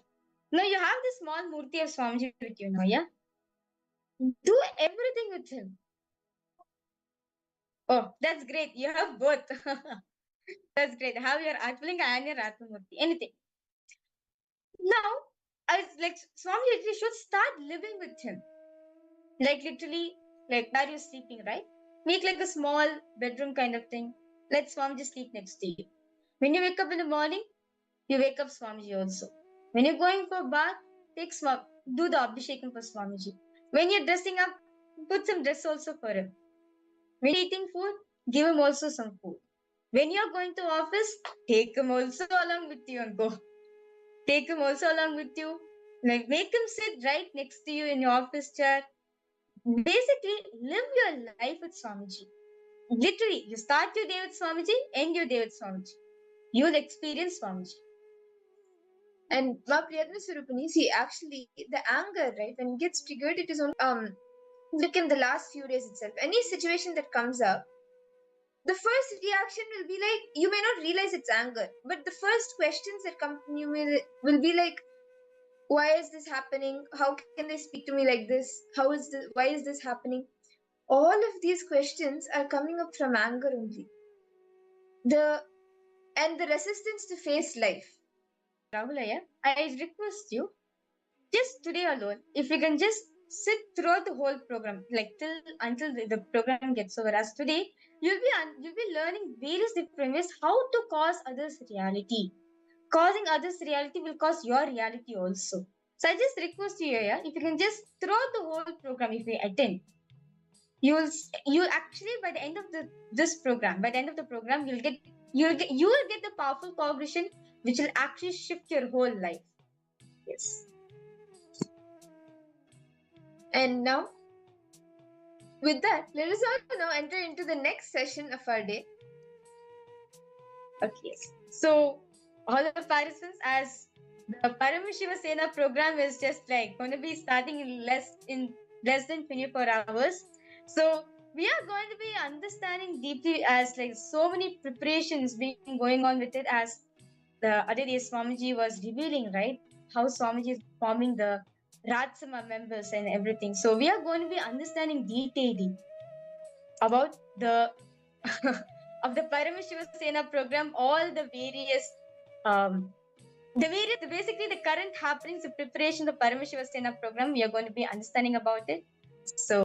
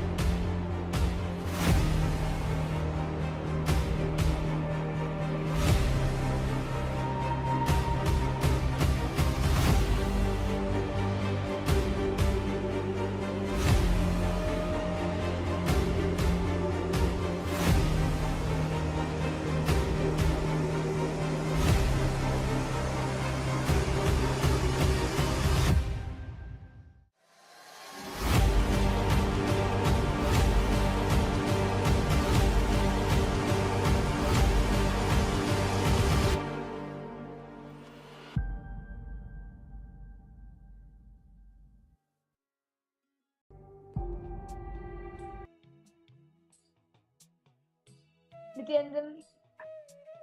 So as we prepare ourselves for the Paramashiva Sena program starting tomorrow, let all of us take a few moments to even reach out to all our friends, all our family members, our near and dear ones, enriching them to be a part of the Paramashiva Sena. And see, the Paramashiva Sena itself is for enriching, because when you enrich, you have a karmic breakthrough, you have a breakthrough yourself. Any pattern you may be facing or any incompletion you may have, by enriching others, you come out, you break free from that pattern, that incompletion. And enriching is the best way that you can manifest anything and everything in your life. Can I request all the participants have all who all have signed up for the Paramashiva Sena and who all are still yet to manifest? You want to make it for Paramashiva Sena, but somewhere you feel it hasn't happened or you're not able to, so you haven't put your intention yet. You have the intention to attend, but you feel there's some obstacles which is stopping you to attend the program. I request all participants to post.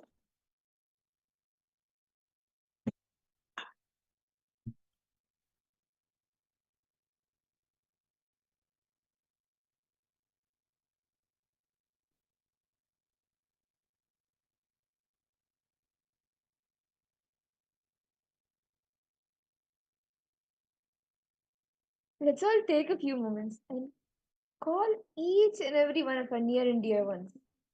Enrich them. Take your first step, whatever all of us we wrote, right? The next steps that we want to take to enrich the relationships, our top 10 relationships, right? Let us take that step now. Enrich them. Take a moment, call them, enrich them.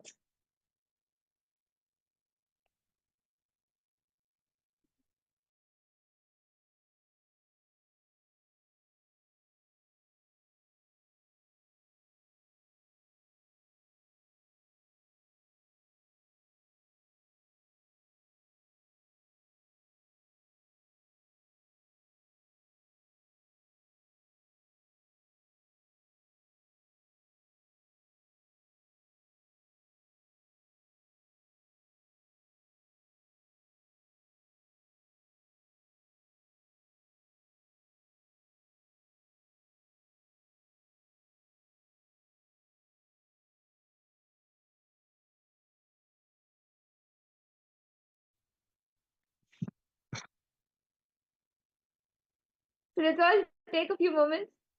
Call each and every person. Paramashiva Sena is starting tomorrow. And today, all of us saw how enriching is the best way that you can manifest your reality. You can manifest anything that you want. So let's take 5 minutes. Reach out to everyone. Ma Virupaksha, why don't you call your brother and your sister-in-law? Just invite them for joining for the program, for the darshan now. Just invite them to watch the darshan. Call your brother, call your sister-in-law. Don't have the perception, okay, they're not going to respond, they're not going to join. No, drop that. Drop the powerlessness you have within you and call them.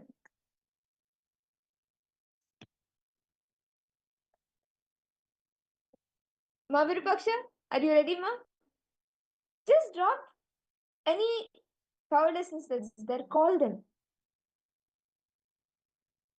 Ask them, invite them for the darshan.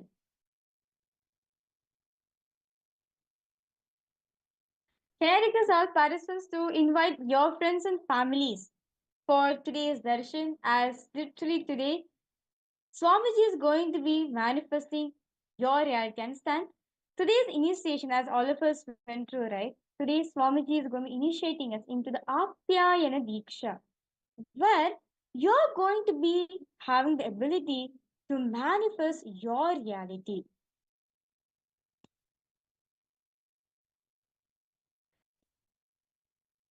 Whatever you want to see, if you just see the form of Bhagavan Diksharanamurti, from one bowl he begs, the other hand he lets go. He takes your karmas when you offer something. When you offer, you give away your karmas. He takes away your karmas, and on the other side, he lets go of it. Continuously manifesting the reality of others and taking away the karma. You will have a breakthrough. You can experience a karmic breakthrough today just by enriching, just by sharing the few powerful cognitions that you got. Sharing that with others, you can have a karmic breakthrough. Today, all the participants, all of you are going to be getting initiated. All of you are going to be receiving the initiation into Apyayana Diksha, where the initiation into intense power of enriching, having the ability to enrich people, and not just that. And all of you are, of course, all of you are going to be being free yourself from all the bad karmas which have accumulated in this past life and removing, burning all the karmas. Literally, Swamiji says, all of us know this karma cycle, right? So we learned about this karma cycle today, right? Swamiji says, once and for all, if you want to burn all the karmas and stop accumulating more and more karmas into you, enriching and causing is a solution for you.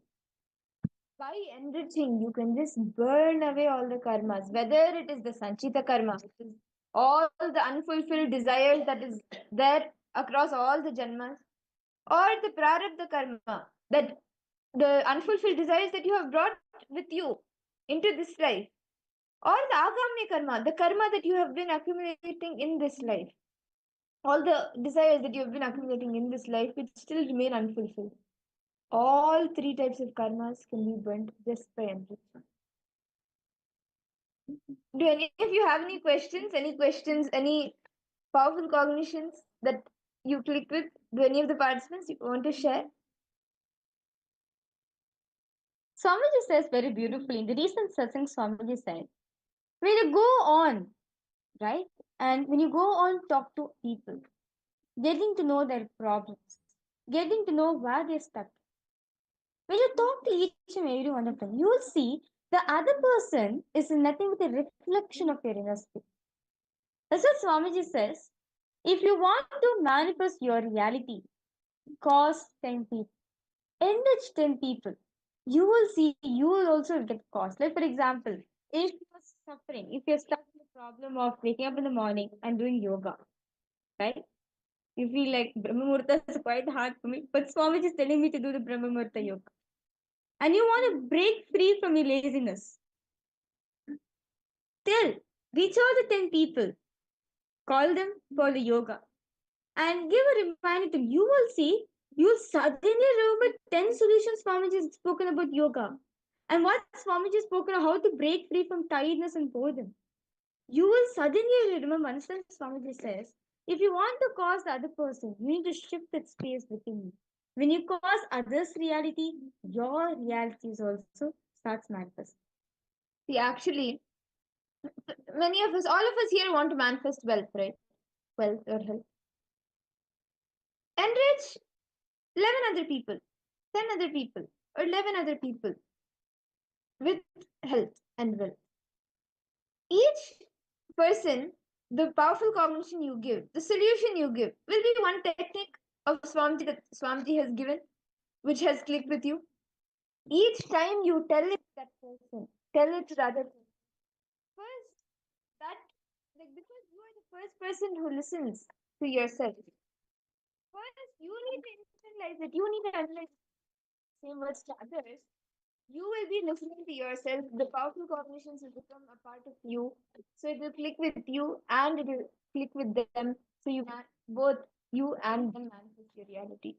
Because for anything, whatever you tell others, whatever you make others click with, first you are the first listener. I think is the best way to have a breakthrough, to manifest your reality. I request all participants to post. If you have any questions, any doubts, do feel free to post in the chat section. That's fine. As today we learn so much, right? How to break free ourselves from the karmas.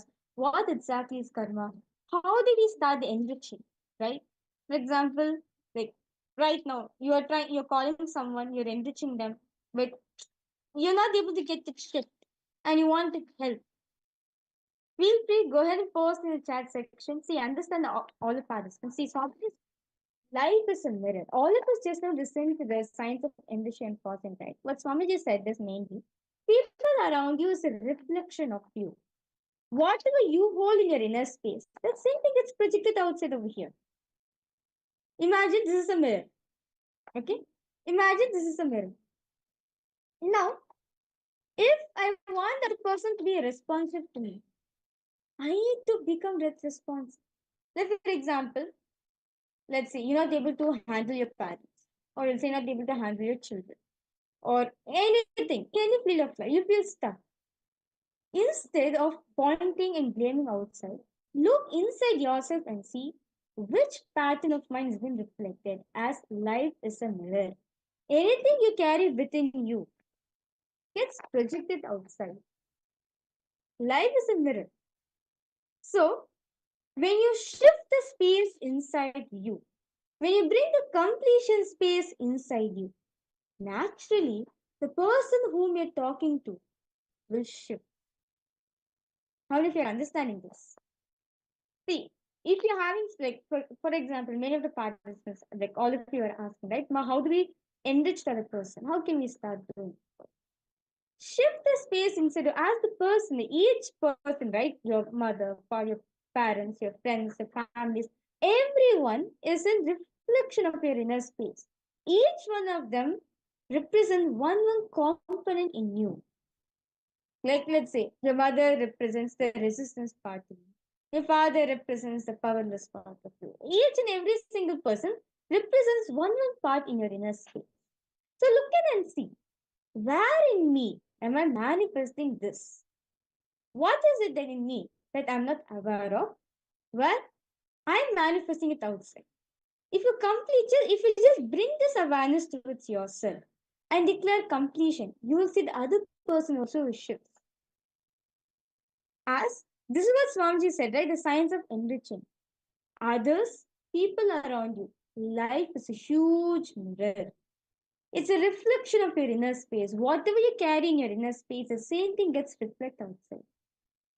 If you see yourself in a mirror and you have a mark on your face, wiping it on the mirror is not going to change, right?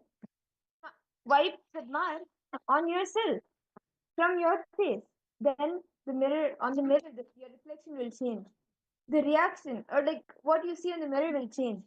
So when you just look in, like for example, Ma Virupaksha or Rahulaya, Ma Grazina Maria, all of you just look in. If you just see today, some person you have interacted with in the last few hours, when you interacted with them, what was that part of you that they reflected? It could have been any of your family members, or it could have even been a colleague you met at work. Which part of you did they reflect?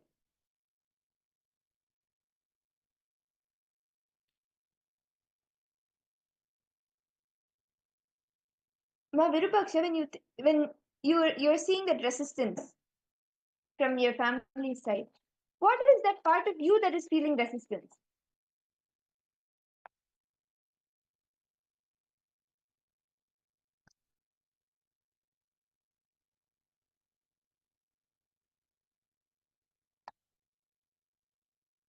So I understand, Virupaksha. Your relatives, right? It's a reflection of your inner space. They reflect some part in you where you're keeping a deep resistance, where you're keeping the denial. If you just figure that out, Noma, if you just see what is it that I'm resisting in my life, what is it I'm holding so much where I'm resisting life? If you just find out this, Numa, you will see your relatives also will listen because they they are reflection of the resistance you carry in you. If you just shift inside, naturally outside also gets shifted. If you just drop that cognition inside of you, if you just complete with the cognition inside of you, the other person also will naturally will shift that.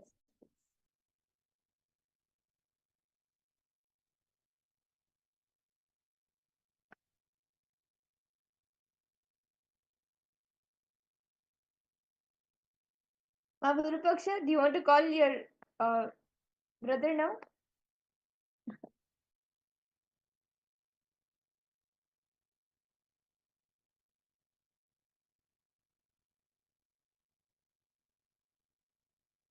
That's why it'll take a few minutes.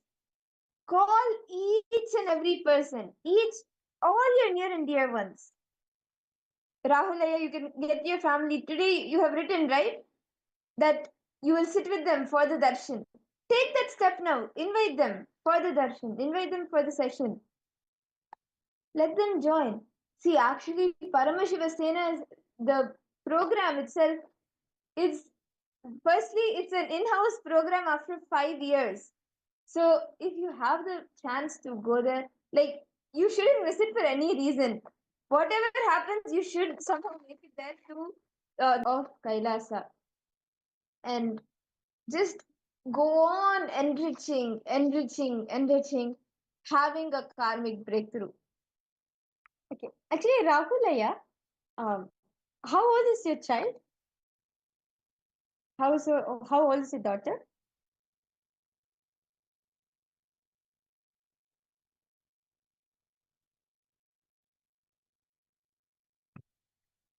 What? 10. Wow, 10 years old. Aya, this is the prime time for her to think about it.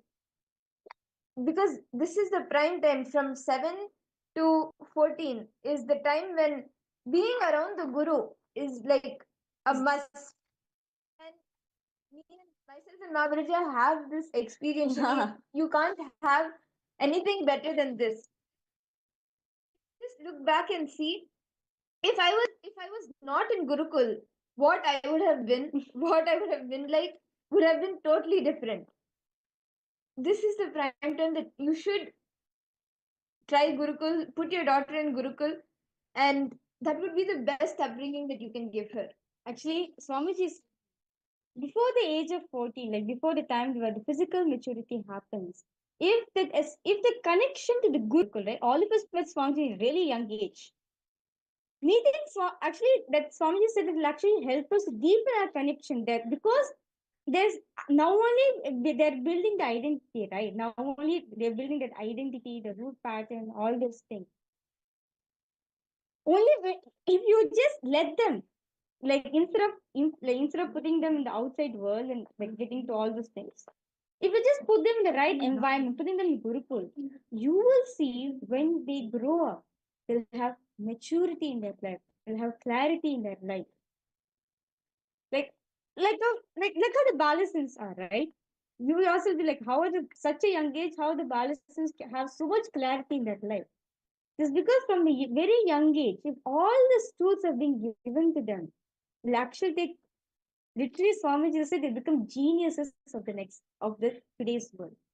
Geniuses they'll become. And by putting your daughter in good punya, you and your wife will get all the things come to you. Yes. You can bring to all our near and dear ones. Shortly, very shortly, we will all be preparing ourselves to understand more about what is coming up, what is starting tomorrow, the Paramashiva Sena. We just have literally a night left for the program to start. And when you give everything to Swamiji, Swamiji will give you the best. Literally, Swamiji said, if you give everything to me, I'll give you the best of my treasures to you. So, with that beautiful introduction about causing and enriching, we are now going to interview all the things Swamiji is doing just for this Maha Kumbh Mela going to happen. So, no matter what happens, do not miss Kumbh Mela.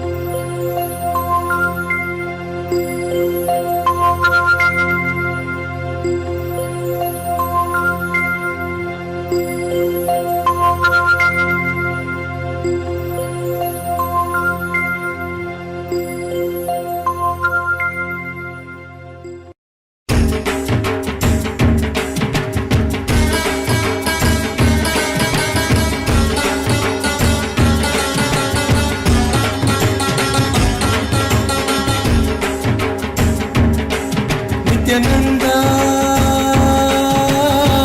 Hara Shiva Shiva Murahara Damar Bhaje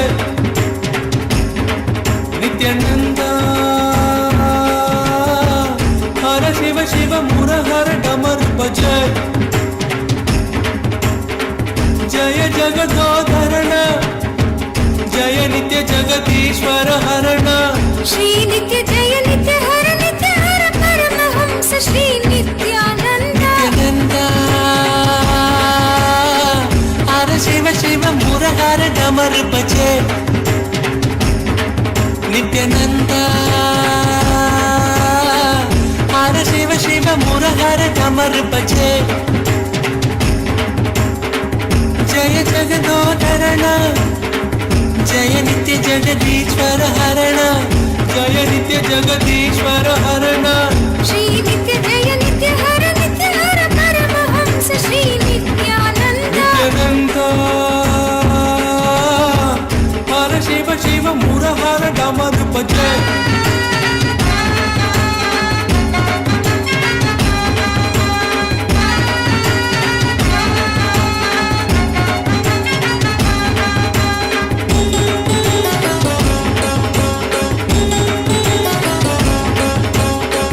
दर्शन नित्य दीजो भगवान नित्य परम दयालो भगवान श्री नित्यानंदा दर्शन नित्य दीजो भगवान नित्य परम दयालो भगवान श्री नित्यानंदा हर बोलो नाथा शिव शंभो नित्यानंदा हर बोलो नाथा शिव शंभो नित्यानंदा शिव शिव हर हर हर हर शिव शिव नित्य परेश्वर हर परमेश्वर जय गुरुनाथ नित्यानंदा शिव शिव हर हर हर हर शिव शिव नित्य परेश्वर हर परमेश्वर जय गुरुनाथ नित्यानंदा नित्यानंदा हर शिव शिव मुरहर डमर बजे Nityananda Hara Shiva Shiva Murahara Damar Bhaje Jaya Jagadodharana Jaya Nitya Jagadishwara Harana Sri Nitya Jaya Nitya Hari Nitya Hara Paramahamsa Sri Nityananda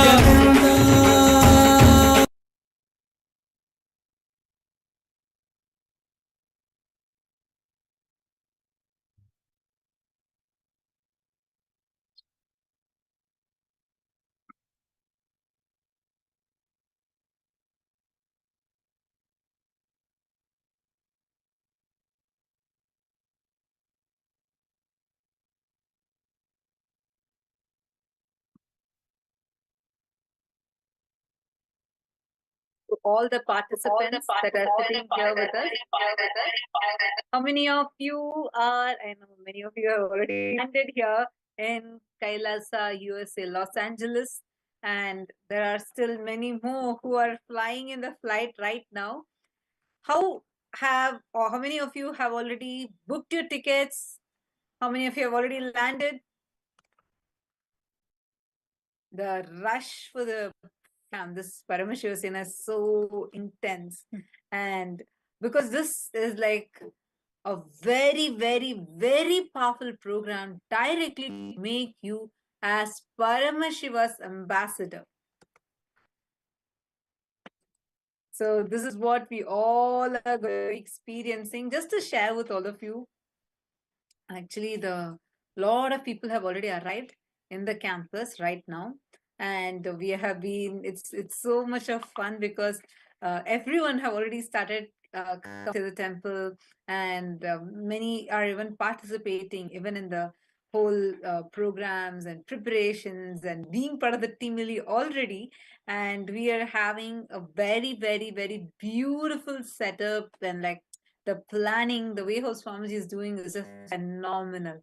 And Swamiji is micromanaging into every single aspect of it, every single aspect, where be it the food, be it the way how Swamiji is conducting. How many of you know that this Paramashiva Sena program is having, Swamiji is actually conducting this program completely. This whole program is going to be end to end done by Swamiji. How many of you know that already?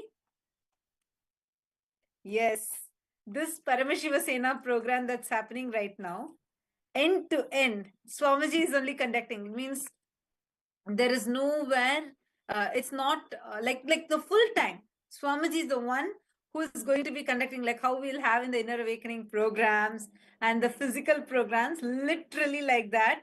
Swami himself is personally conducting this entire training, entire program, end to end. So this is going to be a very, very, very powerful process. I'm just so excited. And tomorrow morning, 5 a.m. Pacific time, starting the program. The participants have already started. The registrations are just pouring in, and people have been continuously arriving in the temple. And like continuously, actually, we have been receiving the participants who have arrived. And we're also going to be having special meetings continuously with Swamiji. Swamiji himself is choosing the people, speaking to the people, and guiding them. Wow, is this so exciting? Already, it's just tomorrow morning. It's starting tomorrow morning in Eastern Standard Time around 8 a.m. EST. The program is starting, and we are going to be having participants coming in already who have come in, and there's actually way how Swamiji has planned this, whether it is in the aspect of people preparing, like how they have to build their competence, their spiritual competence, and how they should get trained. See, understand it's being ambassador of KAILASA, ambassador of Swamiji, Paramashiva, right?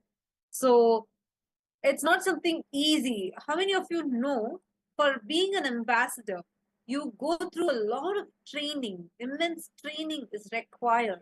Whether how you hold yourself, what you need to know, the knowledge, the study, the training, and about the various ways, the competence that you need to have. How many of you are listening? Can I have everybody's listening? Can you all wave your hands if you're listening? Awesome. Great, thank you all. So, because now we are having the participants who have been arriving, and Swamiji has already started, Swamiji has been conducting the meetings, right? And he already started guiding the participants. And personally, Swamiji is going to be spending his time with each one of the Paramashiva Sena participants. And the way it is designed is to build your competence in a completely next level. Real solutions for Hinduism, really for what the current status of Hinduism is. How many of you know about the attacks that constant every single day, even now, that Hindus are facing, especially in Bangladesh, the Holocaust of Hindus that's happening in Bangladesh and even other parts of the world. How many of you are aware of this? Could you just raise your hands? Great. I see many of you are aware of this. See, Swamiji is going to be, actually Swamiji is conducting this program, which will be a direct solution for the issues that Hindus have been facing and are facing. So basically, you are becoming an ambassador of Swamiji, ambassador of Paramashiva himself. And you're going to get that training, that equipping yourself, where Swamiji is very beautifully said how just as in the first few days of the program, you will easily start becoming your own boss. Means Swamiji is also sharing some of the ways how you can become your own boss. Clear business plans, opportunities for you to even grow in your personal life, how you can expand in your personal life. That's what I'm saying. What you know as any program. If you have only done Paramashivoham program and you've never done the physical program with Swamiji, again, this is going to be completely a new experience for you too. Why? Because the way how this training is going to be happening is going to be with like in multiple levels, building that conscious competence, the spiritual competence in you. So it's something very, very unique, different, and very exciting. How many of you, anyone here who has, who is going to be making sure, anyone here who's already in LA? Anyone arriving tomorrow?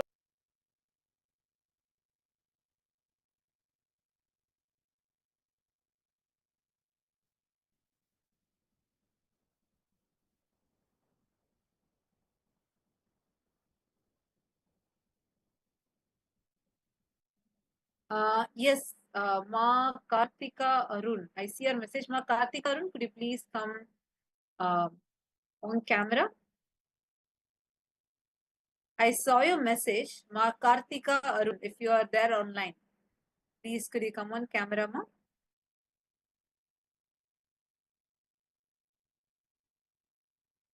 Ma? Ma Kartika Arun,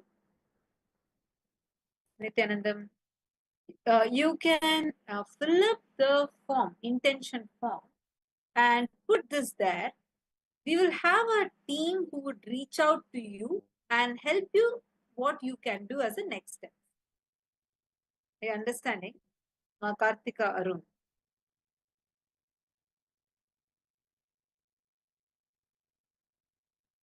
So don't worry. We will connect with you. Just make sure you're filling up the form. With what's happening, because we have been having continuous sessions with Swamiji. Even the participants who have booked their tickets to come for being part of Paramashivoham program, everyone have been part of these special sessions. I know the program is yet to start. Tomorrow morning is starting. Still, the sessions have already begun, and this is just the preparation meetings and the sessions. So you can imagine, right? Like already, even for the program itself, Swamiji is meeting already even before the program starting. Swamiji is preparing everyone. Then imagine and see, understand and see what level the program is going to be. And that's precisely what is going to be happening. Actually, tomorrow we are having people could be arriving in the KAILASA Los Angeles temple, and we have some special events that are going to be happening. The day after tomorrow is going to be the Bharani Deep, and then followed by the Kartigai Deepam, and we are going to have all these celebrations physically happening, and Swamiji is also going to be intensely, very, very, very powerfully manifesting. So it's something too exciting.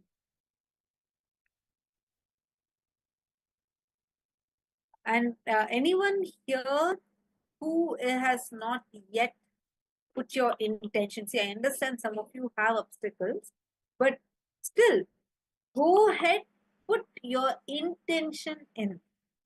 When you put your intention, just 2-3 days back, one of the participants messaged us saying that how she was not even having the intention or a will to come to the Paramashivoham program, mainly because her relationship, her husband would not leave.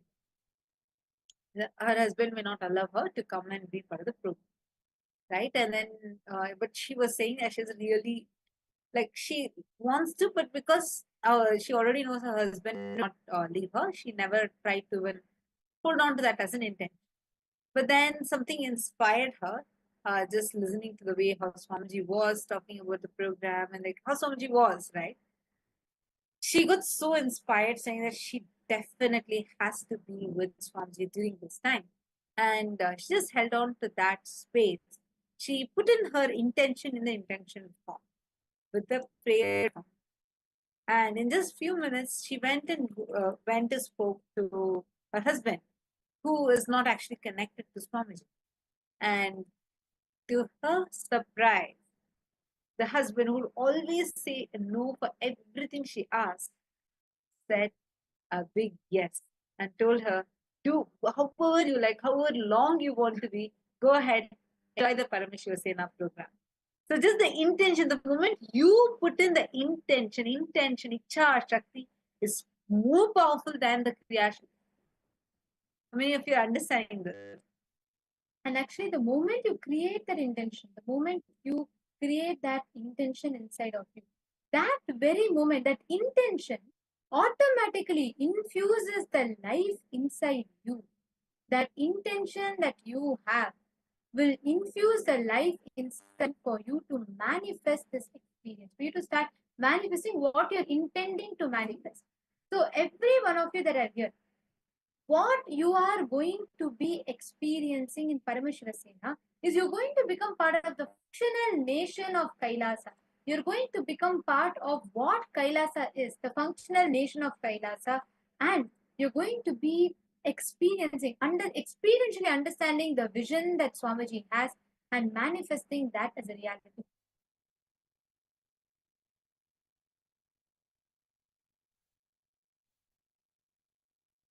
So, how many of you are understanding this? Anyone who has, who still needs some help, you can post it here. Like you want to attend the Paramashiva program and you have some other obstacle, feel free to post it here and make sure you're putting in the intention form. That's the most important step. So go ahead, head to the link. The link is projected for all of you.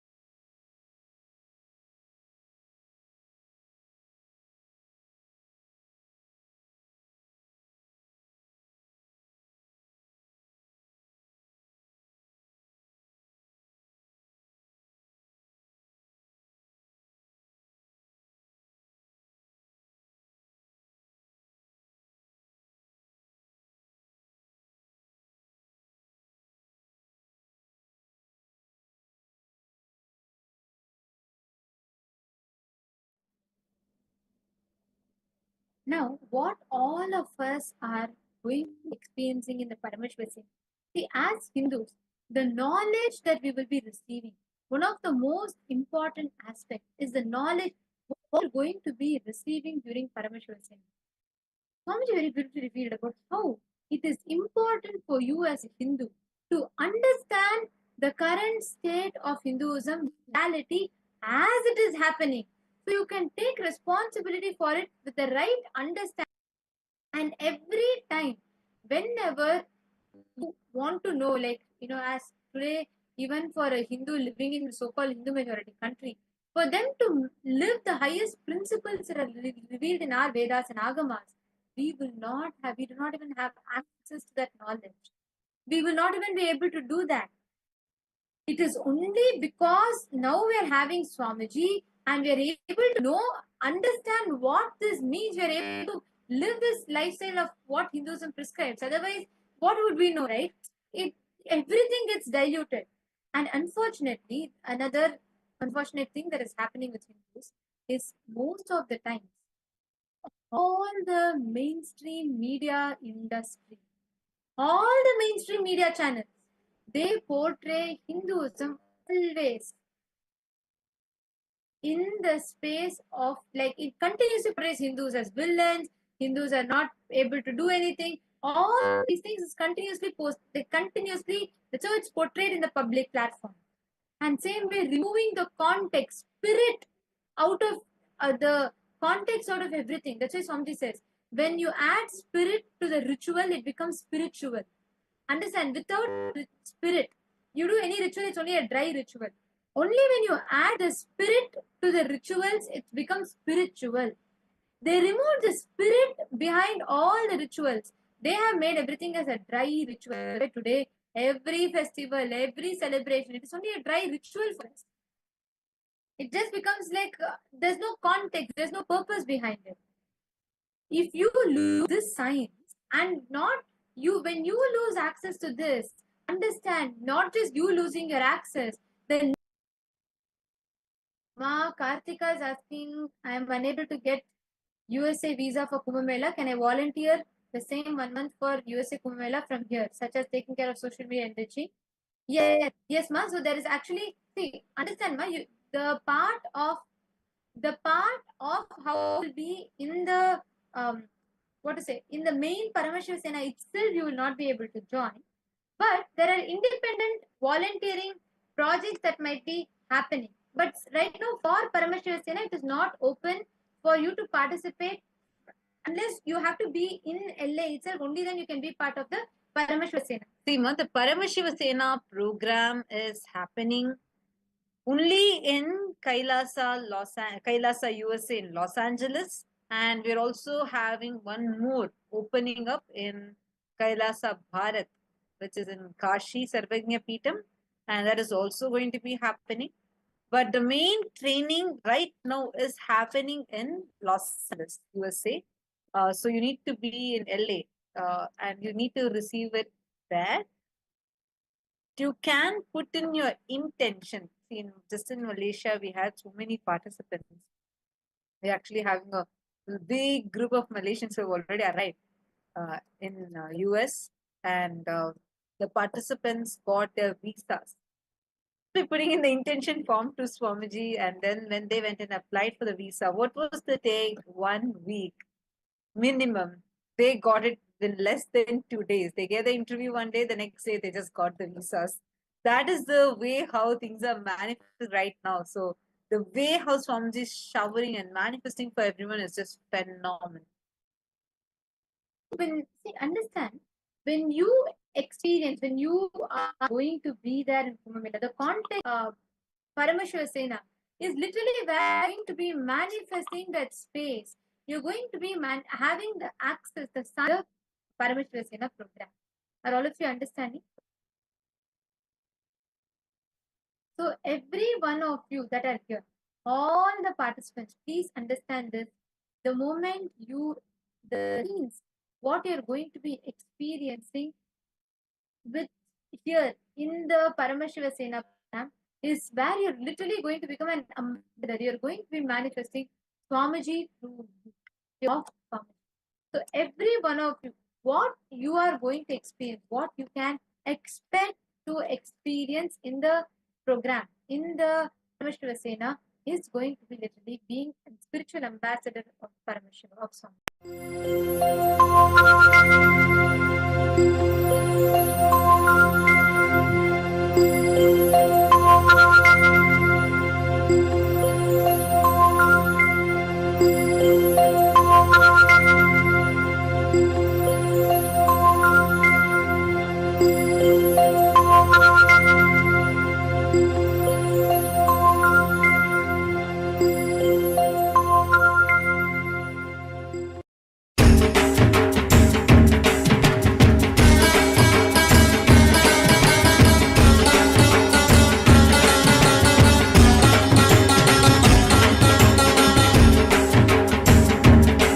Nityananda,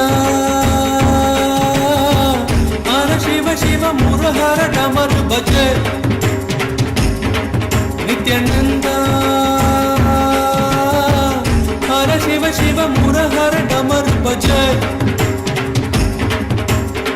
Jaya Jagadodharana, Jaya Nitya Jagadishwara Harana.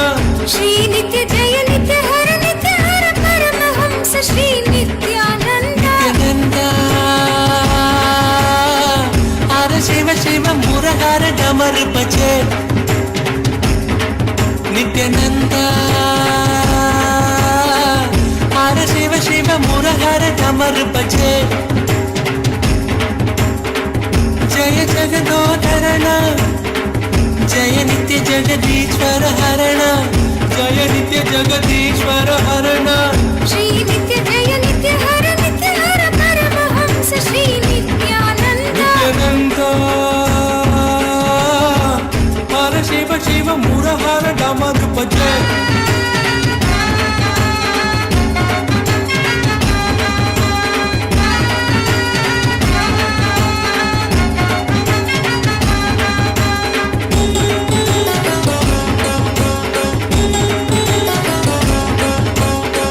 Darshan Nitya Tejo Bhagavan, Nitya Paramadayalo Bhagavan, Shri Nityananda. Darshan Nitya Tejo Bhagavan, Nitya Paramadayalo Bhagavan, Shri Nityananda. Hara Bolo Nata Shiva Shambho Nityananda. Hara Bolo Nata Shiva Shambho Nityananda. Shiva Shiva Hara Hara Hara Hara Shiva Shiva Nitya Pureshwara Hara Parameshwara Jai Gurunatha Sri Gurunatha Nityananda. Shiva Shiva Hara Hara Hara Hara Shiva Shiva Nitya Pureshwara Hara Parameshwara Jai Gurunatha Sri Gurunatha Nityananda. Nityananda, Hara Shiva Shiva Murahara Damar Bhaje. See, this celebration is what is life. Celebration of life, Hinduism, Swamiji says beautifully. That is what all of you are going to be experiencing in the Paramashiva Sena as well. Now, all of us are going to be getting ready to receive the darshan. And I request all the participants to please settle down. And this season, we're having a lot of events, lot of things that are coming up, festivals that you're going to be a part of. It's most importantly this event. Very soon, we're going to be having the celebrations of the Kartikai Deepam that all of you are going to be part of. So do not miss every day, every single aspect, what you're all experiencing, the initiations you're receiving, everything is very, very important. Now it's time for all of us to enter into the darshan. Today we'll all be having the alive darshan. And I request all the participants to settle down. Let us all get ready to receive the darshan. Please sit straight with your head, neck, and spine in a straight line. Close your eyes.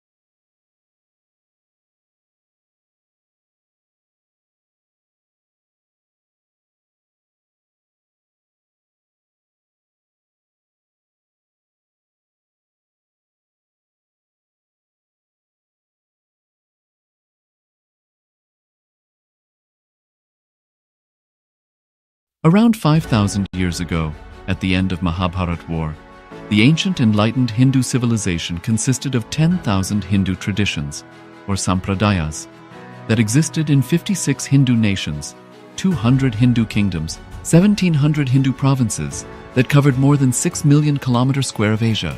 The Supreme Pontiff of Hinduism, SPH, Bhagavan Sri Nityananda Paramashivoham, is the reviver of KAILASA, this ancient enlightened Hindu civilizational nation. KAILASA is an unbroken cultural, religious, historical, civilizational, and sovereign continuation and revival of multiple of these historical Hindu sovereign states and Hindu ecclesiastical entities. The unbroken continuity of these ancient Hindu nations through KAILASA, international law, the doctrine of continuity, implies that upheavals and revolutions within a country, changes in government, territorial adjustments, measures taken during military occupation, or other internal transformations do not negate the existence of the country, do not affect the legal personality and international obligations of the country or state.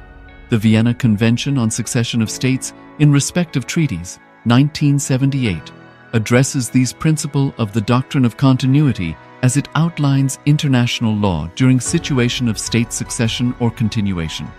International law recognizes a state's legal personality by recognizing its identity. This perspective extends even during the period when the given state or country is annexed or occupied by a foreign power. Even in such cases, the legal personality of the state is considered to persist, enabling its subsequent re-establishment. Historical examples dating back to the 18th century include cases like Portugal and Genoa, Poland, Ethiopia, Czechoslovakia, Albania, and Austria that were re-established after World War II. Even when a nation is deprived of its territory, the nation continues to exist. Its sovereignty and international legal personality combine. The Dalai Lama was exiled and forced to flee. Despite the challenges faced, the Dalai Lama continues to advocate for the preservation of Tibetan culture and garners worldwide support for Tibetan autonomy on the global stage. Similarly, from 1309 to 1376, the Pope of Catholicism had been in exile in Avignon. Despite this, he was recognized as the head of state as well as head of the church and given full privileges of the position after their return to Rome. Even in 1861, much of the papal territories had been lost, leaving the Pope with no sovereign territory other than the papal residence and related buildings. Yet his temporal powers were still acknowledged. He was recognized as a head of state, and later, the Lateran Treaty of 1929 formally re-established papal sovereignty over the Vatican City.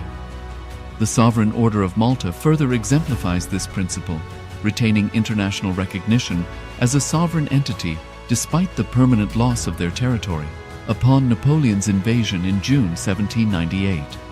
Despite such permanent loss of territory, the sovereignty and the international legal personality of the Sovereign Order of Malta continue to persist. Much later in 1894, the order settled in Rome and acquired two properties, the Magistral Palace and the Magistral Villa that received extraterritorial status. Today, the order maintains diplomatic relations with 112 countries, issues its own diplomatic passports, currency, stamps, and vehicle registration plates, and has been granted observer status in the United Nations. All these examples of state re-establishment illustrate the principle of continuity of states, as per international law, that a state's legal personality persists over time. A nation continues to exist even after a complete loss of territory. A far more striking example is of the oceanic countries, which are under the threat of their entire nation being drowned and submerged due to rising sea levels owing to global warming. In response to such existential threat of climate change, Pacific Island nations, including Tuvalu, have enacted constitutional amendments and made international declarations affirming that their nation and their sovereign rights will continue to persist, despite their entire territory being lost to the sea. This proactive stance is highlighted in the Constitution of Tuvalu Act 2023 and the Pacific Islands Forum Declaration of 2021. The Supreme Pontiff of Hinduism, Bhagavan Sri Nityananda Paramashiva, through the line of succession is the present 203rd Emperor of the Hindu Sovereign Kingdom of Surangi Samrajya.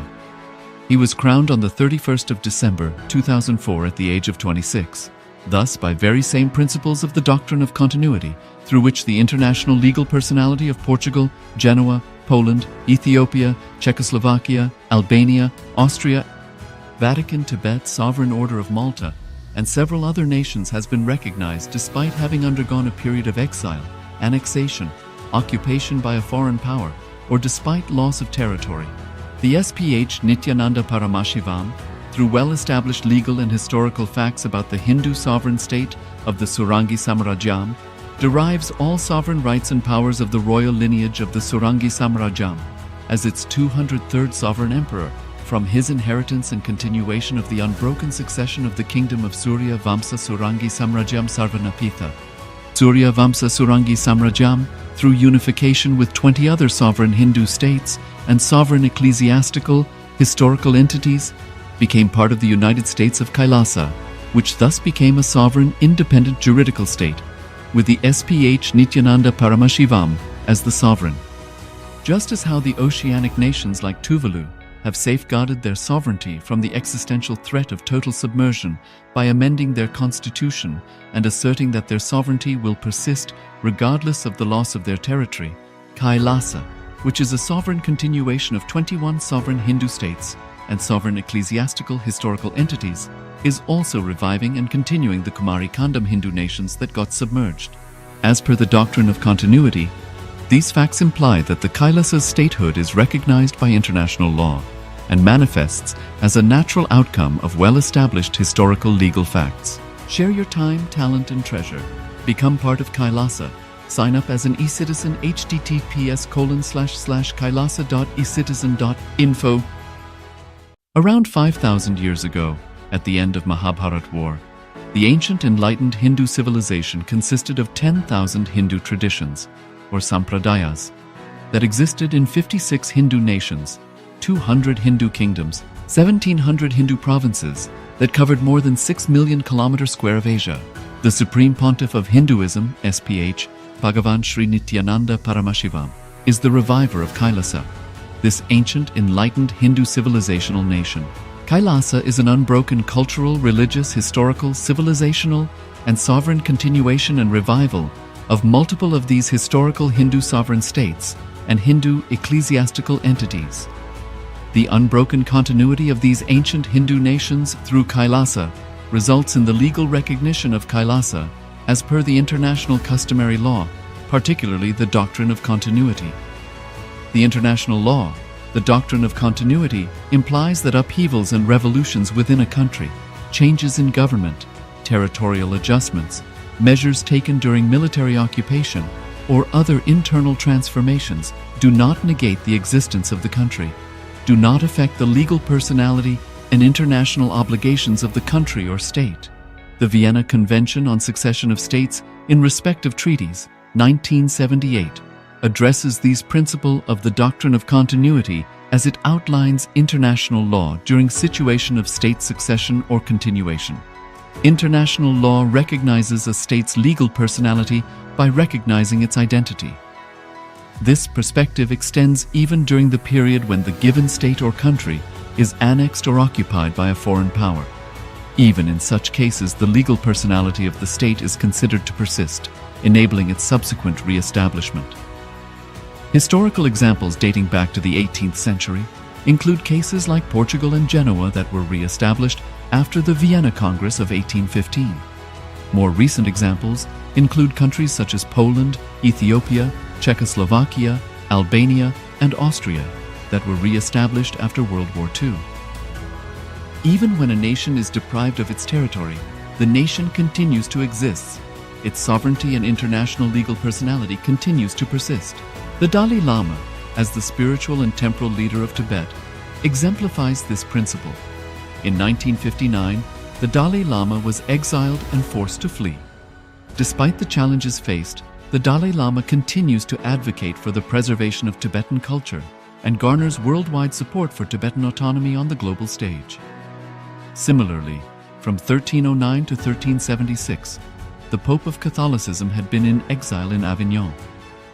Despite this, he was recognized as the head of state as well as head of the church and given full privileges of the position after their return to Rome.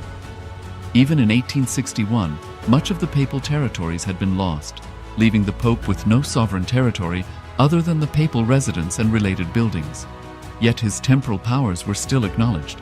He was recognized as a head of state, and later, the Lateran Treaty of 1929 formally re-established papal sovereignty over the Vatican City.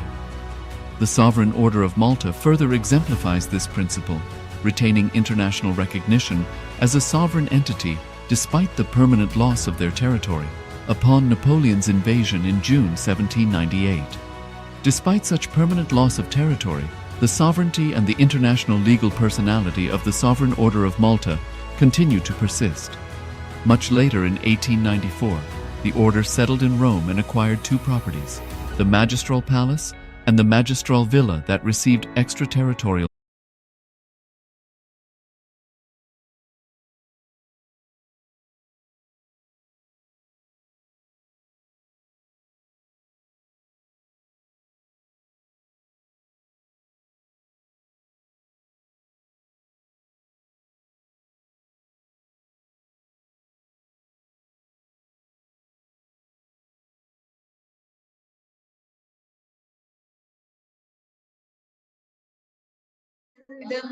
परमसुखदं केवलं ज्ञानमूर्तिम् द्वन्द्वातीतं गगनसदृशं तत्त्वमस्याधिलक्ष्यम् एकं नित्यं विमलाचलं सर्वधी.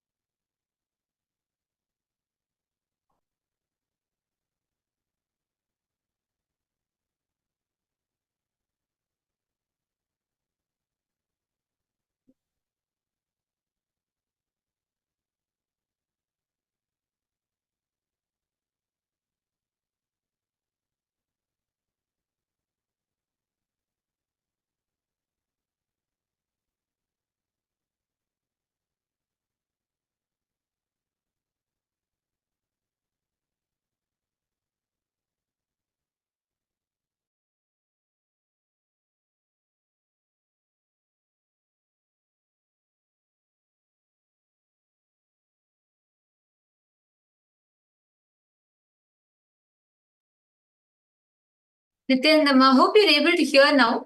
Hope all of you are able to hear us now. Are all the participants able to see us and hear us now?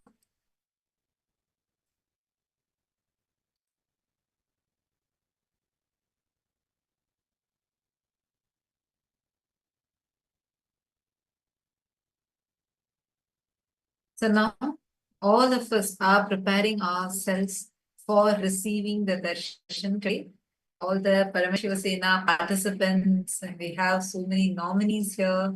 And we also today we are going to be having the special meeting too happening for all the Chitsabha members. And yesterday Swamiji had a very, very, very special, exclusive, very intimate meeting with all the members of Rajya Sabha. All the Rajya Sabha members had attended the meeting, and it was such a sweet session. Swamiji was talking to each person, calling out every single person's name, talking to them, and it was very, very sweet. Swamiji even gave us the vision, and a very sweet personal session we had. And yesterday we also had the powerful live satsang. So today we are going to be entering into the darshan and satsang very shortly. Swamiji is going to be gracing all of us with the powerful live darshan. Take a few minutes and invite all the other people that are not yet here with you, sitting in for the darshan. Take a few minutes and invite all of them to come and join. And all the Chitsabha members, we request all of you to please call all your friends, family members, everyone. Today we have a special session for all the Chitsabha members. all the members of Chitsabha, please join your respective Chitsabha rooms, and we will be having a very special session with Swamiji for the members of